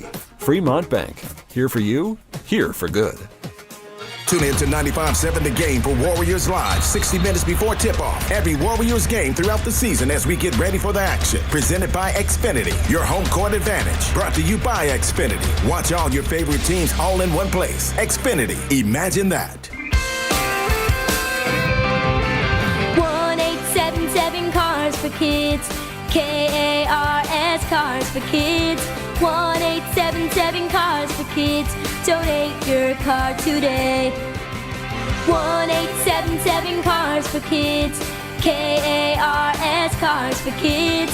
1-877 Cars for Kids. Donate your car today. Ready to get rid of that old car? Donate it to Cars for Kids. Call 1-877-CARS-FOR-KIDS to reach a friendly live agent. Donation is super easy, and your car can be picked up as soon as tomorrow. Call us now, 877-CARS-FOR-KIDS. That's cars with a K to donate your car today. 1-877 Cars for Kids. KARS Cars for Kids. 1-877 Cars for Kids. Donate your. Did you know you can donate real estate too? Go to carsforkids.org. That's carsforkids.org. This holiday season, Target has your back with irresistibly cool gifts for everyone on your list. For the trendsetter, start with affordable beauty kits and gift sets. Need something the whole fam will love? Grab snuggly matching fits in every size and style. And for the thrill seekers, don't forget the hottest toys and tech of the season. Target's got you covered with the best deals for endless fun. Shop in store or online. And step into the holidays with Target. Restrictions apply. Oh, how's that flu, babe? Did you take DayQuil Intense Flu yet? Nah, I got this. Ugh, okay, I don't got this. You stay on the couch, and I'll grab the DayQuil. Undo your flu symptoms with DayQuil Intense Flu. DayQuil Intense Flu provides powerful relief of your flu symptoms. I'm ready for that to-do list. Wow, you do got this. DayQuil Intense Flu. The daytime coughing, aching, fever, under your flu, medicine. Use as directed, keep out of reach of children. We all all hear the radio ads about the IRS. They tell you to be afraid, to be scared, and they try to frighten you into calling. I'm not here to do that. Tax Relief Advocates is different. TRA is here to tell you that if you owe money to the IRS, whether it's $5,000, $50,000, or $500,000, we have a solution. It doesn't matter if you're sitting in your car, at work, or with your kids. No matter where you are, call now. 800-575-9834. Don't lose hope. TRA can eliminate or reduce what you owe to the IRS. Generous programs are now available that can give you a fresh start. Our passion is taxes and helping individuals fix their IRS problems. We have over 1,000 5-star reviews on Google and an A+ with the Better Business Bureau. You don't need to be afraid of the IRS any longer. End your tax nightmare today by visiting us online at TRA.com or call 800-575-9834. That's 800-575-9834. Tax Relief Advocates. Real solutions for real people. Red and Gold Game Day starts at Laughing Monk Brewing. Park for free. Enjoy amazing food, ice-cold beer, and every game on TV. Catch 95.7 The Game's pregame show. Then hop on the free shuttle straight to the stadium. Sign up now at 957thegame.com.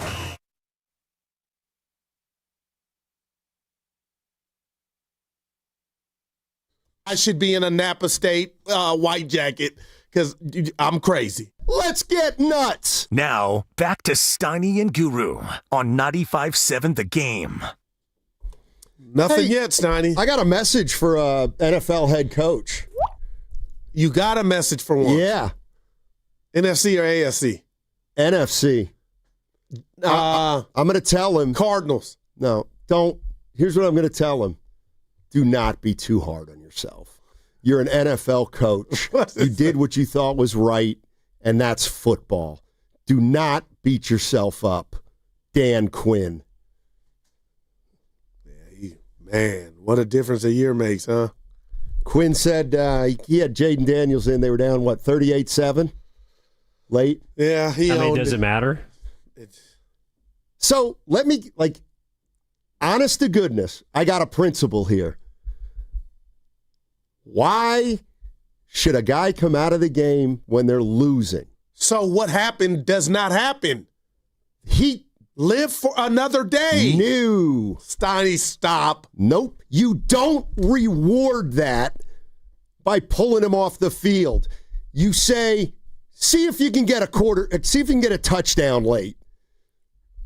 No. Don't be hard on yourself, you look Dan in Quinn. the sky and say the football gods are asking me, what does a smart coach do? Call the dogs off. We're getting our ass kicked. He needs and reps. let's focus on this, Stoney. Stop. Jaden Daniels needs reps. How about how those reps look now? Hey. There you go. It's a vicious game. If you don't want to play it, and get that's out. why you come out. Nope. You know, you don't even believe it. I do believe it. So if the Niners are getting hammered this weekend, they're down, 38-7. Make them stick it out. You just keep running McCaffrey. Yes. Absolutely. Just You got to claw back in. In fact, let's put Brock Purdy back in because he needs reps. Well, when do you take a guy out? When it's over. And you know you got no chance on winning. Okay. He was already banged. Hold on, Stan. He was banged up. Let's take our prized possession out. What was the score going into the fourth quarter? Do you know offhand? It doesn't matter. And it still was over then. I'm about to tell you, it doesn't matter. They were down 28-0 at It's half. just like, this is just like an official. Dan Quinn is like a referee. And this is a 38-7 going into the fourth. This is a coach, okay, who wants to get thrown out, and the ref goes, no, I'm not throwing you out. You got to stick this out. You got us into this mess. You're finishing the game. And what's negligence about it? Worse, Evan, hand the ball off if you're going to be out there calling quarterback runs. Try to score. What are you doing? Hit the over. And how do you look now? You got to apologize. He didn't have his to. job. He might lose his Actually, gig. They are a no, mess. I didn't see an apology. I just saw, I get that. I've been thinking about it nonstop, too. I bet you and have. man, I missed it. That's 100% on me. I don't see I'm sorry. Well, 100%. I don't even see I'd never do it again. No, 100%. All right. Yeah, you might not have had a chance. Well, let's go to our favorite head coach. The 49ers were up 34-24 with a minute and a half left, I fielded and some McCaffrey calls. ran the ball. Yeah, I fielded some calls on McCaffrey. Okay, so what's the difference? Well, you said the difference is losing versus winning. Yeah, and one got away with it. It didn't come back to bite Kyle in the ass. Well, come on. It's also a two-score game compared to a four-score game. Stoney, 4 scores ago. Come on, man. This thing was over. What are you doing, Danny? Who does, you ain't a made man, Jaden Daniels. Get to the playoffs once. He needs the reps. That team's a mess. He just came back from Exactly. injury. And that's why he should You have got to been. put him through the ringer, and he can't hold up. Shout out Bill Simmons. Dude, you're I'm trolling. I'm half trolling. Yeah. I think half trolling. Everything's, Evan, you tell me if you disagree, that Dan built up with last year's magical season, and it was. I'm not saying he's on the hot seat, but what if I said he went and bought some matches? Because I don't know where this thing is going. But, dude, you can't have him out there. You just said it. He was hurt, Evan. Yeah. They've won a ton of one-score games. That's why we're in the position they were last year, and they won those one-score games because of who was playing quarterback. You'd think you'd want to prioritize the only reason for your team being in the NFC Championship game last year. Man, Stoney, come on. Sometimes you got to have foresight. Well, okay, the bottom line is McCaffrey was in a 2-score game with a minute and a half. But he didn't get hurt. Right, he didn't get hurt, but the principle is the same. But even a 2-score coaches are the same. But this was a 4-score. This was a blowout. Right, and clearly he kept Daniels in the game because he thought he stunk and needed to work on stuff, and I'm serious. No. That's gone too far. Well, you know what? 100% on me, meaning there was an error. No, I'm sorry. Yeah, this is the NFL. 100% on me is more than sorry. When was the last time you heard a head coach say, "I'm sorry"? And he did with 100% on me. No, he didn't. What's that mean? I'm sorry. It means it's his fault, but he's not apologizing for it. Yeah, he will. No, he won't. He didn't. He didn't. And that was a gruesome fluke injury. And I listen, here's the thing about you, Goo. Make it about me. Stop. You're smarter than you're acting right now. In regard to what? You're smart. And for you to say, well, the difference is McCaffrey didn't get hurt. Come on, the principle's the same. We're playing guys late in games that are over. We've done this with Kyle going back to Pittsburgh a couple years ago. So is it okay? It's okay for Kyle not to win? No, the point is, one got caught, the other didn't. So there's nothing to see here. Yes, there is, Gil. And Kyle's been doing this his whole thing. Right. Yeah. So give me the one. So Kyle, give because me the Kyle's Kyle version of Jaden Daniels in the game too long. Come back to bite you in the ass. Michael Williams. Okay, I was just about to go there. There you go. But Michael Williams. Steiny, you're wrong. But buddy. I don't believe Michael Williams should have been out of that game. That's the guy that should have been getting the reps. But I didn't want to come here and say that. But this was negligence. This is your star quarterback, and he was banged up, Steiny. The game's over. Call the dogs off. Get the reps. The fact that you can't draw a parallel, not even a parallel. Now, I'm not saying it's the exact same thing, but that you can't see the parallel of what Shanahan has often done. Like you can't rip Dan Quinn and then not and say, well, like Kyle gets away with it. Like they have the same theory. And the theory is we're keeping our guys in until the final horn. Well, up in Houston wasn't it? Okay, what about Michael Williams? Yeah, I just said it. Yeah. There it is. I'm just saying different gravity, obviously. He's a rookie. I'm buying the reps on that one. That he needs all the reps. But I get you. But how many calls have we fielded to where people have ripped Kyle and said he needs to apologize? It's different. And I'm being honest. McCaffrey, you're right. McCaffrey didn't get hurt, but that doesn't mean there wasn't a lot of – I saw a lot of people asking I took 50 calls. Okay. Well, personally, I'm like, well. So he's flirting with disaster. What if they're both wrong? That's fair. But let's leave it there. Well. And here's the other thing. One's dealing with their wrong, and the other is right because if he was wrong, he still ain't got convicted of it. You know what I mean?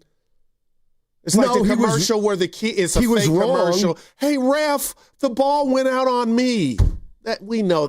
Yeah, so it's not even close thing. to. Yeah, that's a terrible analogy. Me to come down Kyle's road for something that didn't happen, and I will not do it. I just said Michael Williams. And you stand there. No, you said McCaffrey first. Okay, well, I'm saying Michael Williams. Yeah. He doesn't play quarterback. Well, okay. Christian McCaffrey is the MVP of the San Francisco 49ers. Correct. He's their most important player. They went nowhere without him last year. This year they have action.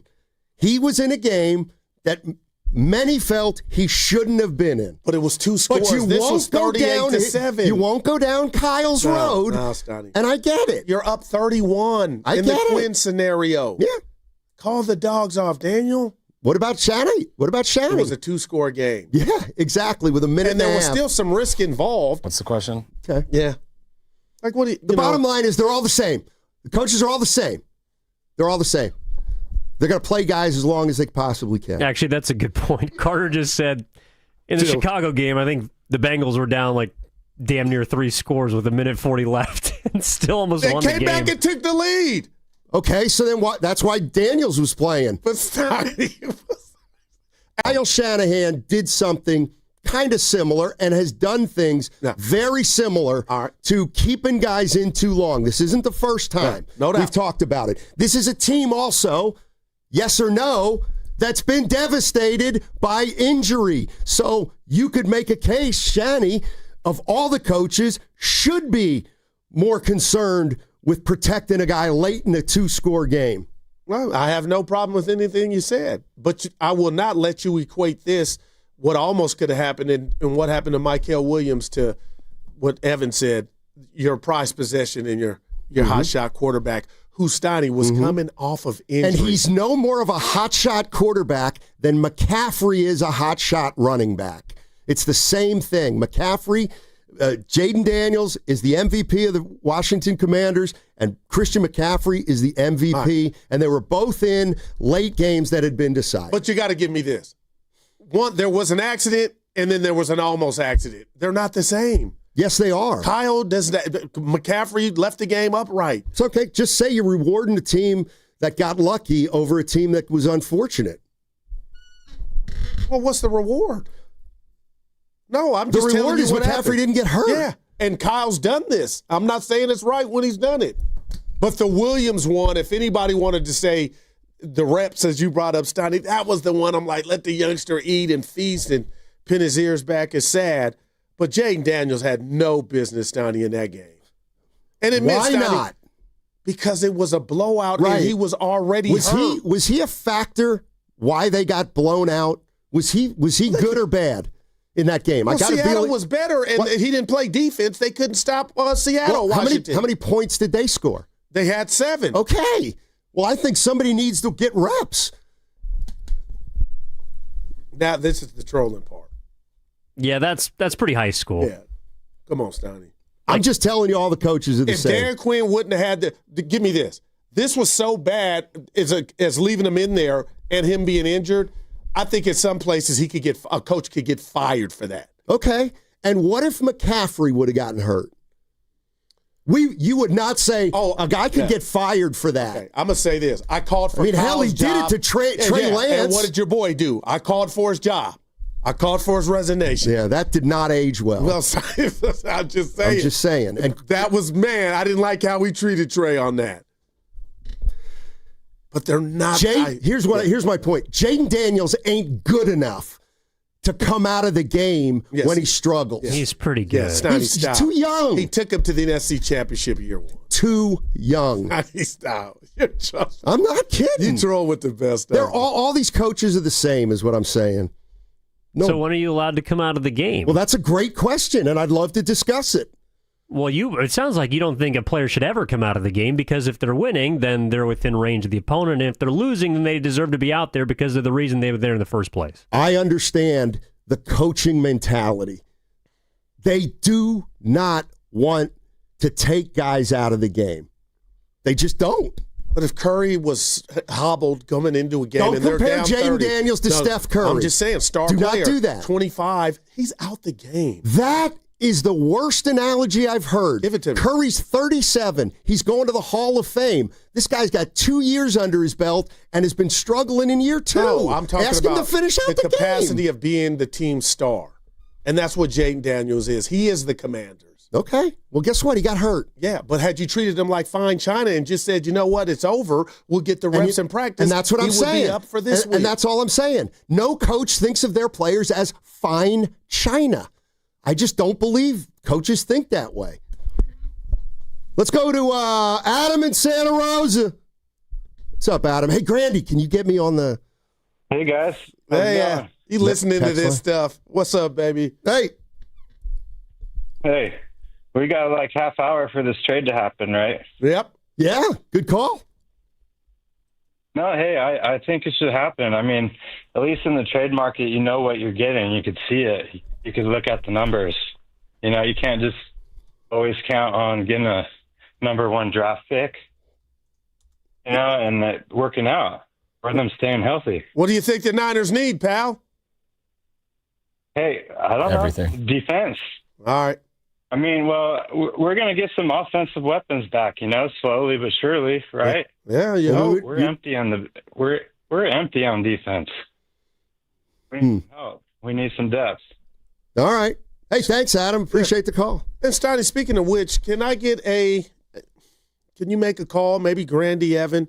Can I get an update on Pearsall and his availability? I can give you one of those. Like, I'm serious. I missed watching those calves. Where's my boy at, Ricky? You're good when you ball. Oh, here you go. What's the question? I think I can give you something. Where's Ricky, Coach? I think you just answered your own question. Wait. Something's going on here with the with my board. I can't get it now. My board is flashing. It says insert, and there's a red thing flashing. So I must have edited. Let me go back. I'm going to hit index. All right. Okay, I got it. I got it. To get it, don't. Actually, I don't. I don't have it. Oh, stop, come on. Look at that. But what was the update? Ricky. I don't know. okay. I'm sure it's 5 seconds of Kyle going, there's another new to report. Yeah, Evan, check this out. You're going to need him this time. Well, what's insert mode? And don't be juvenile. There you go. Thank you, buddy. Wow, stop, Evan. One button. This is Shanahan. One button. Shanahan on Pearsall. Thank you, Evan. You ready? Yeah, after 10 minutes. Listen up. It's only 5 seconds. Hey, what's up with Pearsall? They couldn't confirm today he'd be available this week, so we'll take it day by day, but continue to evaluate him as this week goes. Wait, what did he say at the beginning? They couldn't confirm today he'd be available this week, so we'll take it day by day, but continue to evaluate him as this week goes. Couldn't confirm he'll be available this week. Oh, it was the same thing. Double talk. Okay. They need him, man. And we want to watch him, but man, Steiny. Oh, you can't play Ricky Pearsall. He might get hurt. You're totally missed. He might get hurt. Now you're being infantile. Come on, man. You take your dudes out the game. Blow out No, if you're winning or losing. You don't take lousy players out of a game. They haven't earned it. Steph Curry's earned it. He can have a clunker. Jaden Daniels. Don't be so hard on yourself, Dan Quinn. He said 100% on me. And he no apology. He said that to management. No, he said it to the press. And the fans. Oh, boy, I bet they're coming for his head. Yeah. Yeah. Just trying to win a game. Niners going to make a move? 24 minutes, Steiny. Or it might already be in. I don't even know what to say. I think they're going to make a move. How about that? Yeah. Let's go to Manny in Union City. The Union. Hey, Manny, how you doing? Hey, good afternoon, fellas. Just chilling, watching the trade transactions take place. There you go. But hey, Steiny, I got homework for you, Steiny. I want you to watch a movie. It's called Friday Night Lights. It's got Billy Bob Thornton in it. Watch the story of Booby Miles. Okay. And maybe you can equate it to your mindset on Jaden Daniels. Good call, Manny. That's just a phenomenal call. He won't watch it though, Manny. Now I'm not watching it, Manny, because it sounds to me like you're trying to snooker me. I'll mail you the DVD, Steiny. How about that? Is that the one where the series ended up? Not the series. The movie with Billy Bob. But it turned into a series, is what he's talking about. Yeah, got a good moral lesson for you, Steiny. Okay. But I want to talk about the Niners, man. I'm really disappointed. Like Drew said, that sweatshirt is hurting my eyes on the YouTube. You'll be all right, Manny. I'm telling you right now. You'll be all right, baby. Congratulations. At least your team is doing something to try to add some power punch to their defense. We need a big name, and I'm really disappointed that the Niners didn't. I mean, Sauce Gardner was up for a trade, and we didn't swoop on that. I mean, even Jair Alexander got picked up by who do you want? The Eagles. Well, you're going to give up 2 ones for Sauce, though? Come on, Manny. What about next year's draft? 2 ones? But come on, man. We're all saying we got to be all in this year. Every year we got to be all in, and if we owe it to CMC. We owe it to Kittle. We owe it to the people that left. That we owe it to Debo because he's never going to see that ring. We should have gone all in on this one, man. I mean, if Sauce was available, I would have thrown 3 ones on that one. Wow. Man, and I'll tell you what, a lot of defensive names are coming off the board. Let's go and add some firepower to the offense. I mean, there's a speedy little wide receiver in Miami that we can maybe, schmooze McDaniels and, the Cheetah trading up for. Tyreek? No, not Cheetah. Cheetah's gone, but Jalen Waddle. Oh, okay. Right? That little speedster can add some oomph to the offense. I mean, can you imagine Jalen Waddle, CMC, Kittle, and everybody else? Manny, you still got time. Thanks, you got Manny. me thinking. Appreciate the call. Tyreek's out. Yeah. Got time. But if the Niners make a move, it's defense. But you ain't spending 2 ones on Gardner. My boy Reg B said he thinks Gardner fell off. But, man, 2 ones, you ain't for the team getting you. It doesn't think you fell off. So that's there. I got to tell you, you might not. Don't read the text line. Don't read the text. The Boxer and Gerson work injury attorneys text line. 925. I'm confused about why it's a crazy opinion to expect dudes to actually play. 707. I agree, Steiny, and I want to take it to the next level. Whatever that means. The bottom line goo. Is it Jaden Daniels, a second-year quarterback on a rookie deal? The Commanders can afford to do whatever they want with him. Oh, here's one. Steiny. Why is he under fire? Don't let Steiny poison your mind. Evan and I and the rest of the world are right. 650 Steiny 100% right, and then right under it, Steiny with another bad take. If this were Brock Purdy, Steiny, the phone lines would break trying to come for Kyle's head. I'd want to know how Brock Purdy got us in a 38-7 hole. The defense, part of it. Oh, how come we only scored 7? Because everybody's hurt. I only got Debo to throw to. well, then don't bring him back. Seriously. Steiny, you remember that Christmas Day game? The one that everyone seems to reference all the time? Man. Yeah, vaguely. You remember who finished that game? Brock Purdy. Nope. Right, because they coddle him. Sam Darnold. You are the right. They coddled. So Kyle does take people out. Well, here's why he did contract year. Because it was 38 now he's paid. This makes me smile. I can see you in a courtroom. I'm just telling you. You're trolling. Nope. You can't tell me that San Francisco 49er, if you're going to take that view, then San Francisco 49er fans have every right to get on Kyle Shanahan for him keeping his stars in. Okay, too let's long. do this. Let's just boil it down to you and I. I know we got to go. Yeah, if you were Dan Quinn, wouldn't you take Jaden out if you knew he was hurt already? Honest to God, I'd need to know more. That he was already dealing with some stuff. The game's a blowout. You're losing. Take him out. Why? Why not? So he doesn't get hurt. What about getting better? You do that in practice. No, you don't. And no. Oh, right. Get better. Your truism is touchdown. You can't get better at practice. You got to play. You don't believe Please, that. I do believe that.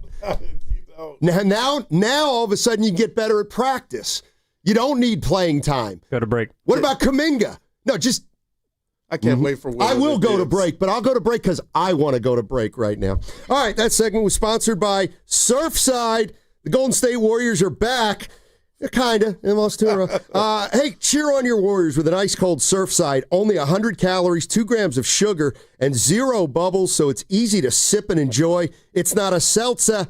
It's Surfside. Proud partner of the Golden State Warriors. Must be 21.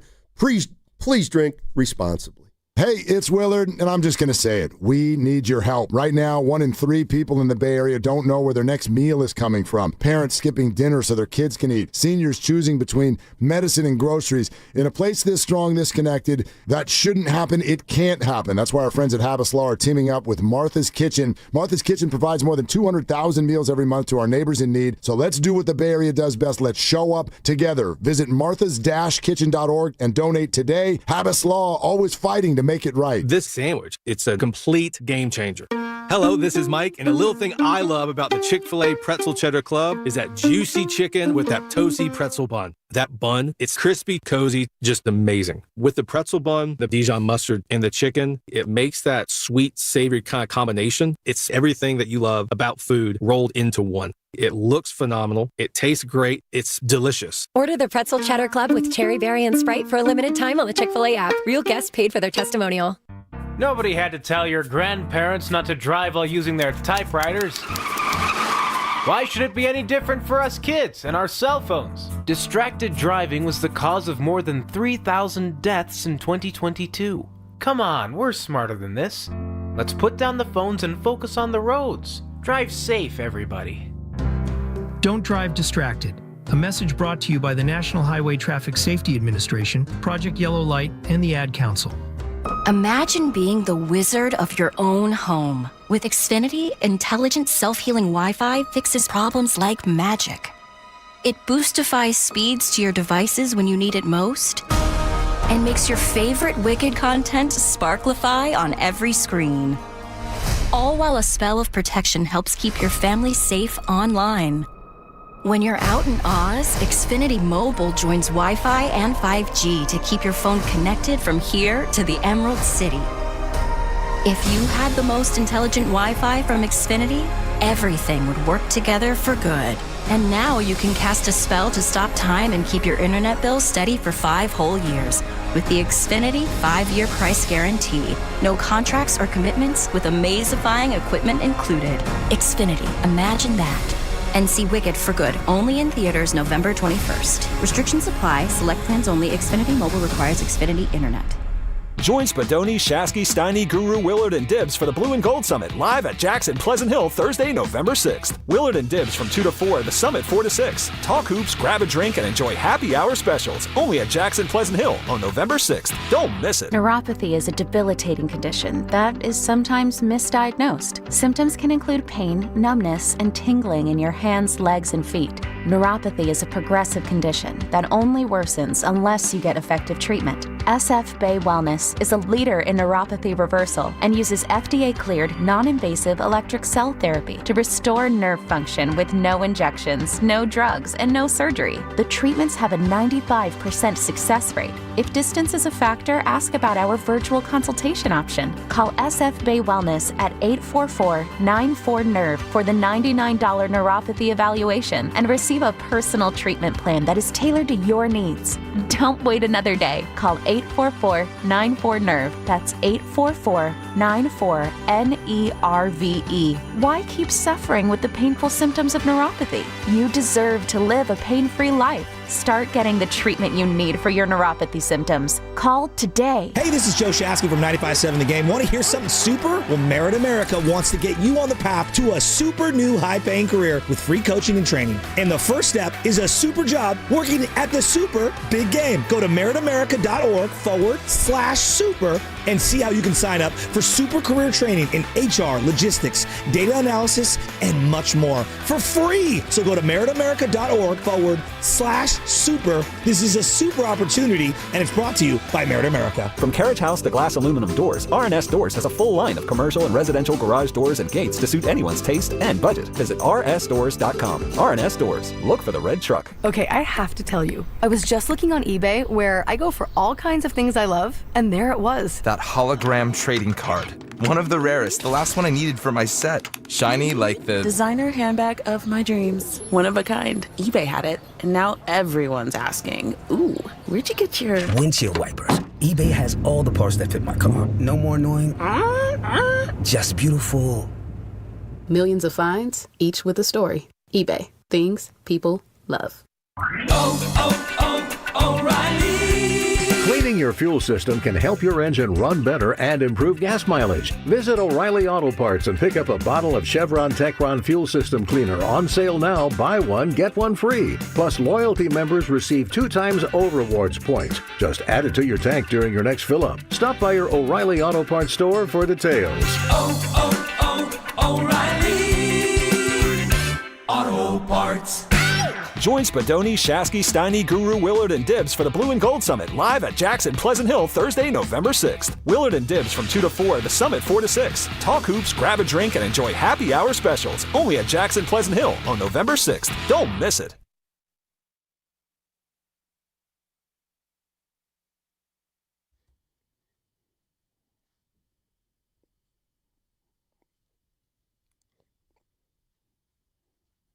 This is Macklin Celebrini, and you're listening to Steiny and Guru.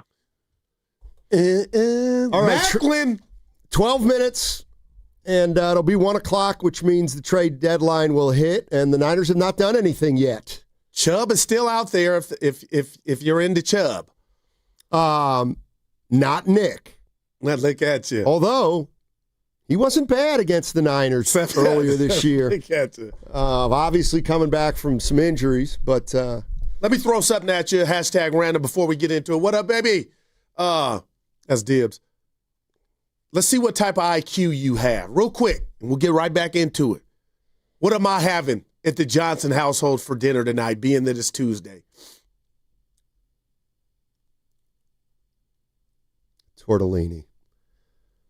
Evan, what are we going to do with my boy Taco Tuesday? Oh, the one LeBron invented. What are you doing? That's what he did. Taco Tuesday. Oh, Lord. Well, that's what your Jaden Daniels trolling put me in now. 408. I agree with Steiny. He's a second-year quarterback and needs the snaps. Had Daniels been a fourth-year quarterback, that's different. Oh, that makes it worse, that take. Now it's about how many years he's put in. Let's go to Dave in Fresno. The no. Hey, Dave. How you doing, man? Good. Hey, John, if you're there, if you're the GM or the Kyle, I don't know who to direct this message to. Whoever the GM of the 49ers is, there's this trade deadline going on. If you turn on your phone or the TV, you'll see other teams. They're making trades. So it's feel free to join the party because newsflash. Hey, remember guys when we traded for CMC? Remember that? Oh man, kind of shook. Kind of changed his team a little bit. You traded for Trent Williams, once upon a time ago. Some of your best players are traded for. So I know you don't want to give up picks because next year you got to draft. You want to hold on to that fifth so you can get another Jordan James, or you want to hold on to your third so you can get another Nick Martin who don't even see. Like, what are we doing? And I know how the press conference is going to go. Oh, that's what I'm waiting for. Forget the trade. I'm waiting for the John Lynch press conference. I know he's going to say word for word. He's going to say, hey, we made a lot of phone calls. We did our due diligence. We feel very confident in the guys we have in this room. I'm really proud of Kyle and Robert for getting the most out of these guys. And we have the guys that work hard. They're the first ones in, last ones out. All this bumbo-jumbo word salad, that's what's going to happen. And, we made a trade last week. Like, get out of here. Like, go for it. You're 6-3, okay? You're 6-3. What are you waiting for? What are you doing? The Cowboys, who are 3-6, just say, hey, 3-5-1. We're going to show the fans. We're going to show the fans we're in it, and we're going to show that we're trying to compete. Whether you win or lose, that's fine. But sending a message to the fans, it's bigger than just holding. Hey, let me ask you this. You brought up Williams in Dallas. What if you find out John speaks and he says, you know what? We were in, we were attracted, but the price was too steep. Would that make you feel any better or worse? Or you don't care? That would piss me off because I've heard that so many times from these guys. They do due diligence on everybody. Khalil Mack, Jalen Ramsey. Anytime there's a big name, you hear the whispers and the sounds, or we were close, or we were talking, and then you get it. Hey, we're in on Jermaine Johnson. We're in on this guy, and then nothing happens. Okay, you're in no position to sit back. You're decimated with injury. Like, what are we doing? But what if that's why they feel like they might not be championship caliber and they don't want to waste capital? So what you wait? What's okay? Guru, tell me something. Then. That's fine. Fine. We'll wait till next year. So what are you going to promise me next year? We're going to be healthy next year, or are older guys are going to get younger? So if you want to look to next year, that's fine. Because it's going to be new circumstances next year, bro. It's always going to be something with this team. But you're in a position to win. Help me out, Steiny. All right, Dave. Yeah, appreciate the call. Dallas gave up a second and a first. Yeah, and Mozzie Smith, defense guy, he was a bust. But yeah. So would you have given up a first and a second for Williams if you were the Niners? I think I'm out. Well, how good do you think he is? I'm not I think sure. He's good, Steiny, but a 1 and a 2. I know. But you got him under team control, so, I mean, he's yours moving forward. I don't, man. Evan? Well, how many people have called here, Evan, let's just, real quick before you go, mad that they haven't done anything? Like, what realistically is out there that would make fiscal sense to maybe put the Niners defense to where they'll scare the Rams, you know? Well, I think you use the right word, which is fiscal. Like, does it make fiscal sense? It makes football sense, but does it make fiscal sense for a team that said goodbye to like 6 or 7 different players that were making more money than they should have? Wow. And so I think he would have fit any team of the last 3 years, maybe even last year's team, because they still had hopes they could compete for a Super Bowl. He doesn't fit this year's team. I think they're better off using that first and second round pick on somebody else, maybe an offensive lineman. No, I'm with you. Maybe the D tackle of the future. Donnie, I'm there.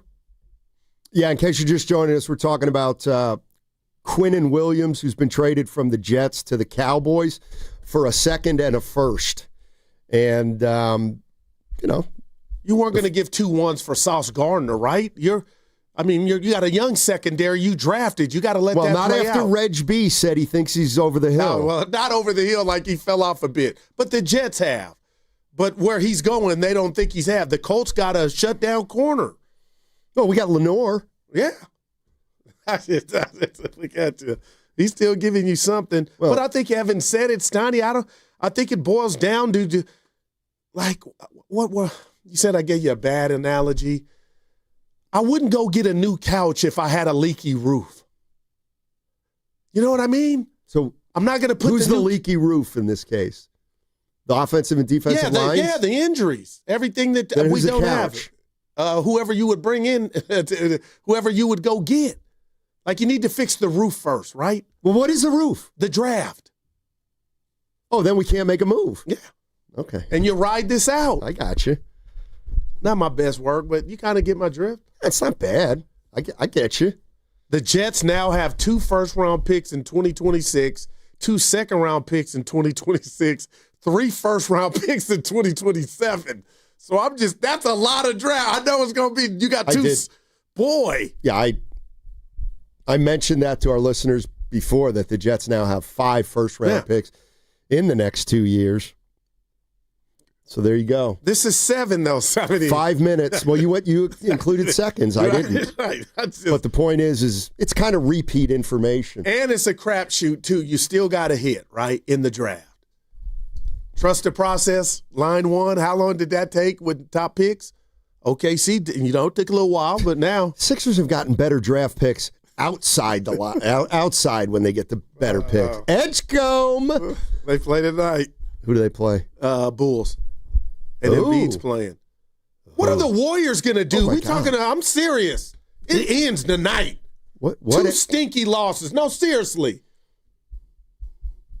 Trade deadline, 4 minutes. We'll keep you updated. All right, I got that. And as of now, the 49ers haven't made a move. And we'll see. We'll see if they will make a move or not. By the way, this was Brian Baldinger. He was on with the Morning Roast. And they asked him, how all in, if at all, should you go? Kyle deserves the way he's coaching and the way Sal is coaching. Like, you kind of want to say, all right, we know what the Rams are. We know what Seattle is. Like, if we're going to go win these games or beat these guys to the playoffs, and Arizona's going to be a tough out for anybody down the stretch because they've got everybody in place right now, including the quarterback. You're going to need more firepower. I don't know when Pearsall's coming back, but I feel like you can't really think that far down the road. I think you got to look at this year and within a vacuum and do whatever you can to upgrade the roster, regardless of the money you're paying other guys. You can always kick the can down the road. It's just the way the Eagles do business. It's the way teams do business right now. You load up. It's the arms race. You load up with everything that you can to compete as hard as you can to try to win as many games as you can. I don't know. He sounds like the caller we just took mad. Wow, Stoddy. It sounded like to me, Baldy was like, go in. Tomorrow's not promised. That's what that sounded like. See, this is always interesting to me. This is Scott on the YouTube chat, and I'm not going to read it all. We owe it to Trent and Christian McCaffrey to have a team that's competitive and attempts blah, blah, blah. But don't you owe it to the organization, Thank you. You owe it to the organization to stay flexible. Okay. All right.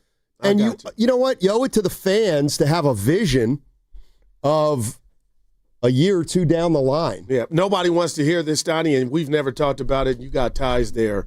But I don't know how the Eagles do it, but they maintain stars, and then they always use free agency to go get it. It is truly remarkable what they do with Roseman and however they do it.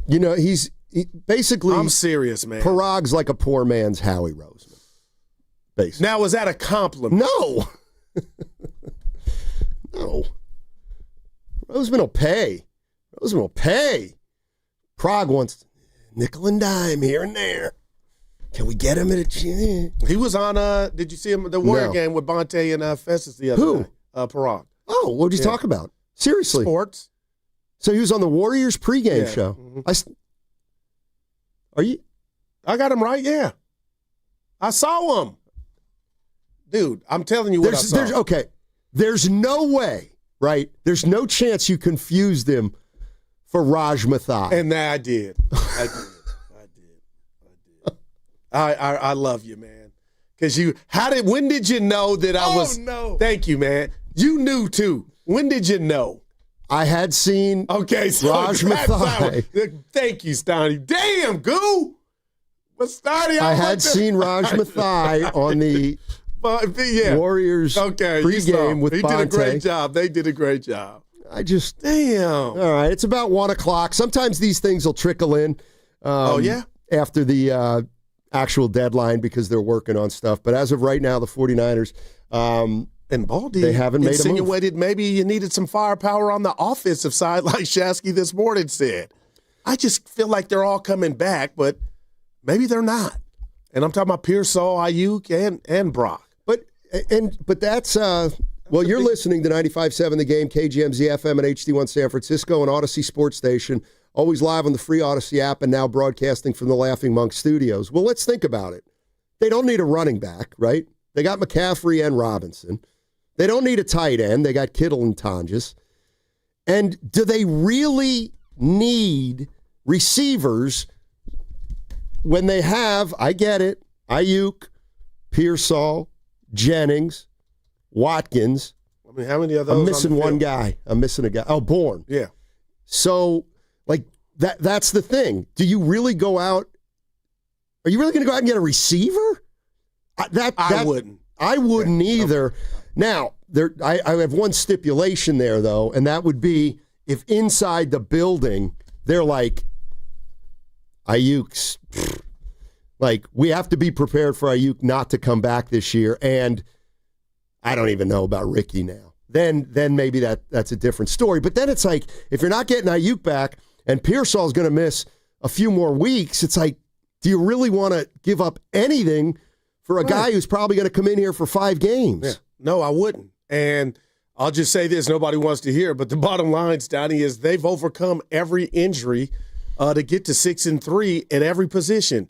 If the quarterback, check. Tight end, check. Offensive lineman, check. Defensive lineman, check. Cornerback, check. It's just linebacker, check. It just keeps going. Receiver, check. So you got Bourne. You got a healthy. I said Jennings looked fresh, and they're going to need him. But, man, what would you really spend to go get basically a rental? Nothing. Yeah.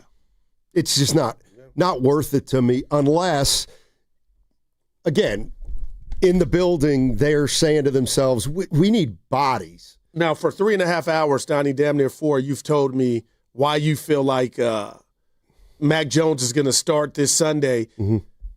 Can you give me a little mix of Ricky Pearsall and how serious this PCL injury is? No. Like, you got the gut feeling. How the hell would I know? Just your feel. He's not playing. Well, he ain't ruled out. Okay. Yeah. No. Neither are the 7 other guys who aren't going to play. By the way, boy, you know my buddy at Lawton Skilled Nursing, Dan Daly, my guy. He's one of our clients. He pulled up with me and Evan when we did the show at the pier on Sunday. About? I was playing golf with him, and he's been listening to the show, and he goes, I tell you what, man. Oh, hey. I can't stand these fans that act like the schedule doesn't matter. He's like, you got a first-place schedule. You're hosed. He means the Lions. He's a Lions fan. He's like, look at the Lions schedule compared to the Niners. Joke. Well, look at the Eagles. And Don't tell me. Yeah, they were first-place team. Yeah. Right, so they got a first-place schedule. Well, Lions didn't play a first-place game on Sunday. That's why I was throwing that to you. Hey, take that up with Dan Daly. All I'm saying is somebody out there realizes that maybe the biggest thing working in the 49ers' favor is the biggest joke of his schedule I've seen in a long time. Okay, I have to do this. You know what? Here's the other thing. All right. This schedule, I hope it's not tricking Kyle and Shanahan to think they're actually better than they are. They're doing that themselves. No, but what I'm saying is doing that. I'm saying is they think that they're actually really good and think, well, a big move can do something. Well, right now it's quiet on the set. But about your schedule exercise, Daddy, you think the Rams is going to be a difficult game? I don't even put them in there in the division. How about the Cardinals? Now with Brissett. Okay, they're 3-7. But they almost beat you the first time. Then, Tiny? Okay, but again, if you're going to go down the list. Monday night. Okay. Panthers beat the Packers, right? Yeah, they're a world beater, but go ahead. I didn't say that. The Browns? They stink, All right. Titans They stink worse. How about the Colts with Sauce Gardner? Okay. How about the Bears? Bears. They're not very good. Chicago offense? Please. Evan, would you please put some respect on the Bears offense, or am I doing too much? I mean, you don't got to side with me. I mean, you better win that game. They put up exactly. Seattle again? No, they won't even be playing for anything. They'll be They might be playing for the 15-2. division. Yeah, they might be playing for the NFC West. Not a 15-2. Rams might go something similar. It's a 3-man race right now. Dude, I'm just saying, no freebies. The Giants was easy. Yeah, Tennessee, boy, that game's lurking. And then the one that I thought was going to be easy, the Texans dominated. That's because the Niners aren't that good. That's all I'm saying. Well, you're saying it like I'm supposed to shrivel up, like you're telling me there's no Santa Claus. I'm just telling you they're 6-3 on the Steiny rankings. I get what you're saying. They got staying power. So assuming nothing comes down the line, the deadline for the Niners was... And I think they did the right thing. Yeah, I don't mind it. I don't mind it. Because, again, like I said at the start of the show, we'll find out what the 49ers, to me, think of their own team. But what if they think one big guy, Quinnen Williams, is not going to help this defense and he's not worth... They didn't get him. Like, to me... I guess I'm just saying maybe that was a right move. I mean, I don't know if it was right or wrong or in the middle. All I know is that a big boy, they obviously didn't want to give up the picks. Anybody on the fringes they didn't think would help enough. And I think one of their prerequisites is if they were to acquire any player, it would have to be somebody that is at least under contract next season. Well, Williams met that criteria. Quinnen Williams met that criteria. But we were both saying that feels like a too steep of a price. But let's do this. Would any 49er fans have done that? A second and a first for Quinnen Williams? First Go ahead, Gil. question for Shasky, and I'm going to text him after the show. But do you think this would have went different, and there would have been, and there may be a move out there that's late, and we don't know. But if Warner was upright and Bosa was upright, there's no doubt that I feel like John would have tried to. You might have two trades to talk about. I think he would have tried harder. Okay, because they thought. I know this is going to sound crazy, but I'm assuming you're thinking they're 6-3 with Warner. Yeah, or 7-2. But the fact that you can really see yourself going to the next level. To me, that's a whole different story. If they're 7-2 and they're healthy on defense, and now you feel like you might be one dude away. But they're not. Oh, nah. So no, I'm just saying I think that had something to do with them taking a real look in the mirror like, are we one Steiny away without Bosa and Warner this year from risking capital, man? I mean, we may be looking at a defense that gets a lot worse in the second half of the season. Now, they're playing the Rams, and you would think, okay, you would be off to a great start if somehow that happened. So if you think your defense may struggle, would you really bring in one guy or two guys and think that they might be able to make a difference? I'd rather keep playing these young guys if they can stay healthy. Let me ask you this to that. When have we seen them really struggle? The Texan game, they couldn't get off the field, but other than that, the Ram first game, they did well. Seattle, week 1. Whenever we were Tampa Bay, I mean, it wasn't pretty, but you didn't get ran out the building. Like, when have we really saw this defense, and I know a loaded question, but when have we really seen them just be Michael Jackson? I'll make a bet with you. You want to make a bet? No, because I know where you're going, and I think you might be right. We're going to see worse, maybe. How many points per game are the Niners giving up right now? I'll get that for you. My bet would be they will give up more points per game in the last 8 than they did in the first 9. See, nobody would well, that's what I'm saying. Yeah, right. Okay. Nobody would touch that. All right. I know nobody would. So that means we all acknowledge that with all this new personnel and with these young players, it's asking a lot for this defense. No doubt. Okay, well then there's your decision. Like, who cares about a fringe player, bringing a fringe player onto this team?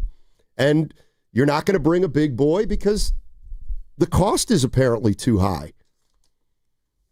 And you got a future, too. Do you? Yeah, to worry about. I mean, the last year's draft was littered with defensive players, and that's why it sucks Williams out and he won't finish his first year. But, man, you got to add. You talk about these lines and enhancements, and you want to do it with the capital you have. What do they got, 9 picks next year? Somewhere around there. I know they have all their 1s and 2s, the 49ers, in terms of their draft pick. Hey, Sports Talk on 95.7 The Game is presented by Paramount Plus. You can't count on much these days, but you can always count on Sundays with the NFL on CBS and Paramount Plus. Watch your local NFL game every Sunday on CBS and Paramount Plus all season long. Visit ParamountPlus.com/NFL to get started today.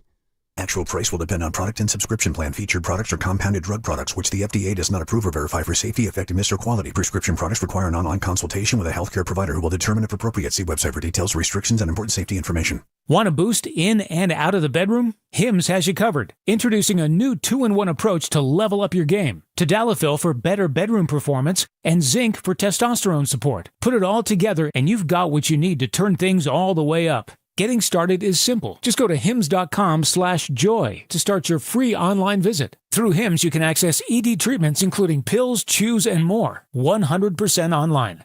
No office visits, no pharmacy lines. Just fill out a simple intake form and a licensed medical provider will determine if treatment's right for you. If prescribed, it ships free and discreetly to your door. Find affordable treatment options at up to 95% less than brand names at hims.com/joy. That's hims.com/joy, hims.com/joy. A lot of Bay Area banking customers are faced with a choice. Which financial institution best fits what they're looking for? It might make sense to consider a bank's history. Take Fremont Bank. For 60 years, we've provided stability and consistency with an emphasis on relationships. We've grown one customer at a time, not through mergers or acquisitions, because that's how you can do business when you're independently owned and community focused. Fremont Bank. Here for you, here for good. What if you could have reliable and intelligent Wi-Fi at the same price for 5 years? That's the Xfinity 5-year price guarantee. No annual contracts, no hidden fees, and our best equipment included. Just 5 years of Wi-Fi that boosts speeds to the devices that need them most, that finds and fixes problems before you even notice them, and that keeps you gaming in the fast lane. Lock in your price and unlock the possibilities. Xfinity. Imagine that. Select plans only. Restrictions apply.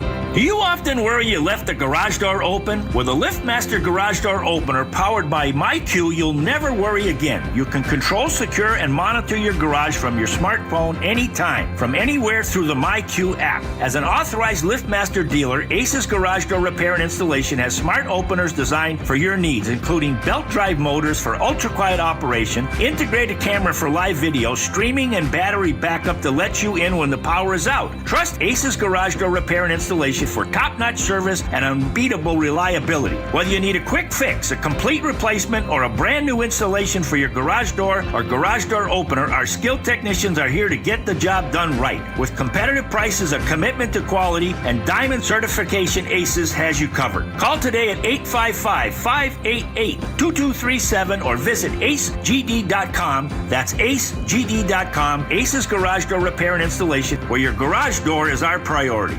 Prescription products require completion of an online medication consultation with an independent healthcare provider through the LifeMD platform and are only available if prescribed. Subscription required. Individual results may vary. Additional restrictions apply at lifemd.com. Read all warnings before using GLP-1s. Side effects may include a risk of thyroid C-cell tumors. Do not use GLP-1s if you or your family have a history of thyroid cancer. Confused on where to start with weight loss medication? 95% of LifeMD patients said starting their weight loss journey was simple. Go to trylifemd.com now and see the best options with or without insurance for Wegovy, Zepbound, and more. Brian was approved for insurance coverage and lost 100 pounds. I love the fact that insurance covered almost everything because pharmaceutical prices are going through the roof. The first time I realized that LifeMD was working for me was when the hunger started going away. I never thought losing weight would be this easy. It's given me more energy. I would recommend LifeMD to anybody. Nearly 96% of patients said they would recommend the LifeMD program to anyone who wants to lose weight. Get started right now at trylifemd.com. That's TRYLIFEMD.com. 95.7 The Game and Great Clips have teamed up for the new basketball season. We want our listeners to look fresh with a great haircut from Great Clips. Each week, we'll pick a lucky winner to score a gift card. For a chance to win, courtesy of Great Clips, enter online at 957thegame.com. Injured at work? Don't wait. Every day you delay can mean lost wages, delayed medical care, and more stress for your family. At Boxer & Gerson, we fight for people just like you. Construction workers, delivery drivers, factory workers, restaurant staff, hardworking folks who get hurt just trying to earn a living. We won't back down. We get results. You work hard, you deserve real help. Call Boxer & Gerson now at 510-835-8870 or visit boxerlaw.com. The consultation is free, but waiting could cost you. Boxer & Gerson, justice for workers. I spent 14 years in foster care, mostly in group homes. I slept in a lot of different rooms, but none of them really felt like mine. There are more than 100,000 children in foster care waiting to be adopted. The Dave Thomas Foundation for Adoption is working to help find them a permanent home. Now I have my own room, a place that's mine, and a family who loves and supports me. If you have room in your home or your heart, see how you can help at davethomasfoundation.org. Do you owe $10,000 or more in credit card debt or personal loans? With credit card debt at all-time highs, Debt Relief Advocates is urgently notifying consumers of debt relief now being made available, designed to aid consumers with out-of-control credit card debt. Those who qualify and enroll for this relief program will only have to pay back a fraction of what they owe. This is not bankruptcy or a debt consolidation loan. This is a relief program that credit card companies would rather you not know about, as it ends your debt nightmare and saves you lots of money. Consumers owing at least $10,000 in credit card debt or personal loans can now take advantage of this debt relief as the cost of living skyrockets. Debt Relief Advocates has established a relief hotline for you to call to learn what debt reduction you may qualify for, so don't wait. For this free information, call the Relief Hotline at 800-505-9257. 800-505-9257. 800-505-9257. Red and Gold Game Day starts at Laughing Monk Brewing. Park for free. Enjoy amazing food, ice-cold beer, and every game on TV. Catch 95.7 The Game's pregame show. Then hop on the free shuttle straight to the stadium. Sign up now at 957thegame.com.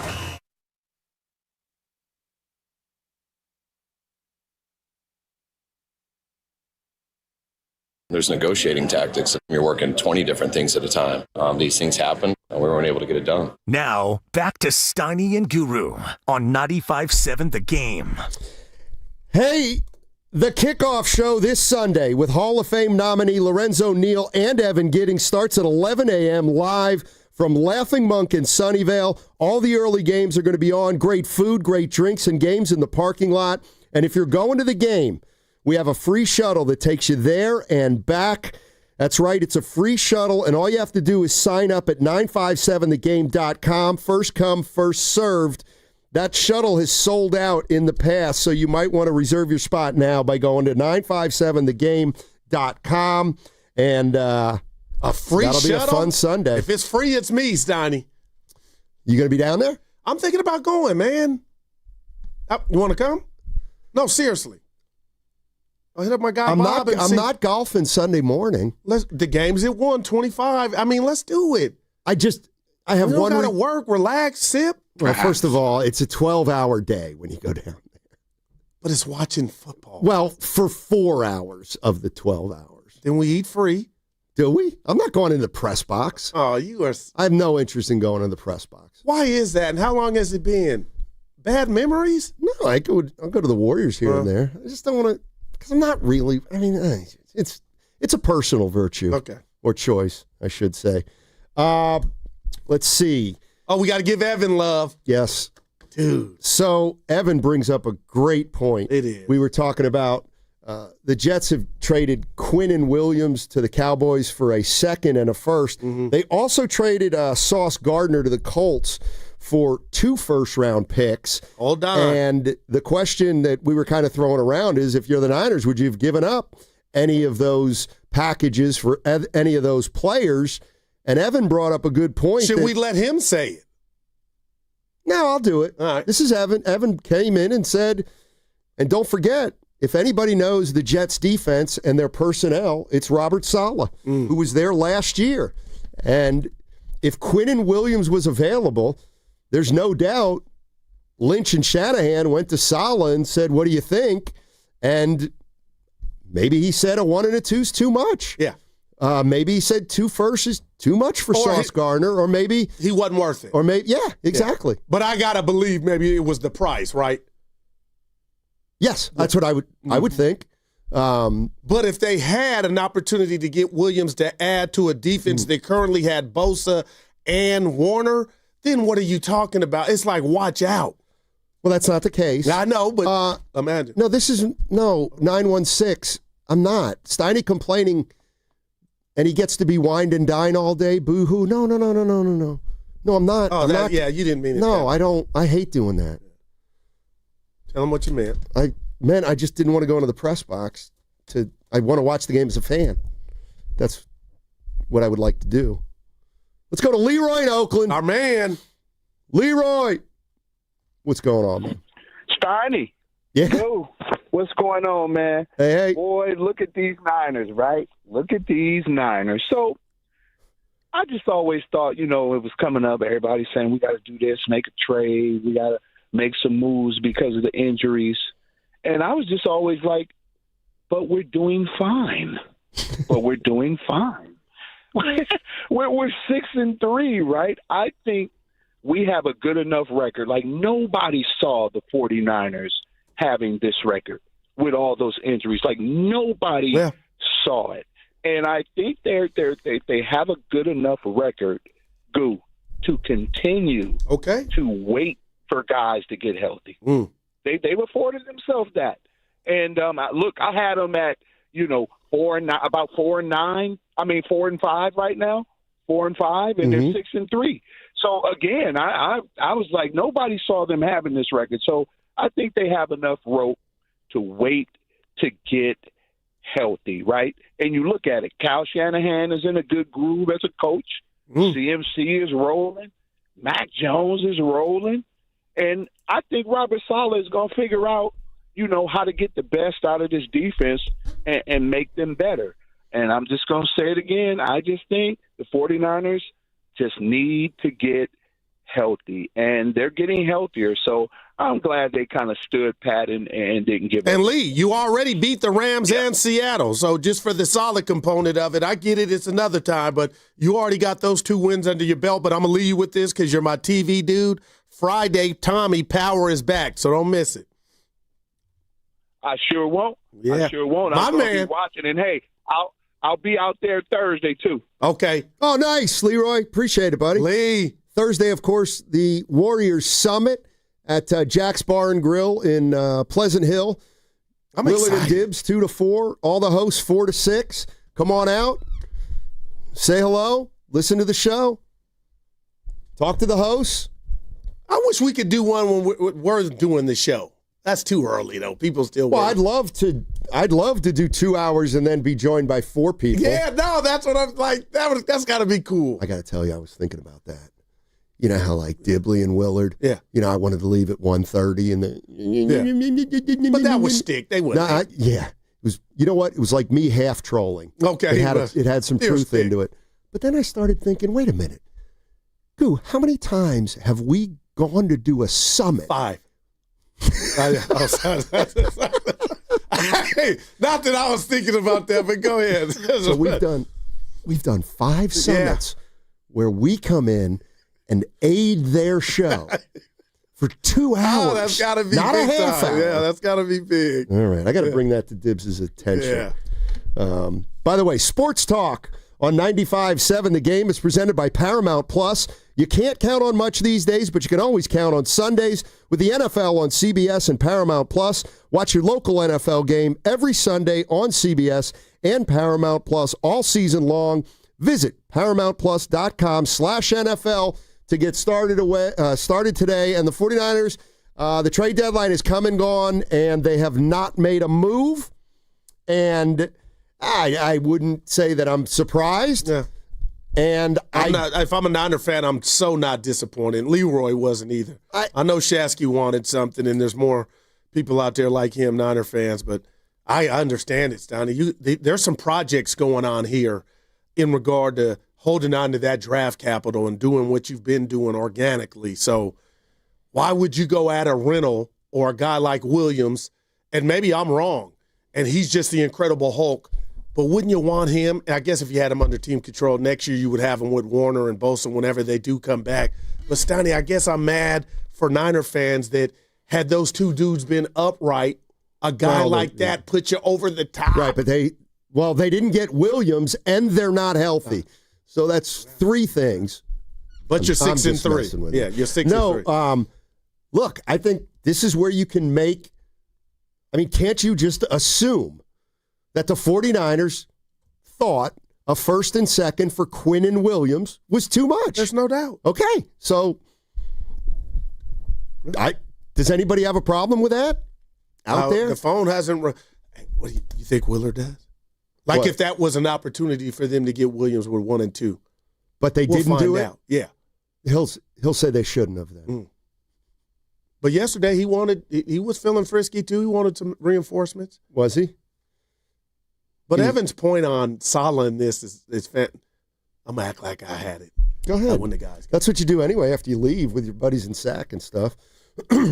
Excuse me. That's a weird assumption. That was strange. That was what that did. Wow. My buddies in sack. My buddies in sack or my buddies in the Bay, man. Is that because of the Quinn stuff? No. Didn't like how we were coming after you. Yeah, but I haven't liked your attitude all week. Well, you were trolling for 30 minutes. It's you did Tuesday. a damn good job about the Jaden My Daniels. point will hold. My point holds. All right, let me ask you this. Who's the most important player on the Commanders? Don't tell me how. Well, it's not Jaden Daniels because he's hurt.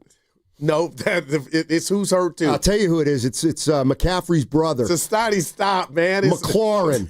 Debo. Luke's also hurt. Well, I know he got hurt on Sunday, didn't he? I'm like, man. Anyway, you get the drift. Now you treat him like fine china, man. No, you don't. You don't treat football players like fine china. In a blowout, That's the you dumbest do. thing I've ever heard. Stop. Let's go to Bob. Bob's in the city. Let's Bobby. talk about the Niners sitting pretty. What's up, Bob? The show. Oh, I love the show. Love the show, guys. Hey, thanks. I was just thinking, I'm glad they didn't really do anything because you're letting your young guys play through, getting that experience. And let's say like a Trey Hendrickson's a free agent next year. Maybe you make that off-season acquisition at that time. You build your roster that way as well as keeping your draft capital so that you can get your young offensive line or maybe some more defensive line pieces or something. Or maybe somebody so good that you just can't pass up. So you just never know, right? So I think they did the right thing. Let's just see how this season plays out because basically, as everybody says, they're playing with house money. Nobody expected them to be like this at this point, right? Anyway, right. Thanks, guys. No, I got you.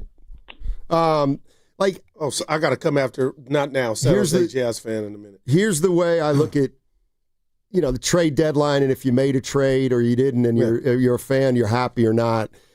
For me personally, it's how can you get mad when you don't know anything that was discussed? For example, at least... Well, you look at the bottom line. Well, at least Quinn and Williams, you can see what the Cowboys gave up and what they got, and then you can say, should we have done that? Like, that's fair. But so much, we just don't know what came across Lynch's. It's like the other day, talking to Evan about Giannis, and would you do this deal? Would you do that deal? And he said, put it this way, if they had a chance to make a certain deal and they didn't, and I found out, I would be fuming that the Warriors didn't make that particular move for Giannis. Right. So But you do got to understand the franchise loves itself more than you love it, and there had to be a reasoning behind it. You know what I mean? And with what I deem trying to rebuild your old line, which is coming, it might not be this offseason. I would be shocked. And some enhancements to your defensive line, whatever. The Niners need a lot of everything. Maybe they were holding on to their capital, Stoney, and feeling like, hey, 6-3 is awesome. We're trying to be 7-3, but this ain't the year to go all in. For example, I was watching a guy play last night, and I've heard his name over the years with the Warriors. And I watched him last night, and I had one of those Evan thoughts. I'm like, if the Warriors had a shot to get this guy and they didn't, and it was Siakam. Oh, remember that. Siakam. Oh, man.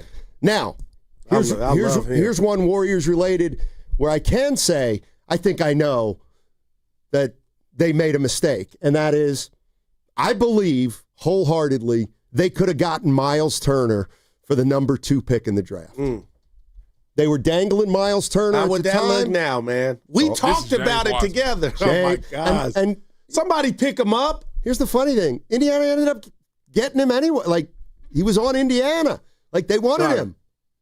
Right. So there you go. Yeah, I just got to call 2 people out real quick, Stoney. Friends of the program, family. Ernie Chavez, We follow each other on Facebook, so it's bigger than the station. But our one and only San Jose Jazz fan, just randomly on the chat, Steiny says, does Goo pay any of his bets? And I don't lose many, but Evan and Steiny will tell you when we're at the cafeteria, I take care of my tab. Yeah, you do. You take care of your tab. No, when I lose a bet. That's what you said. I'm just repeating. Your words verbatim. Here's the bottom line, Jazz fan. I take care of my IOUs now. And then Ernie comes in, not many. You don't know Ernie. We're supposed to be family. And that's what life's about. Put it this way. If you were to pay me for every bet you lost and I actually made you pay, dude, you're 3 games ahead of me. The next 4 Fridays at the ship are taken care of. You are so... You know I'm right. Like, this is where we need Ernie to go back in the archives. Now, you probably got 3 or 4 bets ahead of me. You ain't running away with it. You had a bad year last year. We had it when we're getting closer to telling you you had a bad year. And here's where Grandy, he goes, I won this bet. And I'm like, yes, but you parlayed it with that bet. And so, you're right. In your mind, you won. You went 1-1. That's a win for you. I'm the only one that's had their heart broken when I got paid off. The day that you buy me my cocktail, hey, everybody at the bar, even if I don't know you, I got you too. Kind of takes away from it. You hate to see it. Dude, I was so mad. And that's also an indication that you're a very selfish person. So people that know me know I'm not. I picked up your tab. Yeah. But it bothered you that I picked up other tabs also. Yeah. Now think about that for a minute. So you begrudge Evan, a young man trying to make it in this city. That's my dog. Trying to make ends meet. Yeah. Okay? I wasn't there. Yeah, he wasn't there. That's what happened. That was the part. He wasn't there. You weren't? You were so ashamed that you had to pay me that you just said, stick it to me 10 times. That's how it came off to me. But it's all right, because you're in trouble. We got a bet for 50 wins with the Dubs. Check. What, 4-3? They're not even on pace. I think the Lakers one's looking pretty good so far. That's the one. No doubt. It's early. Portland, miss me.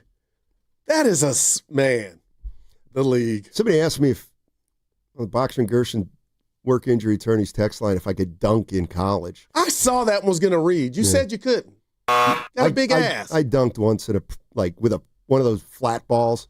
I mean, I could palm a ball, but I couldn't get it over the rim. But if I had a kind of a deflated outdoor ball, I did that once. Back in So have you ever did the helicopter where somebody low bridge you? You're going up for a layup, you're high in the air, and somebody low bridge you? No, I've never been. So you don't know about that? Never high in the air. Evan, I had a couple falls. High in the air. Now, are you sure someone clipped you? It was a fight. 24-hour fitness outside. What did you call it? Helicopter? Yeah. Yeah, for me, it would just be tripping me. I was with my boy Rutherford. Because I didn't. Oh, I did not. Oh, man. My man said tripping. I get you. Pods can dunk. There was one, he had a breakaway, Stoney Pods. People just blew up my Twitter. The ball slipped out his hand. He was going to do something with it. You know what? I have a little addendum to that. Can you please play that again? Pods can dunk. When he gets his steps right. Oh, the ball slipped. My thing blew up. Evan texted me. Come on, man. No, he didn't. He couldn't get his feet right on that one that he ended up laying up. I know the one you're talking about. But he's got the Euro down, Stoney. By the way. That's right. No. 49ers have not made a trade today. So they will go. 6-3. Write it out. You got some guys coming back. Purdy, Pearsall. Yeah, right. Ayuk, do you think we're going to see him this year? Just real quick, random. Yes. No, on the field. Yes.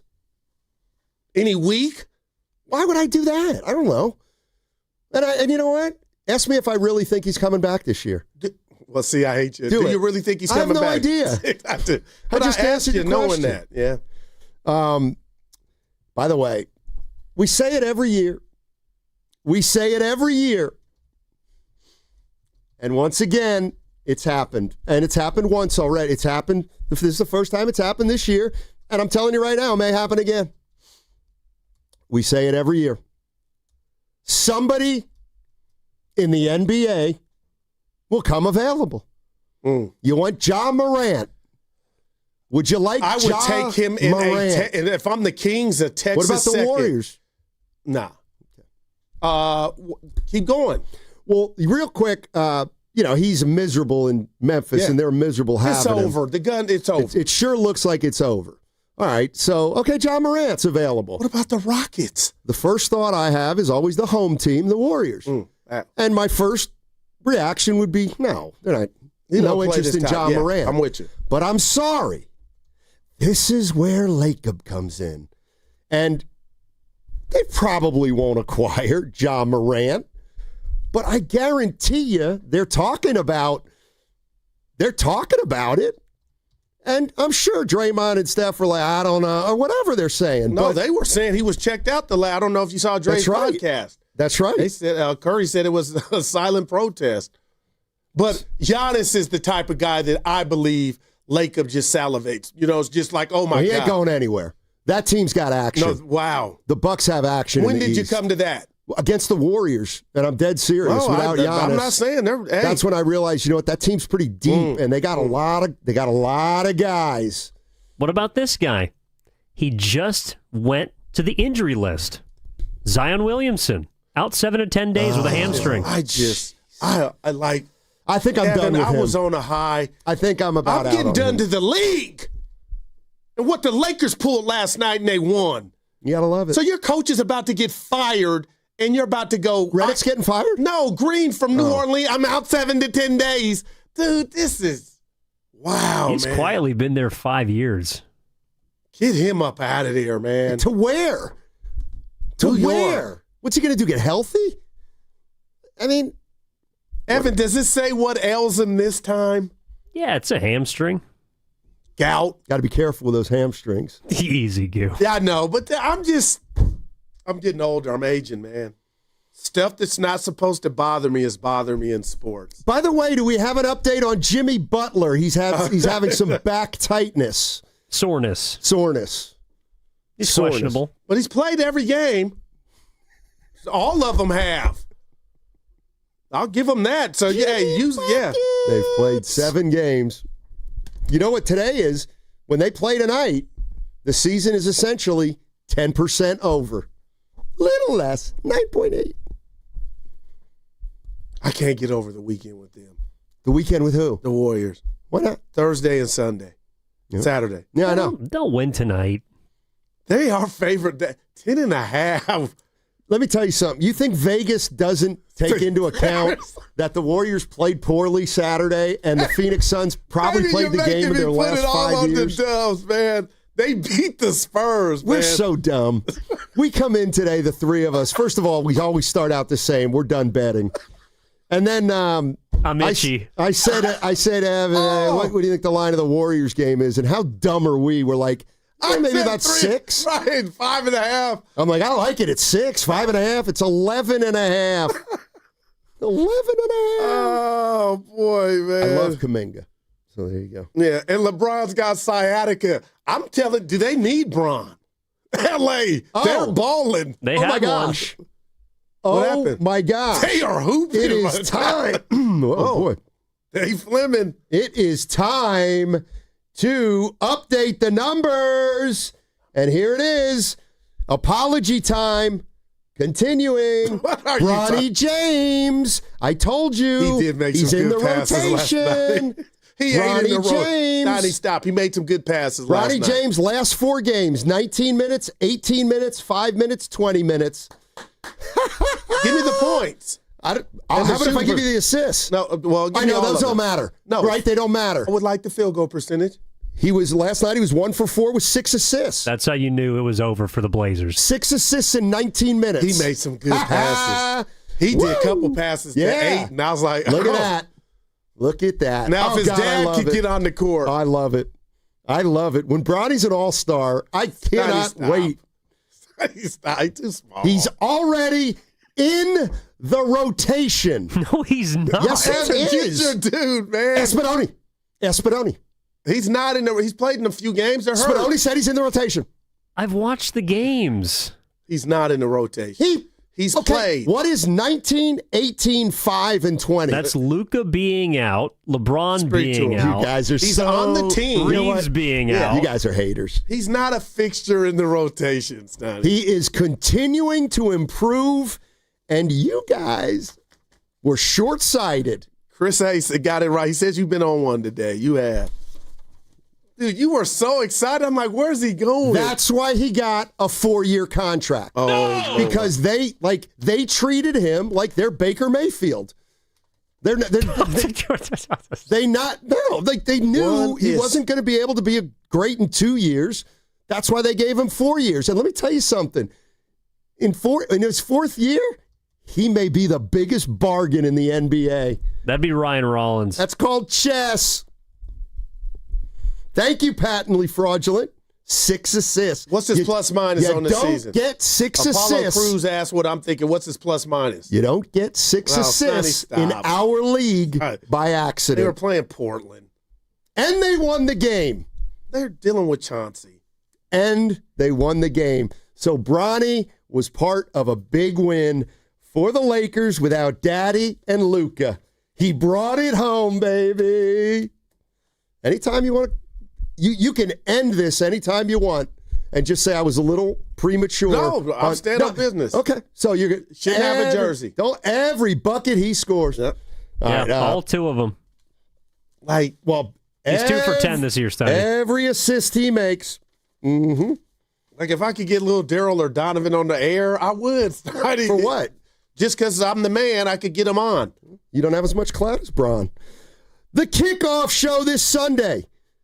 It boasts Hall of Fame nominee Lorenzo Neal and our very own Evan Giddings. It starts at 11 o'clock from Laughing Monk in Sunnyvale. All the early games are going to be on. Great food, great drinks, and games in the parking lot. And if you're going to the game, we've got a free shuttle for you from Laughing Monk to Levi Stadium. That's right, a free shuttle. Go sign up now, 957thegame.com. First come, first served.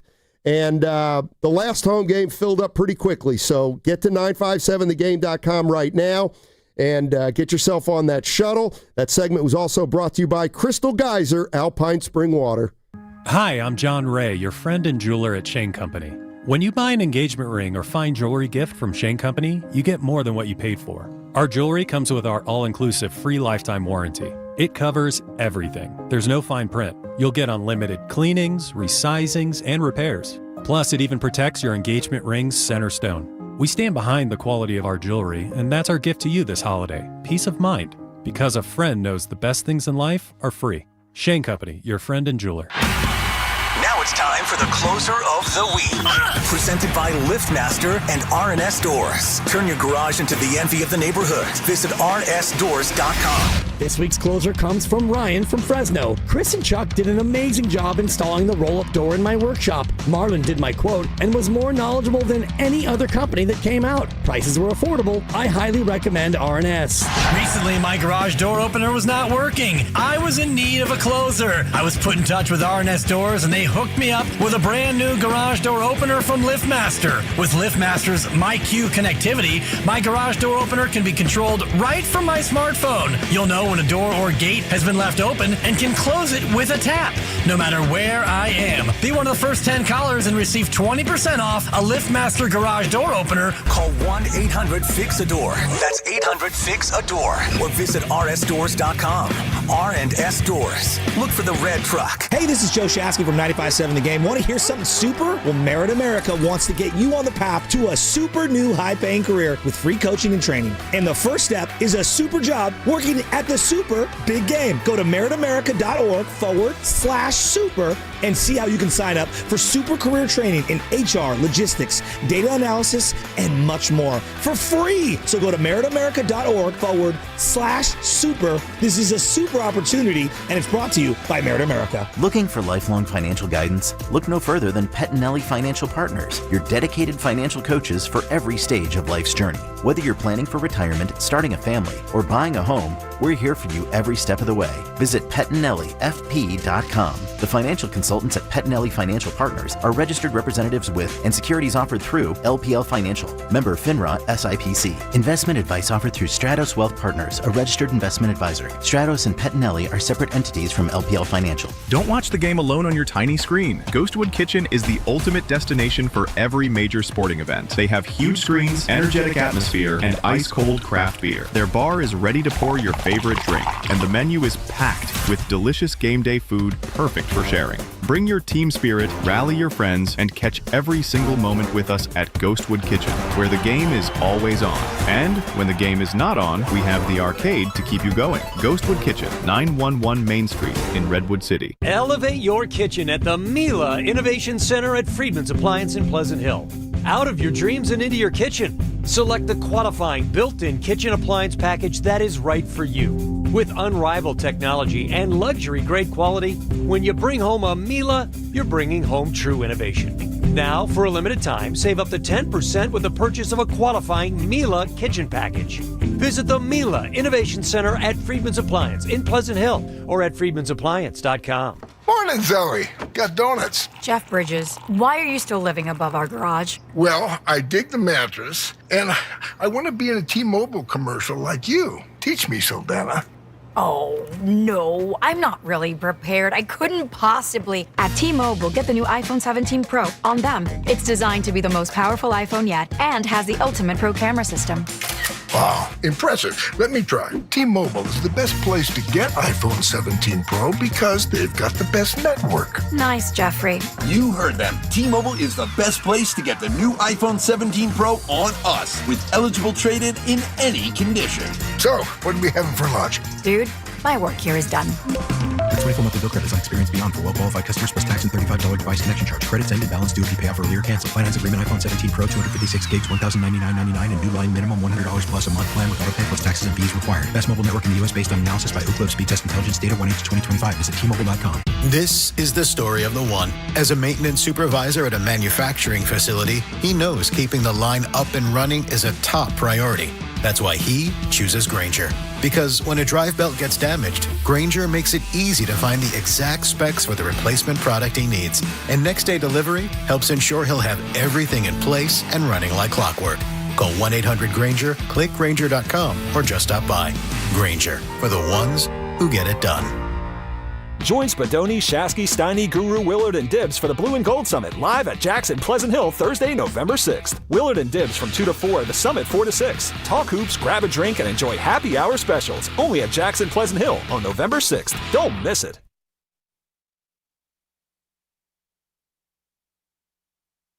What's the question? I'm a scientist, and you guys aren't. I think you just answered your own question. Now, back to Steiny and Guru on 95.7 The Game. Hey, tune in for Warriors Live today, presented by Xfinity, your home court advantage, brought to you by Xfinity. Watch all your favorite teams all in one place. Xfinity, imagine that. And that past segment was sponsored by Surfside. The Warriors are back. Cheer on your Warriors with an ice-cold Surfside. 100 calories, 2 grams of sugar, and no bubbles, so it's easy to sip and enjoy. It's not a seltzer. It's Surfside, proud partner of the Warriors. Must be 21. Please drink responsibly. It's crossover time. Fellas, and Willard and Dibbs are here. We got a bet, Will, on you. The 49ers do not make a trade today. And we said, is he running hot? Oh. Who? Will. Well, but then that's kind of a how do you take that temperature? I'm annoyed that they didn't do. Okay, that they didn't do something. Well, for you, that's hot. Yeah. Oh boy. Right. Yeah. I hope everybody's It's lukewarm. I hope everybody's okay after that take. Yeah. Shasky wanted offense and defense. You know, he wouldn't have minded. He wasn't by himself. Yeah, I mean, I didn't think there was ever. I don't even think they called on anybody offensively. I don't know what for what. Would you gave up the 1 and 2 for Williams, who Dibbs? I was with you yesterday. Quentin? I am shocked. Quentin, yeah. No. Oh, okay. 1 and 2? Yeah, that's what Dallas gave up. No. I think it's like I don't understand Dallas. Yeah. Well, they're trying to replace Micah. I'm shocked. I they did well doing it. I think so. Absolutely. I don't. You got a bunch of first-round draft picks. You have no idea what those are going to be. But you got Clark. You got a better contract, and you got a player who is, I think, less replaceable. You've got a great interior defensive player, a guy who can defend the run, and he can also rush the passer. And you had a guy, Micah Parsons, who was going to reset the market, and he did. And Quinnen Williams makes about half of what he makes, and you got picks. Okay. Good on you, Dallas. Okay. I'm telling you, yeah. No, Mike, it sounds like you're being disingenuous. Dallas didn't get picks, completely, though, right? I disagree with you. No, from the original Micah deal, they got two picks. They netted a first-round pick. They gave one away. And they gave two away. Yeah. So they moved up from the second to the first and lost Micah Parsons. And got Quinnen Williams under team control for a couple more years. I think that's for less than Micah Parsons. Not as good of a player, in my opinion. Nowhere near as dynamic. Like football is, we've talked all year about how complimentary it is, and Dallas is the biggest joke of a defense I've ever seen in recent memory in the NFL. Better today than it was last night. I mean, they had half of the defensive line that you love last night. He hasn't done a damn thing. You want to look at Dallas's defense. That first touchdown for Marvin Harrison, that is absolutely one of the most embarrassing things I have ever seen. He dropped him on a deep, you just snap a ball, and the number one receiver has got the whole end zone to himself on a slant. They're on Eberflus. They're on pace. They're terrible. He did fell fall down, but he made him fall. It's like the crossover.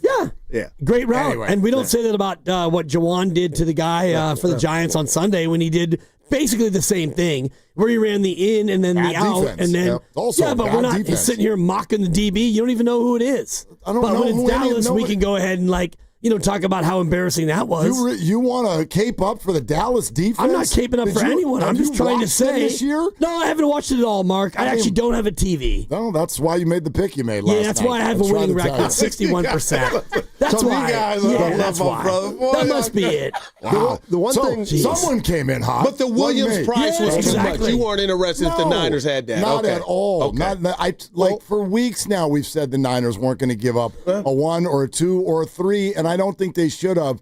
My take is, though, when the locker room achieves something like they did so far this year, you got to give them something, almost even for an emotional reason. You got to give them a little something because they've achieved. I get that the Niners are going to be steadfast here. I like it when people stick to their plan, so that's great, but this felt a little over the top. I would have liked to see them do something. But no, the Niners, they let you see today what they think their chances are this year. They don't think much of them. That's a reality. The one thing I like is, so Gardner goes to the Colts for 2 firsts, and Williams goes to the Cowboys for a first and a second. So obviously, those 2 particular players, that was too much for the Niners. Would you assume that? Yeah, and the Cowboys also got a player back in the deal. But the one thing I was thinking, and it was not me, actually, Evan brought it up, is who knows the Jets' defense better than Saleh? So they must have been, I don't know about in on it, but they must have known what it was exactly going to take for both those guys each.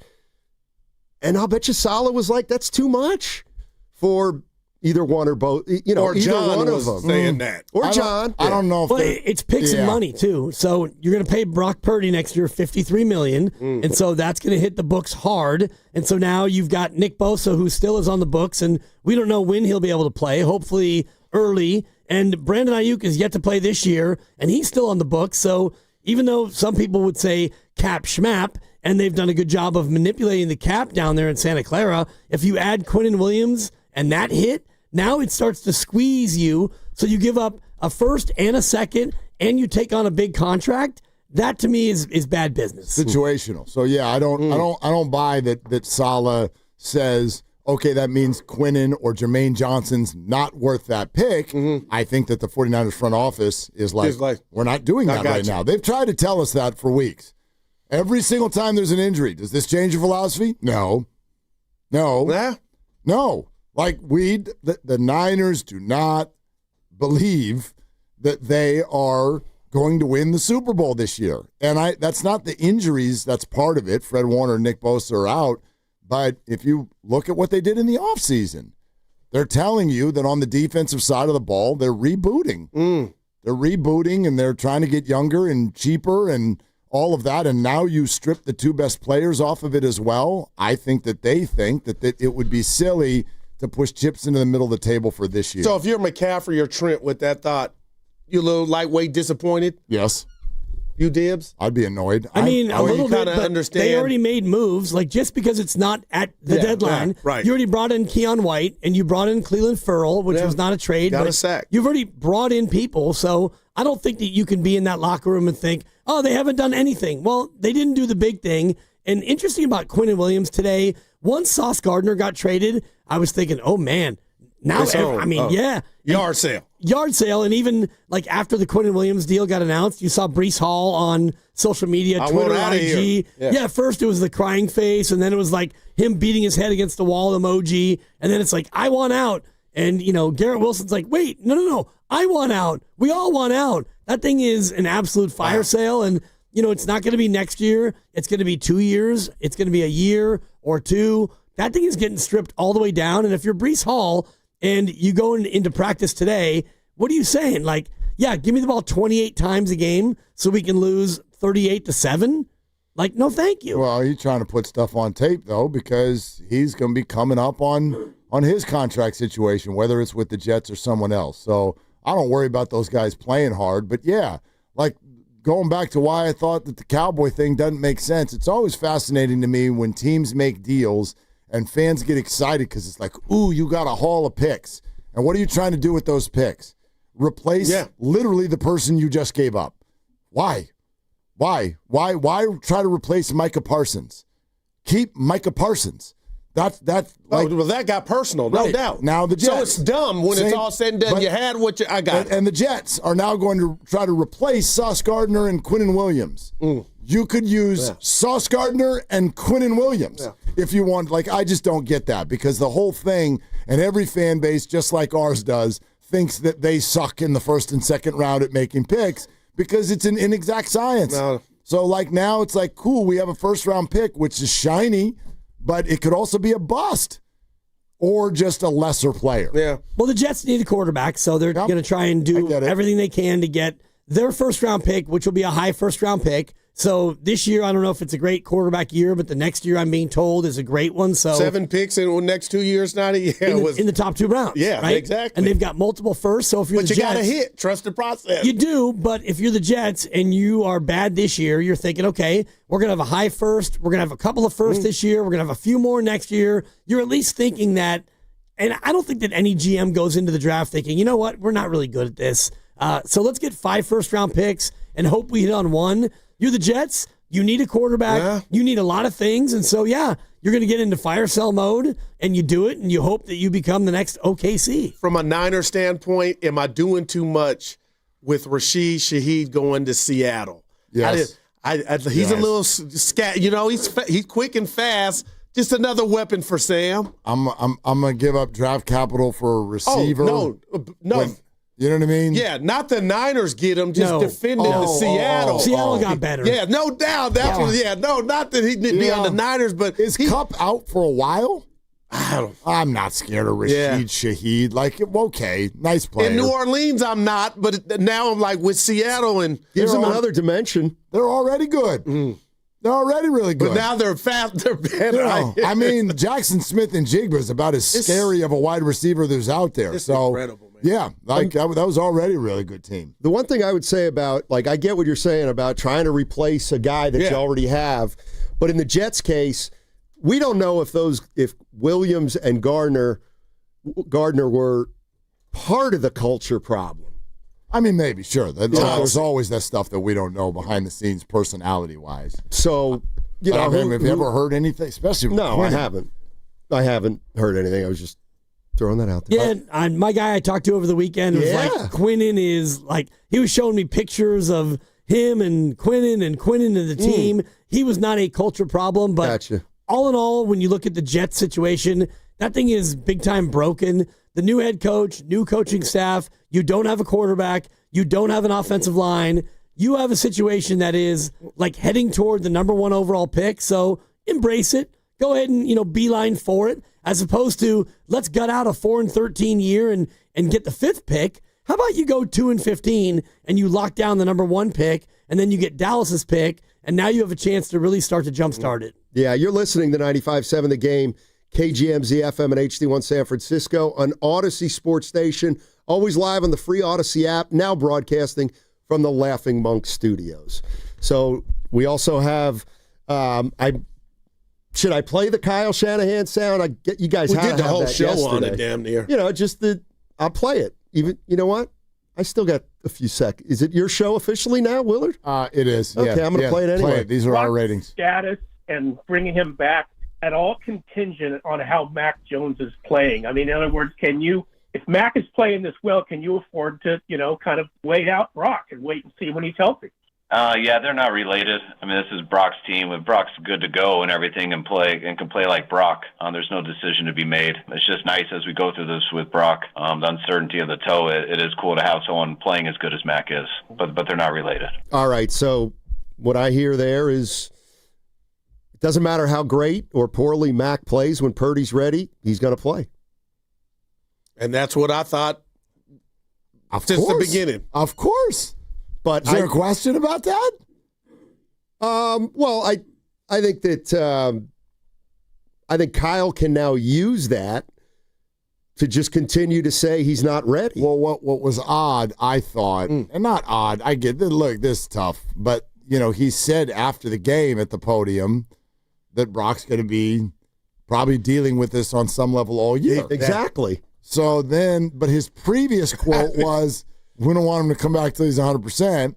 And I think that this one sort of maybe, I guess, splits the difference when he says once he can play like Brock. And how do you know that? Well, that's for them to assess. That's right. So whatever Kyle says. Yeah. Well, but you take the percentage thing out of it, because I've always, Dibs knows this, I always laugh at this. Like, are you 88%? Are you 89%? I don't know what that means.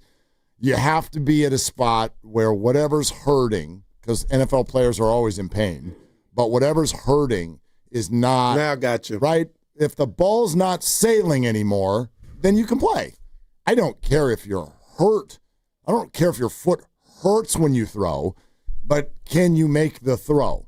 And once he can do that, and once they feel good about that in practice, then he plays. Dibs, do we see that tomorrow? Are we waiting on? Is that the big fish for you tomorrow at practice to see Brock doing what Willard's talking about? Because I can't remember the last time I saw him do that. Well, the last time we saw him do that was before the Jacksonville game. He took the number 1 snaps in Wednesday, Thursday, Friday's practice. He played. He got hurt. And if he can't take all the first-team snaps, then you're going to stay with Mac.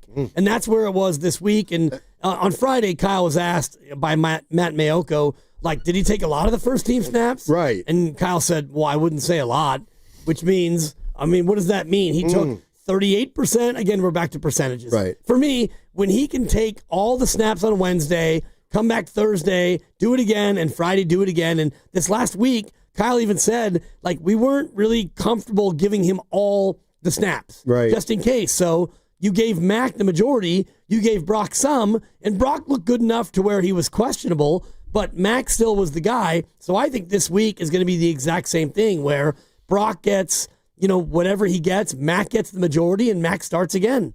That's my guess. So in the case of Mac Jones and Brock Purdy, if on Wednesday and Thursday they split it 50-50, Mac starts. It could still work. Is what they can go with either one. Yes, if it's 50-50. I think if it's 50-50, Mac starts. Okay, that's kind of what I'm wondering. I think it's until Brock gets 100% of the first team, or whatever the number normally is. I'm sure that the backup normally gets a little 10% dollop or whatever. Sure. When Brock gets back to his usual share, then Brock plays. But until then, it's Mac. And I also have kind of an eye on the bye, where you got 3 more games, and if you can still make this work until then, well, then maybe Brock comes out of the bye and he's closer to 100% and ready to go. 4 more? I think it's 4 more, isn't Week it? 14. Oh, yeah. 10, 11, 12, 13. My bad, yeah. 4 more games. So man, there's only 4 left after that. Yep. Wow. So That's a late buy. Yep, it's very late bye. I'm trying to play this out in my head. Tomorrow rolls around, and Purdy goes, I'm ready. Okay, we're going to give you a lot of the snaps. 60%? 70? It'd have to be more like 80, 85. Okay. So then he does 80, 85, and guess what? The next day he's like, It hurts. Well, then you're out. Then you got to go back to Mac. And that's why I think last week they were in that same spot where Kyle's looking at it and going, if we give Brock the majority on Wednesday and he doesn't come out okay, well, now we're up against it. Right. Because now we have to go back to Mac and we have to give Mac the lion's share. And now we're down to 2 days. So I do think that they look at these Wednesday, Thursday, Friday practice reps as sacrosanct. And they think, no matter who we go with, you're our guy. And if they're at all in question about whether or not Brock can get through it, then they won't give him the majority. I also don't buy this idea. I think they love for us to think that they show up Wednesday as if they've all just met each other for the first time. And they're like, oh, we're going to get out there and just see who feel. They know. Yeah. They know. They have a plan. This is all they do all day, every day, all week long. They have a plan and at least an indication of what they're thinking they're going to do. And they do not play on turf again until December 22nd. And so I think for a while now, it has probably been the plan to wait until this week to sort of reassess the situation. But I don't think they're showing up tomorrow morning and being like, okay, run around and tell me if it hurts. I would imagine they have an idea of who is likely to probably lead the way at the start of practice. If it's not Brock, is there a juncture in your guys' head to where, and I was telling Stoney this, it becomes maybe just a little too late to reinsert him? No. Never. No. Never. I know it's so unsatisfying to people. I'm not. I always think the hot hand type of theory, you know? Starting quarterback. Yeah, that's what he said. Starting quarterback. And he heard the noise. This is one of those things where if they don't lose the rest of the season with Mac Jones, Brock Purdy's not starting the first playoff game. It sounds like. Well, every situation's different, and this is from extreme. Adam Schefter. That's right. Yeah. Schefter saying the whole year. Jonathan Gannon has named Jacoby Brissett the starter for Sunday in Seattle. Yep. It gives the team clarity and knowledge, and then he follows up with sources. Kyler Murray and the Cardinals have consulted with multiple doctors on his foot, and they say the timetable can be anywhere from 4 to 8 weeks. So now he's got more time to heal. And I said this yesterday in advance of the game. How convenient. I said the people I've talked to in Arizona are saying the team wants Jacoby Brissett anyway. They look different. They look great. Yeah. Ask Marvin Harrison Jr. who he wants. They would have won that Niner game, I believe, with Brissett. Maybe. You're going to see him in 2 weeks. Arizona's got action. They're going to see him in a week and a half. Yeah. Beard asked. Oh, go ahead. Well, no, just the greater point with the Niners, though, is like, think about Arizona. If they win another 4 or 5 of the next 6, and then, Kyler's ready, and Arizona's on the cusp, Brissett has a better chance of supplanting Kyler than Mac does Brock, in my opinion. Yeah, I think you're coming from because Murray never had the Brock success. I don't know that the Cardinals love Kyler Murray. I know they don't. Right. I feel like they don't. New coach too, of course. Right. Yeah. I think the 49ers love Brock Purdy. Yeah. So you're kind of coming from a different premise. Yeah. Beard asked me in the chat, Will, was there a move that you would have liked to see or a player the Niners had acquired? Yeah. I guess Jermaine Johnson would have been a little bit too expensive.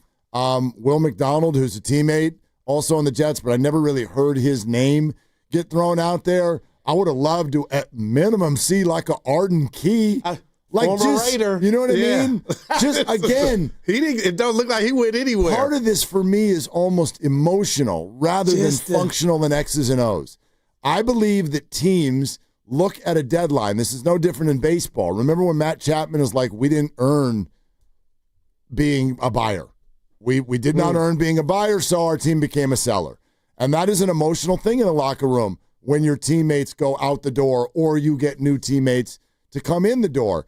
And I think that a team that's gone through so much adversity and has still found this way to be 6-3 and 3-0 in the division and 6-1 in the conference, you got to give them something. You have to give them. Don't wake up on Christmas and there's nothing under the tree. Now, to Dibbs' point, does White matter even though it happened last week? I mean, Cam you know Inman, what I mean? That's activity. Cam Inman made that point. He's like, they made trades. They traded for Bryce Huff in the offseason. And sure, that doesn't really acknowledge all of the injuries that have come. But sure, yeah, that counts as a deadline deal, I guess. But I hear what you're putting down. But you also, from the moment you made that deal, you've lost 2 more defensive linemen. So I just wanted to see something. I just wanted to see some activity. I didn't need it to be or want it to be expensive. Jimmy Butler with a little back soreness, questionable tonight. Yeah. Who's surprised? Well, I was told that over 48 and a half over 48 and a half this year was easy money. It was free money, is what I was told. Oh. Now he's talking to... I'm talking to Mark Grandy. Grandy. Mark Grandy. I'm sorry, Jibs. Is it mathematically impossible for them to win 49 games this year? It's not. I mean, they're 4-3. Right, and they losers of 2 in a row. Yeah. And why are we jumping to the end of the year? We're not jumping anywhere, Mark. What we're talking about is an older player with an older player ailment, and we know that another older player won't play tomorrow, Al Horford, on a back-to-back. All I'm pointing out is that when you start talking about easy money in early October, you have to be circumspect about an older roster and these older guy ailments that may crop up. Horford's out tonight. Yeah, Horford's out tonight, Apologies. not tomorrow. And I think Grandy stands. I think Grandy acknowledged those points prior to these are not new. This is not. Well, he did not acknowledge them when he said 48 and a half is quote easy money, I think he free did. money. I think that Did you say that, Grandy? Everybody knew going into the year that they were. I'm with you, Grandy. They had old players that were going to need some nights off. That's not news. And they've yet to take one early on. Money at 48 and a half, then I think he stands on it. Don't you? Yes, of course. And they've yet to miss a game. Why that number's too high? The number's too high guys. to be easy money for any team other than OKC. I meant the big three, but I mean, Horford's missed 2 games. I'm worried about Horford. Horford will miss probably 25 games. Start him, Will. I guess I'm just wondering, I don't know who's going to win 49, 47. I'm not in that. I just don't know what happened today that suddenly made that this because he's not out yet. Yeah, what is the pinpoint on? So Jimmy's questionable. So now they're now definitely not 48 and a half. The pinpoint is on the braggadocious nature and the hubris of a young person who has no idea what it's like to be north of 35. That's what it's about.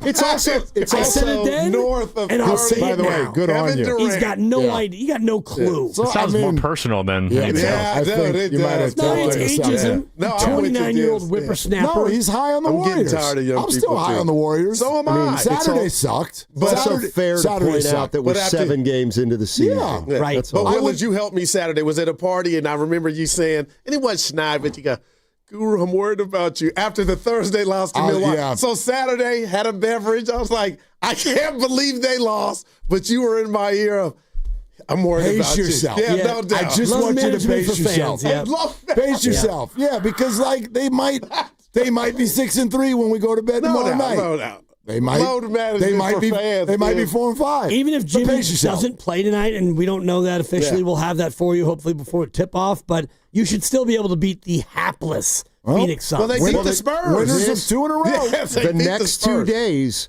will determine the tone of the Warriors Well, you got summit. sacked tomorrow. Oh, that's true. Yeah. I was There, very worried look at about the Steiny. statement you were about to make. No, this is I was like, it's too early. The next 2 games will determine their record after 9 games. No, that's the statement that's a that I'll fact, make. yep.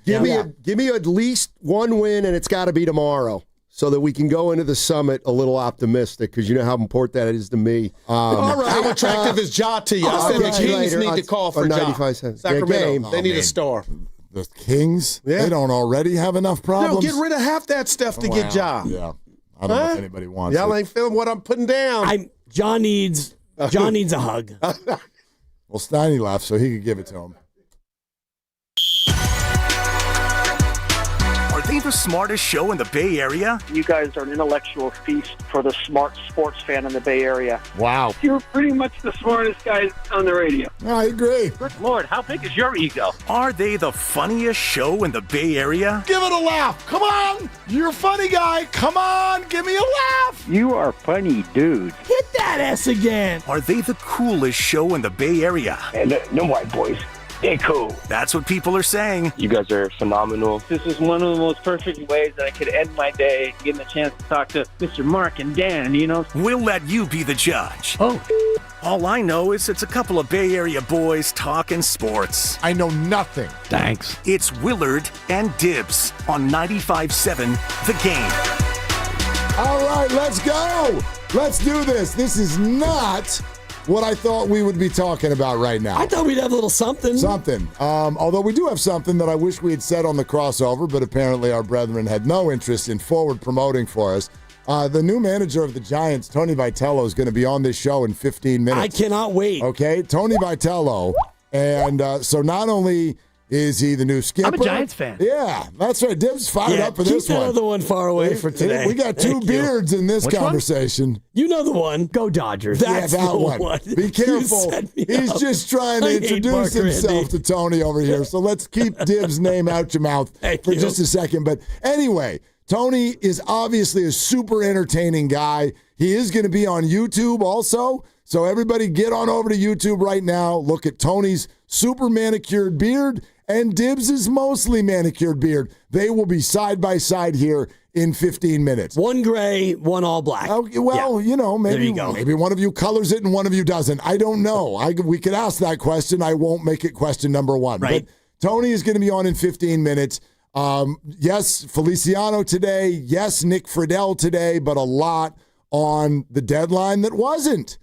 And, no, I'm not going to come in here. I'm not screaming hot about this because I didn't expect the Niners to do something. How many days in a row have I said? First, second, third round draft picks are off the table.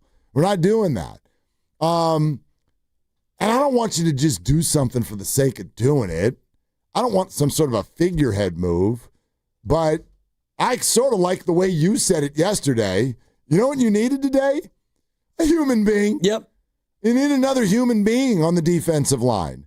And I do think that there is an emotional message that gets sent to a locker room that has done an unbelievable job to be 6-3 through everything they've experienced. So, yeah, color me disappointed that the 49ers went silent on Tuesday, November 4th. They didn't want to go top of the market, which Quinn Williams was very expensive. And even, Bradley Chubb, there was talk about the Dolphins shopping him, but the price was too high for many teams that wanted to go out there and get into that market. And so, yeah, as you get into Trey Hendrickson, there was no rumor, no whisper today about him possibly being out there. And so if you're the Niners and you're not going to be in the top of the market, and I'm glad that they weren't, well, now you're looking at other teams' practice squads, and you're looking at other possible bodies you can find to bring in, and you've got practice squad guys of your own.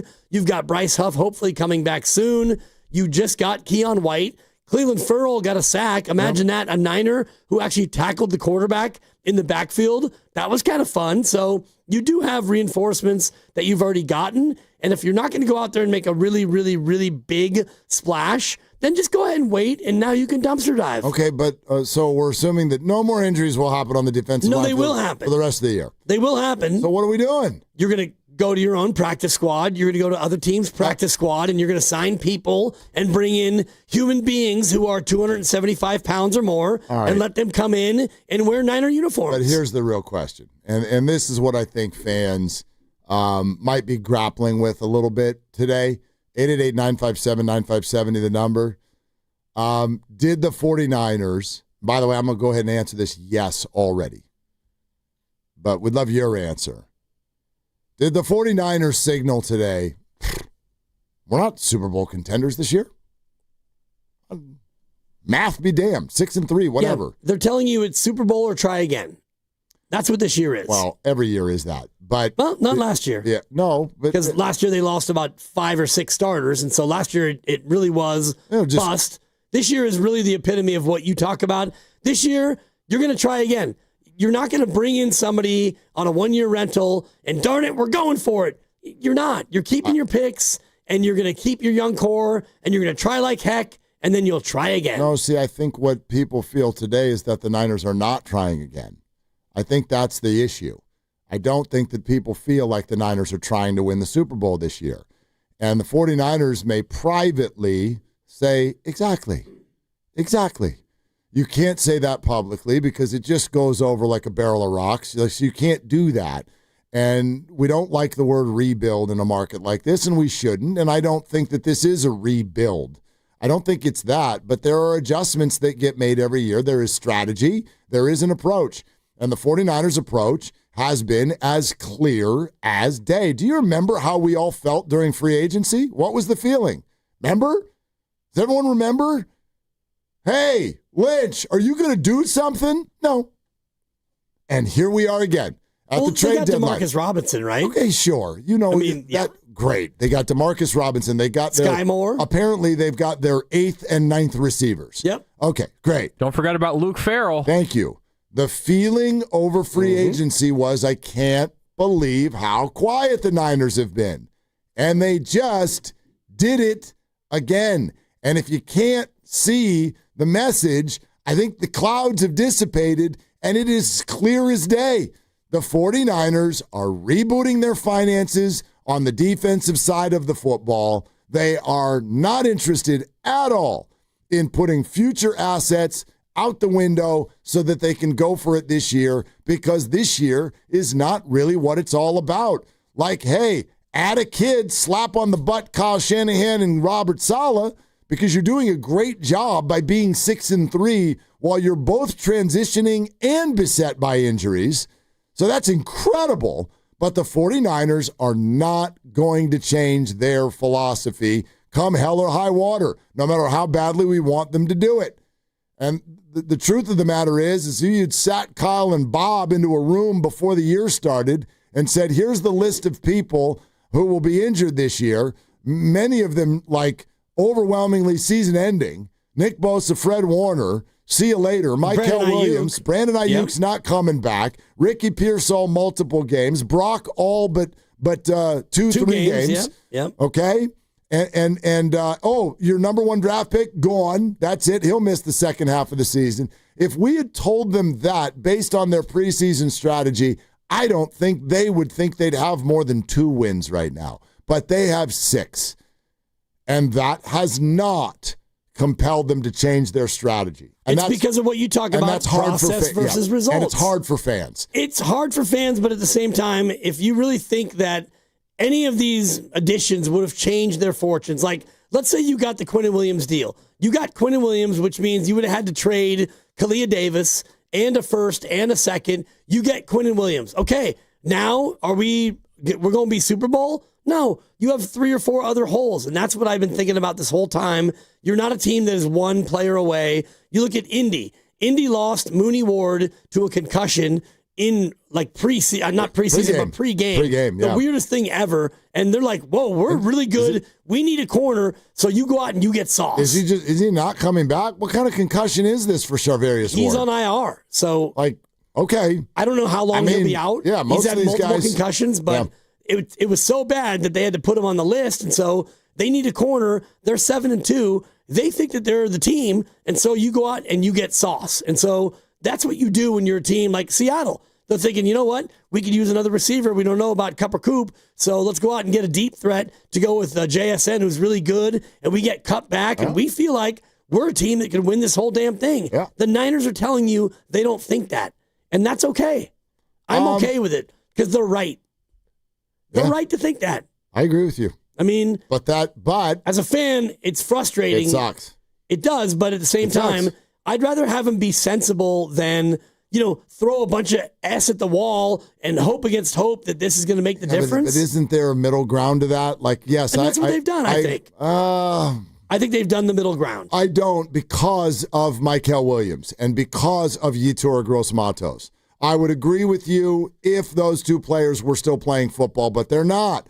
So you can't do like we got Keon White and Bryce Huff, right? But you lost Gross-Matos and Michael Williams. So now you're back at a sum 0 again, and you're sitting here incredibly thin on the defensive line.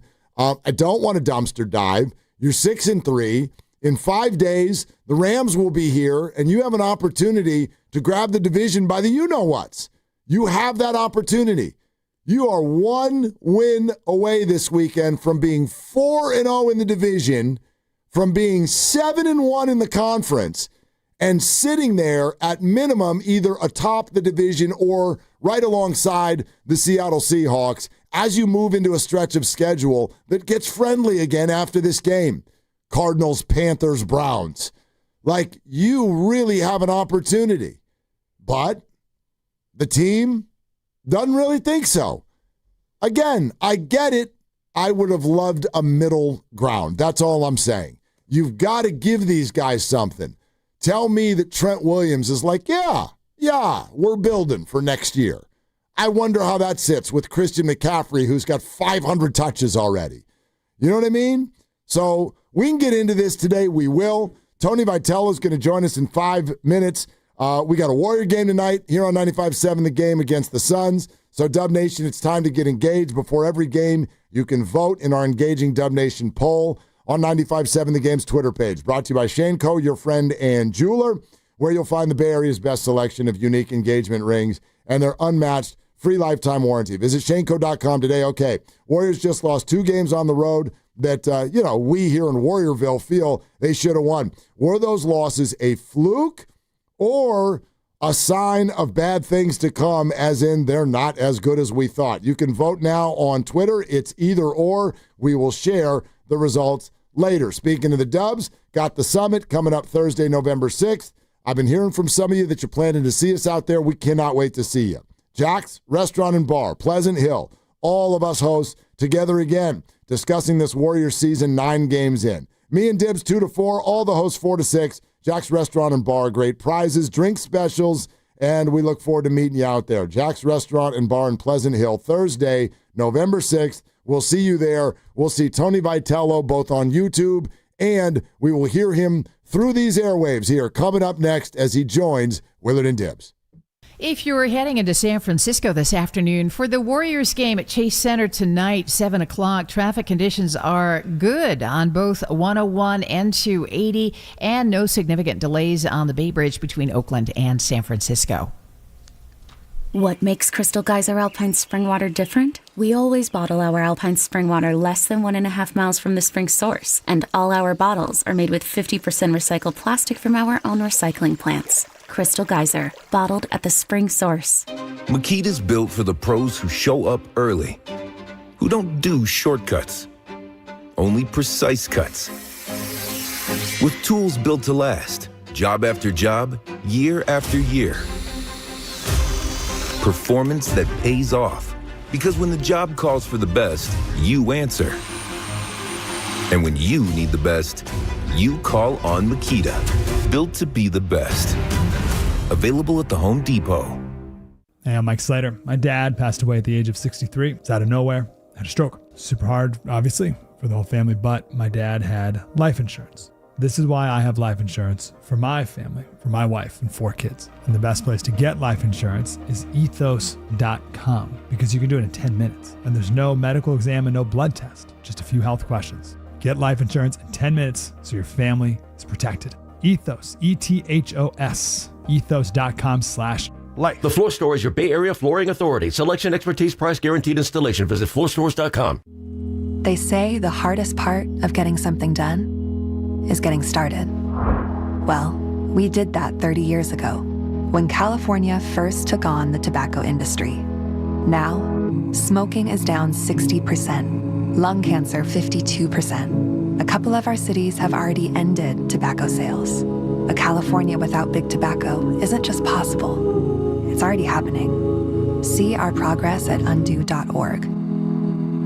When selecting a financial institution, how do you know you're making the right choice?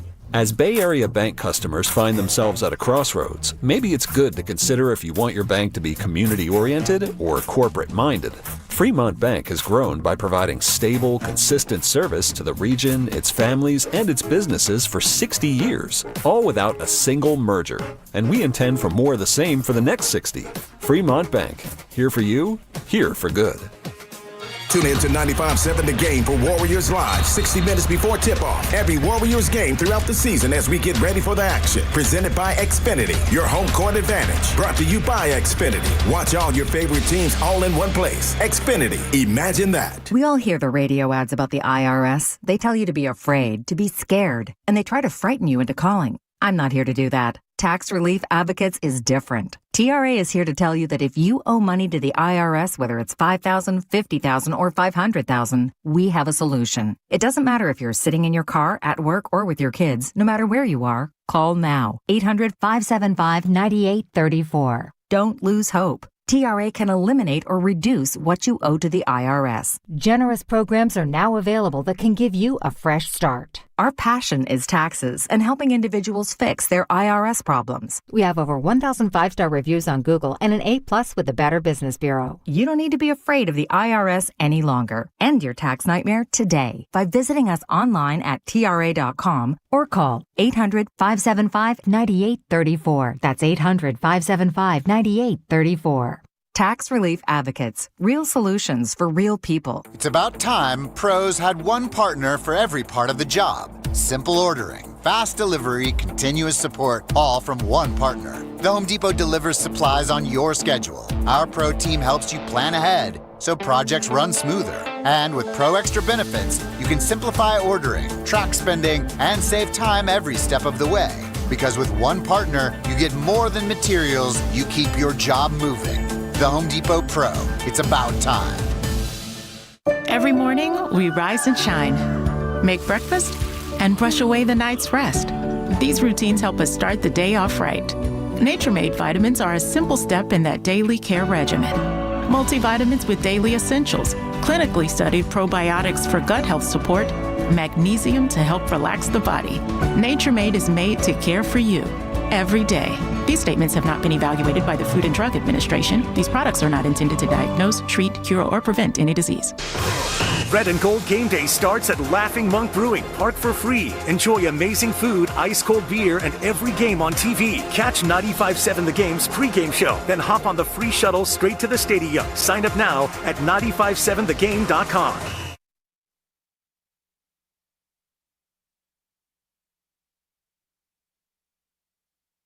Now, back to Willard and Dibbs on 95.7 The Game. All right, we're going to dive right into this. This is the moment we've been waiting for. Oh, yeah. Get over to YouTube right now because the new manager of the Giants, Tony Vitello, is joining us live here on Willard and Dibbs 95.7 The Game. And it feels like, because I know Tony, who joins us on the River Islands guest line, by the way, I know you've been, busting with the boys and MLB Network. It feels like you got a new Giants hat on every hour today as you move around, making different appearances. I like that lid that you got on right now. I appreciate that. It was gifted, so I'm grateful for the opportunity.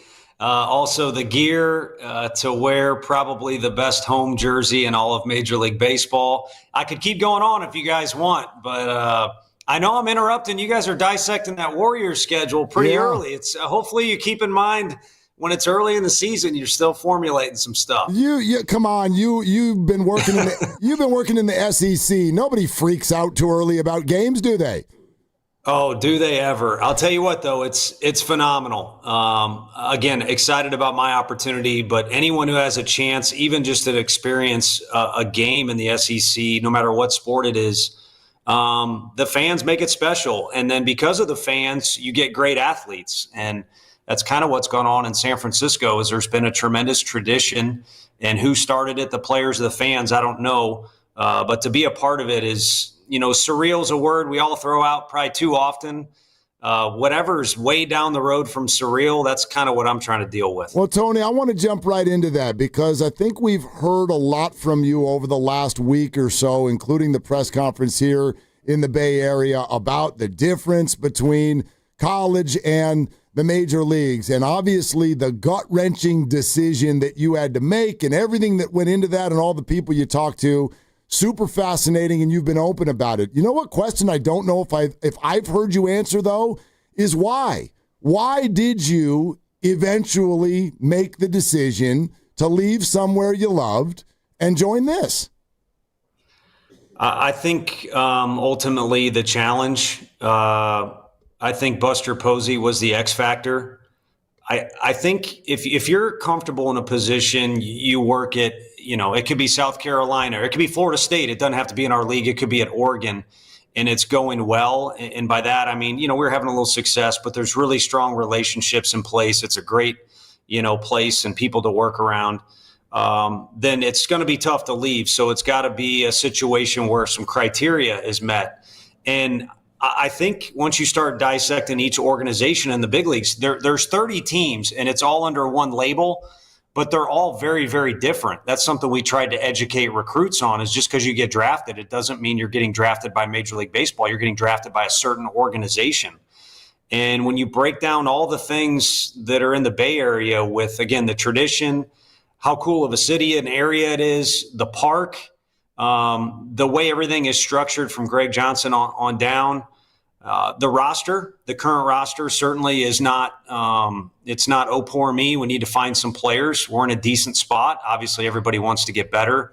All these things started to pile up. And then ultimately, if you're able to attach your name to one of the biggest winners in the history of American sports in Buster, that maybe is one thing that kind of pushes or tips it over the edge. Yeah, it's exciting, and I think Giants fans are excited to have you be here. And one of the questions many people have is about the transition from college to the major leagues. College, much shorter season, but it still is, 3 outs an inning and 9 innings in a game. Do you think the whole idea of you making the transition has been overblown, or is it something that you think is going to be really daunting?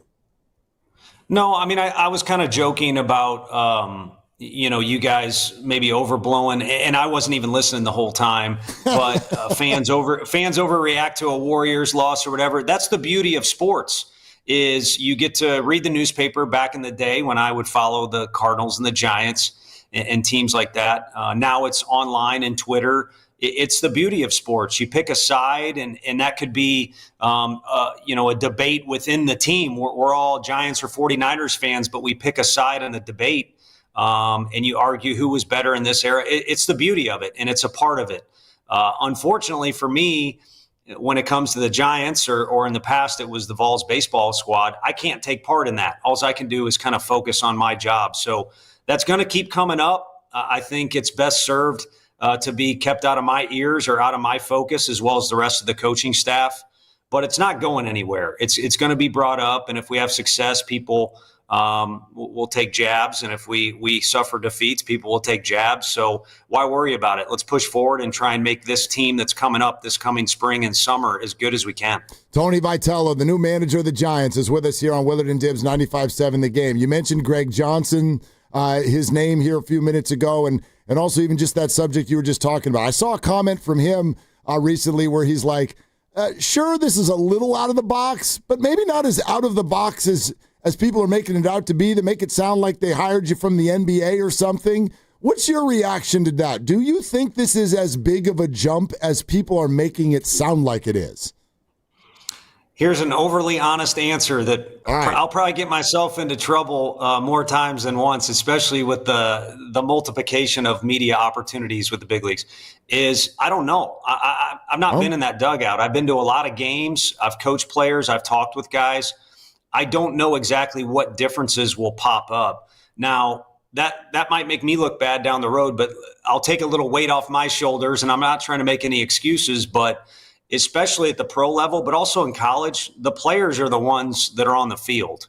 And our job as coaches is to put them in a successful position. And of course, the better ones like Coach Shanahan do that more often. But there's a lot of people that are involved in a win and a loss. A crowd, the players have the biggest role. And then there's going to be an entire coaching staff we put together. My role on that coaching staff will be maybe the final say on a pitching change or a lineup decision, or what a speech is after a tough loss or something like that. But I'm not going to be the only one in the dugout. I'm not going to be the only one in the building that's helping us prepare for a game. I know you haven't put the staff all together just yet, and I don't want you to have to name names, but what types of people, what mix of OGs, major leaguers, young bucks like yourself, what's the mix you're looking for your coaching staff? Yeah, I'm Italian, so I can't name names. That's right. That's right. You've been sleeping with the fishes. Exactly. Had a phenomenal meal at Joe's, by the way. Nice. My first official night as a Giant. So that was great. I think, it'd be great to retain some of the staff at a minimum for some consistency. I think some new blood would be great. I think some major league experience, and by that I mean cleats in the dirt and in certain situations, even if it's just one or two guys. The big thing from my input, and so far, I don't think I'm being tricked. It's a collaborative vibe and a collaborative effort mindset that's going on over at the park when we all get together, or if it's on Zoom or a teleconference.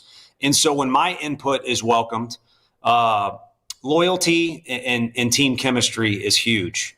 And that's got to start with the coaching staff, because the players, whether they're 19 years old or 35, they can sniff it out if the coaches aren't on the same page. And the players have their own deal where they got to come up with stuff behind the scenes when the coaches aren't around where they get along. And then ultimately, if you're going to have not just a good team, but a great team, then everyone's got to kind of intersect. And the whole deal has got to be, it's a cliche for a reason, one group pulling on the same rope.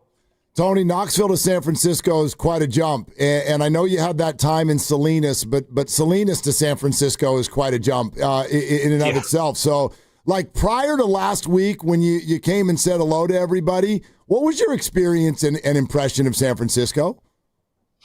Yeah, I mean, just a lot of fun going up and down the coast in general. And San Francisco had a unique feel to it when we'd go to the Giants game.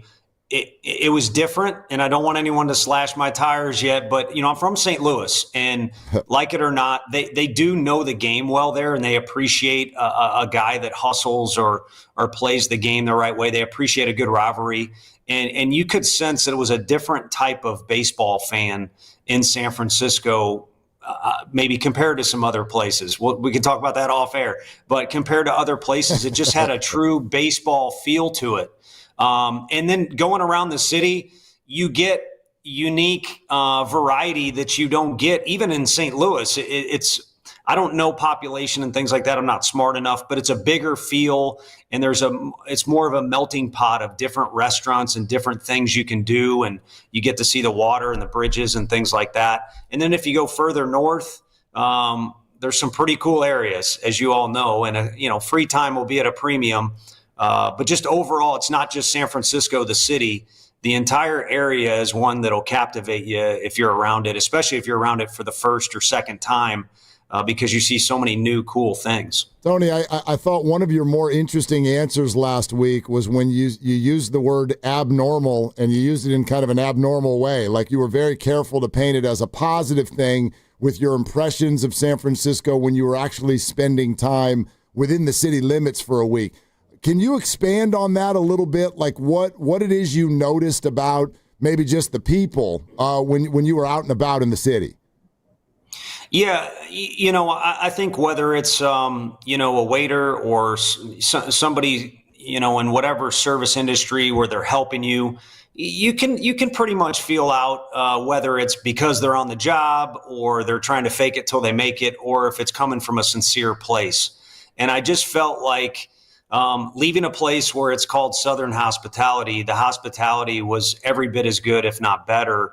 And there was a lot of sincere gestures involved, whether it's paying attention to small details or going out of their way not to just look after you, but look after your crew. And an awful lot of positivity too. And at this point, you guys mentioned, again, one thing that's not going away was a tough decision.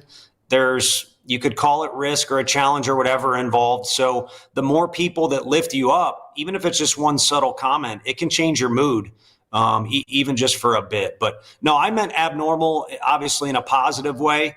And that was because, is unique. And Giants fans, I know this since I was a little kid, they're not interested in being average. And so abnormal is distant from the average. And I know I don't have any interest in being average. Buster Posey doesn't. The club was good last year. The coaching staff was good. They want to try and do some things to find a formula to make it great, because in the past it's been legendary. And your offseason will be abnormal, to spin your own phrase. You're not out there recruiting and knocking on doors and trying to get 18-year-olds to come to Knoxville. Now you're trying to get to know a big league club and a farm system. What do you plan on doing, and how do you set about going from now into March to get yourself and your staff ready to go out and be a winning team next year?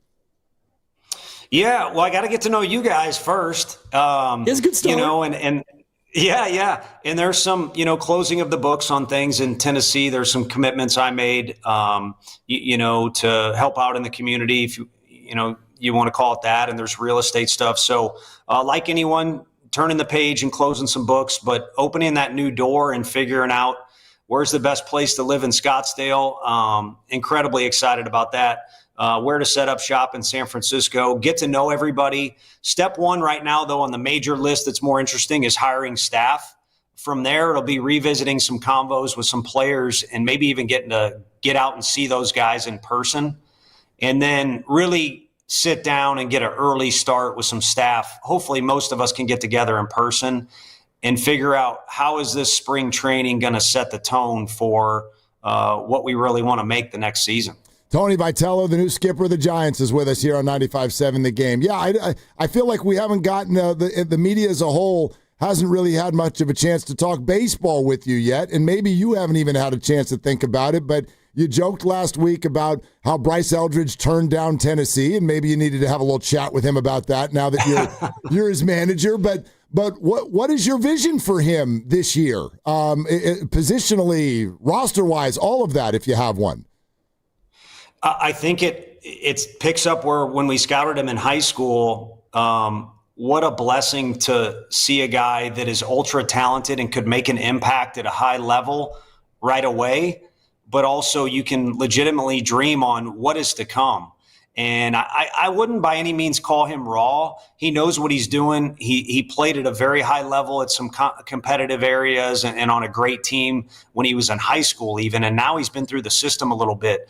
But physically, he's still growing into that body, and body control is so important. Part of that is, adding in agility stuff and things to become more athletic.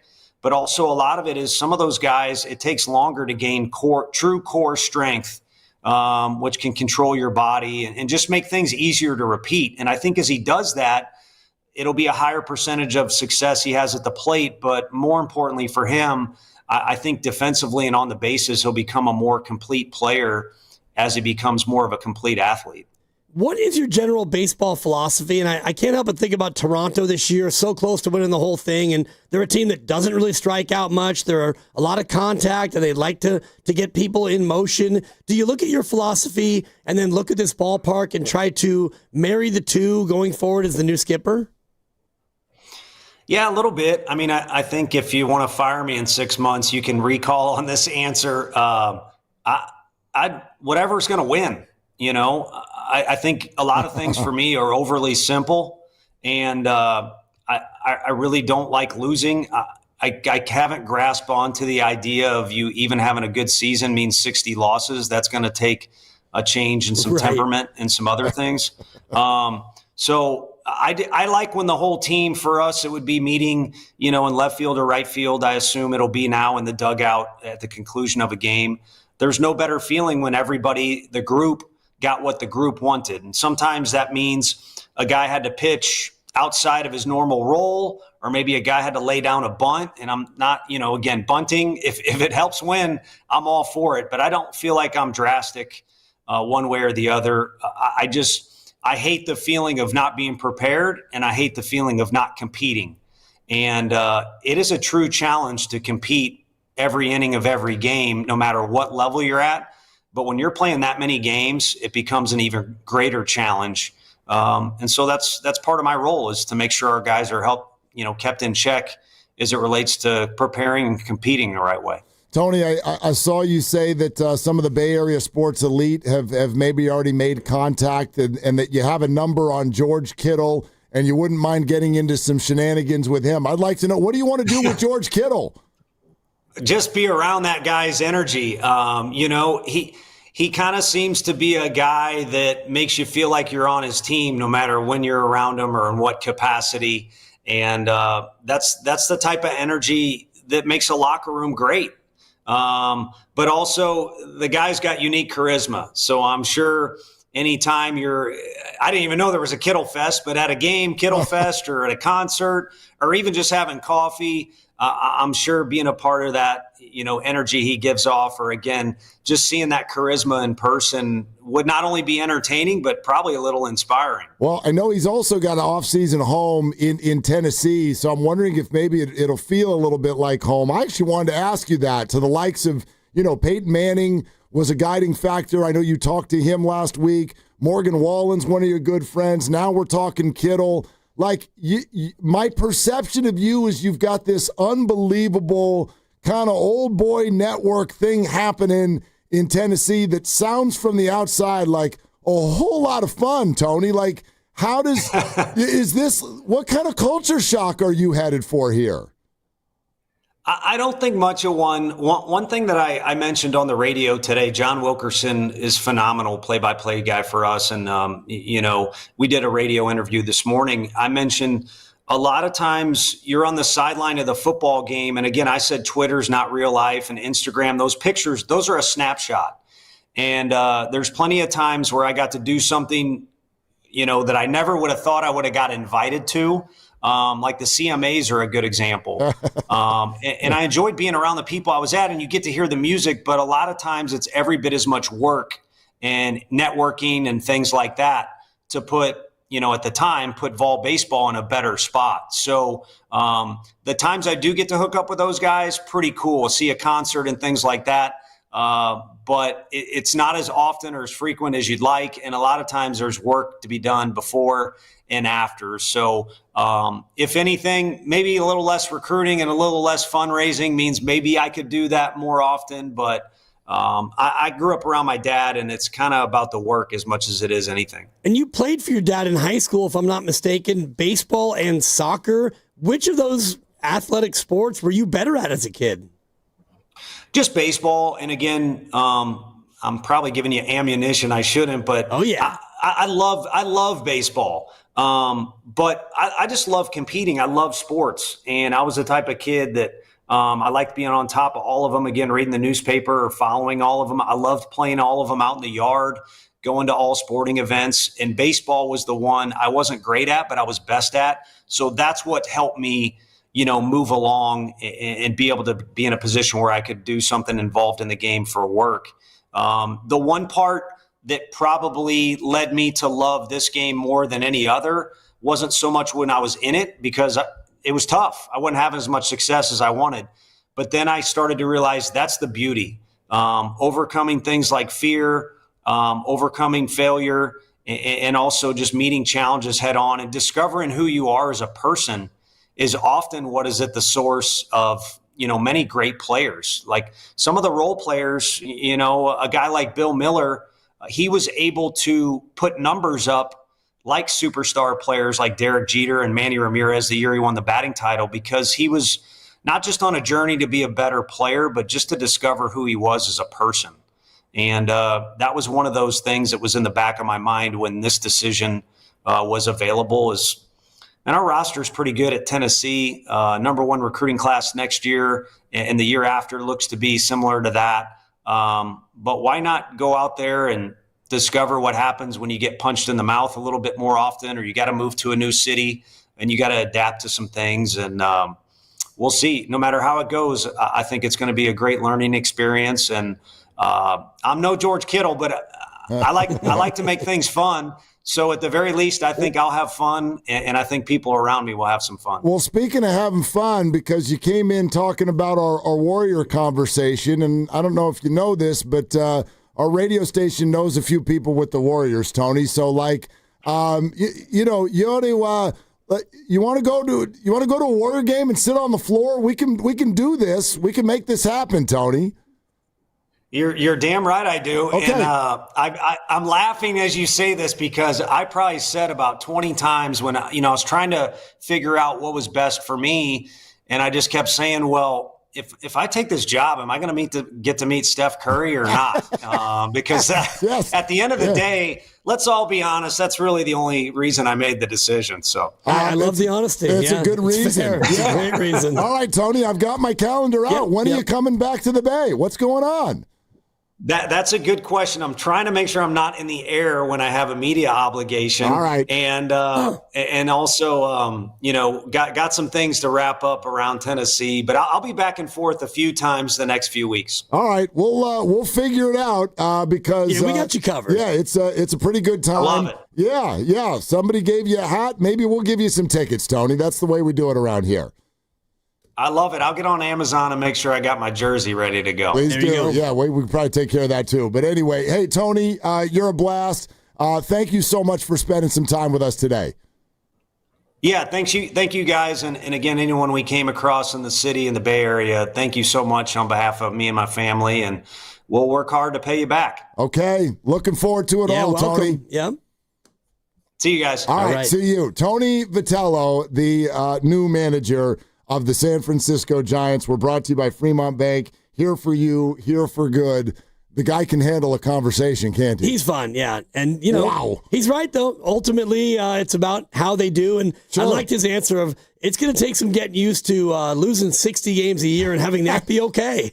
I'm like, you know what? I'll give you 70 even.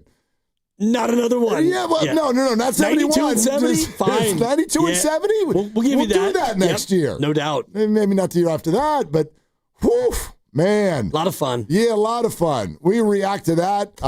Coming up next, also less than an hour away, Nick Friedell's going to get in here. We got Warrior games tonight and tomorrow, but we're also reacting to the Niner trade deadline, which was it was quiet. Mm-hmm. Yeah, it was quiet. They did nothing.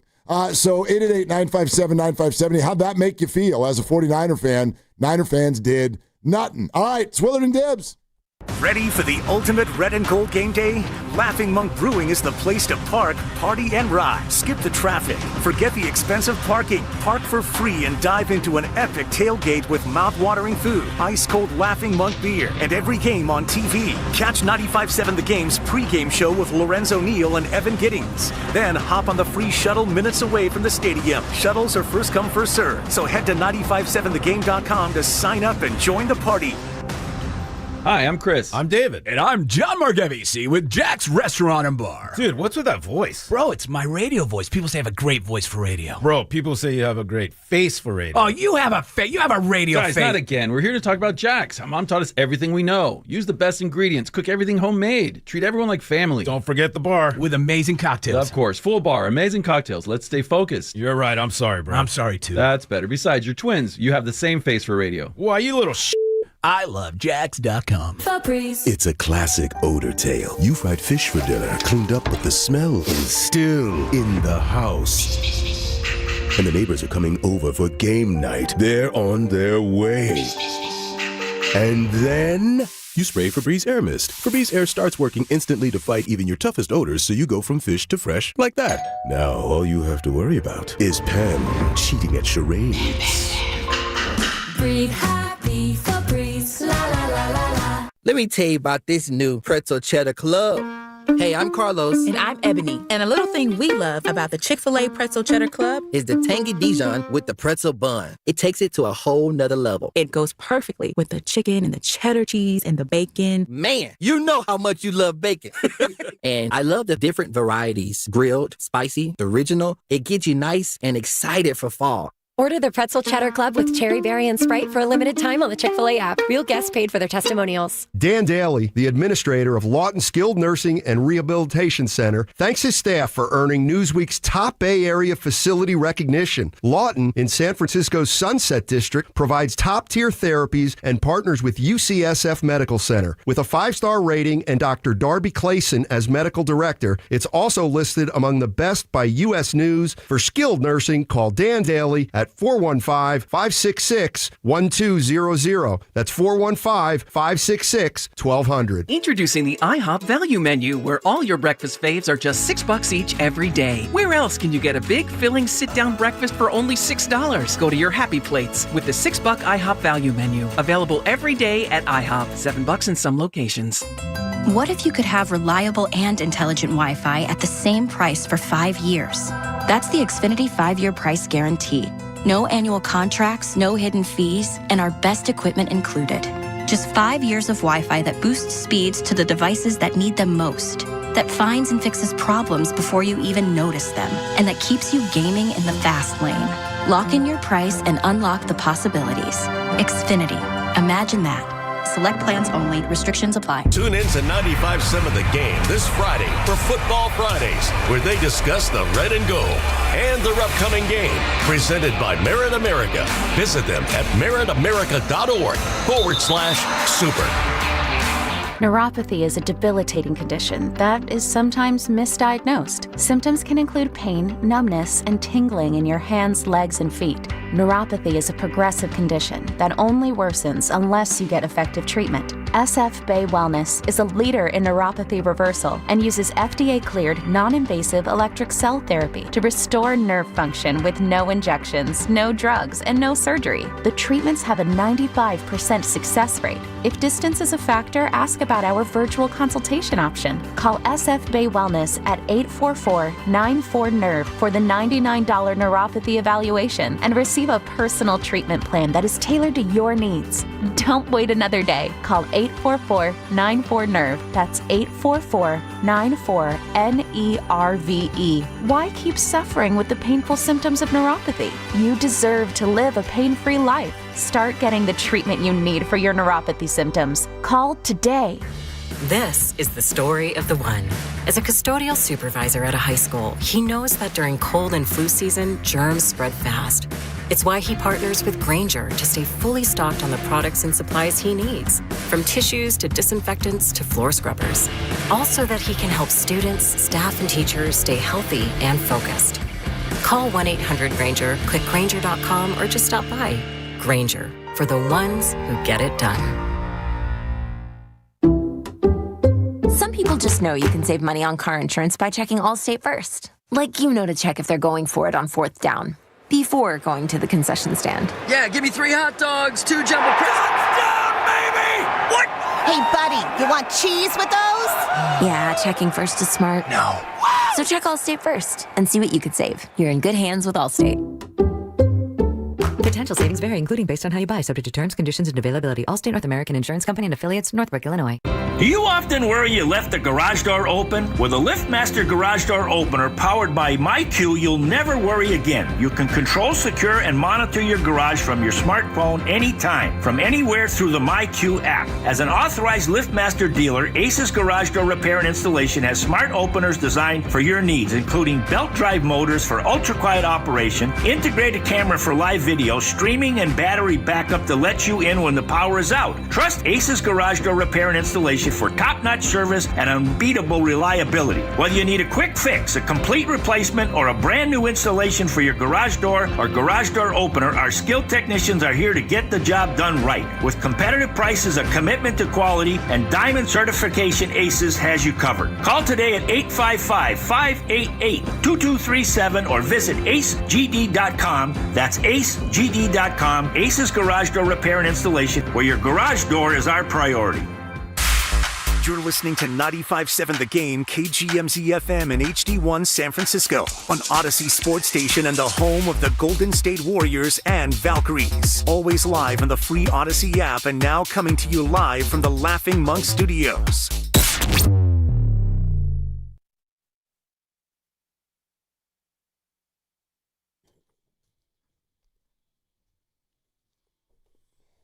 Now, back to Willard and Dibbs. I love this show, man. 95.7, man. I'm a gamer. On 95.7 The Game. Well, that's the end of that. Everybody loves Tony Vitello.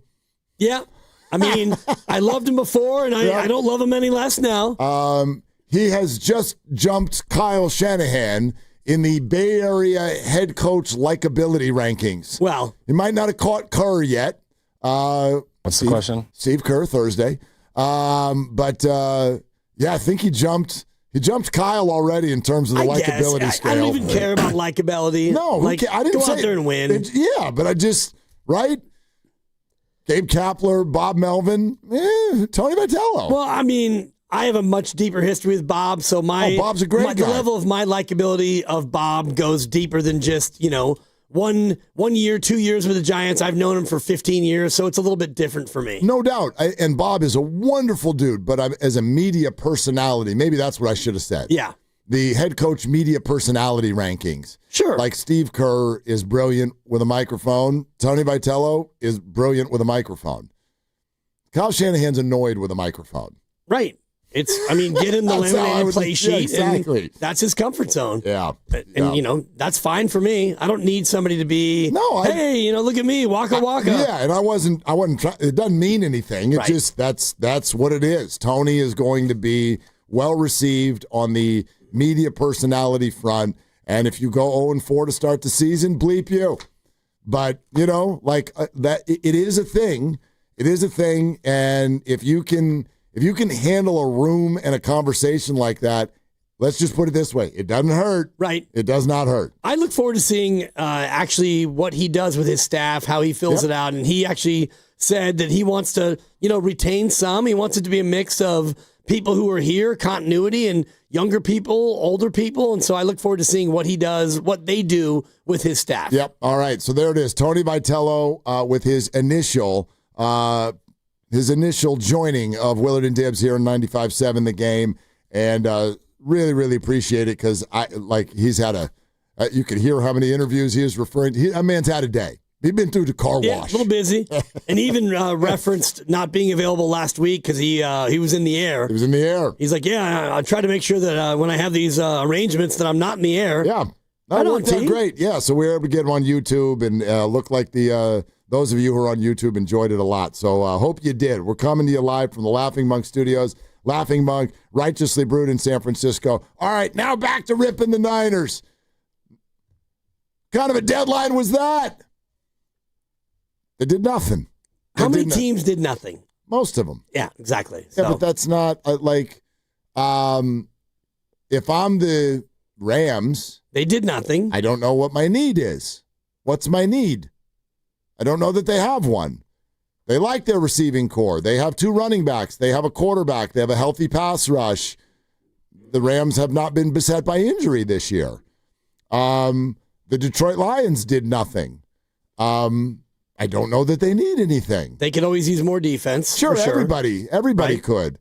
And, the Green Bay Packers, you could say, well, they did nothing, but they added Micah Parsons right before everything got going. Well, then the Niners didn't do nothing. The Eagles did a bunch.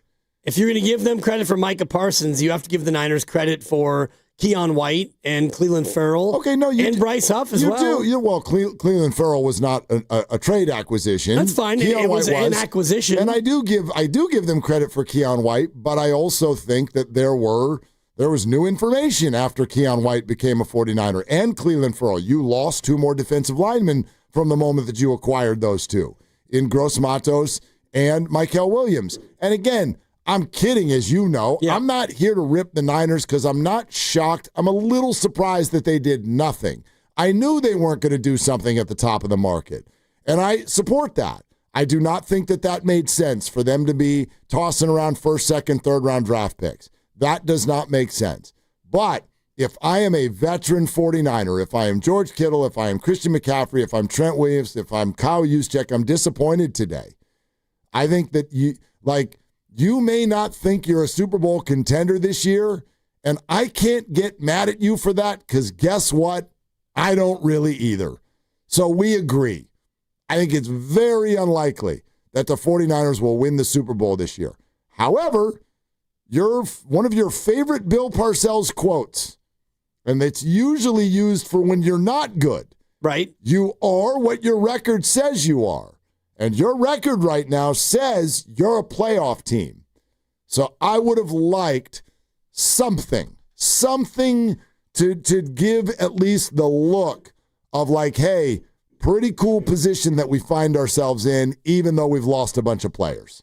Yeah, and they still can, and they still might. And whether it's, people who are on the street or practice squad players on other teams, I do think that they're going to continue to bring in other bodies. And if they're dead set on keeping their draft capital, I think that they're smart to do so because they don't have as many picks this upcoming year as they did last year. And so if you really want to continue to not rebuild, but reload this thing, you need to have as many draft picks as you possibly can. And if you weren't going to be top of the market, Quinnen Williams or Sauce Gardner, neither of them, I think, would have fit with your salary cap structure. You do have to kind of keep an eye on that going forward. And I know that they've got about $25 million, I think, projected under the cap next year, and that includes the Brock Purdy extension, which is a good amount. It's not the most in football, but you want to keep as much of that as you can. And I do think that what you're saying is mostly right. And the whole idea about Super Bowl contention, we did this yesterday. I think that is an erroneous term. I think that they see themselves as a playoff team, and then let's just see. Let's see if we're a playoff team. Yep. Let's see what we can do. And if you think about the Niners as I don't know if you're the 6th seed and then you go out and you take on the 3 seed, could you beat Tampa or Green Bay? Could you beat one of those teams or Philly? Can you go out there on the road and win one of those games? Yeah, sure. I mean, it's not a super long shot. And you look at Washington last year, the Commanders went to the NFC Championship game and they were not expected to go that far. So, you can go on a run. You can get your quarterback back. You can get Pearsall back. You can get Bryce Huff back. You can get people back, and you can still be a good enough team, I think. You can. Yeah, you can. But to think that there won't be more injuries, and again, for me, this is just, it's more emotional than X's and O's. Right. I think you want to almost just inject a little life into your locker room by saying, hey, here's a little something because we think that we can do something fun this year. Is it going to be super special? Do we think we can win the Super Bowl? You're allowed to. Who knows? Maybe we're healthier. Maybe we're a different team another 8 weeks from now because a bunch of young players have gotten better. Sure, that's all possible. But that's all. I just wanted them to inject a little life into all this. And I do wonder, for you 49er fans out there, how the lack of activity made you feel about this year. Let's go to Trevor in Rohnert Park. Hi, Trevor. We appreciate your call. What's up? Hey, what's up, guys? Yeah, so I think the main takeaway from this, just the lack of movement, is that there's a lot of places that the Niners need help. And I heard you mention it just a second ago. We don't know. In a perfect world, if nobody else gets injured and they make a move, maybe that might be exciting. But you're talking about there's probably 2 players that I saw get traded that I would have loved to see the Niners get that probably they wouldn't have been able to get, Gardner and Williams, right? But those 2 guys, they weren't going to give up draft capital. You're right. They're not going to give up 2 or 3 first-round picks for those guys. So if not those guys, then you have to just ask yourself, like, okay, what's the move that's really going to move the needle on this team? We've got 2 major defensive players that are injured for the full year. They're not coming back. And we got actually 3 if you count the rookie who was doing pretty well.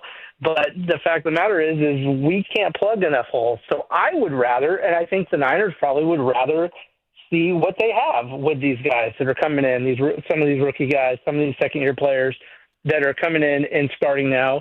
See what you have into the offseason. This is not a Super Bowl contending team. And they are a playoff team most likely because they do have a softer schedule.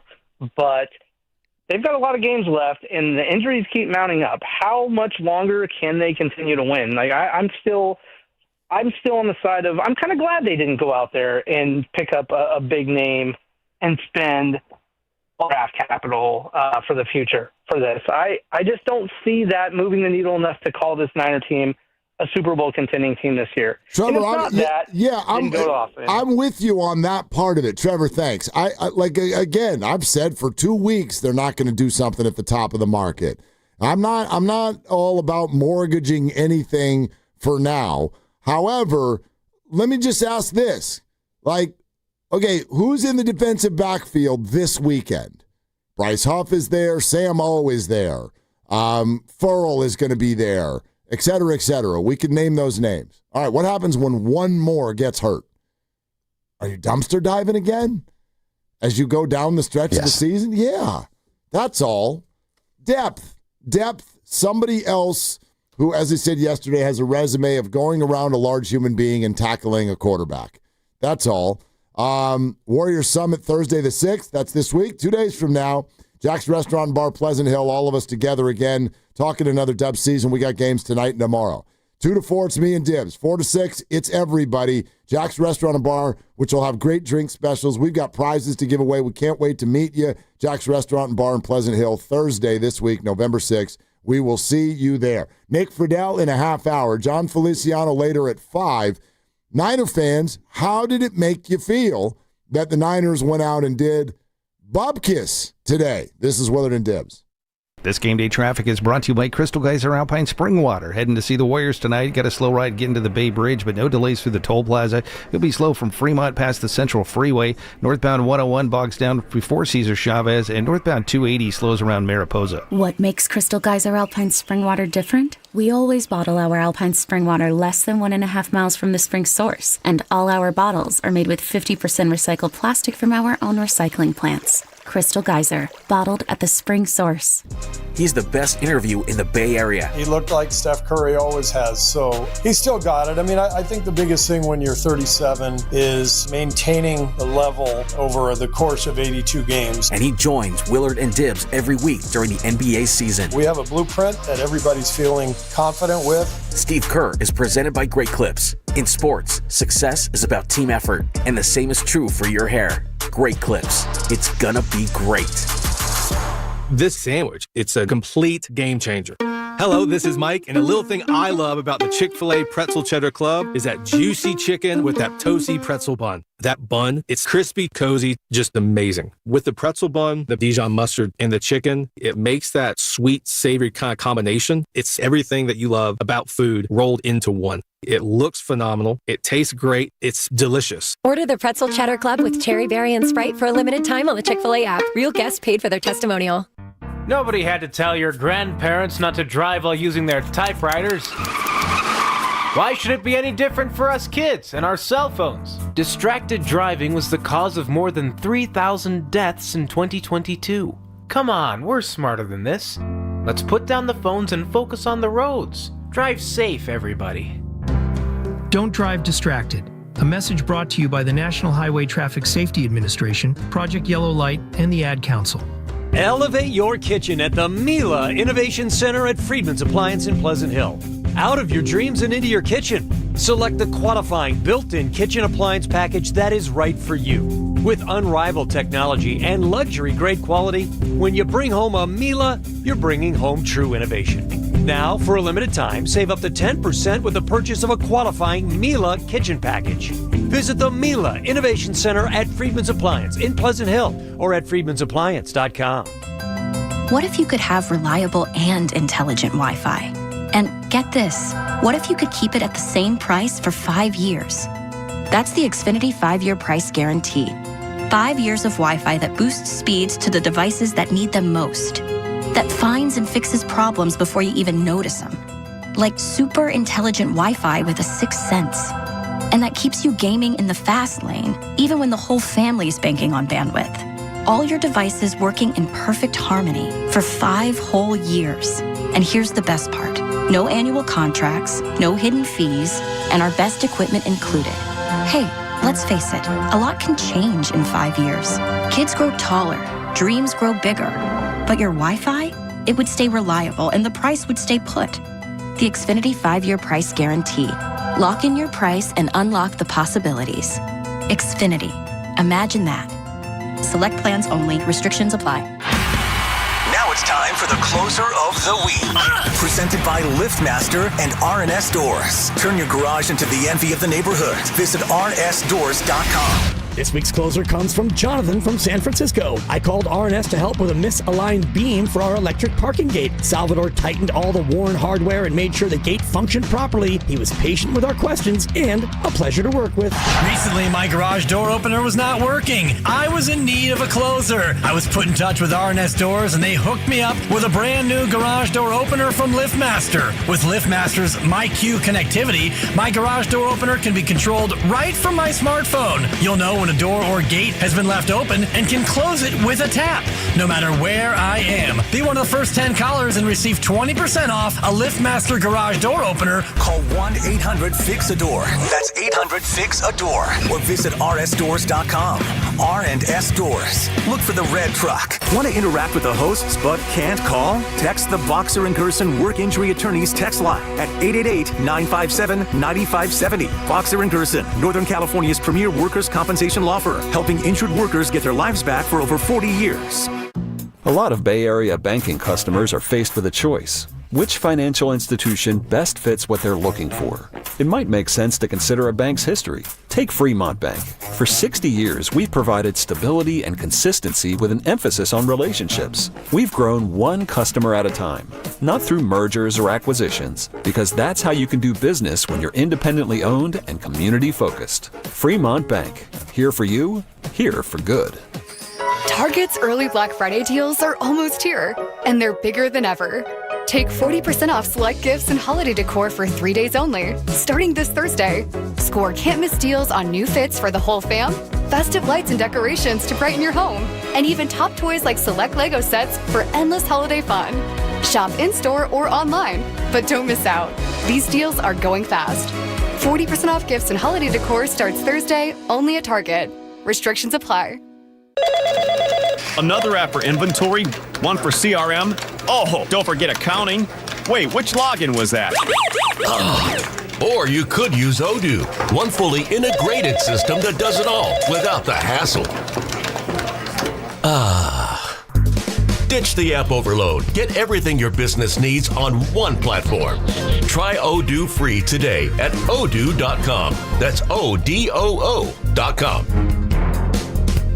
250 years ago, a promise was made to connect families and friends near and far. And during the holidays, that promise is more important than ever. That's why USPS is building a better network to meet your needs with timely deliveries, easy and affordable ways to ship, and everything you need to make your season full of holiday cheer. Our purpose is delivering your peace of mind, knowing your love will arrive, bringing joy to all. The United States Postal Service. Learn more at USPS.com/holidays.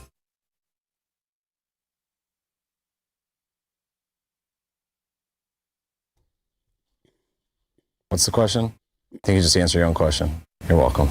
Shut up, bro. Now, back to Will and Dibby on 95.7 The Game. Yeah, bro. So check this out. We're taking your calls right now on the Niners silence, the trade deadline. If you're just joining us, they did nothing. Nothing. And the Jets were out in the streets handing stuff out. I mean, they got a lot in return. I get it. The Niners have made a move since the deadline. They have released Stone Blanton off their practice squad. I'm sorry, who? Stone Blanton. Who are you? Stone Blanton. Stone Blanton. Okay. Yes. Who are you? So, I don't know who that is. That's a linebacker who is no longer on the practice squad, which frees up a spot for them to squad somebody.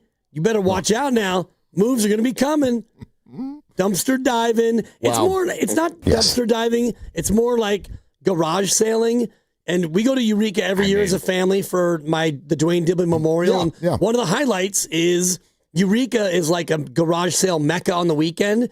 You don't even have to look up where they are. You drive down the street. You just go. Pop, pop. And it's literally it's what you do in Eureka on the weekend. And so you might find a set of 6 teacups and saucers.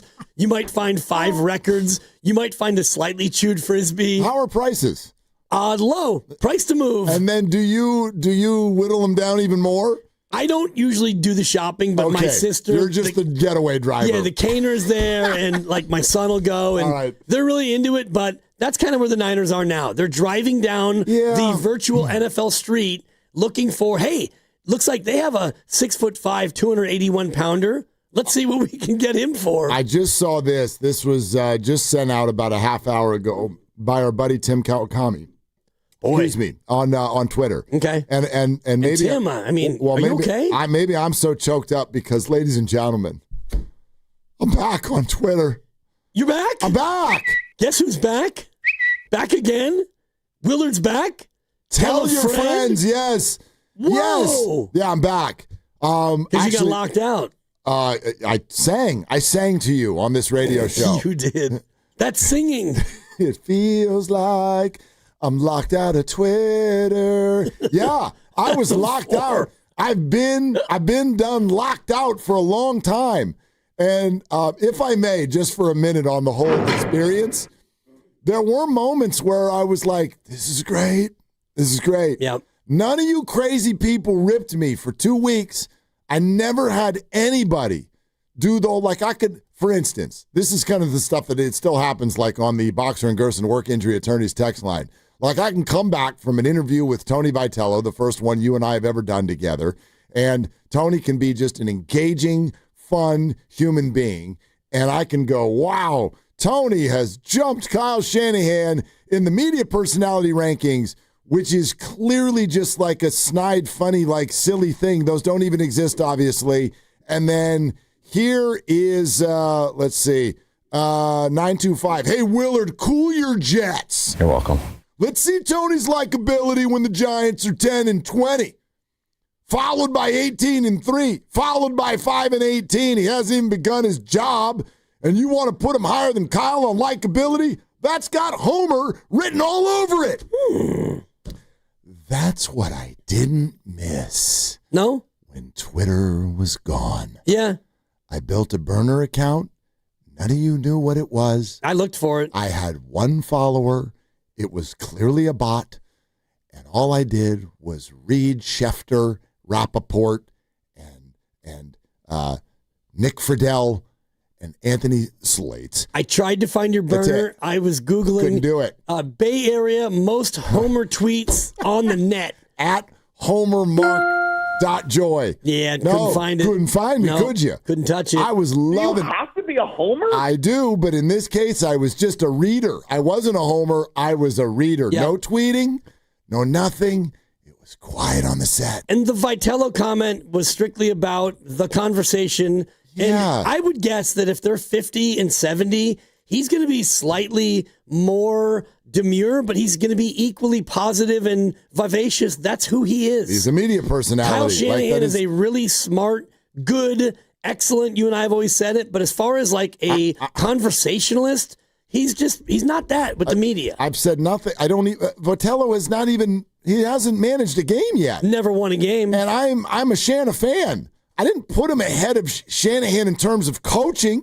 You coaching? Possibly. We forgot to ask him that question. Hey, Tony, you coaching? We didn't do that.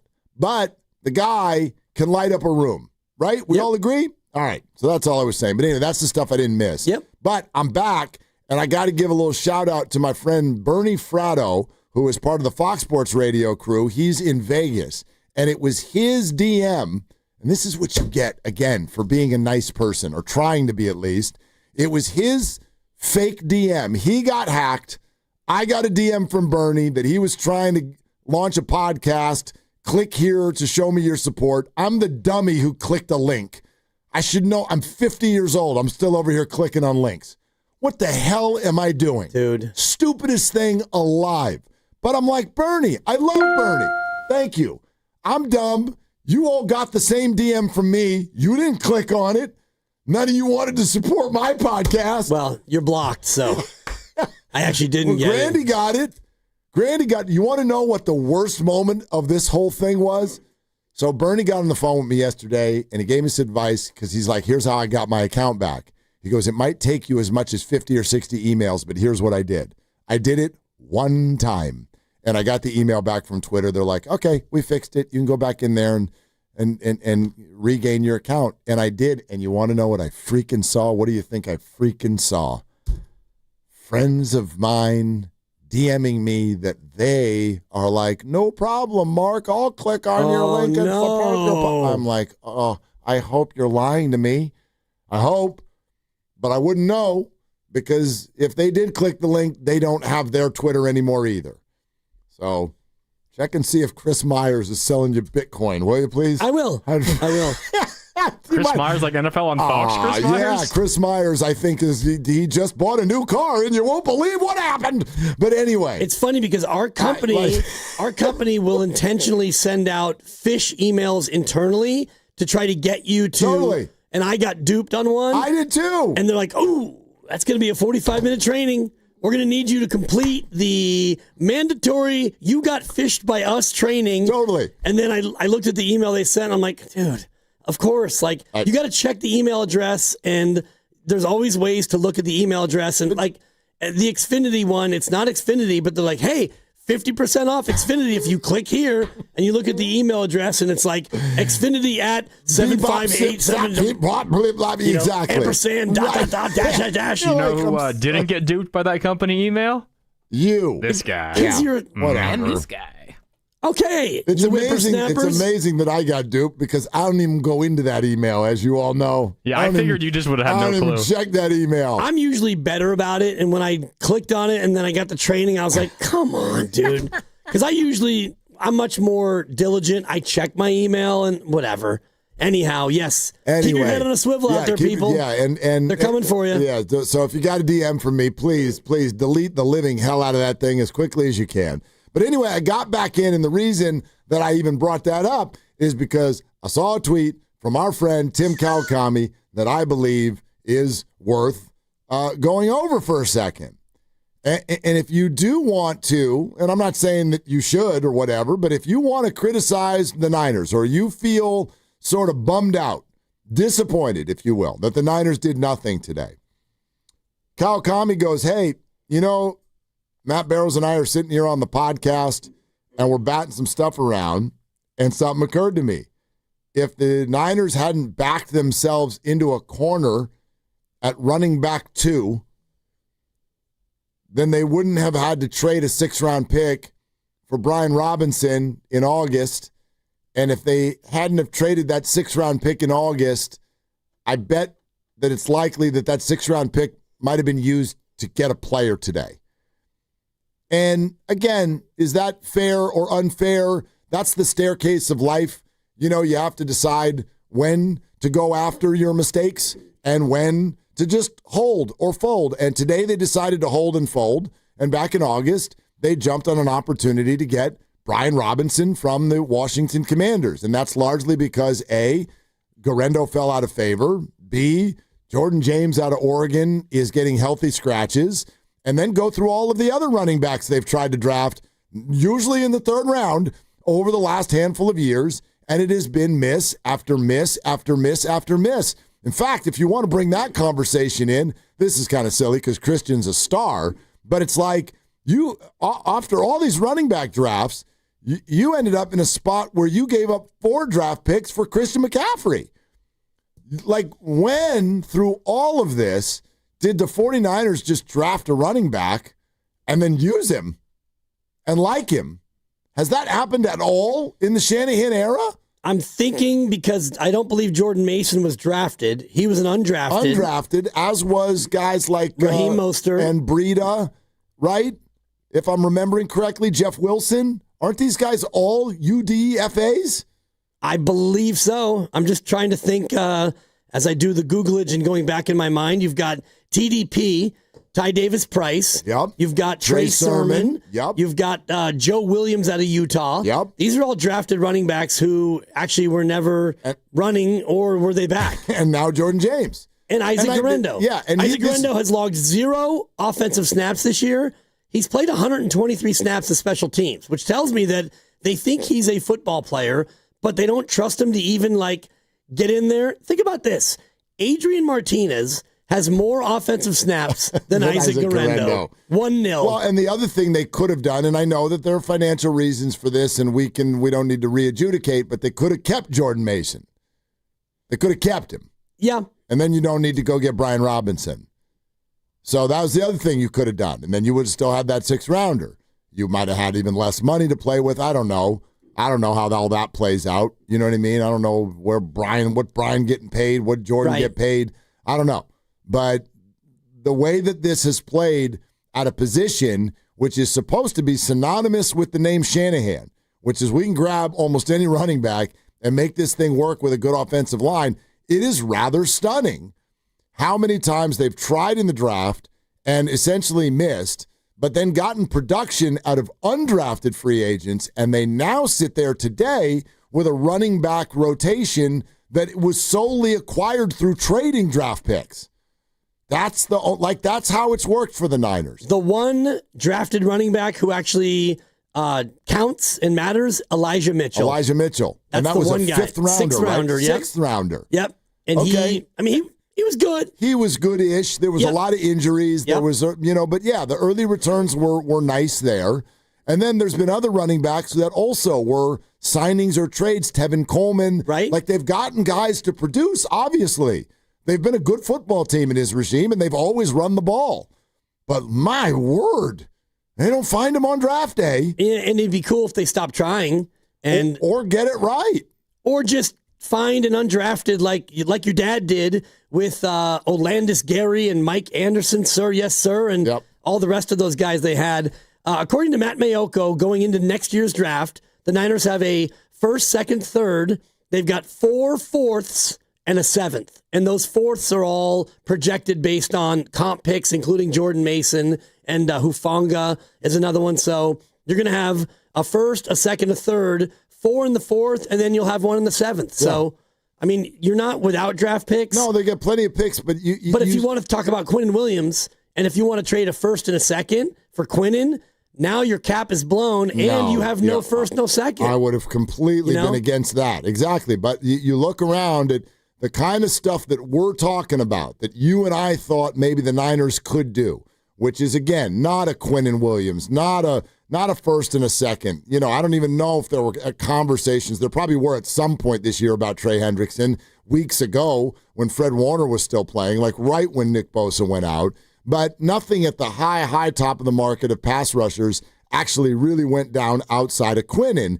And he's a little bit more of an interior guy, too. For sure. So there's the edge rusher market was kind of based on movement in the range of 5th, 6th, and 7th rounders.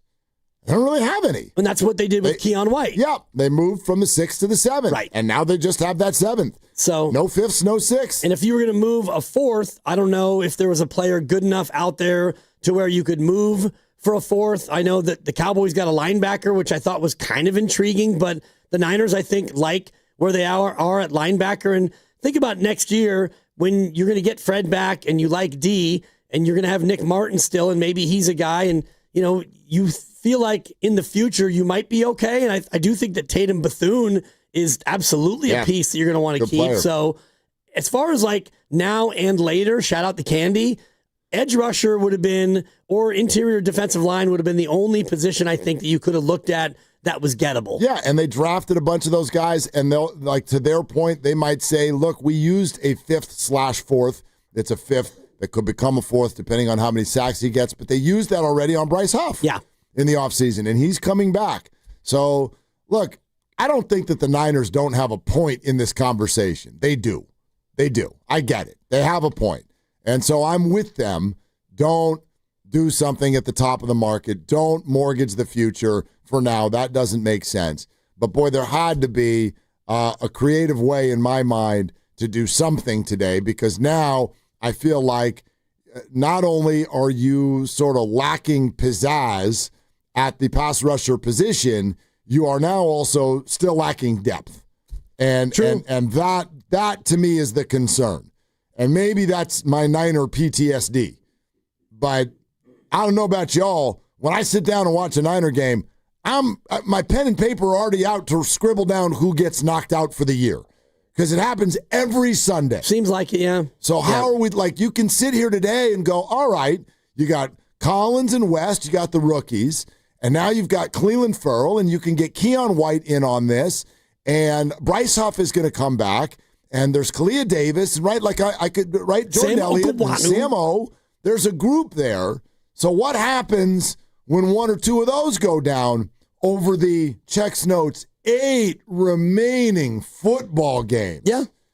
It feels absurd to think that one of them or 8 of them won't get hurt the rest of the way. You're going to wind up driving to Eureka and going door to door looking at garage sales. And that's already where you are. And I think part of what confuses it, Marks, or makes it a little bit more difficult is if you look at the NFL across the league, and I'm looking at only probably 10 teams right now at the most that consider themselves sellers. And even Arizona, like we're going with Jacoby Brissett. He wins, and the Cardinals actually have a better plus minus than the Niners do in point differential. I don't think that Arizona at 3-5 thinks they're out of it. Dallas clearly doesn't think that they're out of it. And if you look in the AFC, the Jets, it was an absolute sell. Miami fired their GM. Tennessee's going nowhere. Cleveland and the Raiders, fine. The Bengals, I think you're probably on the outside looking in, but I don't think that they believe that either, even though their locker room is breaking apart from the inside out. My point is that of the 32 teams, only about 10 of them are legitimately sellers. So I do think that makes it harder for you to even strike a deal like you did. Now, you struck a deal with New England because Keon White had fallen out of favor. He was on their bench. They weren't going to play him. So if you could find a player like that, and I think that's what was the case with the Cowboys getting that linebacker, is he had fallen out of favor with his team as well, and so he became available, but it didn't feel like there was a lot of those mid-level deals available today. No, I agree with you, and I think also what happens is that the table gets set. The whole league sees, well, this player got X in return. Yeah. Well, that means that our player now, this is how much he should get. Like, for instance, and I don't know how real this is, but the reports were all over social media that the Jets wanted for Jermaine Johnson a second-round draft pick. GTFOH. What? You want a second-rounder for Jermaine Johnson? No, I'm not doing that. I'm not doing that. That's absurd. Like that, but that's kind of what happens if Sauce Gardner is getting 2 ones and a receiver. If that's what, like, and so people start to see what's going on around the league, and I thought the prices were pretty high today. And also, especially at edge, because, and I guess this is why the Jets did it, same reason the Dolphins held on to Bradley Chubb, is I think that they sort of are like, well, this is what we want for it, because, boy, there's let's see, 1, 2, 3, 4, there's 18 teams that want an edge rusher. Right. So they're going to hold a fire sale and take the highest bidder, and sometimes it gets to the point where it's like, well, nobody's going to make that bid. I know the Dolphins got rid of Jalen Phillips, but there was talk about Chubb, even Jalen Waddle. Jalen Waddle, yeah. You know, and it was like, I think a lot of those were like, well, let's just stick his name out there and see if somebody will lose their mind and give us a haul. But if not, we don't really want to trade him. And I what think did Seattle trade for Rashid Shaheed? What did they trade for Rashid Shaheed? Was that a fourth, Grandy, or was that I think it was a fourth. I'll check. Yeah, let's get that. I mean, Rashid Shaheed is no Jalen Waddle. Shaheed is much more of an A to B straight line defense stretcher. I had him last year on my fantasy team, and you sit him, and then he has a 78-yard touchdown catch. Shaheed was a 4 and a 5. Okay. It was a 4 and a 5. 2 draft picks for one catch. Yeah. One catch. And again, Shaheed is going to... Rashid Shaheed. I mean, he'll be one catch for 68 yards and a touchdown. He's a field stretcher. Correct. Well, he's a home run hitter. He had become the 2 in New Orleans. Right. I don't know what will happen in Seattle. They've got, I don't know if Cooper Kupp is out for a long time. They've got this kid that they like in Torrey Horton, who had a big game on Monday night against Washington. And they have the guy who obviously could lay claim right now to being the best receiver in the entire league. I think maybe most underrated player on offense in the entire league. JSN. In Smith and Jigba. Yep. So, yeah, you're probably right. Like, I had this comment from my son when he woke up this morning. He's like, Dad, big guy or little guy? Big guy. Little guy is at school. Big guy's like, it's 9:30 and my fantasy team's already effed. I'm like, why? Why? Because he was planning on playing Shaheed. And he's like, his numbers are going to go down now. I don't think so. I do. That's what I said to him. I don't think so. Better team, better quarterback. Yes. But probably fewer targets. Yeah. Probably fewer targets. But I think more high-quality targets. Yes. Like, I mean, just a better succulent operation. Targets, yeah. And that's my quarterback. And speaking of fantasy, I had to text Guru last night and extend my apologies because I beat the Goo, and I didn't deserve it. Congrats, though. I'll take it. It's not about deserving it. No, nobody deserves it. We're people with laptops. This is a year where things might be breaking my way, and so I'm hoping I can keep the momentum going. Succulent targets will be the name of my team next year. I might change mine right now. You can promise that. Pretty good. Yeah, we're brought to you by Fremont Bank. Here for you, here for good. Is Nick joining us next? We're doing this right away. Oh, we're gonna do it at 4. Okay. All right. Nick Friedell's gonna jump in here, talk a little Dubs. How do you feel as a Niner fan that the team did nothing today and John Feliciano's a little over an hour away? This is Willard and Dibs. And it's Dan Dibley over here, and I want you to picture this. It's game night, and it is at Chase Center, and instead of sitting in bumper-to-bumper traffic, which is inevitable, you're already on your way. You're cruising up the peninsula on Caltrain, all electric now, very quiet and very comfortable. It's no stress. There's no hunt for parking. It's an easy ride straight into San Francisco. You can catch up on scores, you can chat with friends, or just sit back and enjoy the ride. And when the game's over, Caltrain's ready to take you home safely and comfortably. It makes getting that part of the experience fun. Take Caltrain to Chase Center, your ride to what matters. Tune in to 95.7 The Game for Warriors Live, 60 minutes before tip-off. Every Warriors game throughout the season as we get ready for the action. Presented by Xfinity, your home court advantage. Brought to you by Xfinity. Watch all your favorite teams all in one place. Xfinity, imagine that. The NBA season's rolling, and DraftKings' newest game, Pick 6, is the easiest way to play for your shot at big wins. NBA stars are lighting it up. Now their numbers aren't just highlights. They're your shot to cash in. Here's Here's how it works. Just pick more or less on 2 or more player stats. The better your picks, the bigger your payout. New DraftKings customers get $50 in Pick 6 credits with just a $5 entry on your first pick set. Don't just watch basketball. Pick, play, cash in. Download the DraftKings Pick 6 app now and use code THEGAME. That's code THEGAME. Play just $5 and get $50 in Pick 6 credits. Make the call. Ride the upside in partnership with DraftKings Pick 6. The crown is yours. Gambling problem? Call 1-800-GAMBLER. Must be 18 and over. Age and eligibility restrictions vary by jurisdiction. Void where prohibited. 1 per new customer. Bonus awarded as non-withdrawable Pick 6 credits that expire in 14 days. Ends December 2nd at 11:59 p.m. Eastern Time. Terms at pick6.draftkings.com/promos. Nobody had to tell your grandparents not to drive while using their typewriters. Why should it be any different for us kids and our cell phones? Distracted driving was the cause of more than 3,000 deaths in 2022. Come on, we're smarter than this. Let's put down the phones and focus on the roads. Drive safe, everybody. Don't drive distracted. A message brought to you by the National Highway Traffic Safety Administration, Project Yellow Light, and the Ad Council. Tired of hearing scary radio ads about the IRS? Tax Relief Advocates is different. TRA is here to tell you that if you owe money to the IRS, whether it's $5,000 or $500,000, we have a solution. TRA can eliminate or reduce what you owe to the IRS with zero risk to you. We have over 1,000 5-star reviews on Google and an A+ with a BBB. End your tax nightmare today by visiting TRA.com or call 800-275-2027. That's 800-275-2027.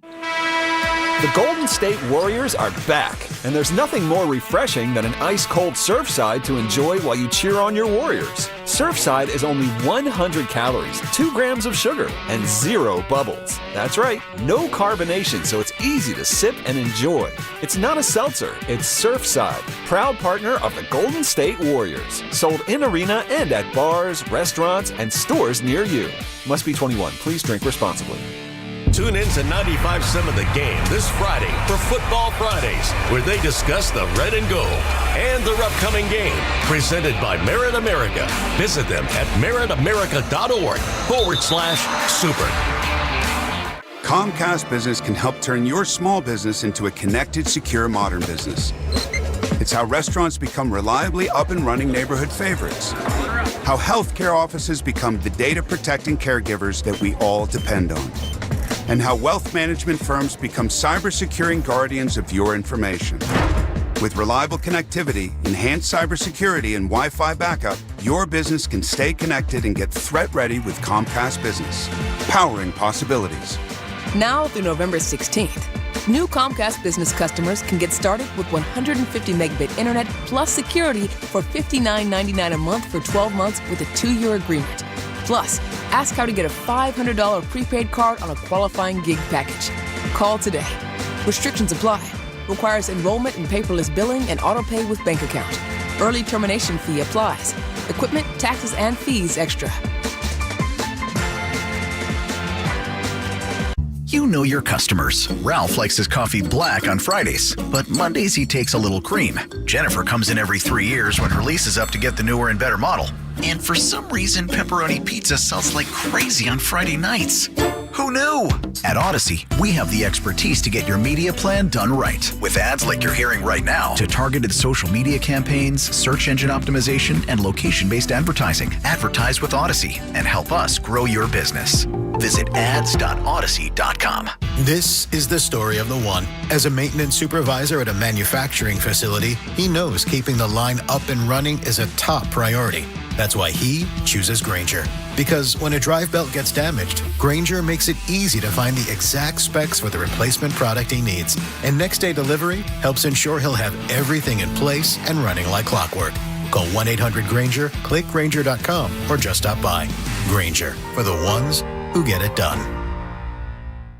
Okay, I have to tell you, I was just looking on eBay where I go for all kinds of things I love, and there it was. That hologram trading card. One of the rarest, the last one I needed for my set. Shiny like the designer handbag of my dreams. One of a kind. eBay had it, and now everyone's asking, ooh, where'd you get your windshield wipers? eBay has all the parts that fit my car. No more annoying, just beautiful.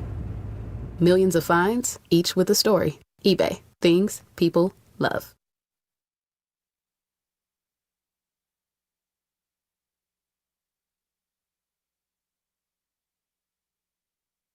Now, back to Willard and Dibs. I'm not a doctor, so it's questionable.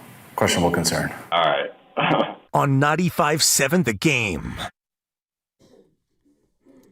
All right, Nick Friedel coming up in just about 10 minutes. I was just perusing Twitter because now that's just what I do all day. Yeah, you're back. And I've got my account back. This is so funny. Jason Reed, longtime NFL reporter and he's with ESPN right now. So I think he's based in Kansas City. He must be listening to Kansas City sports radio right now. And he says the way some Chiefs fans go off weekly on the GM and the coaching staff is really something. And then he lists what's happened over the last decade. And I know we all know it, but I want you to listen to it. All right, the list of what this GM has messed up. Listen to this. Okay. 9 straight AFC West titles. Big deal. 7 consecutive AFC Championship game appearances. Wait, 7 straight appearances. In the AFC Championship game. Man. 5 Super Bowl berths during that time. And 3 Super Bowl rings. And they were the first team in 20 years to win back-to-back Super Bowl titles. And people are calling up the flagship station and ripping them for their inactivity today. Right. How the hell did they not get Bryce Hall? Bryce Hall's on Twitter, says he wants out. Why did you not do it? And they are 5-4, Mark. They're on the ropes. They are flirting with disaster. It's true. But I listen, the Niners have none of that. The Niners have a little of that. They have a little, but they don't have any Super Bowl rings. But 2 Super Bowl appearances. Let's see, 2 other NFC Championship game appearances, right? And so that's been the Kyle Shanahan regime. And we're no different. I don't think, I don't know if anybody on our station today has come out hot on the 49ers inactivity. Can't really speak for the Joes because the trade deadline was still going when they were done. Right. But Steiny and Goo had their takes. It sounded pretty similar to what our takes are. Disappointed, mild disappointment. Thought it would be nice to give the locker room something, but I get why they didn't go all in. But I don't know. Is anybody feeling like this whole thing is just out of line? We do hear it a lot. And for the life of me, I still don't know if that's just the lunatic fringe. Are you just the crazy? Those of you who hate Shanahan and are like, he should either be fired or he'll never win the big one or he chokes in big moments. Like, are you trolling or is that real? Is there a faction of the fan base that would really love to see somebody else coach the 49ers? Yes, absolutely they would. You think so? Yes, because like an actual group that is, I don't know, 10% or something like that. Might be smaller than that, might be bigger than that, but I like the ballpark where you put that, and it's the nature of people who are either not patient or they think that he is smug and arrogant. He can't game manage. He doesn't use his timeouts. He doesn't know what the overtime rules are. He's a choker. He's too conservative. And I could go on and on with what the lunatic fringe actually might think. And yeah, you can look at that. And I'm looking at my notes right here. Super Bowl appearances since the year 2000. So this century. And the Niners have 3 of them. Kansas City's got 5, which is the second most. New England's got 9 appearances. Philly's got 4. There are 12 teams that have not been since the year 2000. So 20 teams have been. The Niners are in a small group. The Rams, Seattle, the Giants, and Pittsburgh, they've all been to 3. And some of those teams have actually won one. The Giants have gotten a couple, actually, and Seattle got one. And sure, should the Niners have had one of the 3 that they've been to? Yeah, they rallied in New Orleans and lost. They blew 2 leads against Kansas City and lost. Yeah, but But at least they're in the mix. But I guess my thought process, and I'm not going to ask you to do this on the fly, but all I'm really interested in is what has the league done since Kyle and John started? 2017, right? The rest of it is kind of irrelevant to our conversation today. I'm not here to rip Jim Harbaugh or Carmen Policy or anyone. You know what I mean? The past is the past. What matters is Kyle Shanahan, John Lynch, Parag Marathe, and how they are performing against their competition. So that would be, I think, 9 seasons, right? Right. This would be the 9th season. Okay, so they've only completed 8 seasons. Philly's been to 3, and the Phillies won 1. Right. Rams have been to 2. Rams won 1. Niners have been to 2. And 1-0. But the Niners, so what you're telling me, in Kyle Shanahan's and John Lynch's completed years, half of them end up in at least the NFC title game. Right. Okay. 4 of the 8. Okay. Yeah, and the other 4 are just disasters, which if you give me, let me ask you this. Yeah, that's a fair. Well, would you rather have 8 years of like the Pittsburgh Steelers, which is you're 9-8, you're 10-7, you make the playoffs, and that's it? I can already answer. Or would you rather have? I'd rather have this: 4 good runs and 4 disasters. Although one of them's not a disaster because it was year 1.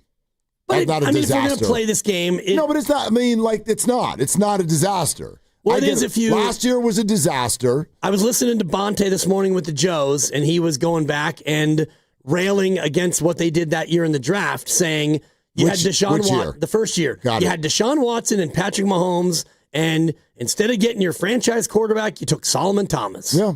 So some people look at that first year and think, well, it didn't have to be a disaster, and then you panicked and you went out and got Jimmy Garoppolo, which and it eventually took you to a Super Bowl. So yeah, but like I guess my response to that would be, first of all, I think it's hilarious that people are still putting Deshaun Watson in that sentence. That's not a compliment. That was not a good pick. What the hell did Houston get out of that? They had a couple of sort of little dances mildly in the playoffs, and what? Then they ended up getting a huge headache, and then it became, listen to me now, the worst contract in the history of the National Football League. Maybe sports. So much so that it is still hanging around their neck, and other owners of other teams had to potentially conspire with one another to stop the market from going the way it was going because of Deshaun. So color me thankful that the 49ers did not draft Deshaun Watson. Now, the Mahomes conversation is a very different one, but I also wonder, how do you think Patrick Mahomes would have looked if you had tossed him as a rookie in on that roster? Yep. How do you think that would have gone? And that's what I've always said. I think that was their thought process. They weren't ready for a quarterback. And I do need to clarify, Philly's actually 2-1 in Super Bowl since the Niners started with Shanahan. That first year they won it, they beat New England. So, yeah, other than that, NFC-wise, you've got Tampa. They won it with Tommy. And then, it's the Niners, it's the Rams, and it's Philadelphia. All of that said, like I'm not going to bed tonight being like, yeah, I'm stoked that the Niners did nothing. I don't like it. I get it. I don't like it. And I do think that it reeks of two things, and one is a compliment and one is not. One, the compliment I'll give them is I always love it. Even when I don't agree with someone's plan, boy, I love their stick-to-itiveness. I love it. This is what I originally loved about Gabe Kapler and Farhan Zaidi when people ask me, what is it you liked about them? Well, they had their plan, and boy, they were going to stick to it. Now, it turned out to not work, so they lost everybody. The Kyle Shanahan, John Lynch plans, I would argue, have largely worked, and this year, they are really sticking to it, and I respect that. That said, it's not necessarily the plan that I would have backed. And when plans change, I believe you got to adjust and evolve. And if your plan was to be 3-6, but you're 6-3, I think you got to say hello to the players that got you there. It's interesting hearing that from you because you're so process more than results. And what I'm hearing you say is that the results that you've had, your 6-3, should change your process. And I don't know. Mildly. Yeah. Mildly. And I do believe that I believe they tried to go out there and make the mild moves. For sure they did. The mild moves weren't there. And so their process was what Shanahan said back in August, and that sound should be on your board all year because he told us in the preseason that, we just want to make the tournament and then we're going to go and see what we can do from there. He was setting those as the expectations. So the process has not changed. The results are different, but the process is still the same. Real quick, let's go to BPA. Nick Friedel is going to join us here in 2 minutes, but I want to get this call in. Hey, Brian, what's going on? Thanks for calling. Good afternoon. Good afternoon to you. Miss you, brother. Where you been? Yeah, what the hell, Brian? I'm around. I think too. in my opinion, the message is F off to the fan base, but spend your money. We will take your money. Jed wants another wing in the Los Altos Hills mansion. They are definitely become very much a penny pinching organization in the last 12 months. I don't know why exactly. I think it's worth a deeper look, but yeah, I don't think the state of the 49ers and the Kyle Shanahan era is great. All the guys they gave money to can't find the field.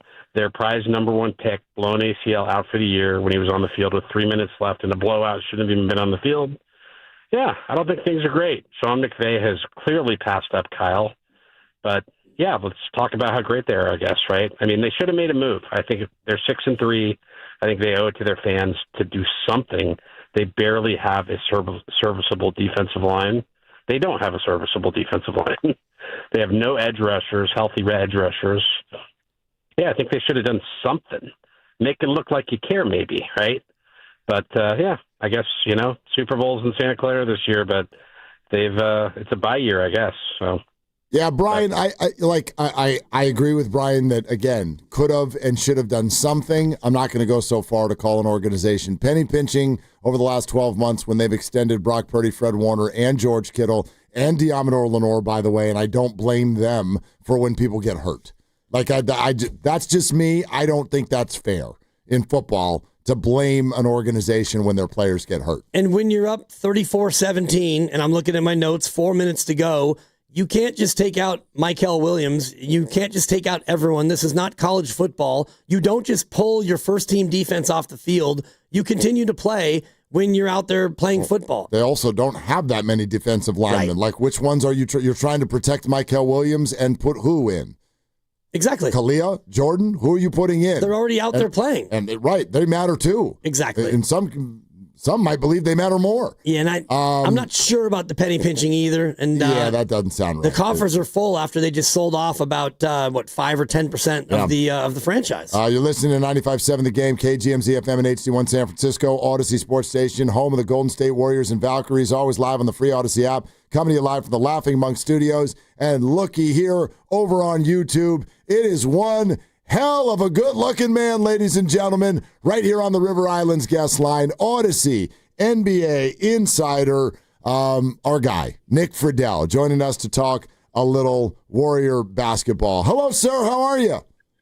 Guys, I'm great. How we doing? We're doing good. Is Jimmy Butler playing tonight? Come on, I know you know. We'll see, but, Mark, the fact that they blew those last two games. Oof. Yikes.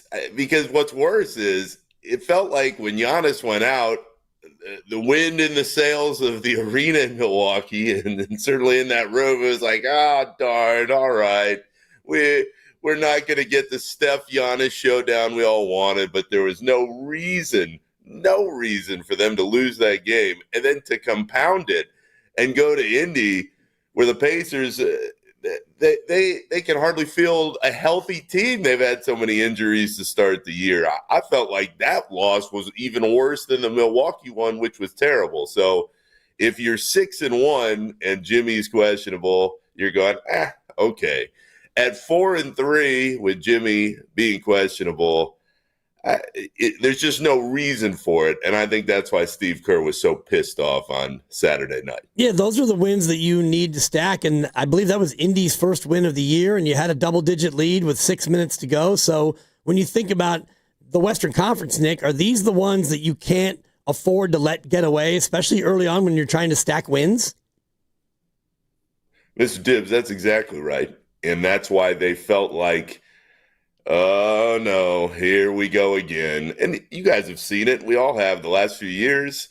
When they want to play, they can beat anybody. When they don't want to play, they really can lose to anybody. And you kind of felt like they had crossed that threshold, at least in the first week, because the momentum was there. Everybody was playing pretty well. And you thought, oh, man, no Giannis in Milwaukee. And here comes Ryan Rollins. And everybody's looking around going, are you kidding me? This is really happening? And Mr. Dibbs, on Saturday, to see how they closed that game, they had that lead They should have closed out Indy and run away with it, but they just kept letting them hang on. And I know, in there's always the extreme reaction. The first week, oh my gosh, title contenders. The second week, oh, they're so old. They don't have the pieces. They're not moving the same way.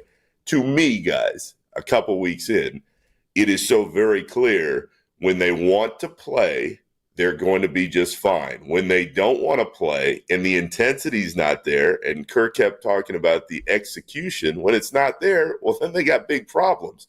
But there is no reason in the second week of the season you should be talking about a lack of execution and do they really want it. Those were just awful, awful games. But I don't think the sky is falling for this team either. No, not yet. Not yet. On the line is Odyssey Sports NBA insider Nick Friedel. Check out all of Odyssey's newest sports podcasts on Spotify or Apple Podcasts. Hey, Nick, what are they saying about the defense? You mentioned Ryan Rollins. Like, what's up with at least one player on the other team just seemingly having a career night every night that they face the Warriors? What's up with that? What's the concern level on the defense early in the season? Mark, the question is right, but the answer is very foggy because we're walking in there the last two nights and you're like, well, what's the problem? Why isn't the defense where it needs to be? And there's this kind of collective, the shoulder shrug of, well, we've got to guard our man better and we've got to make sure that we execute. It's just cliched stuff. I think they're frustrated, but I can't look at what's happened those last couple of games, and we'll take the Ryan Rollins game and go, oh, well, the flaw is in the defensive side of what's going on. Because my point is, and I think it's what they're feeling, they know they kind of went through the motions. And they know they kind of let their foot off the gas because they sat there and went, all right, no Giannis. The Pacers have just a handful of really talented guys. There's a bunch of G League guys floating around, and they're just getting beat by players that want it more. I think the larger issue, again, going back to those last couple of games, and we'll see what happens next few weeks, is it's a reminder to them, especially to Steph and Draymond, which they've lived, but it hit them back in the face these last couple of games. Every single time they hit the floor, everybody wants to beat the Warriors. Everybody's going to have a little extra jolt in their step. Everybody's going to run through every pick and roll, and they're going to try to defend everybody a little differently. And let's take Steph. I mean, Steph is Steph, and he's still incredible. But in that game the other night, he was 4 of 16 from beyond the arc. He was jacking up shots all over the place. And you're going, well, what is he doing? And the turnovers are there. So before I start to think, all right, there's really a defensive issue, and they really look old, and they really look a step slow. I think the larger issue is looking in the mirror before they get out on the floor and saying, hey, we deserve to give everybody a professional effort tonight. And especially in those last couple of games, as far as the intensity goes, it just wasn't there at all. And we've heard Draymond always joke about, I can't get up for Orlando in December, or, whatever the city and the month is. But that's kind of the way it looked the other night. And is it as much the vets and the disinterest, or is it also a piece of the young guys maybe just not being good enough? Mr. Dibbs, I think the second piece is something we're going to find out over the next few weeks. If you start to see the Pods and the Moody's in Post, Guy Santos, I mean, we know the names. I think Kuminga has now played his way almost out of that group because he's been so solid most of the time. But those extra names, Will Richard, we haven't seen as much, at least in the last couple of games. But if those guys don't start taking more of a group step together, then that could be a problem. But again, just for me, I think it starts when you lose those kind of games with your leaders. And if Steph and Draymond are kind of out there like, the Pacers, come on, they haven't won a game, and they're jacking up shots all over the place. Well, you've got to look back to who is setting the tone. And to Steph's credit with that point, on Saturday, I think he knew, hey, I didn't play well. I can play a lot better, and I'm the one that has to get everybody on the same page. So I still think they're a really deep team. I think they have the pieces they're going to need down the line. But to sit there and look at where this team was the week before in the first week, and to look at them tonight as they go into this game at 4-3 after those two losses, it's just frankly ridiculous, because they should have been wiping those teams out. It didn't happen. They let them hang around. And to not even split, that's pretty sad against a much lower quality opponent with who was on the floor. It's our guy Nick Friedel, Odyssey NBA Insider, joining us every single Tuesday right here on Willard and Tibbs, and the Warriors will host the Suns tonight right here on 95.7 The Game. All right, Nick, it's only been 7 games, but everybody has decided it's kumbaya now with Jonathan Kuminga. Does he feel that way? Do you think he now wants to be here long term? I think he feels that way right now, Mark. I talked to him actually for a couple minutes before that Indy game, and he said it meant a lot to him that Steve Kerr put him in the starting lineup, and he feels like he's found his own role within this team. To the question about whether he wants to be here long term, though, I think we're going to find that out as the season rolls along, because the real issue in Kuminga's play was never, did he have the athleticism? Did he have the talent? We knew those things were apparent. The question was, is he consistent enough on a nightly basis to think that the Warriors were going to pay him mega money in the future? And he's proven early on, at least in these first couple weeks, that he can be, that he can take his game to that point. But can he do it for a couple months at a time? Can he do it when Steph and Draymond and Jimmy don't have it going the same way? Can he carry the offensive load and maintain what he needs to do defensively to be one of those guys? We're going to see. But I don't think there's any question when you watch him play on the floor, when you watch the way he's interacting with his teammates off of it, and when you listen to what he's saying, I think he's in a really good place right now. And the Warriors can only hope that it stays that way over the course of the season. Nick, great stuff. Big game tonight, big game tomorrow. See if they can get back on track. We appreciate you, and we'll talk to you next week. Guys, the games never stop with this team. And in all the years I've been doing this, I have never seen a stranger schedule. It's like they're back here tonight. They go on the road for a few. They're back here Sunday, and then they're gone for like 2.5 weeks. So caution to all Warriors fans. Even if they start to look a little shaky here, this schedule really is brutal. Everybody take a deep breath. Let's see what happens about a month from now. Interesting take. Yeah, actually, a little more on that coming up, because I was talking to some birdies who work for the Suns last night over a couple of cocktails, and there's a thought or two on what Nick just said. But, Nick, great stuff. Thank you, my man. You got it, guys. See you later. All right, there it goes. That's Nick Friedel, Odyssey Sports NBA Insider. Nick Friedel. Check out all of Odyssey's newest sports podcasts on Spotify or Apple Podcasts. Tune in for Warriors Live today at 6, presented by Xfinity, your home court advantage, brought to you by Xfinity. Watch all your favorite teams all in one place. Xfinity, imagine that. Grandy, you tonight? Evan, what's going on tonight? What's going on tonight? Evan tonight. Okay, Warriors Live with E-Dog coming up at 6. But we're not done yet, and Feliciano joins us at 5. It's Willie and Dibby. This game day traffic is brought to you by Crystal Geyser Alpine Spring Water. Heading to see the Warriors tonight. Slow coming off the Bay Bridge. You'll be heavy past the Central Freeway. Northbound 101 kind of bogs down before Cesar Chavez. And northbound 280, you'll see delays around Mariposa getting to Chase Center. What makes Crystal Geyser Alpine Spring Water different? We always bottle our Alpine Spring Water less than 1.5 miles from the spring source. And all our bottles are made with 50% recycled plastic from our own recycling plants. Crystal Geyser, bottled at the spring source.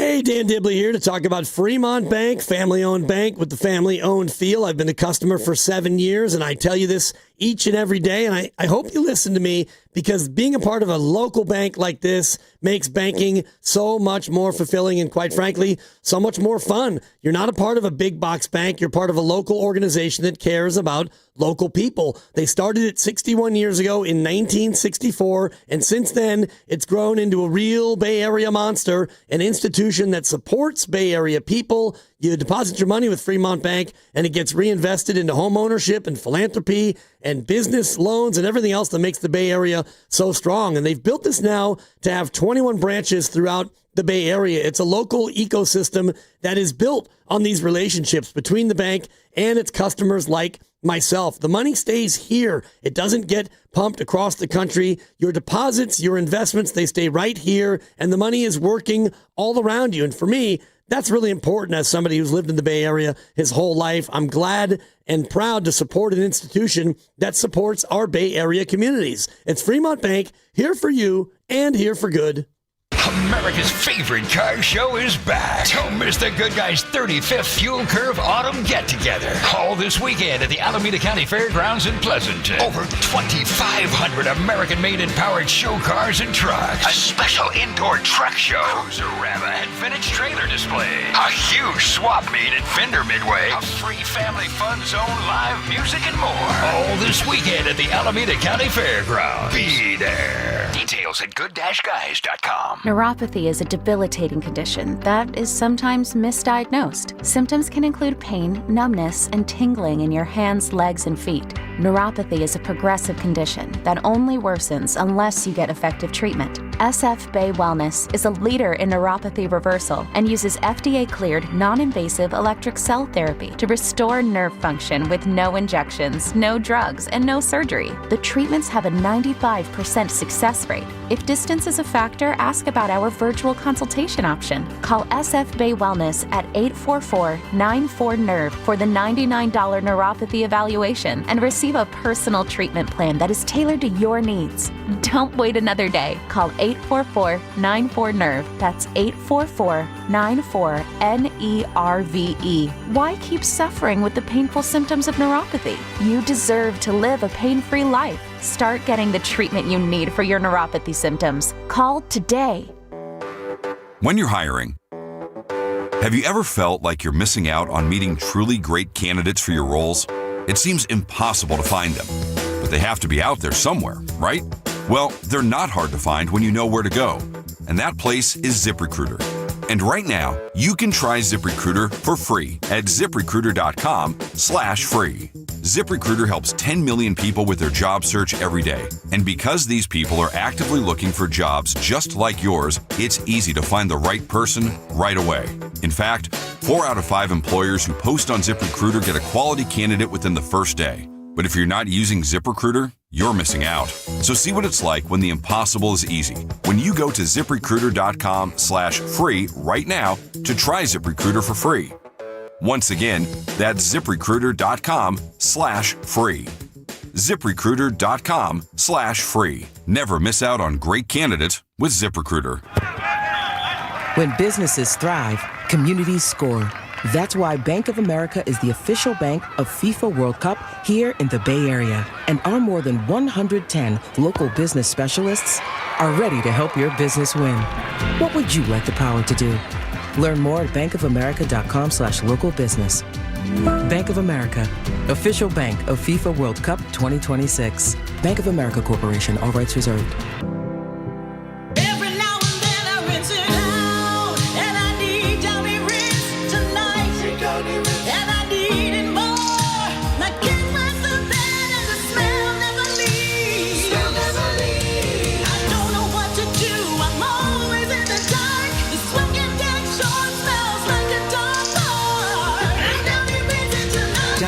Fight stubborn odors in just one wash. When impossible odors get stuck in, Makita's built for the pros who show up early, who don't do shortcuts, only precise cuts. With tools built to last, job after job, year after year. Performance that pays off, because when the job calls for the best, you answer. And when you need the best, you call on Makita. Built to be the best. Available at the Home Depot. Cloudy with rain by tomorrow in San Francisco, low near 55. Weather brought to you by Staples. Have an easy holiday at Staples. Save on top tech and gaming gifts, shipping supplies and services to get your packages there safely, even custom cards and wrapping paper. Staples. That was easy. Join Spadoni, Shasky, Steiny, Guru, Willard, and Dibbs for the Blue and Gold Summit live at Jackson Pleasant Hill Thursday, November 6th. Willard and Dibbs from 2 to 4, the Summit 4 to 6. Talk hoops, grab a drink, and enjoy happy hour specials only at Jackson Pleasant Hill on November 6th. Don't miss it.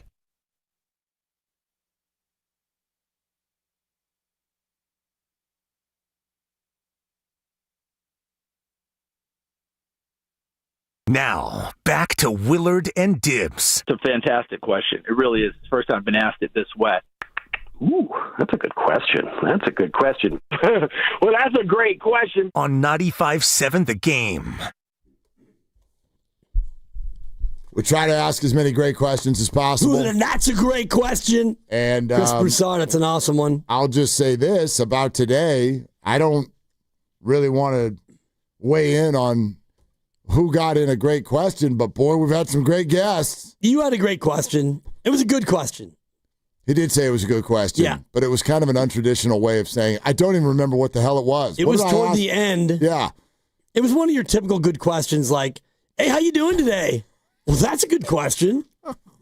It was Tony Vitello, I believe. What kind of product do you use in your beard? Well, that's a great question, Mark. Yeah. Tony was awesome. Tony Vitello came on the show today. Y'all should go find that on the Odyssey app or YouTube. We could throw a little bit of it at you, too. Let's see.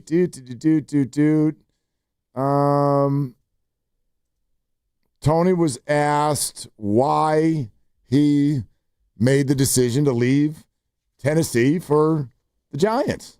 Ultimately, the challenge, I think Buster Posey was the X factor. If you're comfortable in a position, you work it, it could be South Carolina, or it could be Florida State. It doesn't have to be in our league. It could be at Oregon, and it's going well. And by that, I mean, we're having a little success, but there's really strong relationships in place. It's a great, place and people to work around. Then it's going to be tough to leave. So it's got to be a situation where some criteria is met. I think once you start dissecting each organization in the big leagues, there's 30 teams, and it's all under one label. But they're all very, very different. That's something we tried to educate recruits on, is just because you get drafted, it doesn't mean you're getting drafted by Major League Baseball. You're getting drafted by a certain organization. And when you break down all the things that are in the Bay Area with, again, the tradition, how cool of a city and area it is, the park, the way everything is structured from Greg Johnson on down, the current roster certainly is not it's not, oh, poor me, we need to find some players. We're in a decent spot. Obviously, everybody wants to get better. All these things started to pile up. And then ultimately, if you're able to attach your name to one of the biggest winners in the history of American sports in Buster, that maybe is one thing that kind of pushes or tips it over the edge.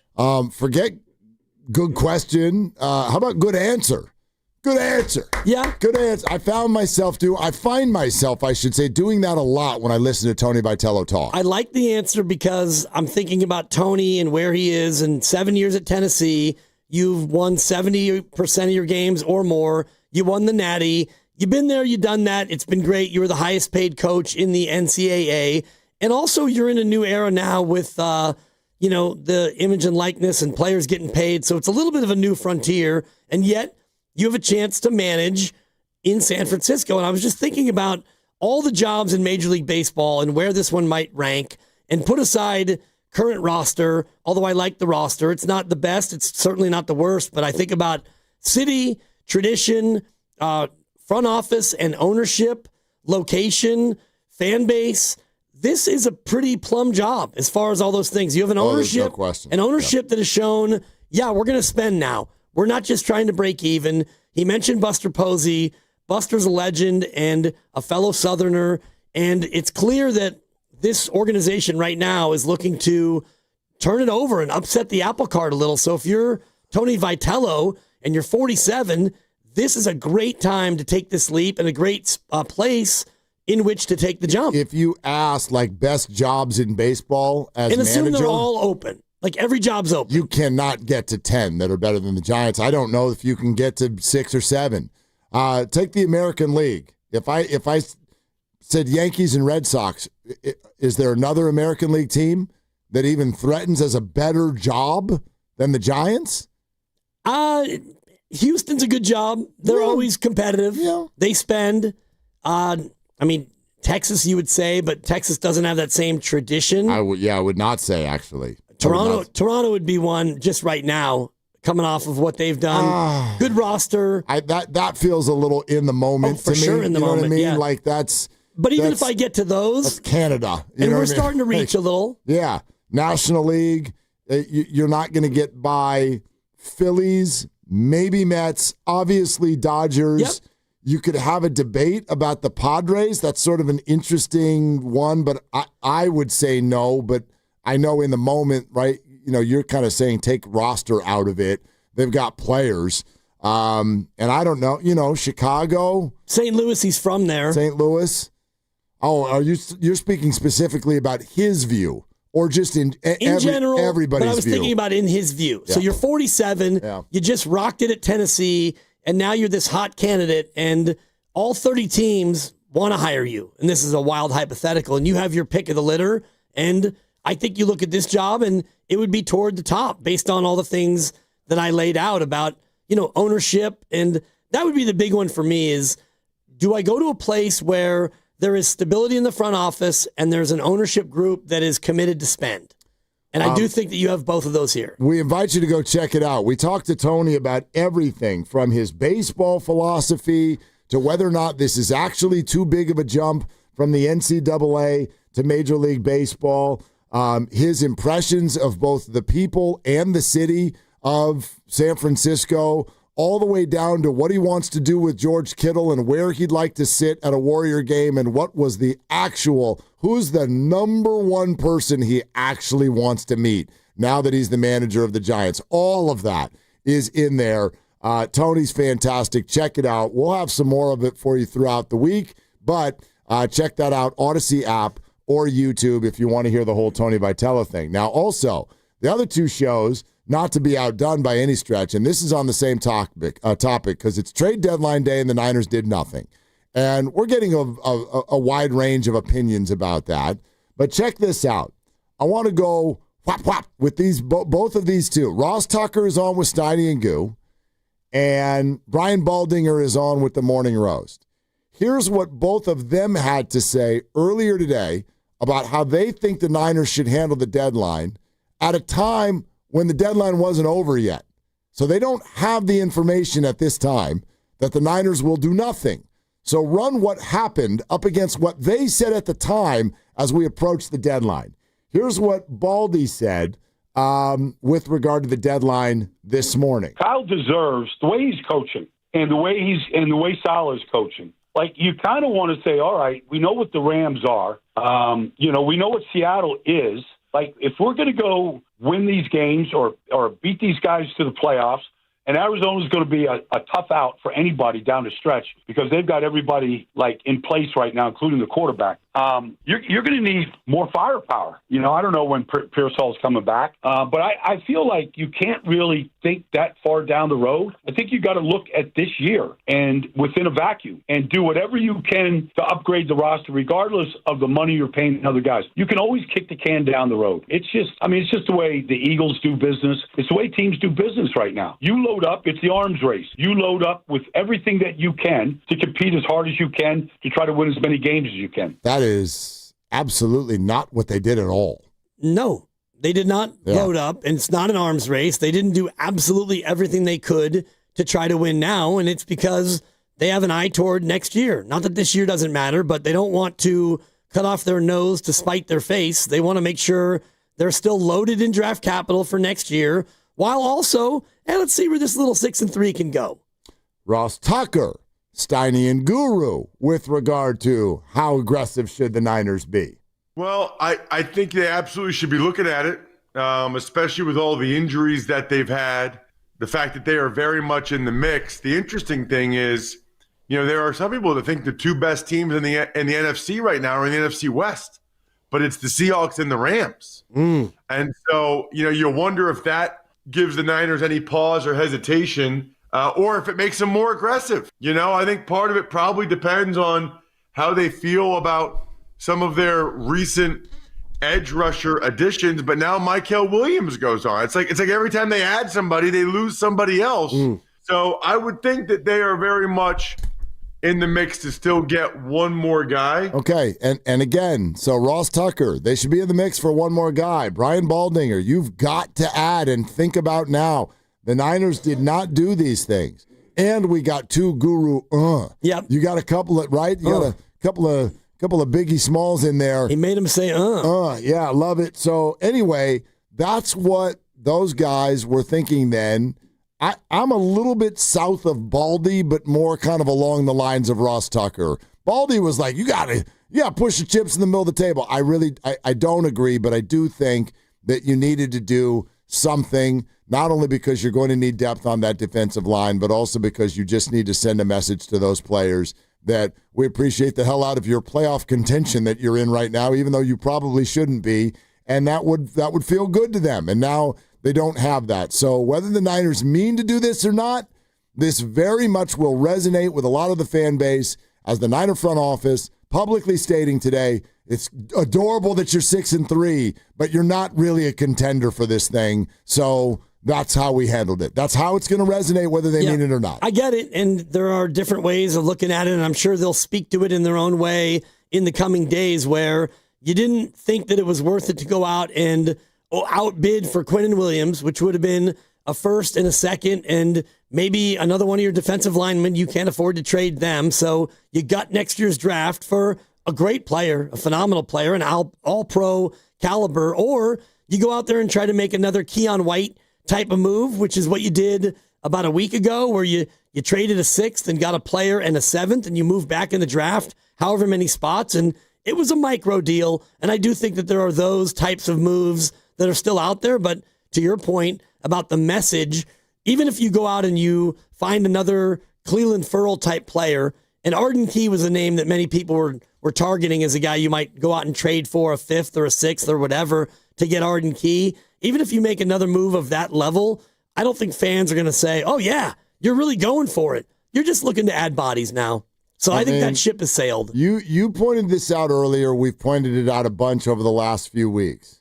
Here's one way to look at it. And again, I've stated my case. I would have loved the Niners to bring someone in the mid-range today, but they didn't.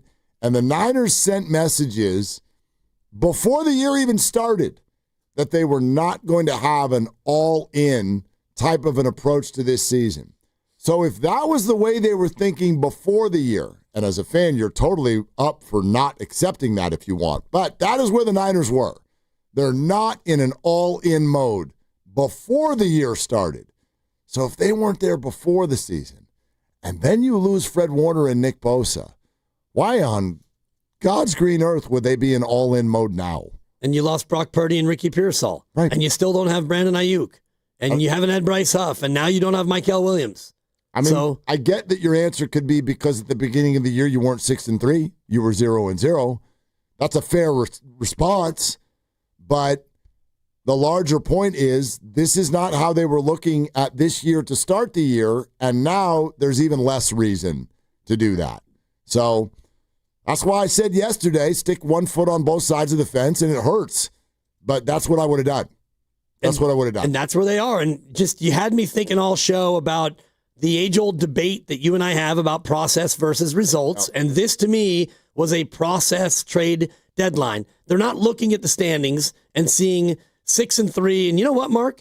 You're a half game out of being the 1 seed and a bye and home field throughout the playoffs. But if you look at it the other way, you lose to the Rams and you might get jumped by Detroit and Chicago, Minnesota, and Carolina could tie you. And so it's a little bit like the Warriors last year in the Western Conference, where between seeds 2 and 9, it was about a 3-game difference. And that's where the Niners are, and that's results. The process is, this is what we're doing. We're keeping our picks, and we're trying like heck this year, but we have an eye toward next year.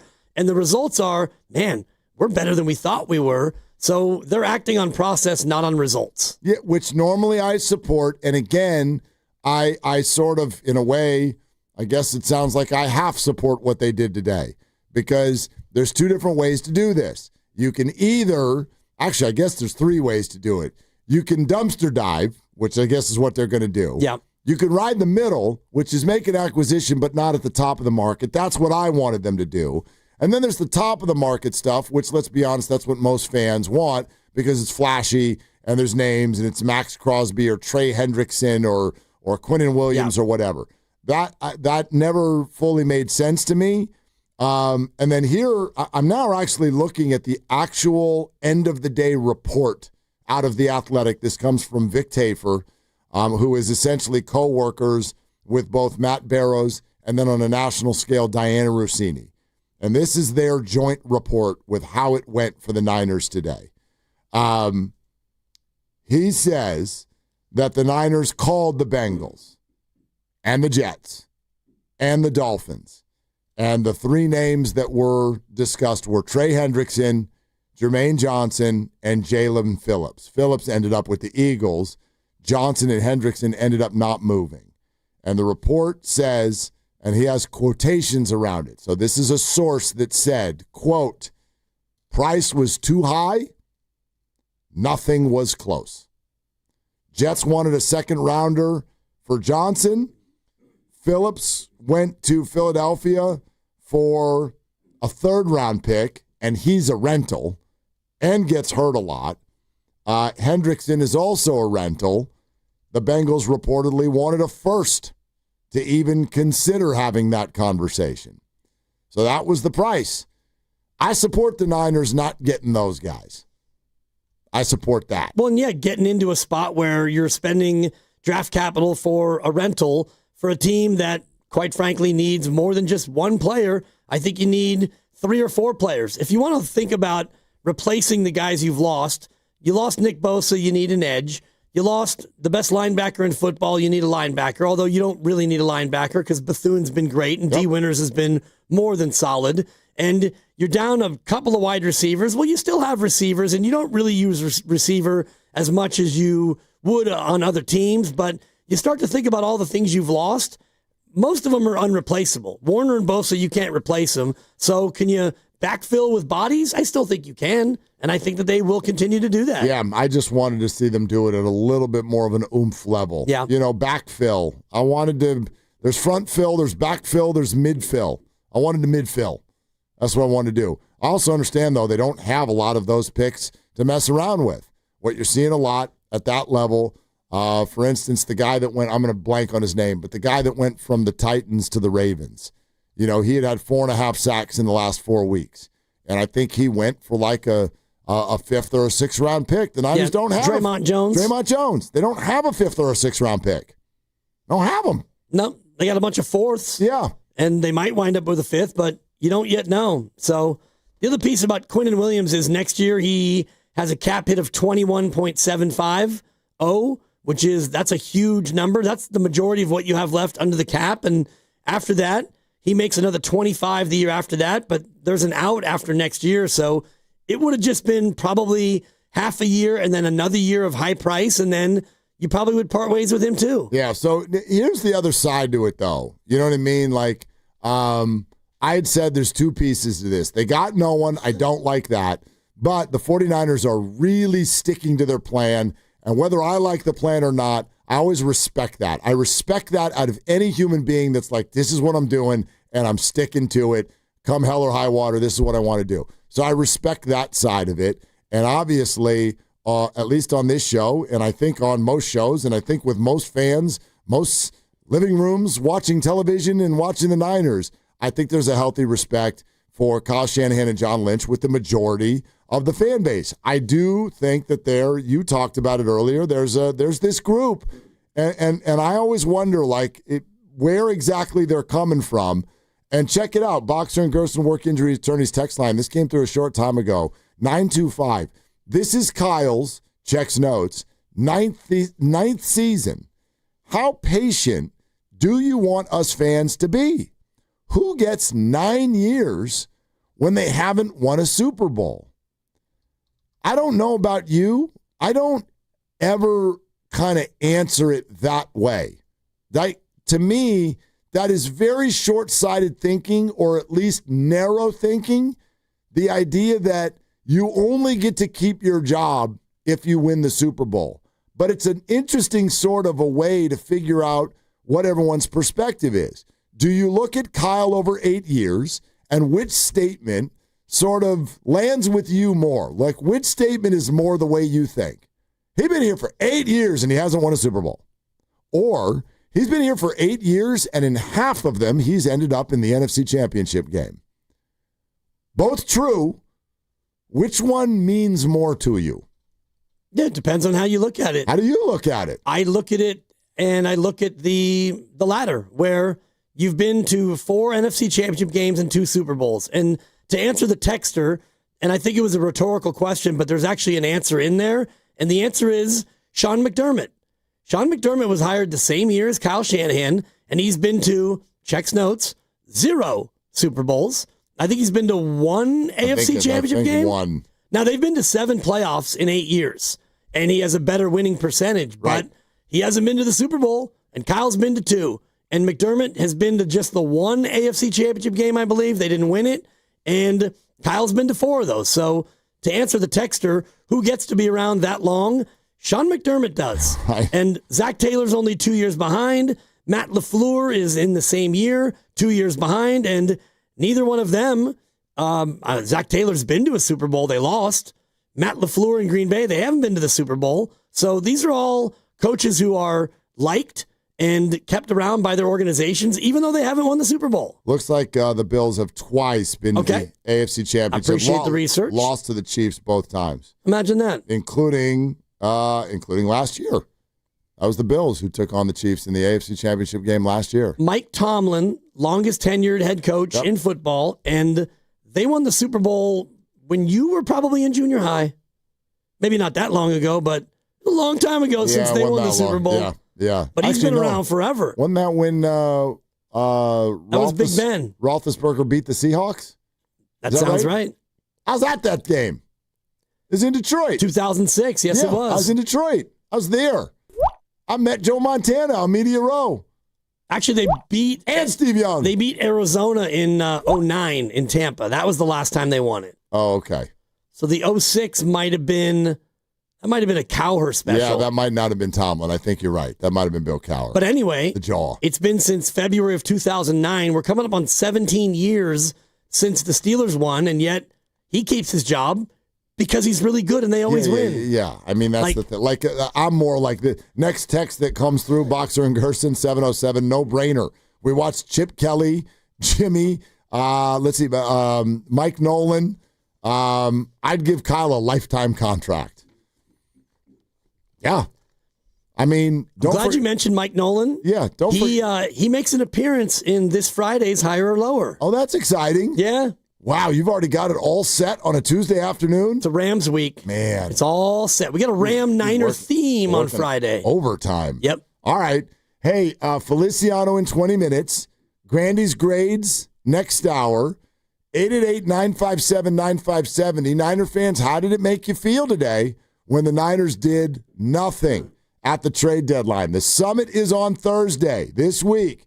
Jack's Restaurant and Bar in Pleasant Hill. All of us together again discussing another Warrior season. And we got games back-to-back nights leading into the summit. Tonight, host in Phoenix. Tomorrow in Sacramento. Me and Dibs from 2 to 4. All the hosts from 4 to 6. Live from Jack's Restaurant and Bar. And you know how that commercial for Jack's is like, you get a French dip that'll change your life? I'm looking for my life to be changed on Thursday. I love it. Jack's, I am a French dip connoisseur. I've never had your French dip. Change my life. I challenge you. Let's see it. I'm going to have one of them. You put that French upon your dip. When I dip, you dip, me dip. We dip. That's what I'm going to do. That's it. All right.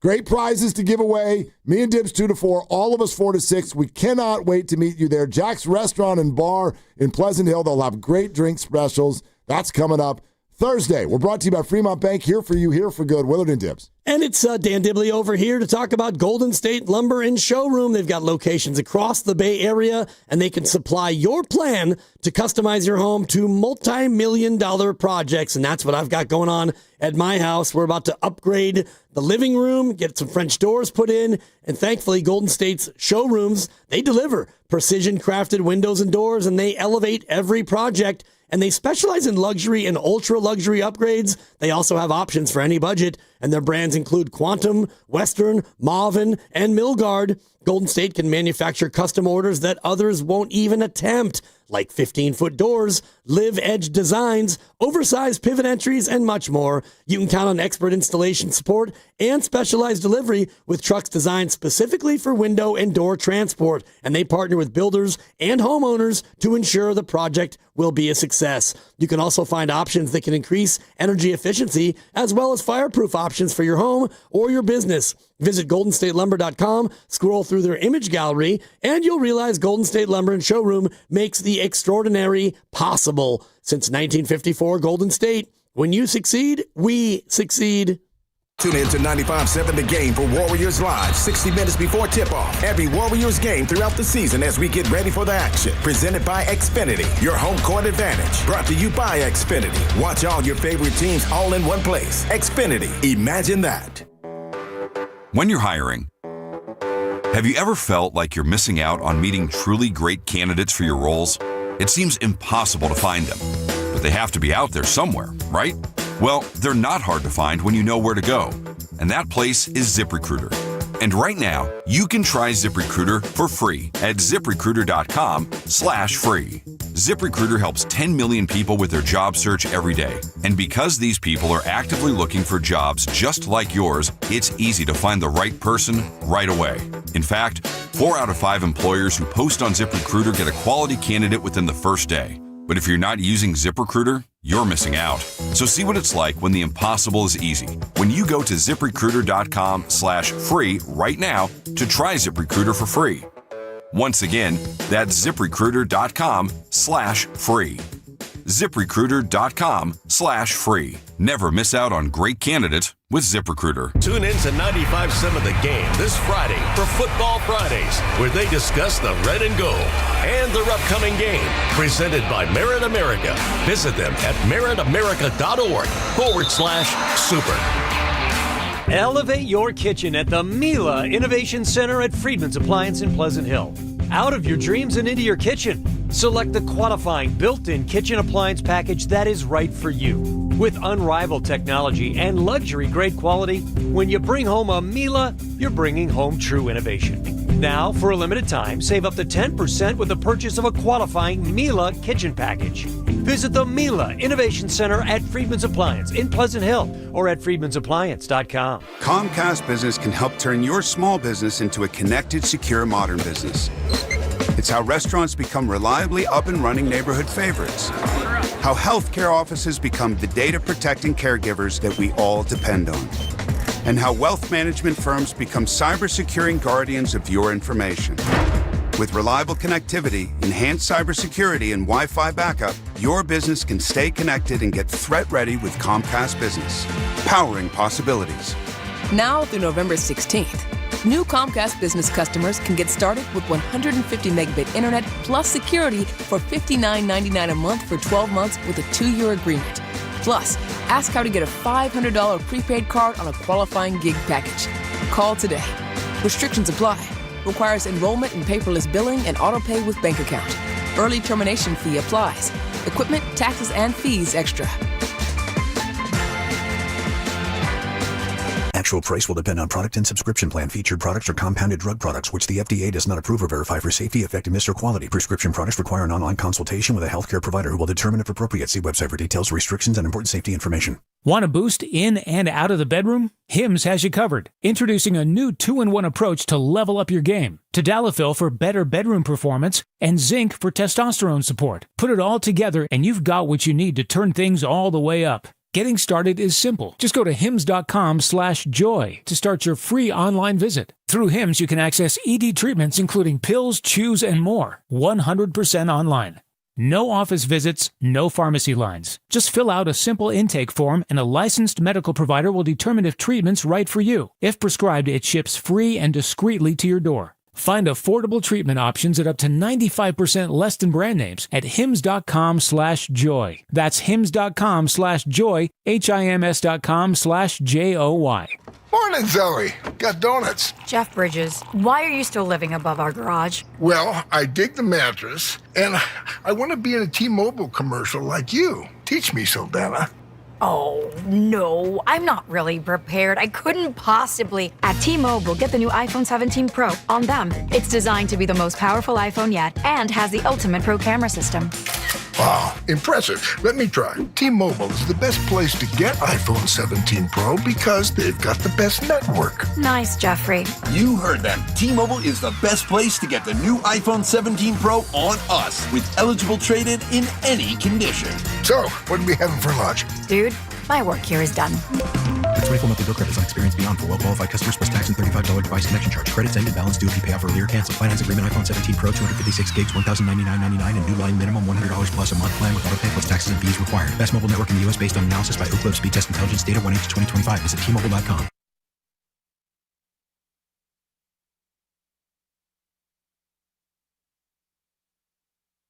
Hey, it's Joe Shasky from the Morning Roast, and you're listening to Willard and Dibbs. If you're doing what I'm doing, then you're listening on the radio. If not, you could check them out and see what kind of hat Willard's wearing right now on YouTube. Well, today it's a golf hat. Okay. Now, you can golf in any hat, but this hat is, in particular, a golf hat because it's a brand that's a golf brand. You had me thinking about you in a bucket hat, and I can't picture it. I've done it before. It ain't great. No. No, not my jam. No. Not, my head's too big.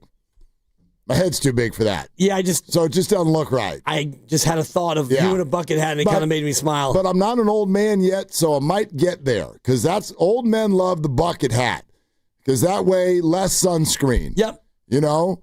You just put that thing on and walk around like you got an umbrella on your head, and you don't need to worry about getting sunburn on the back of your neck. Yeah. Yeah. And you're not a visor guy either. I can't picture you in a visor. But I used to be. Like in the 20s, I'd rock a visor. And when you look back on those pictures, that's what were you doing?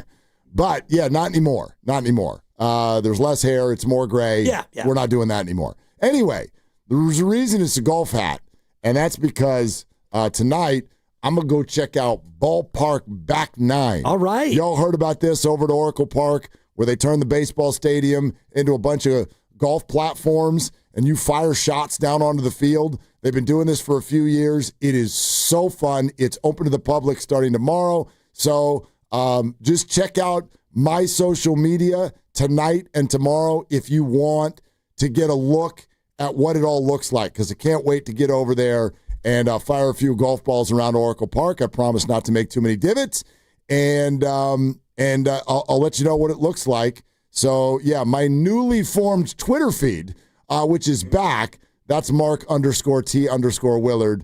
Instagram is MT Willard. I will be sure to be posting some stuff. Yeah, I'm just looking at the map, and it looks pretty fun. You start out there in right center field, and then you kind of bebop your way around the upper deck, and then you drop down in 9 different spots, and there's some food and beverage as well. They usually let you fire something from right around home plate, too.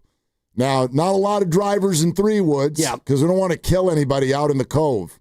But get your short irons out and see if you can, hit like a Willie Adamas statue or something like that. Anyway, it's a ton of fun. Yeah. Ton of fun. Can't wait to go tonight. So, anyway, 888-957-9570, Feliciano in 8 minutes. We've been talking out how you fans feel about the Niners' lack of movement here on trade deadline day. They did nothing. So here we go to Red Reggie in Oakland. Reggie, thank you for calling. What's up? Hey, how's it going, fellas? Hey, I was hoping that you guys, first of all, I love listening to you guys on my way home. But I'm actually kind of conflicted, so I'm hoping that you guys can actually make some sense of it for me. I know with the injuries of this season and the turnover last year, I really wasn't expecting them to make an appearance to the Super Bowl or even win the Super Bowl, so my expectations was pretty low. But the fact that they didn't make any moves, I don't know how to feel about that. I mean, we're the San Francisco 49ers, right? I mean, that's just like the Warriors not going for it. A part of me just it just doesn't sit well with me. And I just find it a hard time believing that we couldn't make one move, at least for depth or there wasn't one move out there for us to get better. So hopefully you guys can make some sense of it for me. Yeah, Red Reggie, thanks. I think from like sort of an emotional concept, I agree completely with Reggie. It's like, how can you be the Niners and 6-3 and look at the framework of the NFC West and not want to bolster your run? Because right now, I don't know if you're going to win this division, but you look like better than likely to make the playoffs, don't you? Yep. What are their playoff odds right now? Like they're probable to make it, right? Or just their percentages? You know, what are their odds to make the playoffs? Probably about 65%. Like, so they're probably going to go. And you want to be able to dance when you get there. So I fully understand that. At the same time, I can make sense of it if you agree with what the Niners are doing. John Lynch apparently, according to reports, made himself a rule at the start of the year. And that is, I will not, say it with me, write it on the chalkboard 50 times, I will not acquire any player who is a free agent at the end of the year. That was a rule he made. Yep. You want to disagree with it? You can, but he made that rule, and damn it, he's sticking to it. And then, as far as the players they did like, they made phone calls. The price was really, really high.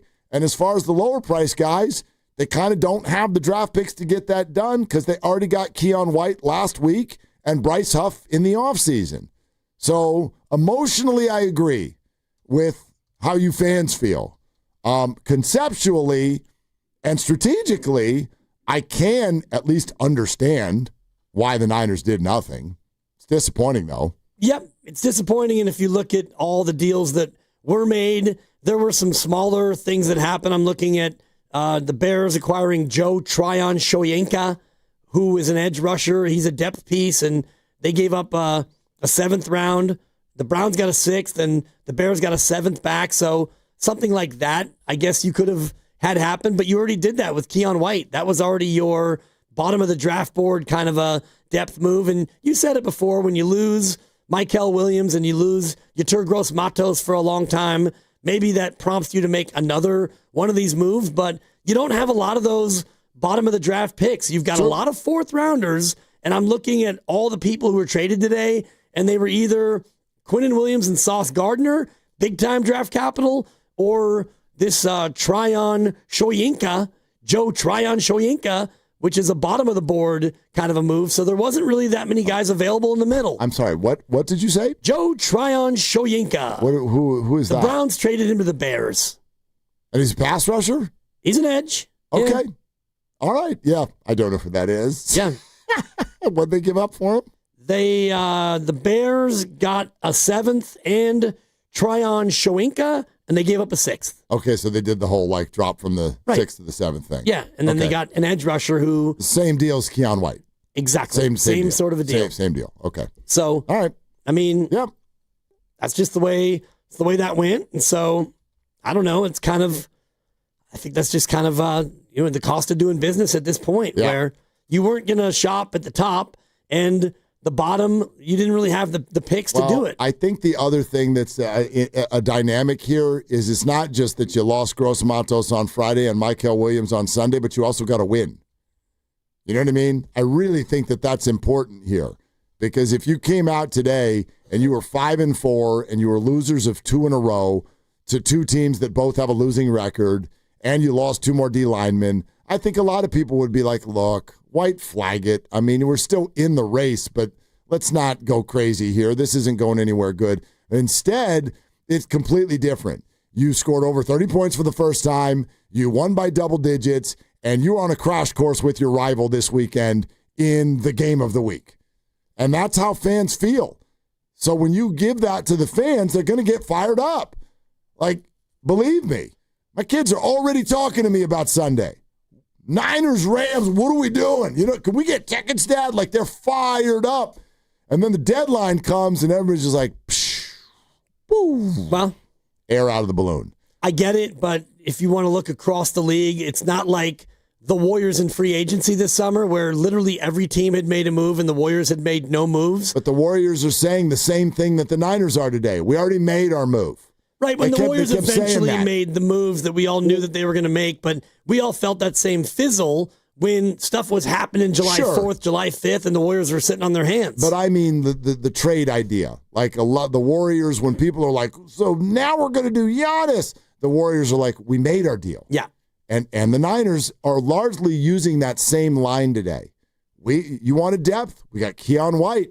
You want another pass rusher? We traded for Bryce Huff. We did it already. They're using that same logic. Right. It's unsatisfying, but I get it. I do too. And if you look at the trade deadline today, there were a couple of big names, and Jacoby Myers gets traded by the Raiders. Yeah. But other than that, it wasn't really a flurry of trades. No. There was Sauce and Quinnen, and the Chargers picked up a tackle because they need a really large person who can block people. And so they acquired a tackle for a 7th rounder. And mostly, other than that, yeah, Jacoby Myers, and not much else happened. Let's do one more. Lucky in the city. Hi, Lucky. What you got?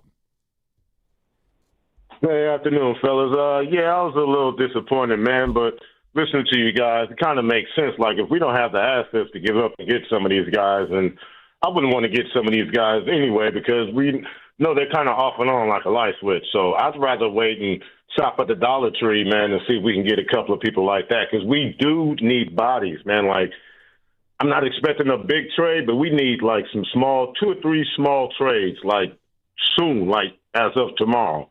So hopefully they'll do that, man. So no worries. Yeah, Lucky, I hear you. I think you're spot on. Thanks for the call. It's just hard. It's hard for a fan base. Trades are hard. Well, you can understand the logic, but at the same time, 6-3 Rams coming to town. Trades are hard. You want to bang your head against the wall with a helmet on. You want to, you want to do what Claire Kittle does to George Kittle. You want to whack the shoulder pads, bang, let's go. You want to do that. And the Niners today are kind of like, yeah.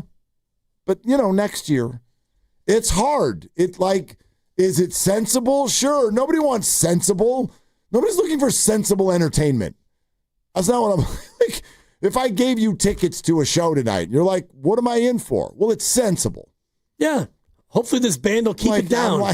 Can you guys turn it down a little bit? I'm like, I don't want your tickets.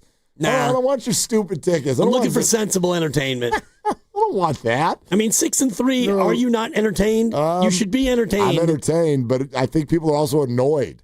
It's just a constant flow of injuries and being told that what they're looking at is not really all that real. So you're listening to 95.7 The Game, KGMZ, FM, in HD1 San Francisco, and Odyssey Sports Station in the home of the Golden State Warriors and Valkyries. Always live on the free Odyssey app. Coming to you live from the Laughing Monk Studios. And oh, looky here on the River Islands guest line. And just looking beautiful on the tube. Get over to YouTube right now. It's our buddy. It's our friend. It's the man who spent the last 2 years in the Niners huddle on the offensive line. It's none other than the great John Feliciano, the Not Our Fault podcast, which you've got to check out on YouTube. And I've been saying a few times today, if I'm a veteran player, I'm bummed at the way the Niners handled this. So let's ask a veteran player. Hey, John, if you were still on this team, would you be ticked off that they didn't do anything today? Ticked off is that's a strong word. What word would you use? There would have been excitement. There's always excitement during the end of right before the trade deadline. But man, this isn't the NBA, man. This is NFL. I wish that the trade deadline was like the NBA trade deadline, where superstars go left and right, and it switches up the whole league. But with football, that's really not it. Shut up, Siri. What did Siri just Siri's do? trying to butt in right now, huh? What did Siri say? She said to who? Oh, I don't know. Yeah, Siri, you got to mind your place. And, as much as we look at acquisitions, they kind of got one in their own. Spencer Burford's back. John, what did you think of his performance playing all the snaps on offense? Yeah, man, he looked good. I think he's gonna. We'll see what happens when Barch gets back. But weren't they working Spencer, more at like swing tackle during the training camp and stuff? Yes. So credit to him for he probably didn't get much guard reps. So credit to him to going out there and playing well. I think the whole old line actually played really well. So that's good to see. Dude, your shades are jamming. What are those? What do you got? What are you wearing right now? Yeah, these are for the EMF stuff. You see, I got my wired headset.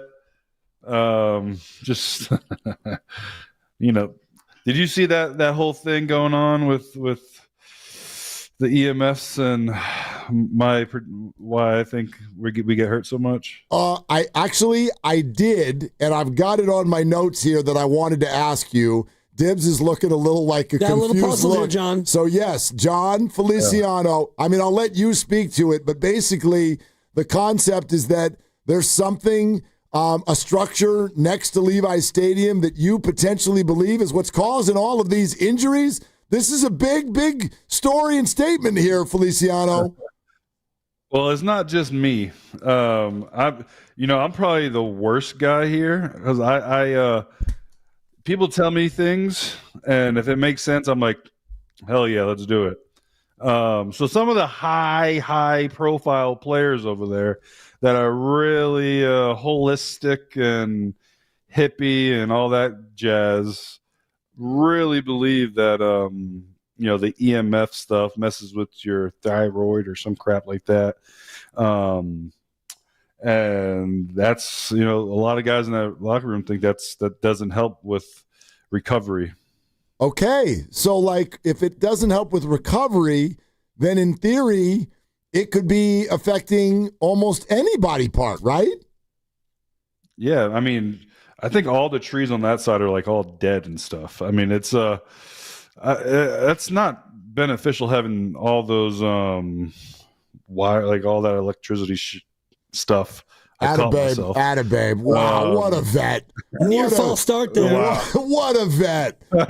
6 weeks ago, that thing was going to come flying out of your mouth. Yeah, the IT would have come flying out, no doubt.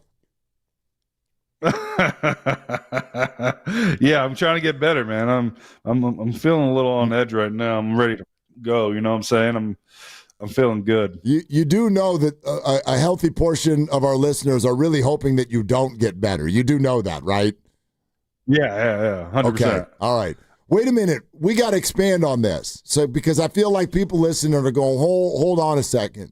So you're basically saying that there are current 49ers and maybe a little bit more on the holistic side that are truly, firmly of the belief that electric structures near Levi's Stadium are potentially, I mean, are they saying this is the full cause or just not really helpful? How would you phrase it with regard to all these injuries? So it's definitely not the full cause. I mean, you can't, like Fred's injury. That's just someone falling into you. Some of it's just football. But some of the other stuff, man, it is just, it doesn't make sense. And we're trying to find answers. And that's definitely one that is talked about in the locker room. Interesting. The more you, and I mean, it's really easy to see what players think that. Just see who is ever wearing wired headphones. There's a bunch of them. And thinking that the wireless, or some of the guys shirtless, walking barefoot on the grass, grounding. Because the electromagnetic fields that are produced would maybe infiltrate your wireless headset. Is that the thinking? It's not good for your brain. I've seen some kind of Instagram reel about it. People send me stuff, but it's there's obviously more research that needs to be done, and I'm a betting man, and I bet it doesn't help. Huh? John Feliciano with us on Willard and Dibs. Is this something that you guys, like it was talked about in the locker room over the last 2 years while you were there, or are you hearing more about it just this year? Definitely last year. My first year there, it was kind of a joke. I was like, especially me when I was, I'm new. I was like, hey, what the heck's going on here? Why is all this right behind where we practice? And then a lot last year, it was just like, we're all trying to find out what the heck's going on. And everyone's like, well, what do you think about all this electro crap, right? But and then it just, everyone kind of, believes it. Huh. I don't know why, but like when you say some of the Niners who are more kind of on the holistic side, my mind's just going to Kittle. Are you talking about Kittle right now? Who, me? Yeah, you George? are. You We're are. going up. Dude, me and George, I talked to George about that. I am so, my daughters have made me watch K-pop Demon Hunters about 1,500 times, and nothing made me happier than when I saw George jamming out to that. I instantly messaged him. We bonded over K-pop. George is my guy, and he's definitely a holistic kind of guy. Yep. So George, like, I'm not trying to like out it, but George thinks that this is something, huh? I didn't say George. You're saying George. Yeah, I'm just saying you're saying a the holistic guy. And then you just called him holistic. I mean, apples and oranges, you know? Anyway, that's my gut. When you started talking about this, I'm like, I think he's talking about George. I don't know why. It just feels like something George would believe. How about that? George is a wonderful human being. Yeah. I hope I'll see him in WrestleMania again this year. My guy. Love George. Whatever he needs, I got his back. Super holistic kind of guy. Yeah. What's more dangerous, the EMF waves or the field turf at MetLife Stadium? Good question. Oh, God. Listen, I was one of the guys that when my year with the Giants, they I don't know who it was. I might have been Dayball that they I don't know what partnership they kind of got with turf or whatever, but there was a point where out in the parking lot there's two different kind of turfs, and I was one of the guys that kind of went out and tried the turf because they were going to change it.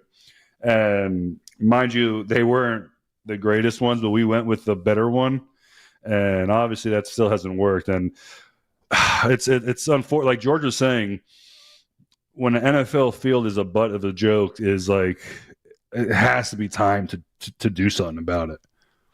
Well, I loved what he said because he's like, he sort of said, we're the only sport that has all these different surfaces, which is not totally accurate because baseball has a bunch of different surfaces too. But, he was liking it to hockey and basketball. They're running around bases. They're not doing nothing athletic. Well, it's different. It's different. You do see a hell of a lot fewer torn ligaments and things like that in baseball. So I'll buy what you're saying. I've seen someone that looked like my grandpa out there, 600 pounds, balling.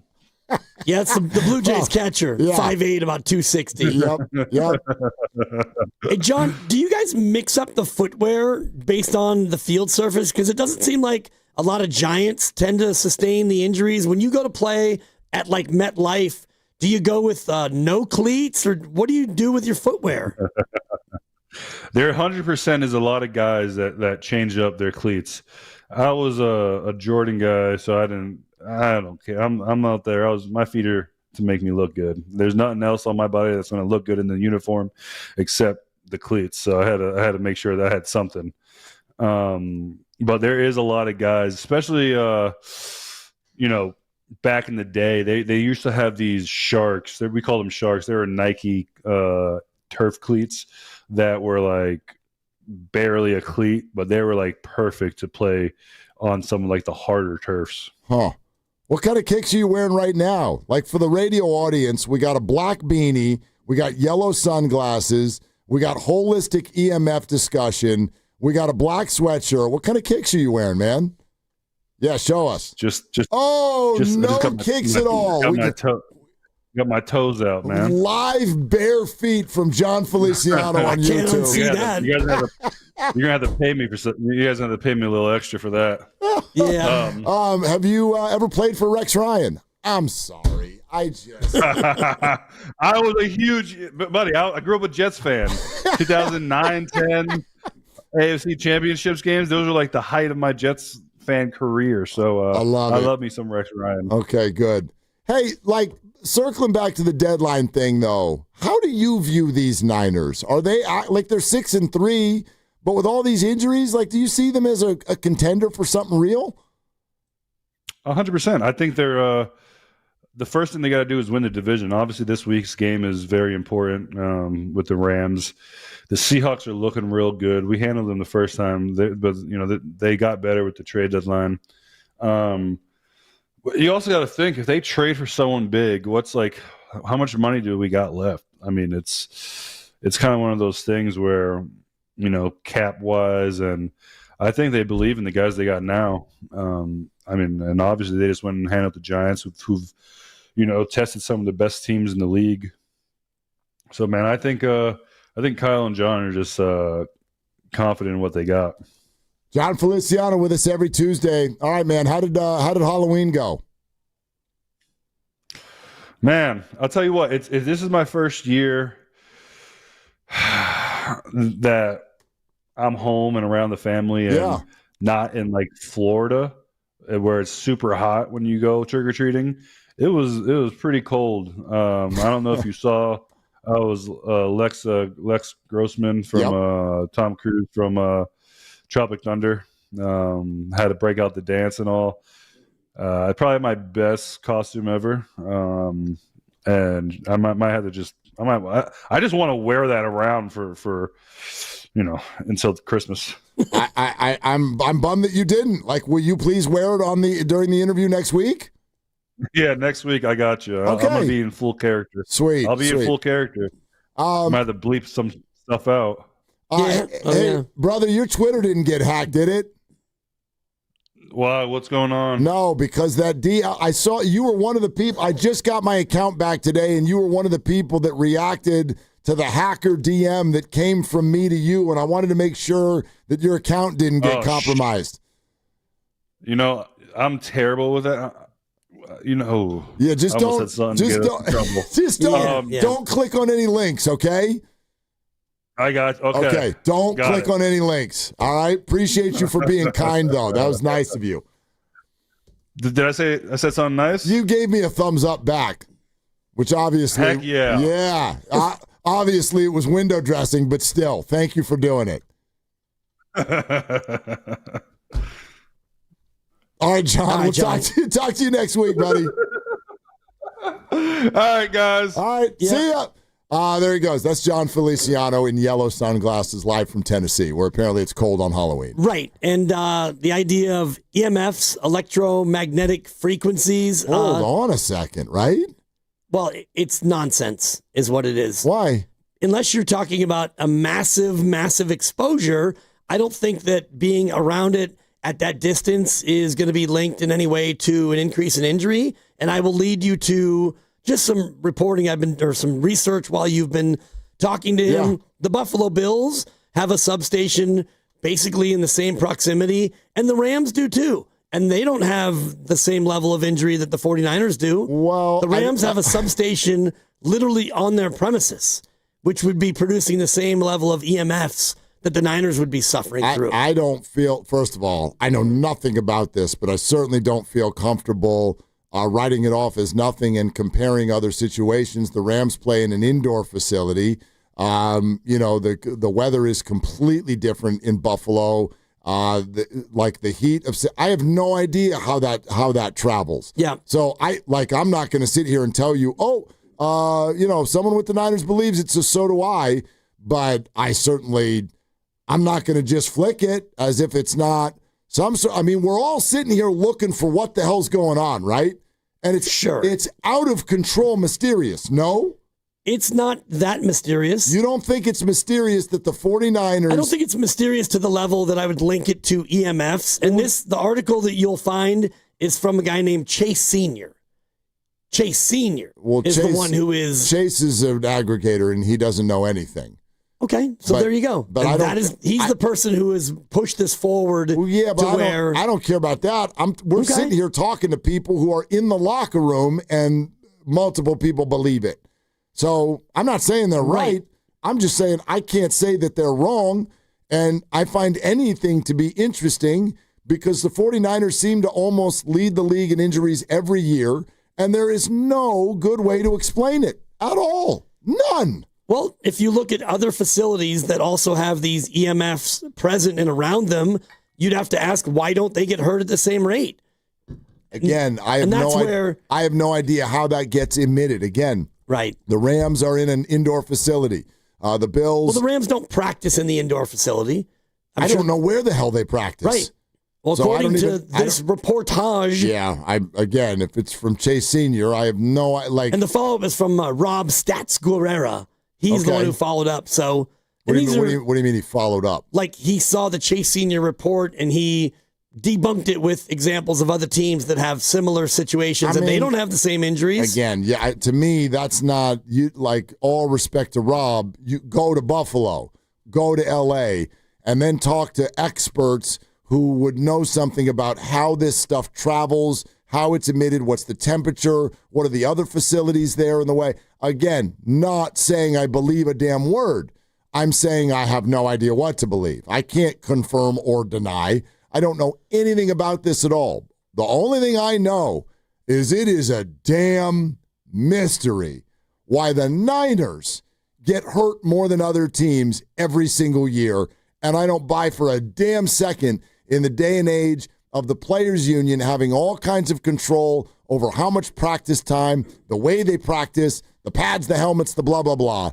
Like, there's no, I know for a fact that even if the Niners practice harder than every team in the league, that's a lot less hard than they used to practice 20 or 30 years ago. Well, that I know. Yes, and as we've talked with so many people, what these pro athletes do now is bigger, stronger, faster. And so injuries happen a lot more now because you're asking your edge rusher, for example, to run a 5.5 or a 4.5 40 and be able to bend all the way to the ground. You're getting double teamed. You're playing 17 games. These guys are all a lot bigger than they used to be. So the strain on the body is a lot more than it was 20 years ago. I can buy that completely, but why always the Niners?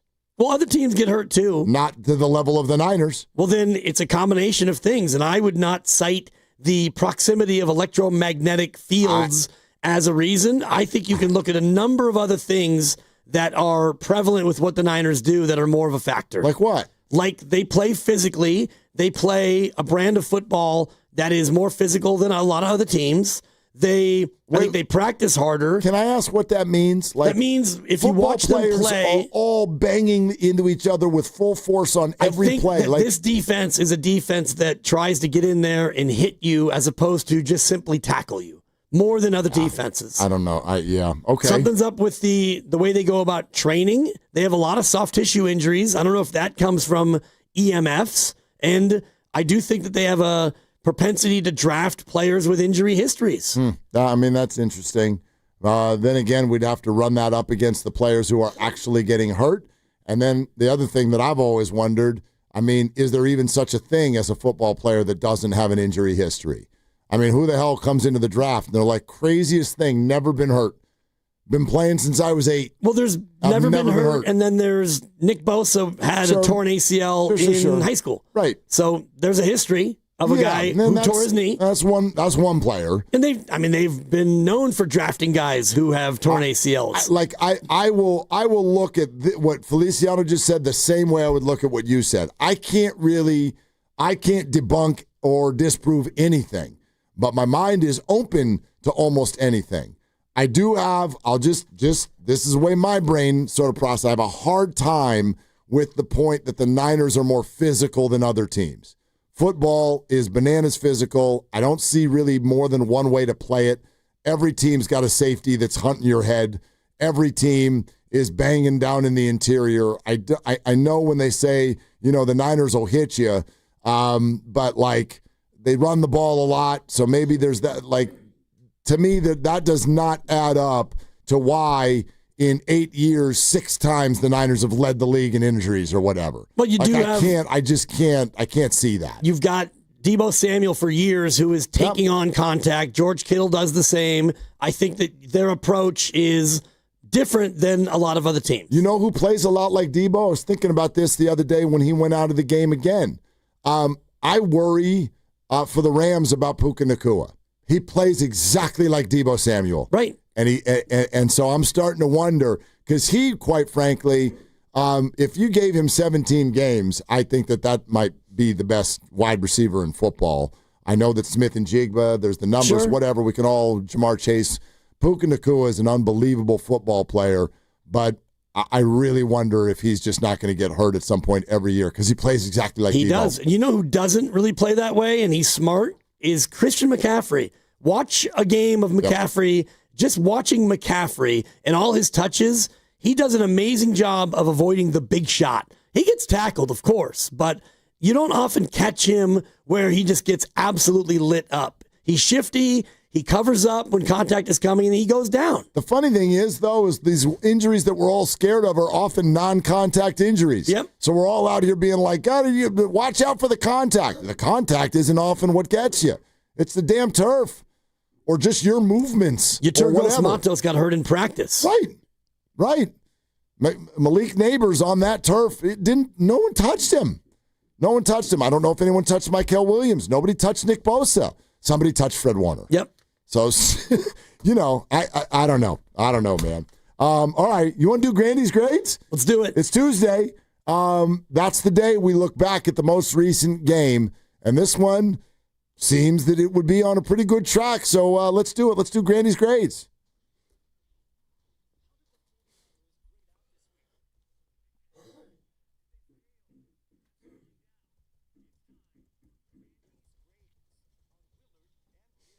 All right, guys, always love doing grades after a win, and that's what we have this time around. Niners knock off the Giants a couple of days ago, 34-24. As always, we'll go by position groups, and we begin with the quarterback, which once again was Mac Jones. I thought Mac had himself a really good game once again. One turnover. It was technically a fumble, but could have been an interception. I don't really blame him for that all that much. And the run game was awesome in the second half, so I don't think he was asked to do a ton specifically in the second half. But what he was asked to do, I thought he executed to near perfection.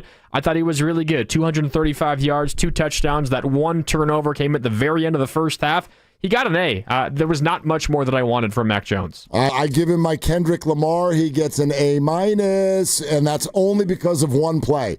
You got to know in that situation, I have no problem with Kyle Shanahan trying to be aggressive before the half, but if the pocket is closing, that's a tuck and fall. That's the only thing you can't do at the end of the half is turn the ball over. So that is partially, not all, but partially on Mac Jones, that one turnover. But Grandy, I'm with you outside of that. I thought it was just a fantastic professional football game for the quarterback. So for me, A-. He did what was asked, and he had the huge turnover, which would have been huge if the Giants didn't fail to cash it in. They missed the field goal. I gave him a B+, not only because of the turnover, but other than that, he didn't really do a lot for me. He had about 6.5 yards per attempt in the air. It was a lot of dink and dunk and check it down, and the Giants couldn't stop it, so good on you. But I was not blown away by the performance. He gets a sturdy B+.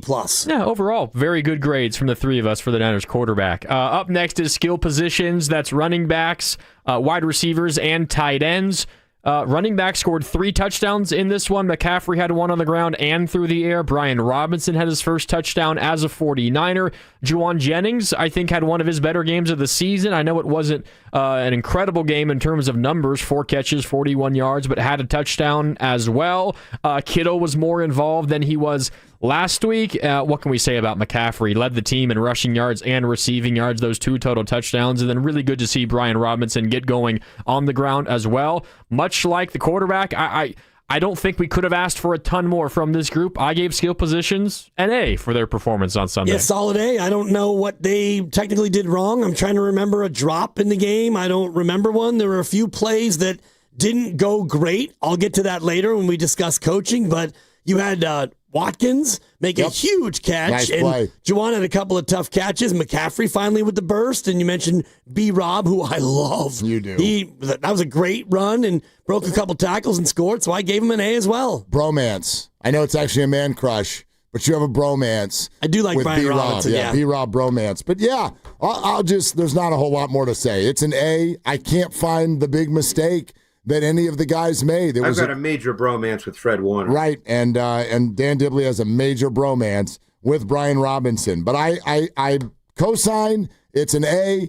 It was a very clean game from this group. The other side of the field with the Giants cannot say that, and you could see the difference. So A for me. Yeah, absolutely. Up next is the offensive line. Interesting that the Niners benched Connor Colby, who is not expected to be a starter this year, but has been filling in for Ben Barch at left guard. They go with Spencer Burford. You guys were just talking with John Feliciano about that. Burford's basically only been a tackle and used sparingly because he's never really been a starter for the Niners either. I thought he filled in pretty darn good at left guard, and Hennessy continues to be pretty solid at center as well. And then you look at the run game numbers. I mean, the Niners ran for 159 yards on 39 attempts. That's over 4 yards per carry. And the last 2 drives, it was all runs and 2 passes. That was it. And those were both touchdown drives. They salted the game away on the ground. Obviously, McCaffrey and Robinson get credit for that, but so does the offensive line. Mac was still pressured a handful of times. This is also a really good defensive front in terms of rushing the passer, so it wasn't perfect, but it was really good. An A- for the offensive line. Yeah, I struggled with A- or B+. I went B+ because if I'm going to take some points away from Mac Jones for that turnover, I got to take some points away from Colton McKivitz as well because Burns went right around him, and that really could have changed the momentum of the game. If the Giants, I mean, they tried a field goal. Heck, what if they had actually gotten a touchdown? That could have changed the entire outlook of this entire football game. And yes, Mac Jones was pressured a time or two. It's excusable. As you said, these are really, really good pass rushers for the Giants, but all in all, a very good game and a B+. B+ for me as well, and McKivitz also had a false start, and the aforementioned Spencer Burford actually had a big old Olay on the other time where Mac Jones got sacked, and that was one that pushed him back into deep field goal range, but they ran it well. They got to the second level in the ground game, and only the 2 sacks, one of which, Mark, you're right, it did kind of lead to that awkward, not an interception. I guess it's called a fumble, but I gave him a B+ as well. Good game. We switch over to the defense now, and we go to the front 7. That's the down linemen and the linebackers. I thought that Tatum Bethune had himself a hell of a game. He was all over the place in this one, and you got to give credit to Cleveland Ferrell for a sack that he had on Jackson Dart. I have no idea how Jackson Dart managed to hold on to that ball, by the way. I thought it was going to be a strip sack and maybe a turnover. Sam Okawanu is having a really good season, and it's very needed considering the injuries all over the place to the 49ers defense. I know the Giants did have some success on the ground. I think most of it was Jackson Dart and his scrambling ability. That is something to keep an eye on. Niners versus mobile quarterbacks has been an issue. But again, considering who you were putting out there on the field, I thought it was pretty darn good. Not too much to be upset about. Wasn't great by any stretch, but pretty good. A B+ for me for the front 7. Yeah, B+. I'm right in lockstep. You had a couple of penalties in there, and I'm looking at the unnecessary roughness on Bethune after a dart scramble. That's really where I ding him the most is they had a hard time containing. That felt like a bad call to me. Definitely. And Sterator said so on the broadcast. Yeah, I mean, it's unfortunate. Cost you 15 yards. So I don't think that referees are one of the categories. So you commit the penalty and it counts against you and it's part of your permanent record. And I thought that the first drive was like a kind of a thing where they went tempo and the Niners were on their heels. But by and large, after that, they kept the Giants down. It's a B+. I'm actually going to upgrade from an A- or I'm from a B+ to an A- just because of the comment you just made. So the referees get an F. But yeah, I'll put it this way. Sure, there were a few mistakes in there. Same thing with the feeling after the opening drive. But then I was mindful of great teams of the past with the 49ers and even the great USC teams with Pete Carroll that I covered for a few years, and they often would let you kind of get a punch in the mouth early in the game. It was almost like, let's see what you're going to do. And then as soon as you do it, they're like, great, we've got the adjustment for that. And then they didn't do much the rest of the way. I know the Giants ended up with 24 points, but a lot of it was garbage time stuff. And so, I'll go A- for the front 7. Maybe I should add referees to Grandy's grades. F every week. Yeah, maybe. Exactly. Up next is secondary, safeties, and cornerbacks. I thought largely it was a pretty positive day for this group. I do think the Niners have issues at safety. I know I'm not breaking any news there, but Jair Brown, I'm still not convinced he's a starting level safety in the NFL. He had a really good pass breakup in the end zone in the fourth quarter. Besides that, he was lost out there more often than not. On the touchdown run by Jackson Dart, I think that was early in the fourth quarter. He was the spy on Jackson Dart. He was playing essentially linebacker depth, and as Jackson Dart runs to the right with his running back as his lead blocker, Tatum Bethune, Jair Brown is running the opposite direction. I have no clue what he was seeing. Just to highlight one, I think, of the issues for this Niners secondary. Wasn't terrible. This is also a Giants group that doesn't have a lot of receivers given the injury to Malik Neighbors. Wasn't bad, but I think of the defensive units, this was the worst of the two. I gave the secondary a B. Not bad, but they didn't amaze me. Yeah, I ended up with a B as well for a lot of those same reasons. The one thing I will point out, though, is that when the pass rush is not great, it's kind of impossible on a secondary in the NFL. And the one thing, the compliment that I really want to give a lot of those secondary players is this. How many times did Jackson Dart on 3rd and 7 throw the ball 4 yards, or on 3rd and 12 throw the ball 9 yards, and they made the tackle every single time and knocked them down short of the sticks and caused a punt? That's their job, and they did that one very well. Which is why I give them an A-. And if you look at the explosives they allowed, they had a Slayton catch late in the game. It was already 27-10. And then on that final drive, Olszewski, 24-yard touchdown. That's about it. The secondary was bend but don't break. And I love what you pointed out there, Mark, about the tackling, because they were rallying up. They weren't missing tackles after that opening drive, and they were supporting in the run game. And yeah, the Jair Brown play, a little bit confused on the Dart touchdown, but he had some good plays as well. And, you know, Renardo Green in coverage, Diamador Lenore doing his feisty thing, getting in people's face. I thought they had a great game. I gave him an A-. All right, and then up next, as we move along here on Granny's Grades, it is special teams. Another week and another really solid performance by Niners special teams. Eddie Pinheiro made 2 field goals, one from 54, another from 33, made all of his extra points. Brian Robinson had a long kickoff return again. You didn't have any crazy mistakes by Sky Moore. That's a positive. And it felt like almost, but you didn't.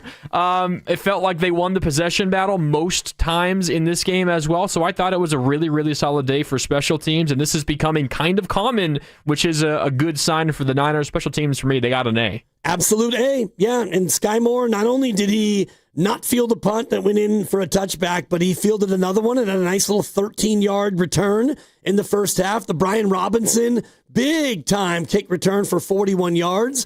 Pinheiro is money, and also he didn't kick any touchbacks. He kicked one about a yard deep. They brought it out. Yep. Eddie Pinheiro is putting it inside the 10 consistently. They were awesome again. It's an A. I also ended up at an A, but in a weird way. I was going to knock it down to an A- because you're right. Sky Moore let one bounce into the end zone, but you notice he's decided to stand right next to it, which is not what you're supposed to do. Like, if you're going to Sky, just leave. Just run off of the field if you're going to let it go over your head, because that thing could bounce any direction. But then as I knocked it down to an A-, I knocked it back up to an A for what I think was the coolest field goal in the NFL this year. I've never seen someone kick a field goal that never went more than a foot off the ground. Good on you. Eddie D is so good, he's now doing trick shots. That's fun. A for the special teams. He still only missed one kick as a Niner, and it was his first kick. First one. And it was a point after touchdown. In a dome. It was not a field goal. He has still not missed a field goal for the 49ers. Up next, and last but not least, it is coaching.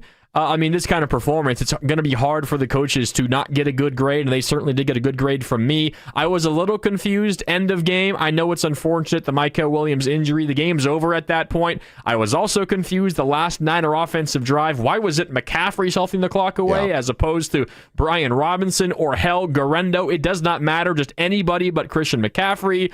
That was really the only major gripe I had in this game. Maybe the defense became a little soft in that fourth quarter, giving some easier yards away to the Giants, but I can't really be that upset by that.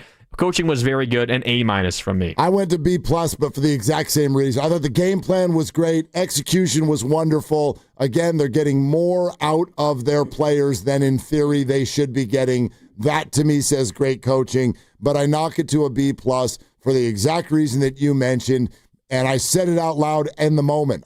This is not hindsight is 2020. Just take a look at what happened to Jaden Daniels the other night, and I'm sitting there thinking, this game is in the bag. Christian McCaffrey should not be out there taking carries, and for that I go B+. It's a B, and I think they got bailed out by the Giants by not going up-tempo more. They went tempo in the opening drive. The Niners had no answer, and they didn't go back to it for a long time. The real reason that I had to drop it down is it's threefold. One, that overhand pitch back 6 yards. That play sucks, and McCaffrey lost 5. And the one that really, 2 of them stuck in my craw. George Kittle in a jet sweep? Really? We're going to give it to, I know he's a speedy tight end, but that play was embarrassing. The one that really got me, though, was the look at Mac Jones. I'm looking at my wristband. I'm talking to McCaffrey, and Juszczyk goes in motion and runs in and tries to steal the snap and sneak it forward. Act like you're a pro football team and get the yard. You don't need to do all this trickeration. And by the way, it was illegal formation because he didn't come set. I didn't understand what the call was. The call was he didn't come set, so it's illegal motion, 5 yards. Line up and just get the yard. You get a B, Shanahan. You were trying to be too cute. Wow, I think I was the softest grader this time around. Well, you're a big softie. Oh, okay. Yeah. I mean, you get a B as a coaching because you won the game, and by and large, I like the game plan. Those plays, though, it's like, what are we doing? I don't know. And then referees get an F, and that's Granny's grades. Referees get an F. Actually, they kept themselves mostly out of the game. The back-to-back sequence by the Giants where they went false start.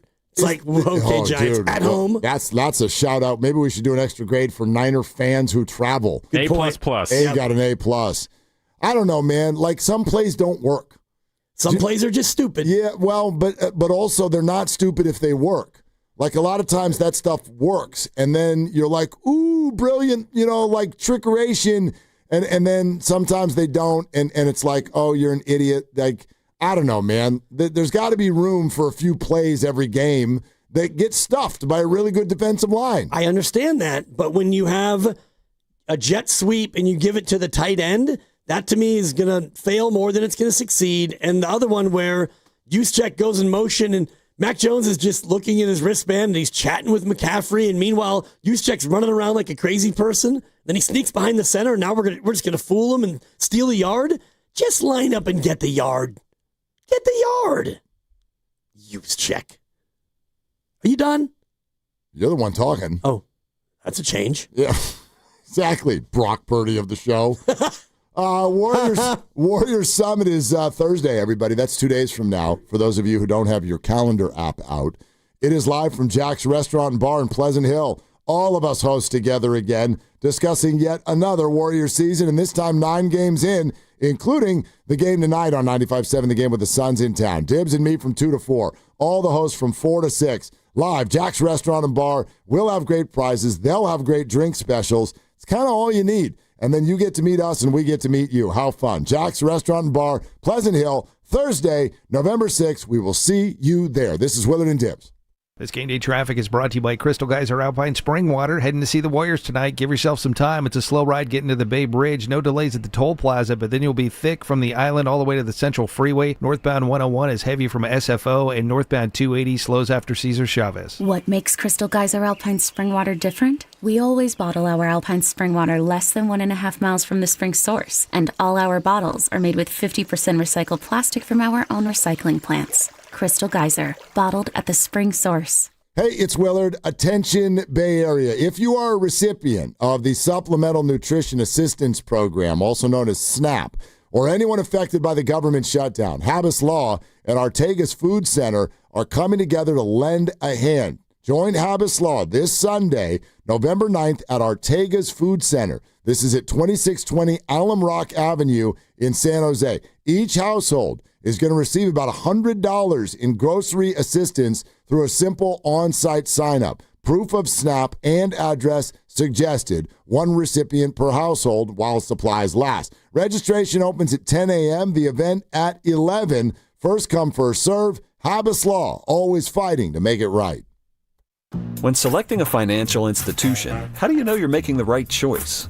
As Bay Area bank customers find themselves at a crossroads, maybe it's good to consider if you want your bank to be community-oriented or corporate-minded. Fremont Bank has grown by providing stable, consistent service to the region, its families, and its businesses for 60 years, all without a single merger. And we intend for more of the same for the next 60. Fremont Bank, here for you, here for good. This is Dan Dibley, and I'm jumping on Caltrain with the fans heading to Chase Center. No brake lights, no parking hunt, just smooth, easy, straight into the city. If you're wondering why more and more Bay Area fans are choosing Caltrain on event nights, well, let's find out. Hey, how you doing? What's your name, young man? Eric. Why would you take Caltrain instead of drive to the game? I mean, just avoiding the traffic and then paying for the parking, right? I think just Caltrain is much cheaper, right? Much more affordable, and I mean, you don't have to worry about all that, right? Just straight to the game, get off the last stop, and you just make your way, 15-minute walk to this arena, and I mean, it's great. Kind of takes the stress out of the whole experience, right? Yes, exactly. Really does. You can hear it. No stress, no traffic talk, just people already in a good mood before they even get to San Francisco. That's the Caltrain difference. You show up relaxed, not rattled by parking wars or brake lights. So, next time you're heading to Chase Center or a night out in the city, skip the grind. Take Caltrain, your ride to what matters. Tune in to 95.7 The Game for Warriors Live, 60 minutes before tip-off. Every Warriors game throughout the season as we get ready for the action. Presented by Xfinity, your home court advantage. Brought to you by Xfinity. Watch all your favorite teams all in one place. Xfinity, imagine that. When you're hiring, have you ever felt like you're missing out on meeting truly great candidates for your roles? It seems impossible to find them, but they have to be out there somewhere, right? Well, they're not hard to find when you know where to go, and that place is ZipRecruiter. And right now, you can try ZipRecruiter for free at ZipRecruiter.com/free. ZipRecruiter helps 10 million people with their job search every day. And because these people are actively looking for jobs just like yours, it's easy to find the right person right away. In fact, 4 out of 5 employers who post on ZipRecruiter get a quality candidate within the first day. But if you're not using ZipRecruiter, you're missing out. So see what it's like when the impossible is easy. When you go to ZipRecruiter.com/free right now to try ZipRecruiter for free. Once again, that's ZipRecruiter.com/free. ZipRecruiter.com/free. Never miss out on great candidates with ZipRecruiter. Do you often worry you left the garage door open? With a LiftMaster garage door opener powered by MyQ, you'll never worry again. You can control, secure, and monitor your garage from your smartphone anytime, from anywhere through the MyQ app. As an authorized LiftMaster dealer, Ace's Garage Door Repair and Installation has smart openers designed for your needs, including belt drive motors for ultra-quiet operation, integrated camera for live video, streaming, and battery backup to let you in when the power is out. Trust Ace's Garage Door Repair and Installation for top-notch service and unbeatable reliability. Whether you need a quick fix, a complete replacement, or a brand new installation for your garage door or garage door opener, our skilled technicians are here to get the job done right. With competitive prices, a commitment to quality, and diamond certification, Aces has you covered. Call today at 855-588-2237 or visit acegd.com. That's acegd.com. Aces Garage Door Repair and Installation, where your garage door is our priority. This is the story of the one. As a custodial supervisor at a high school, he knows that during cold and flu season, germs spread fast. It's why he partners with Grainger to stay fully stocked on the products and supplies he needs, from tissues to disinfectants to floor scrubbers. All so that he can help students, staff, and teachers stay healthy and focused. Call 1-800-GRAINGER, click Grainger.com, or just stop by. Grainger, for the ones who get it done. Nobody had to tell your grandparents not to drive while using their typewriters. Why should it be any different for us kids and our cell phones? Distracted driving was the cause of more than 3,000 deaths in 2022. Come on, we're smarter than this. Let's put down the phones and focus on the roads. Drive safe, everybody. Don't drive distracted. A message brought to you by the National Highway Traffic Safety Administration, Project Yellow Light, and the Ad Council. eBay has reinvented vehicle buying. From click to curb, everything's covered. Ever try to buy a car online and end up in a parking lot with a stranger and some blind trust? That era is over. Now with Secure Purchase, eBay isn't just where you find your car. It's where you buy it, start to finish. Title, financing, registration, delivery, it's all built in. This is the modern way to buy your next ride on eBay. eBay. Things people love. Secure Purchase is powered by Caramel Dealer Services, LLC, an eBay subsidiary.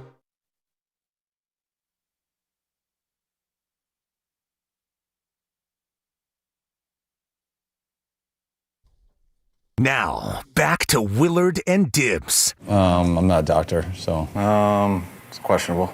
questionable concern. All right. On 95.7 The Game. So I just saw something a little interesting here in the Engaging Dub Nation poll. Okay. I wonder what you saw. It would appear that there are some Warrior fans who are a little bit knocked off their game based on what happened late last week. That was a little ugly when you're up by. And I was looking at the box score earlier, and I was going to play a game with you of, Indiana Pacer or just random senator. There's a guy I think named Frumpy who was playing. I don't think I would have done very well. Pacer or Muppet? Furphy. I watched the game, but it was just people. It was like Pascal Siakam and his friends.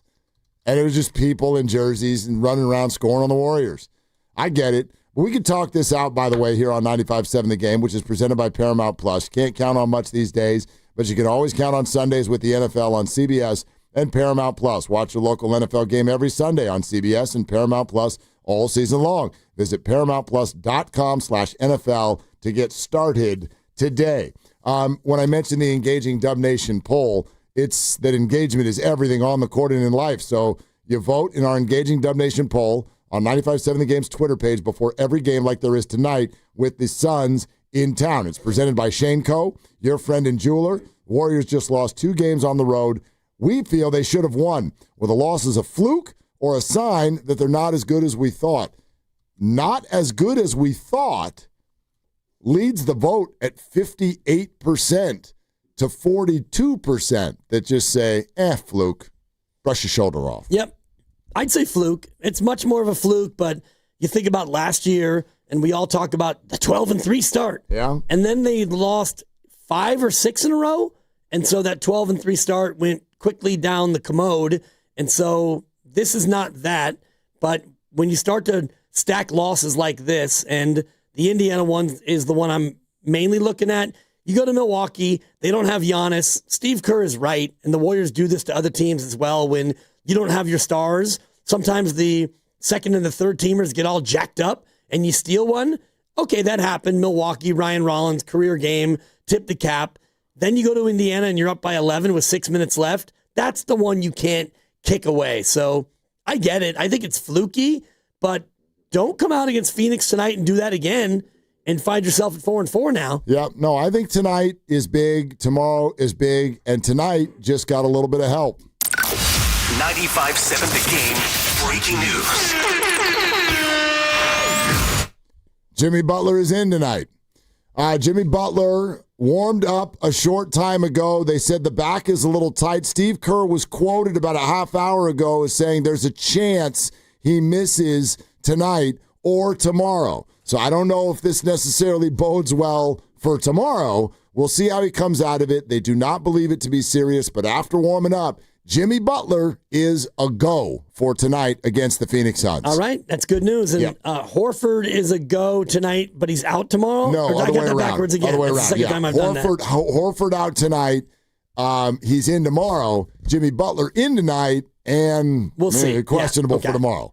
Questionable concern. Yeah, so, but he's in, and that's good because oddly, like it's early in the season, whatever, but I do think sort of from an emotional standpoint, tonight's kind of a big game after what happened in Milwaukee and Indiana. Agreed. And, the optics of 5-3 are different than 4-4, and this would be a third straight loss if they were unable to get it done. And I know it's a back-to-back, and you do have to travel to Sacramento tomorrow. It's a bus trip, but if you look at the early schedule for the Warriors is not very kind. A lot of road dates. They got a monster road trip coming up that's almost 2 weeks in length. So, yeah, you're not going to come out of it at 16-3, but when you have opportunities to beat bad teams, I don't care where you are or when it is, you should do that. Well, and tonight, like all eyes on Devin Booker because the best player on the other team has had a real nice night often against the Warriors so far this year, and this team right now is all book. He is averaging book. He's averaging 30 a game. Jalen Green, I don't know how many of you know this, has not played so far this year. And Dylan Brooks has been hurt after playing 3 games early, which is wonderful, by the way. We haven't made enough about that so far today. you get to watch the Warriors play the Suns tonight, and you do not have to deal with Dillon Brooks. That's nice. There is no Dillon Brooks. There's no Draymond Green versus Dillon Brooks. There is no Dillon Brooks, and Dillon Brooks is awful, and I can't stand watching Dillon Brooks. So tonight is wonderful because there's no Dillon Brooks. So anyway, there's that. But this is a very, very beaten-up team and not a great team to begin with. So D up, Devin Booker, and that's probably a combination of Kuminga and Moody and maybe some GP2 and a little bit of other stuff mixed in there, but that's all I'm looking for. I think if you can hold Booker, to 25 or less points, you probably win this game going away. Yeah, and it'd be nice to win it going away and give some guys some rest, because just looking at it, you've got 6 games in 9 nights in 5 different cities. Oof. So you're here to Sac to Denver, you're here to OKC and San Antonio on a back-and-back, and then you have San Antonio 2 nights later. But 6 games, 9 nights, 5 locations. Good teams. Yeah, San Antonio, OKC, Indiana already got you. Yeah. Denver, yeah. And then, that OKC game is a part of a 6-game road trip that takes you to New Orleans, to Orlando, to Miami. That's a back-to-back Orlando and Miami. So it's a gauntlet early for the Warriors. And Friday, you're going to be all hopped up because that's a cup game, isn't it? Yeah. Isn't that a cup game? It's the first cup game. Man, what are you wearing? I have a special outfit that is going to mirror the court in Denver. Oh. I'm going to wear the court. Wear the court. You should have done that on Friday night. Yeah, sir, what are you? I'm the Denver basketball court. I'm the Denver Cup court. Yeah. Get off my property. That wouldn't have sounded weird at all. You're Denver's Cup court? Yeah. Hello? Hello? What are you? No. Not the Cup court. Totally. Let's go to Big Smooth in Oakland and see if we can squeeze one in real quick. We're about to leave, Big Smooth. What's going on?